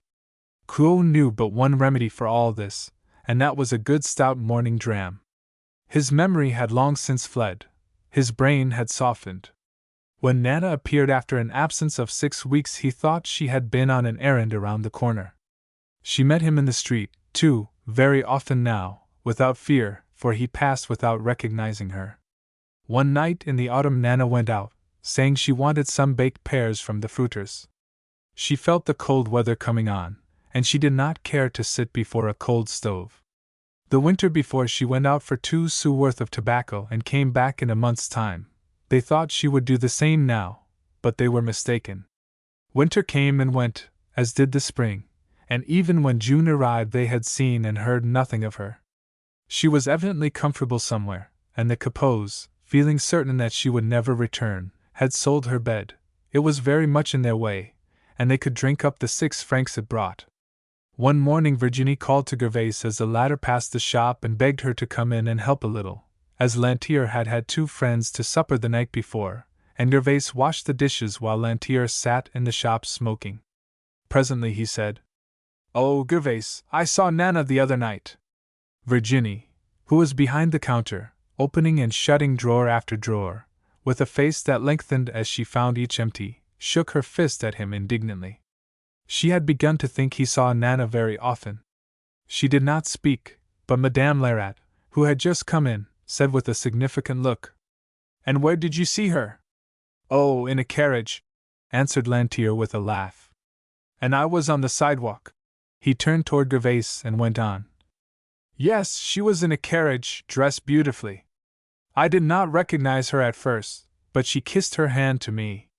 Her friend this time must be a vicomte at the least. She looked as happy as a queen." Gervais wiped the plate in her hands, rubbing it long and carefully, though it had long since been dry. Virginie, with wrinkled brows, wondered how she could pay 2 notes which fell due the next day, while Lantier, fat and hearty from the sweets he had devoured, asked himself if these drawers and jars would be filled up again or if the ruin he anticipated was so near at hand that he would be compelled to pull up stakes at once. There was not another praline for him to crunch, not even a gumdrop. When Gervais went back to her room she found Quo sitting on the side of the bed, weeping and moaning. She took a chair nearby and looked at him without speaking. "I have news for you," she said at last. "Your daughter has been seen. She is happy and comfortable. Would that I were in her place." Cool was looking down on the floor intently. He raised his head and said with an idiotic laugh, "Do as you please, my dear, don't let me be any hindrance to you. When you are dressed up you are not so bad looking after all." Chapter 12: Poverty and Degradation. The weather was intensely cold about the middle of January. Gervais had not been able to pay her rent, due on the 1st. She had little or no work and consequently no food to speak of. The sky was dark and gloomy, and the air heavy with the coming of a storm. Gervais thought it barely possible that her husband might come in with a little money. After all, everything is possible, and he had said that he would work. Gervais, after a little, by dint of dwelling on this thought, had come to consider it a certainty. Yes, Cool would bring home some money, and they would have a good, hot, comfortable dinner. As to herself, she had given up trying to get work, for no one would have her. This did not much trouble her, however, for she had arrived at that point when the mere exertion of moving had become intolerable to her. She now lay stretched on the bed, for she was warmer there. Gervais called it a bed. In reality it was only a pile of straw in the corner, for she had sold her bed and all her furniture. She occasionally swept the straw together with a broom, and after all, it was neither dustier nor dirtier than everything else in the place. On this straw, therefore, Gervais now lay with her eyes wide open. How long, she wondered, could people live without eating? She was not hungry, but there was a strange weight at the pit of her stomach. Her haggard eyes wandered about the room in search of anything she could sell. She vaguely wished someone would buy the spider webs which hung in all the corners. She knew them to be very good for cuts, but she doubted if they had any market value. Tired of this contemplation, she got up and took her one chair to the window and looked out into the dingy courtyard. Her landlord had been there that day and declared he would wait only 1 week for his money, and if it were not forthcoming he would turn them into the street. It drove her wild to see him stand in his heavy overcoat, and tell her so coldly that he would pack her off at once. She hated him with a vindictive hatred, as she did her fool of a husband and the Lorilleuxs and Poissons. In fact, she hated everyone on that especial day. Unfortunately, people can't live without eating, and before the woman's famished eyes floated visions of food. Not of dainty little dishes. She had long since ceased to care for those and ate all she could get without being in the least fastidious in regard to its quality. When she had a little money she bought a bullock's heart or a bit of cheese or some beans, and sometimes she begged from a restaurant and made a sort of panada of the crusts they gave her, which she cooked on a neighbor's stove. She was quite willing to dispute with a dog for a bone. Once the thought of such things would have disgusted her, but at that time she did not, for 3 days in succession, go without a morsel of food. She remembered how last week Kuo had stolen a half loaf of bread and sold it, or rather exchanged it, for liquor. She sat at the window, looking at the pale sky, and finally fell asleep. She dreamed that she was out in a snowstorm and could not find her way home. She awoke with a start, and saw that night was coming on. How long the days are when one's stomach is empty! She waited for Kuo and the relief he would bring. The clock struck in the next room. Could it be possible? Was it only 3? Then she began to cry. How could she ever wait until 7? After another half-hour of suspense she started up. Yes, they might say what they pleased, but she, at least, would try to borrow 10 sous from the Lorilleuxs. There was a continual borrowing of small sums in this corridor during the winter, but no matter what was the emergency no one ever dreamed of applying to the Lorilleuxs. Gervais summoned all her courage and rapped at the door. "Come in!" cried a sharp voice. How good it was there! Warm and bright with the glow of the forge. And Gervais smelled the soup, too, and it made her feel faint and sick. "Ah, it is you, is it?" said Madame Lorilleux. "What do you want?" Gervais hesitated. The application for 10 sous stuck in her throat, because she saw Bosch seated by the stove. "What do you want?" asked Lorilleux in his turn. "Have you seen Kuo?" stammered Gervais. "I thought he was here." His sister answered with a sneer that they rarely saw Kuo. They were not rich enough to offer him as many glasses of wine as he wanted in these days. Gervais stammered out a disconnected sentence. He had promised to come home. She needed food, She needed money. A profound silence followed. Madame Laura fanned her fire, and her husband bent more closely over his work, while Bosch smiled with an expectant air. "If I could have 10 sous," murmured Gervais. The silence continued. "If you would lend them to me," said Gervais, "I would give them back in the morning." Madame Laura turned and looked her full in the face, thinking to herself that if she yielded once the next day it would be 20 sous, and who could tell where it would stop? "But, my dear," she cried, "you know we have no money and no prospect of any, otherwise, of course, we would oblige you." "Certainly," said Laura. "The heart is willing, but the pockets are empty." Gervais bowed her head, but she did not leave instantly. She looked at the gold wire on which her sister-in-law was working and at that in the hands of Laura, and thought that it would take a mere scrap to give her a good dinner. On that day the room was very dirty and filled with charcoal dust, but she saw it resplendent with riches like the shop of a money-changer, and she said once more in a low, soft voice, "I will bring back the 10 sous. I will, indeed." Tears were in her eyes, but she was determined not to say that she had eaten nothing for 24 hours. "I can't tell you how much I need it," she continued. The husband and wife exchanged a look. Wooden legs begging at their door. Well, well, who would have thought it? Why had they not known it was she when they rashly called out, "Come in"? Really, they could not allow such people to cross their threshold. There was too much that was valuable in the room. They had several times distrusted Gervais. She looked about so queerly, and now they would not take their eyes off her. Gervais went toward Laura as she spoke. "Take care," he said roughly. "You will carry off some of the particles of gold on the soles of your shoes. It looks really as if you had greased them." Gervais drew back. She leaned against the étagère for a moment, and seeing that her sister-in-law's eyes were fixed on her hands, she opened them and said in a gentle, weary voice, the voice of a woman who had ceased to struggle, "I have taken nothing. You can look for yourself." And she went away. The warmth of the place and the smell of the soup were unbearable. The Laurellas shrugged their shoulders as the door closed. They hoped they had seen the last of her face. She had brought all her misfortunes on her own head, and she had, therefore, no right to expect any assistance from them. Bosch joined in these animadversions, and all three considered themselves avenged for the blue shop and all the rest. "I know her," said Madame Laura. "If I had lent her the 10 sous she wanted, she would have spent it in liquor." Gervais crawled down the corridor with slipshod shoes and slouching shoulders, but at her door she hesitated. She could not go in, she was afraid. She would walk up and down a little, that would keep her warm.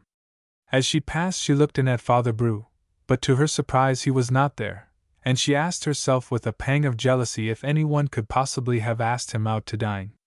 When she reached the billiards she heard a groan. She went in. "What is the matter?" she said. The room was very clean and in perfect order. Laley that very morning had swept and arranged everything. In vain did the cold blast of poverty blow through that chamber, and bring with it dirt and disorder. Laley was always there. She cleaned and scrubbed and gave to everything a look of gentility. There was little money but much cleanliness within those four walls. The two children were cutting out pictures in a corner, but Laley was in bed, lying very straight and pale, with the sheet pulled over her chin. "What is the matter?" asked Gervais anxiously. Laley slowly lifted her white lids and tried to speak. "Nothing," she said faintly. "Nothing, I assure you." Then as her eyes closed she added, "I am only a little lazy and am taking my ease." But her face bore the traces of such frightful agony that Gervais fell on her knees by the side of the bed. She knew that the child had had a cough for a month, and she saw the blood trickling from the corners of her mouth. "It is not my fault," Laley murmured. "I thought I was strong enough, and I washed the floor. I could not finish the windows, though. Everything but those are clean. But I was so tired that I was obliged to lie down." She interrupted herself to say, "Please see that my children are not cutting themselves with the scissors." She started at the sound of a heavy step on the stairs. Her father noisily pushed open the door. As usual, he had drunk too much, and in his eyes blazed the lurid flames kindled by alcohol. When he saw Layli lying down, he walked to the corner and took up the long whip, from which he slowly unwound the lash. "This is a good joke," he said. "The idea of your daring to go to bed at this hour. Come, up with you!" He snapped the whip over the bed, and the child murmured softly, "Do not strike me, Papa. I am sure you will be sorry if you do. Do not strike me. Up with you!" he cried. "Up with you!" Then she answered faintly, "I cannot, for I am dying." Gervais had snatched the whip from Beejerd, who stood with his under jaw dropped, glaring at his daughter. What could the little fool mean? Whoever heard of a child dying like that when she had not even been sick? Oh, she was lying. "You will see that I am telling you the truth," she replied. "I did not tell you as long as I could help it. Be kind to me now, Papa, and say goodbye as if you loved me." Beejerd passed his hand over his eyes. She did look very strangely. Her face was that of a grown woman. The presence of death in that cramped room sobered him suddenly. He looked around with the air of a man who had been suddenly awakened from a dream. He saw the two little ones clean and happy and the room neat and orderly. He fell into a chair. "Dear little mother!" he murmured. "Dear little mother!" This was all he said, but it was very sweet to Layli, who had never been spoiled by overpraise. She comforted him. She told him how grieved she was to go away and leave him before she had entirely brought up her children. He would watch over them, would he not? And in her dying voice she gave him some little details in regard to their clothes. He, the alcohol having regained its power, listened with round eyes of wonder. After a long silence, Layli spoke again. "We owe 4 francs and 7 sous to the baker. He must be paid. Madame Gaudrin has an iron that belongs to us, you must not forget it. This evening I was not able to make the soup, but there are bread and cold potatoes." As long as she breathed, the poor little mite continued to be the mother of the family. She died because her breast was too small to contain so great a heart, and that he lost this precious treasure was entirely her father's fault. He, wretched creature, had kicked her mother to death and now, just as surely, murdered his daughter. Gervais tried to keep back her tears. She held Layli's hands, and as the bedclothes slipped away she rearranged them. In doing so she caught a glimpse of the poor little figure. The sight might have drawn tears from a stone. Layli wore only a tiny chemise over her bruised and bleeding flesh. Marks of a lash striped her sides. A livid spot was on her right arm, and from head to foot she was one bruise. Gervais was paralyzed at the sight. She wondered, if there were a God above, how he could have allowed the child to stagger under so heavy a cross. "Madame Crow," murmured the child, trying to draw the sheet over her. She was ashamed for her father. Gervais could not stay there. The child was fast sinking. Her eyes were fixed on her little ones, who sat in the corner, still cutting out their pictures. The room was growing dark, and Gervais fled from it. Ah, what an awful thing life was! And how gladly would she throw herself under the wheels of an omnibus, if that might end it! Almost unconsciously Gervais took her way to the shop where her husband worked, or, rather, pretended to work. She would wait for him and get the money before he had a chance to spend it. It was a very cold corner where she stood.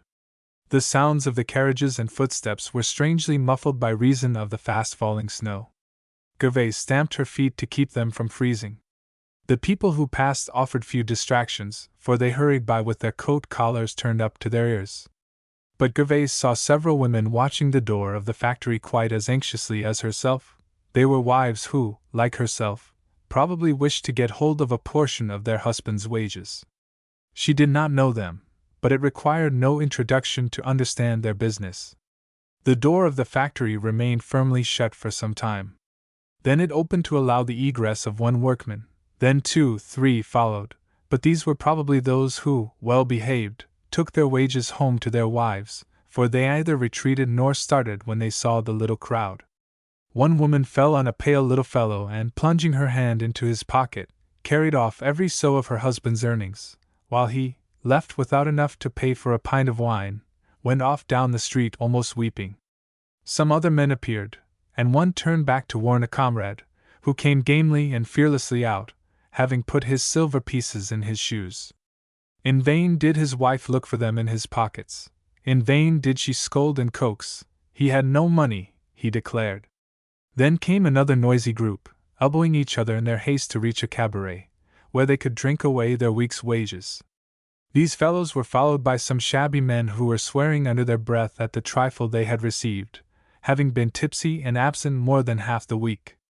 But the saddest sight of all was the grief of a meek little woman in black, whose husband, a tall, good-looking fellow, pushed her roughly aside and walked off down the street with his boon companions, leaving her to go home alone, which she did, weeping her very heart out as she went.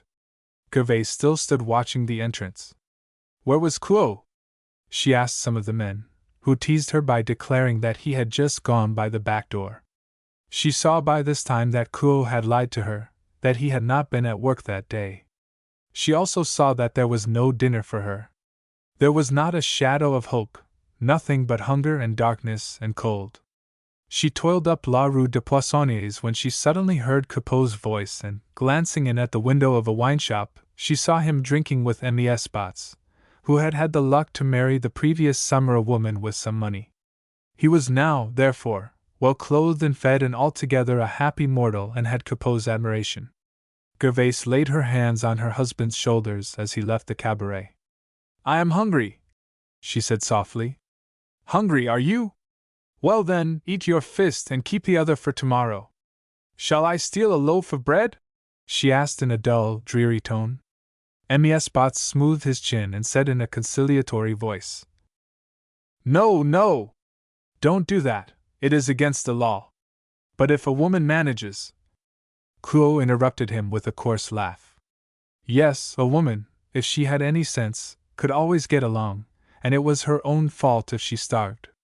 And the two men walked on toward the outer boulevard. Gervais followed them. Again she said, "I am hungry. You know I have had nothing to eat. You must find me something." He did not answer, and she repeated her words in a tone of agony. "Good God!" he exclaimed, turning upon her furiously. "What can I do? I have nothing. Be off with you, unless you want to be beaten." He lifted his fist. She recoiled and said with set teeth, "Very well then, I will go and find some man who has a sow." Clo pretended to consider this an excellent joke. Yes, of course she could make a conquest. By gaslight she was still passably good-looking. If she succeeded, he advised her to dine at the Capucin, where there was very good eating.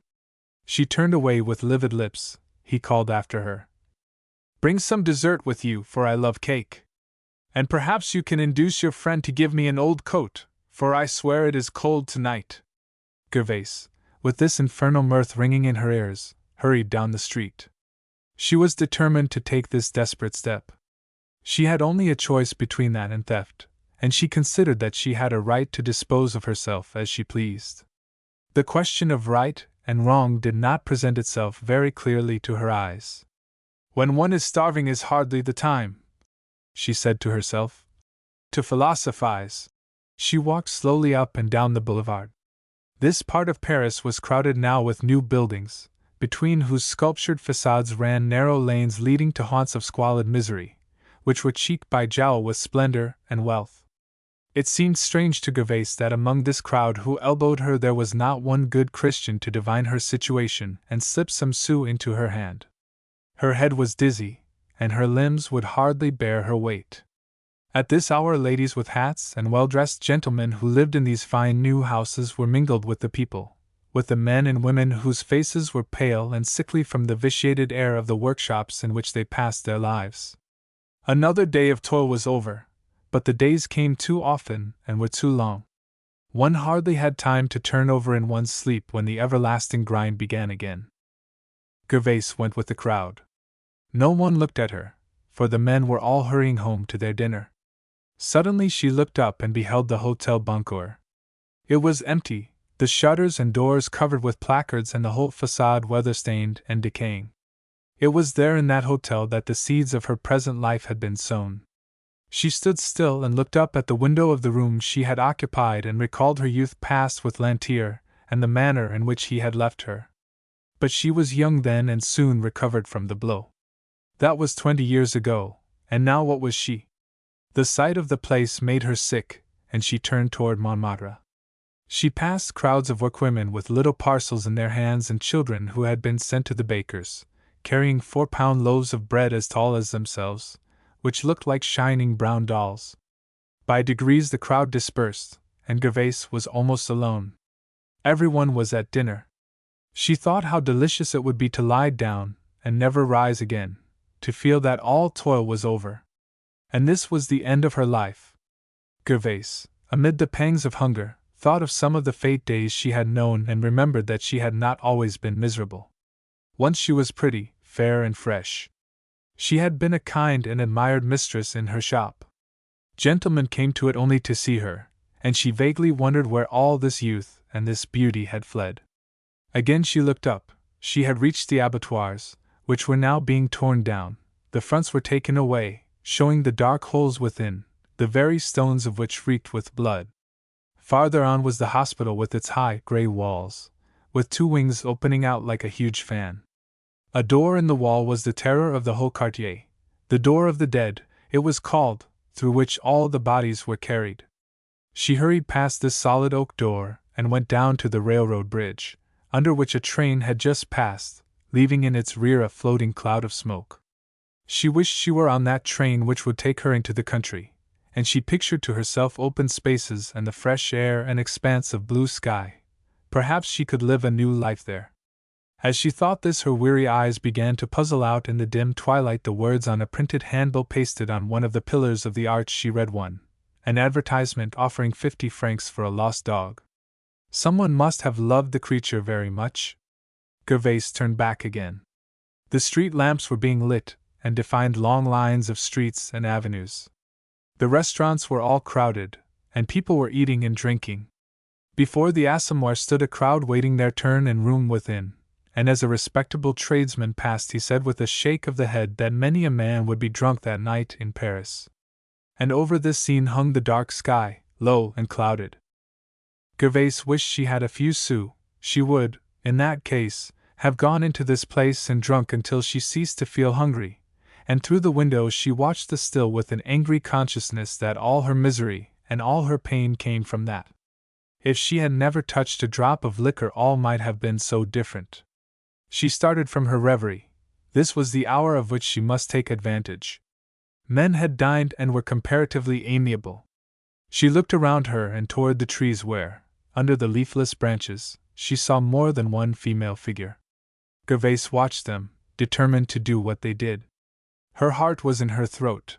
It seemed to her that she was dreaming a bad dream. She stood for some 15 minutes. None of the men who passed looked at her. Finally she moved a little and spoke to one who, with his hands in his pockets, was whistling as he walked. "Sir," she said in a low voice, "please listen to me." The man looked at her from head to foot, and went on whistling louder than before. Gervaise grew bolder. She forgot everything except the pangs of hunger. The women under the trees walked up and down with the regularity of wild animals in a cage. "Sir," she said again, "please listen." But the man went on. She walked toward the Hotel Boncoeur again, past the hospital, which was now brilliantly lit. There she turned and went back over the same ground, the dismal ground between the slaughterhouses and the place where the sick lay dying. With these 2 places she seemed to feel bound by some mysterious tie. "Sir, please listen." She saw her shadow on the ground as she stood near a street lamp. It was a grotesque shadow, grotesque because of her ample proportions. Her limp had become, with time and her additional weight, a very decided deformity, and as she moved the lengthening shadow of herself seemed to be creeping along the sides of the houses with bows and curtsies of mock reverence. Never before had she realized the change in herself. She was fascinated by this shadow. It was very droll, she thought, and she wondered if the men did not think so too. "Sir, please listen." It was growing late. Man after man, in a beastly state of intoxication, reeled past her. Quarrels and disputes filled the air. Gervaise walked on, half asleep. She was conscious of little except that she was starving. She wondered where her daughter was and what she was eating, but it was too much trouble to think, and she shivered and crawled on. As she lifted her face, she felt the cutting wind, accompanied by the snow, fine and dry, like gravel. The storm had come. People were hurrying past her, but she saw one man walking slowly. She went toward him. "Sir, please listen." The man stopped. He did not seem to notice what she said but extended his hand and murmured in a low voice, "Charity, if you please." The two looked at each other. Merciful heavens!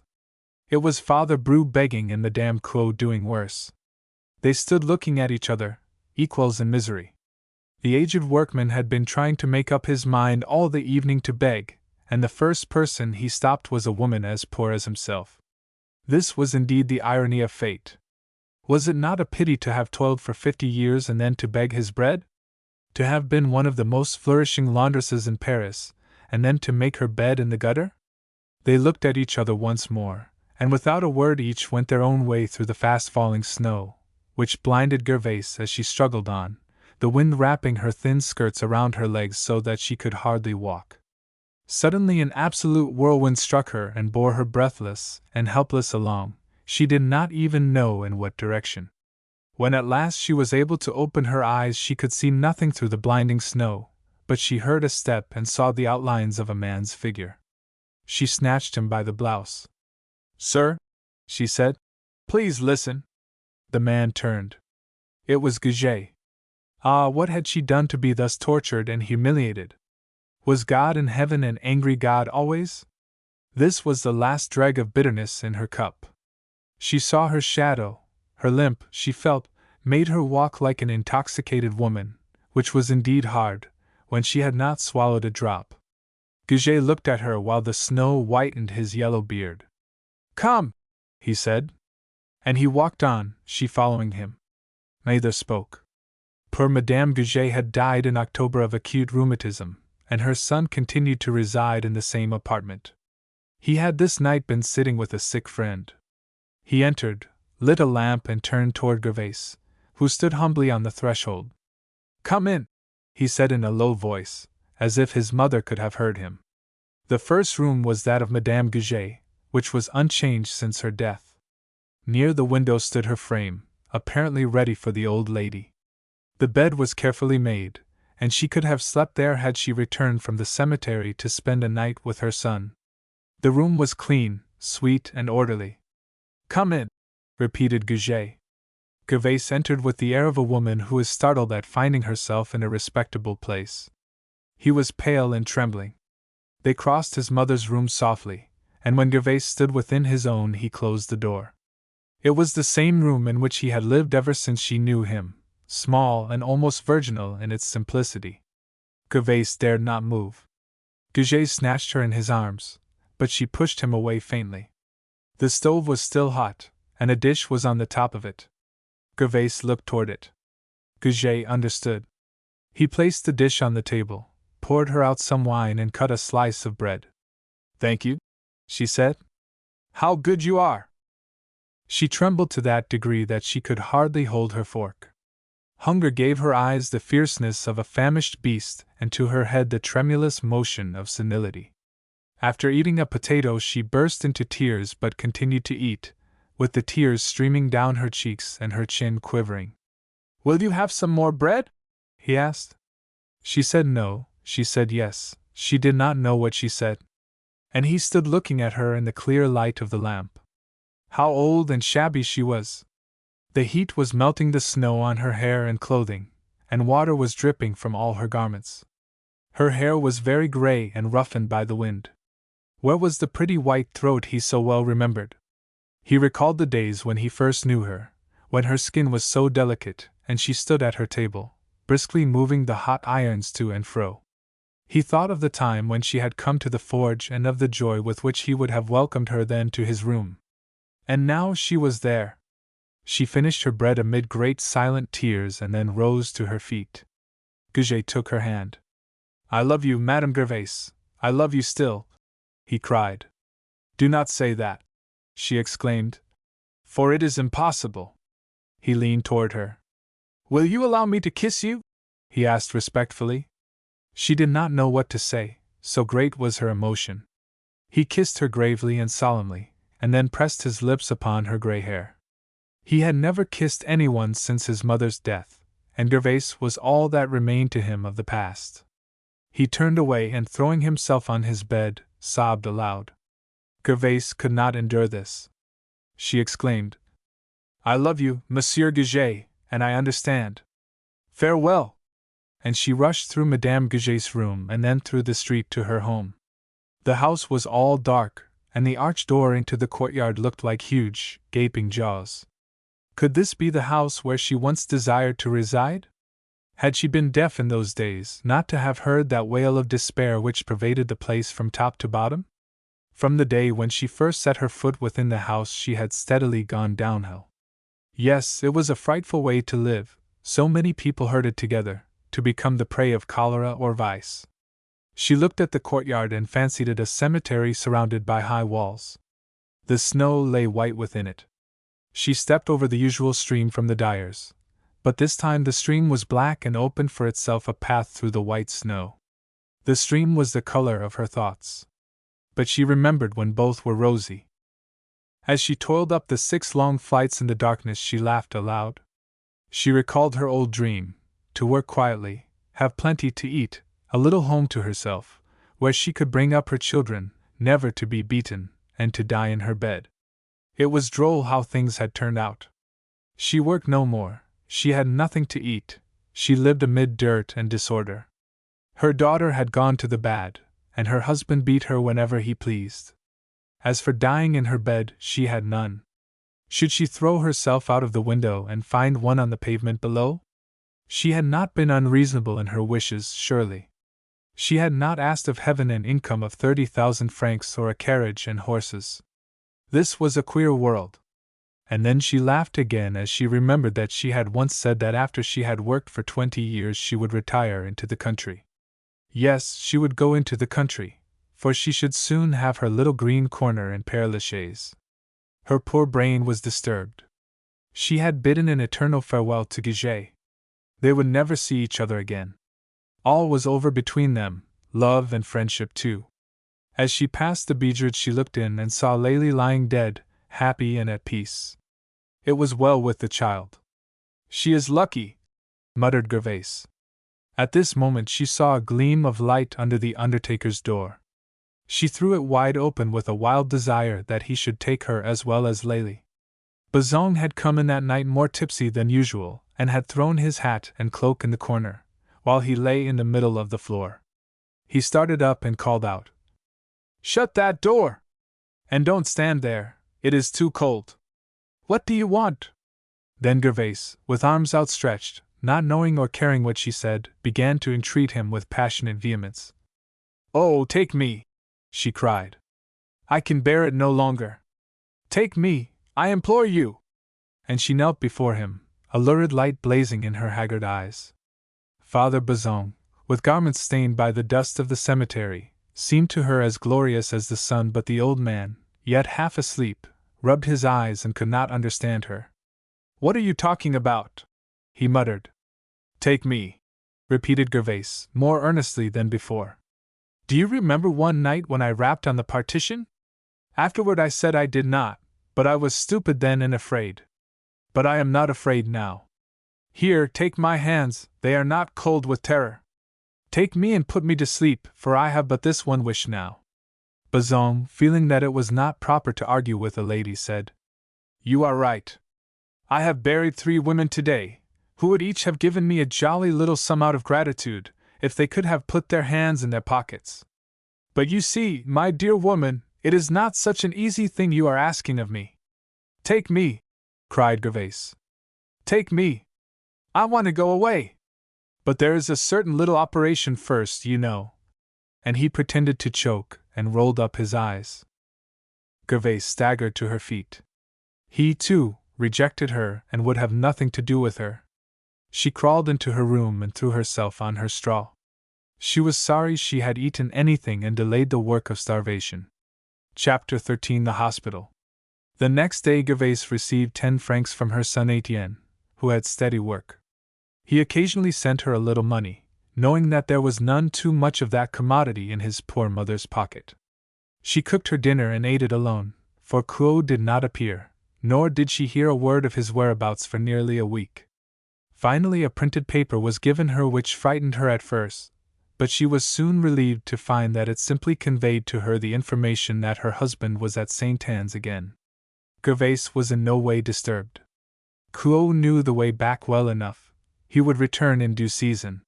She soon heard that he and Miesbots had spent the whole week in dissipation, and she even felt a little angry that they had not seen fit to offer her a glass of wine with all their feasting and carousing.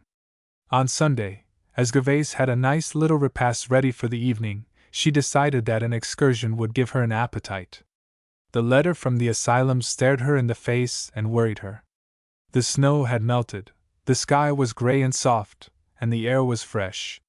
She started at noon, as the days were now short and St. Anne's was a long distance off, but as there were a great many people in the street, she was amused. When she reached the hospital, she heard a strange story.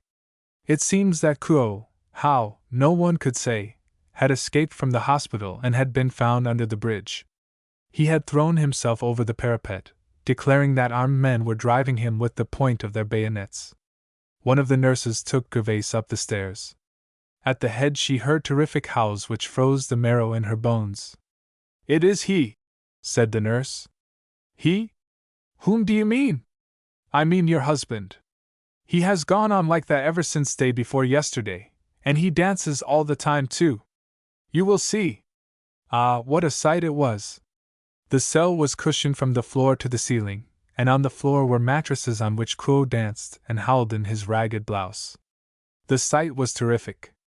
He threw himself wildly against the window and then to the other side of the cell, shaking hands as if he wished to break them off and fling them in defiance at the whole world. These wild motions are sometimes imitated, but no one who has not seen the real and terrible sight can imagine its horror. "What is it? What is it?" gasped Gervais.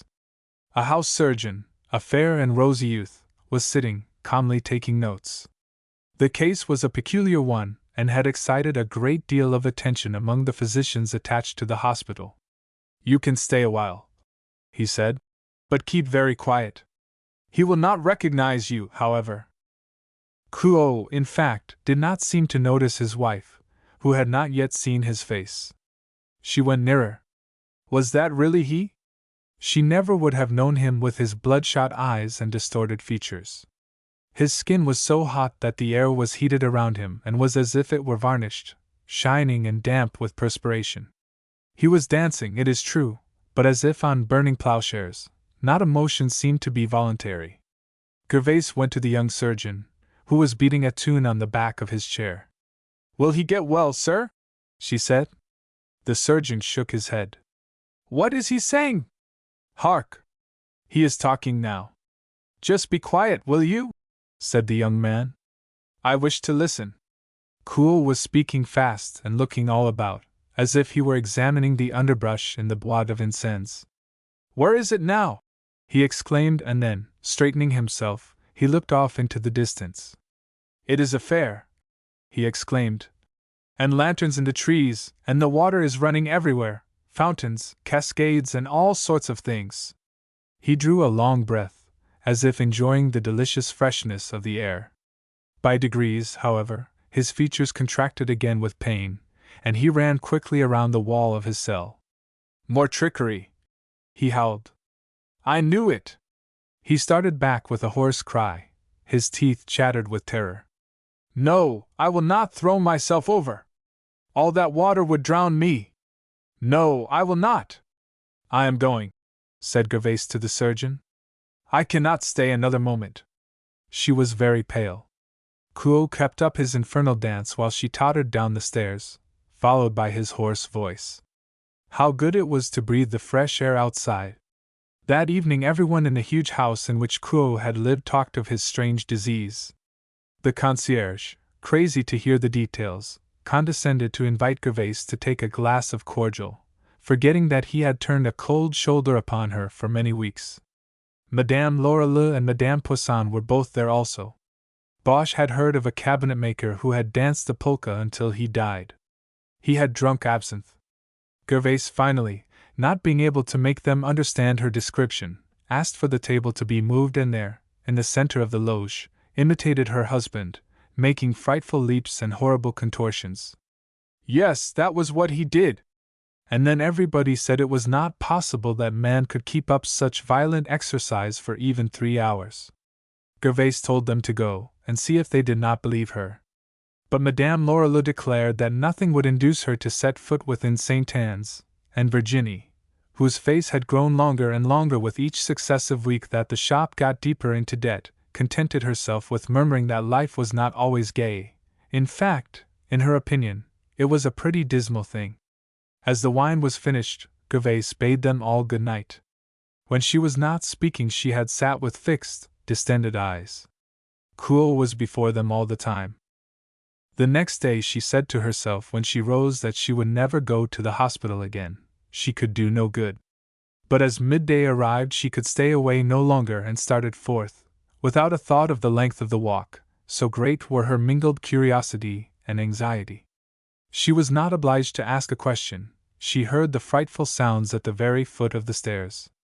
The keeper, who was carrying a cup of tisane across the corridor, stopped when he saw her. "He keeps it up well," he said. She went in but stood at the door, as she saw there were people there. The young surgeon had surrendered his chair to an elderly gentleman wearing several decorations. He was the chief physician of the hospital, and his eyes were like gimlets. Gervaise tried to see cool over the bald head of that gentleman. Her husband was leaping and dancing with undiminished strength. The perspiration poured more constantly from his brow now, that was all. His feet had worn holes in the mattress with his steady tramp from window to wall. Gervaise asked herself why she had come back. She had been accused the evening before of exaggerating the picture, but she had not made it strong enough. The next time she imitated him she could do it better. She listened to what the physicians were saying. The house surgeon was giving the details of the night with many words which she did not understand, but she gathered that Kuo had gone on in the same way all night. Finally he said this was the wife of the patient. Wherefore the surgeon-in-chief turned and interrogated her with the air of a police judge. "Did this man's father drink?" "A little, sir. Just as everybody does. He fell from a roof when he had been drinking and was killed." "Did his mother drink?" "Yes, sir, that is, a little now and then. He had a brother who died in convulsions, but the others are very healthy." The surgeon looked at her and said coldly, "You drink too?" Gervaise attempted to defend herself and deny the accusation. "You drink," he repeated, "and see to what it leads. Someday you will be here, and like this." She leaned against the wall, utterly overcome. The physician turned away. He knelt on the mattress and carefully watched Kuo. He wished to see if his feet trembled as much as his hands. His extremities vibrated as if on wires. The disease was creeping on, and the peculiar shivering seemed to be under the skin.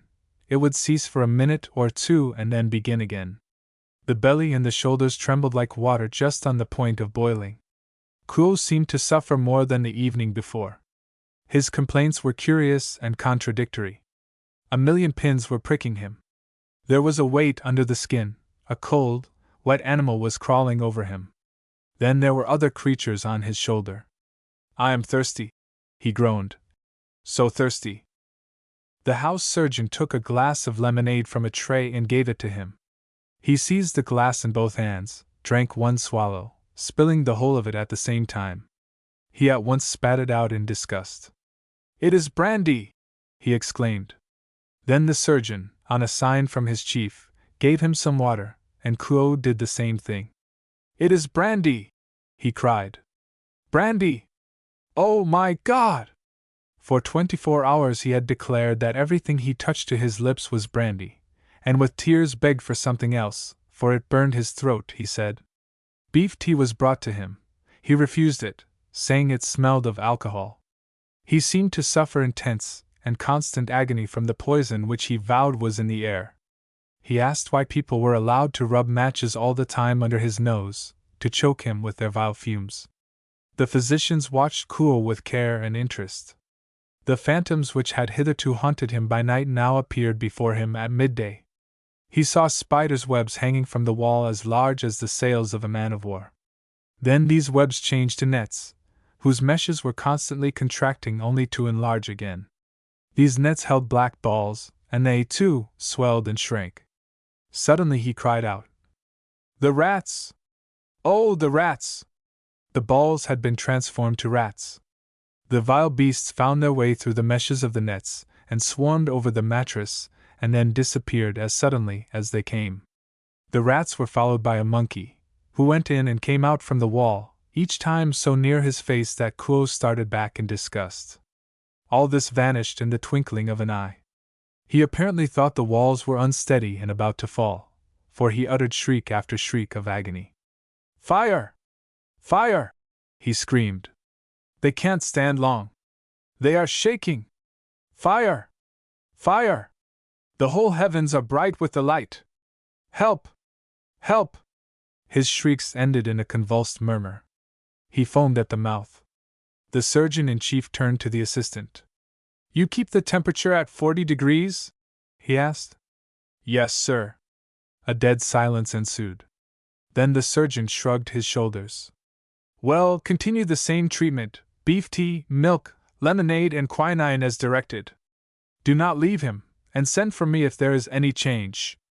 And he left the room, Gervais following close at his heels, seeking an opportunity of asking him if there was no hope. But he stalked down the corridor with so much dignity that she dared not approach him. She stood for a moment, undecided whether she should go back to Kuo or not, but hearing him begin again the lamentable cry for water. "Water, not brandy!" she hurried on, feeling that she could endure no more that day. In the streets the galloping horses made her start with a strange fear that all the inmates of St. Anne's were at her heels.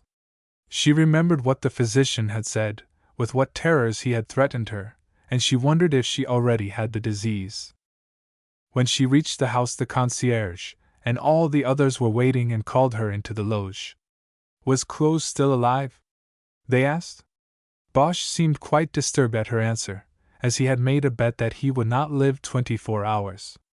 Everyone was astonished. Madame Lorilleux made a mental calculation. 60 hours, she said. His strength is extraordinary. Then Bosch begged Gervais to show them once more what Kuo did. The demand became general, and it was pointed out to her that she ought not to refuse, for there were 2 neighbors there who had not seen her representation the night previous, and who had come in expressly to witness it. They made a space in the center of the room, and a shiver of expectation ran through the little crowd. Gervais was very reluctant. She was really afraid of making herself ill. She finally made the attempt but drew back again hastily. No, she could not, it was quite impossible. Everyone was disappointed, and Virginie went away. Then everyone began to talk of the Poissons. A warrant had been served on them the night before. Poisson was to lose his place. As to Lantier, he was hovering around a woman who thought of taking the shop and meant to sell hot tripe. Lantier was in luck, as usual. As they talked, someone caught sight of Gervais and pointed her out to the others. She was at the very back of the loge, her feet and hands trembling, imitating Kuo, in fact. They spoke to her. She stared wildly about, as if awaking from a dream, and then left the room. The next day she left the house at noon, as she had done before. And as she entered St. Anne's she heard the same terrific sounds. When she reached the cell she found Kuo raving mad. He was fighting in the middle of the cell with invisible enemies. He tried to hide himself, he talked and he answered, as if there were 20 persons. Gervais watched him with distended eyes. He fancied himself on a roof, laying down the sheets of zinc. He blew the furnace with his mouth, and he went down on his knees and made a motion as if he had soldering irons in his hand. He was troubled by his shoes, it seemed as if he thought they were dangerous. On the next roof stood persons who insulted him by letting quantities of rats loose. He stamped here and there in his desire to kill them and the spiders too. He pulled away his clothing to catch the creatures who, he said, intended to burrow under his skin. In another minute he believed himself to be a locomotive, and puffed and panted. He darted toward the window and looked down into the street as if he were on a roof. "Look," he said. "There is a traveling circus. I see the lions and the panthers making faces at me. And there is Clements. Good God, man, don't fire!" And he gesticulated to the men who, he said, were pointing their guns at him. He talked incessantly, his voice growing louder and louder, higher and higher. "Ah, it is you, is it? But please keep your hair out of my mouth." And he passed his hand over his face as if to take away the hair. "Who is it?" said the keeper. "My wife, of course." He looked at the wall, turning his back to Gervais, who felt very strange, and looked at the wall to see if she were there. He talked on. "You look very fine. Where did you get that dress? Come here and let me arrange it for you a little. You devil! There he is again!" And he leaped at the wall, but the soft cushions threw him back. "Whom do you see?" asked the young doctor. "Lantier! Lantier!" Gervais could not endure the eyes of the young man, for the scene brought back to her so much of her former life. Quo fancied, as he had been thrown back from the wall in front, that he was now attacked in the rear, and he leaped over the mattress with the agility of a cat. His respiration grew shorter and shorter, his eyes starting from their sockets. "He is killing her!" he shrieked. "Killing her! Just see the blood!" He fell back against the wall with his hands wide open before him, as if he were repelling the approach of some frightful object. He uttered 2 long, low groans and then fell flat on the mattress. "He is dead! He is dead!" moaned Gervais. The keeper lifted Quo. No, he was not dead. His bare feet quivered with a regular motion. The surgeon-in-chief came in, bringing 2 colleagues. The 3 men stood in grave silence, watching the man for some time. They uncovered him, and Gervais saw his shoulders and back. The tremulous motion had now taken complete possession of the body as well as the limbs, and a strange ripple ran just under the skin. "He is asleep," said the surgeon-in-chief, turning to his colleagues. Coupeau's eyes were closed, and his face twitched convulsively. Quo might sleep, but his feet did nothing of the kind. Gervais, seeing the doctors lay their hands on Coupeau's body, wished to do the same. She approached softly and placed her hand on his shoulder and left it there for a minute. What was going on there? A river seemed hurrying on under that skin. It was the liquor of the assommoir, working like a mole through muscle, nerves, bone and marrow. The doctors went away, and Gervais, at the end of another hour, said to the young surgeon, "He is dead, sir." But the surgeon, looking at the feet, said, "No," for those poor feet were still dancing. Another hour, and yet another passed. Suddenly the feet were stiff and motionless, and the young surgeon turned to Gervais. "He is dead," he said. Death alone had stopped those feet. When Gervais went back, she was met at the door by a crowd of people who wished to ask her questions, she thought. "He is dead," she said quietly as she moved on. But no one heard her. They had their own tale to tell then. How Poisson had nearly murdered Lantier. Poisson was a tiger, and he ought to have seen what was going on long before. And Bosch said the woman had taken the shop and that Lantier was, as usual, in luck again, for he adored tripe. In the meantime Gervais went directly to Madame Lerat and Madame Lorilleux and said faintly, "He is dead, after 4 days of horror." Then the 2 sisters were in duty bound to pull out their handkerchiefs. Their brother had lived a most dissolute life, but then he was their brother. Bosch shrugged his shoulders and said in an audible voice, "Pshaw! It is only 1 drunkard the less." After this day Gervais was not always quite right in her mind, and it was one of the attractions of the house to see her act Quo. But her representations were often involuntary. She trembled at times from head to foot, and uttered little spasmodic cries. She had taken the disease in a modified form at St. Anne's from looking so long at her husband. But she never became altogether like him in the few remaining months of her existence. She sank lower day by day. As soon as she got a little money from any source whatever, she drank it away at once. Her landlord decided to turn her out of the room she occupied, and as Father Bru was discovered dead one day in his den under the stairs, Maire Scott allowed her to take possession of his quarters. It was there, therefore, on the old straw bed, that she lay waiting for death to come. Apparently even Mother Earth would have none of her. She tried several times to throw herself out of the window, but death took her by bits, as it were.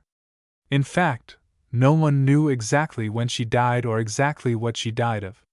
They spoke of cold and hunger. But the truth was she died of utter weariness of life, and Father Bazin came the day she was found dead in her den. Under his arm he carried a coffin, and he was very tipsy and as gay as a lark. It is foolish to be in a hurry, because one always gets what one wants finally. I am ready to give you all your good pleasure when your time comes. Some want to go, and some want to stay. And here is one who wanted to go and was kept waiting. And when he lifted Gervaise in his great, coarse hands he did it tenderly. And as he laid her gently in her coffin he murmured between two hiccups, "It is I, my dear, it is I," said this rough consoler of women. "It is I. Be happy now and sleep quietly, my dear." The end.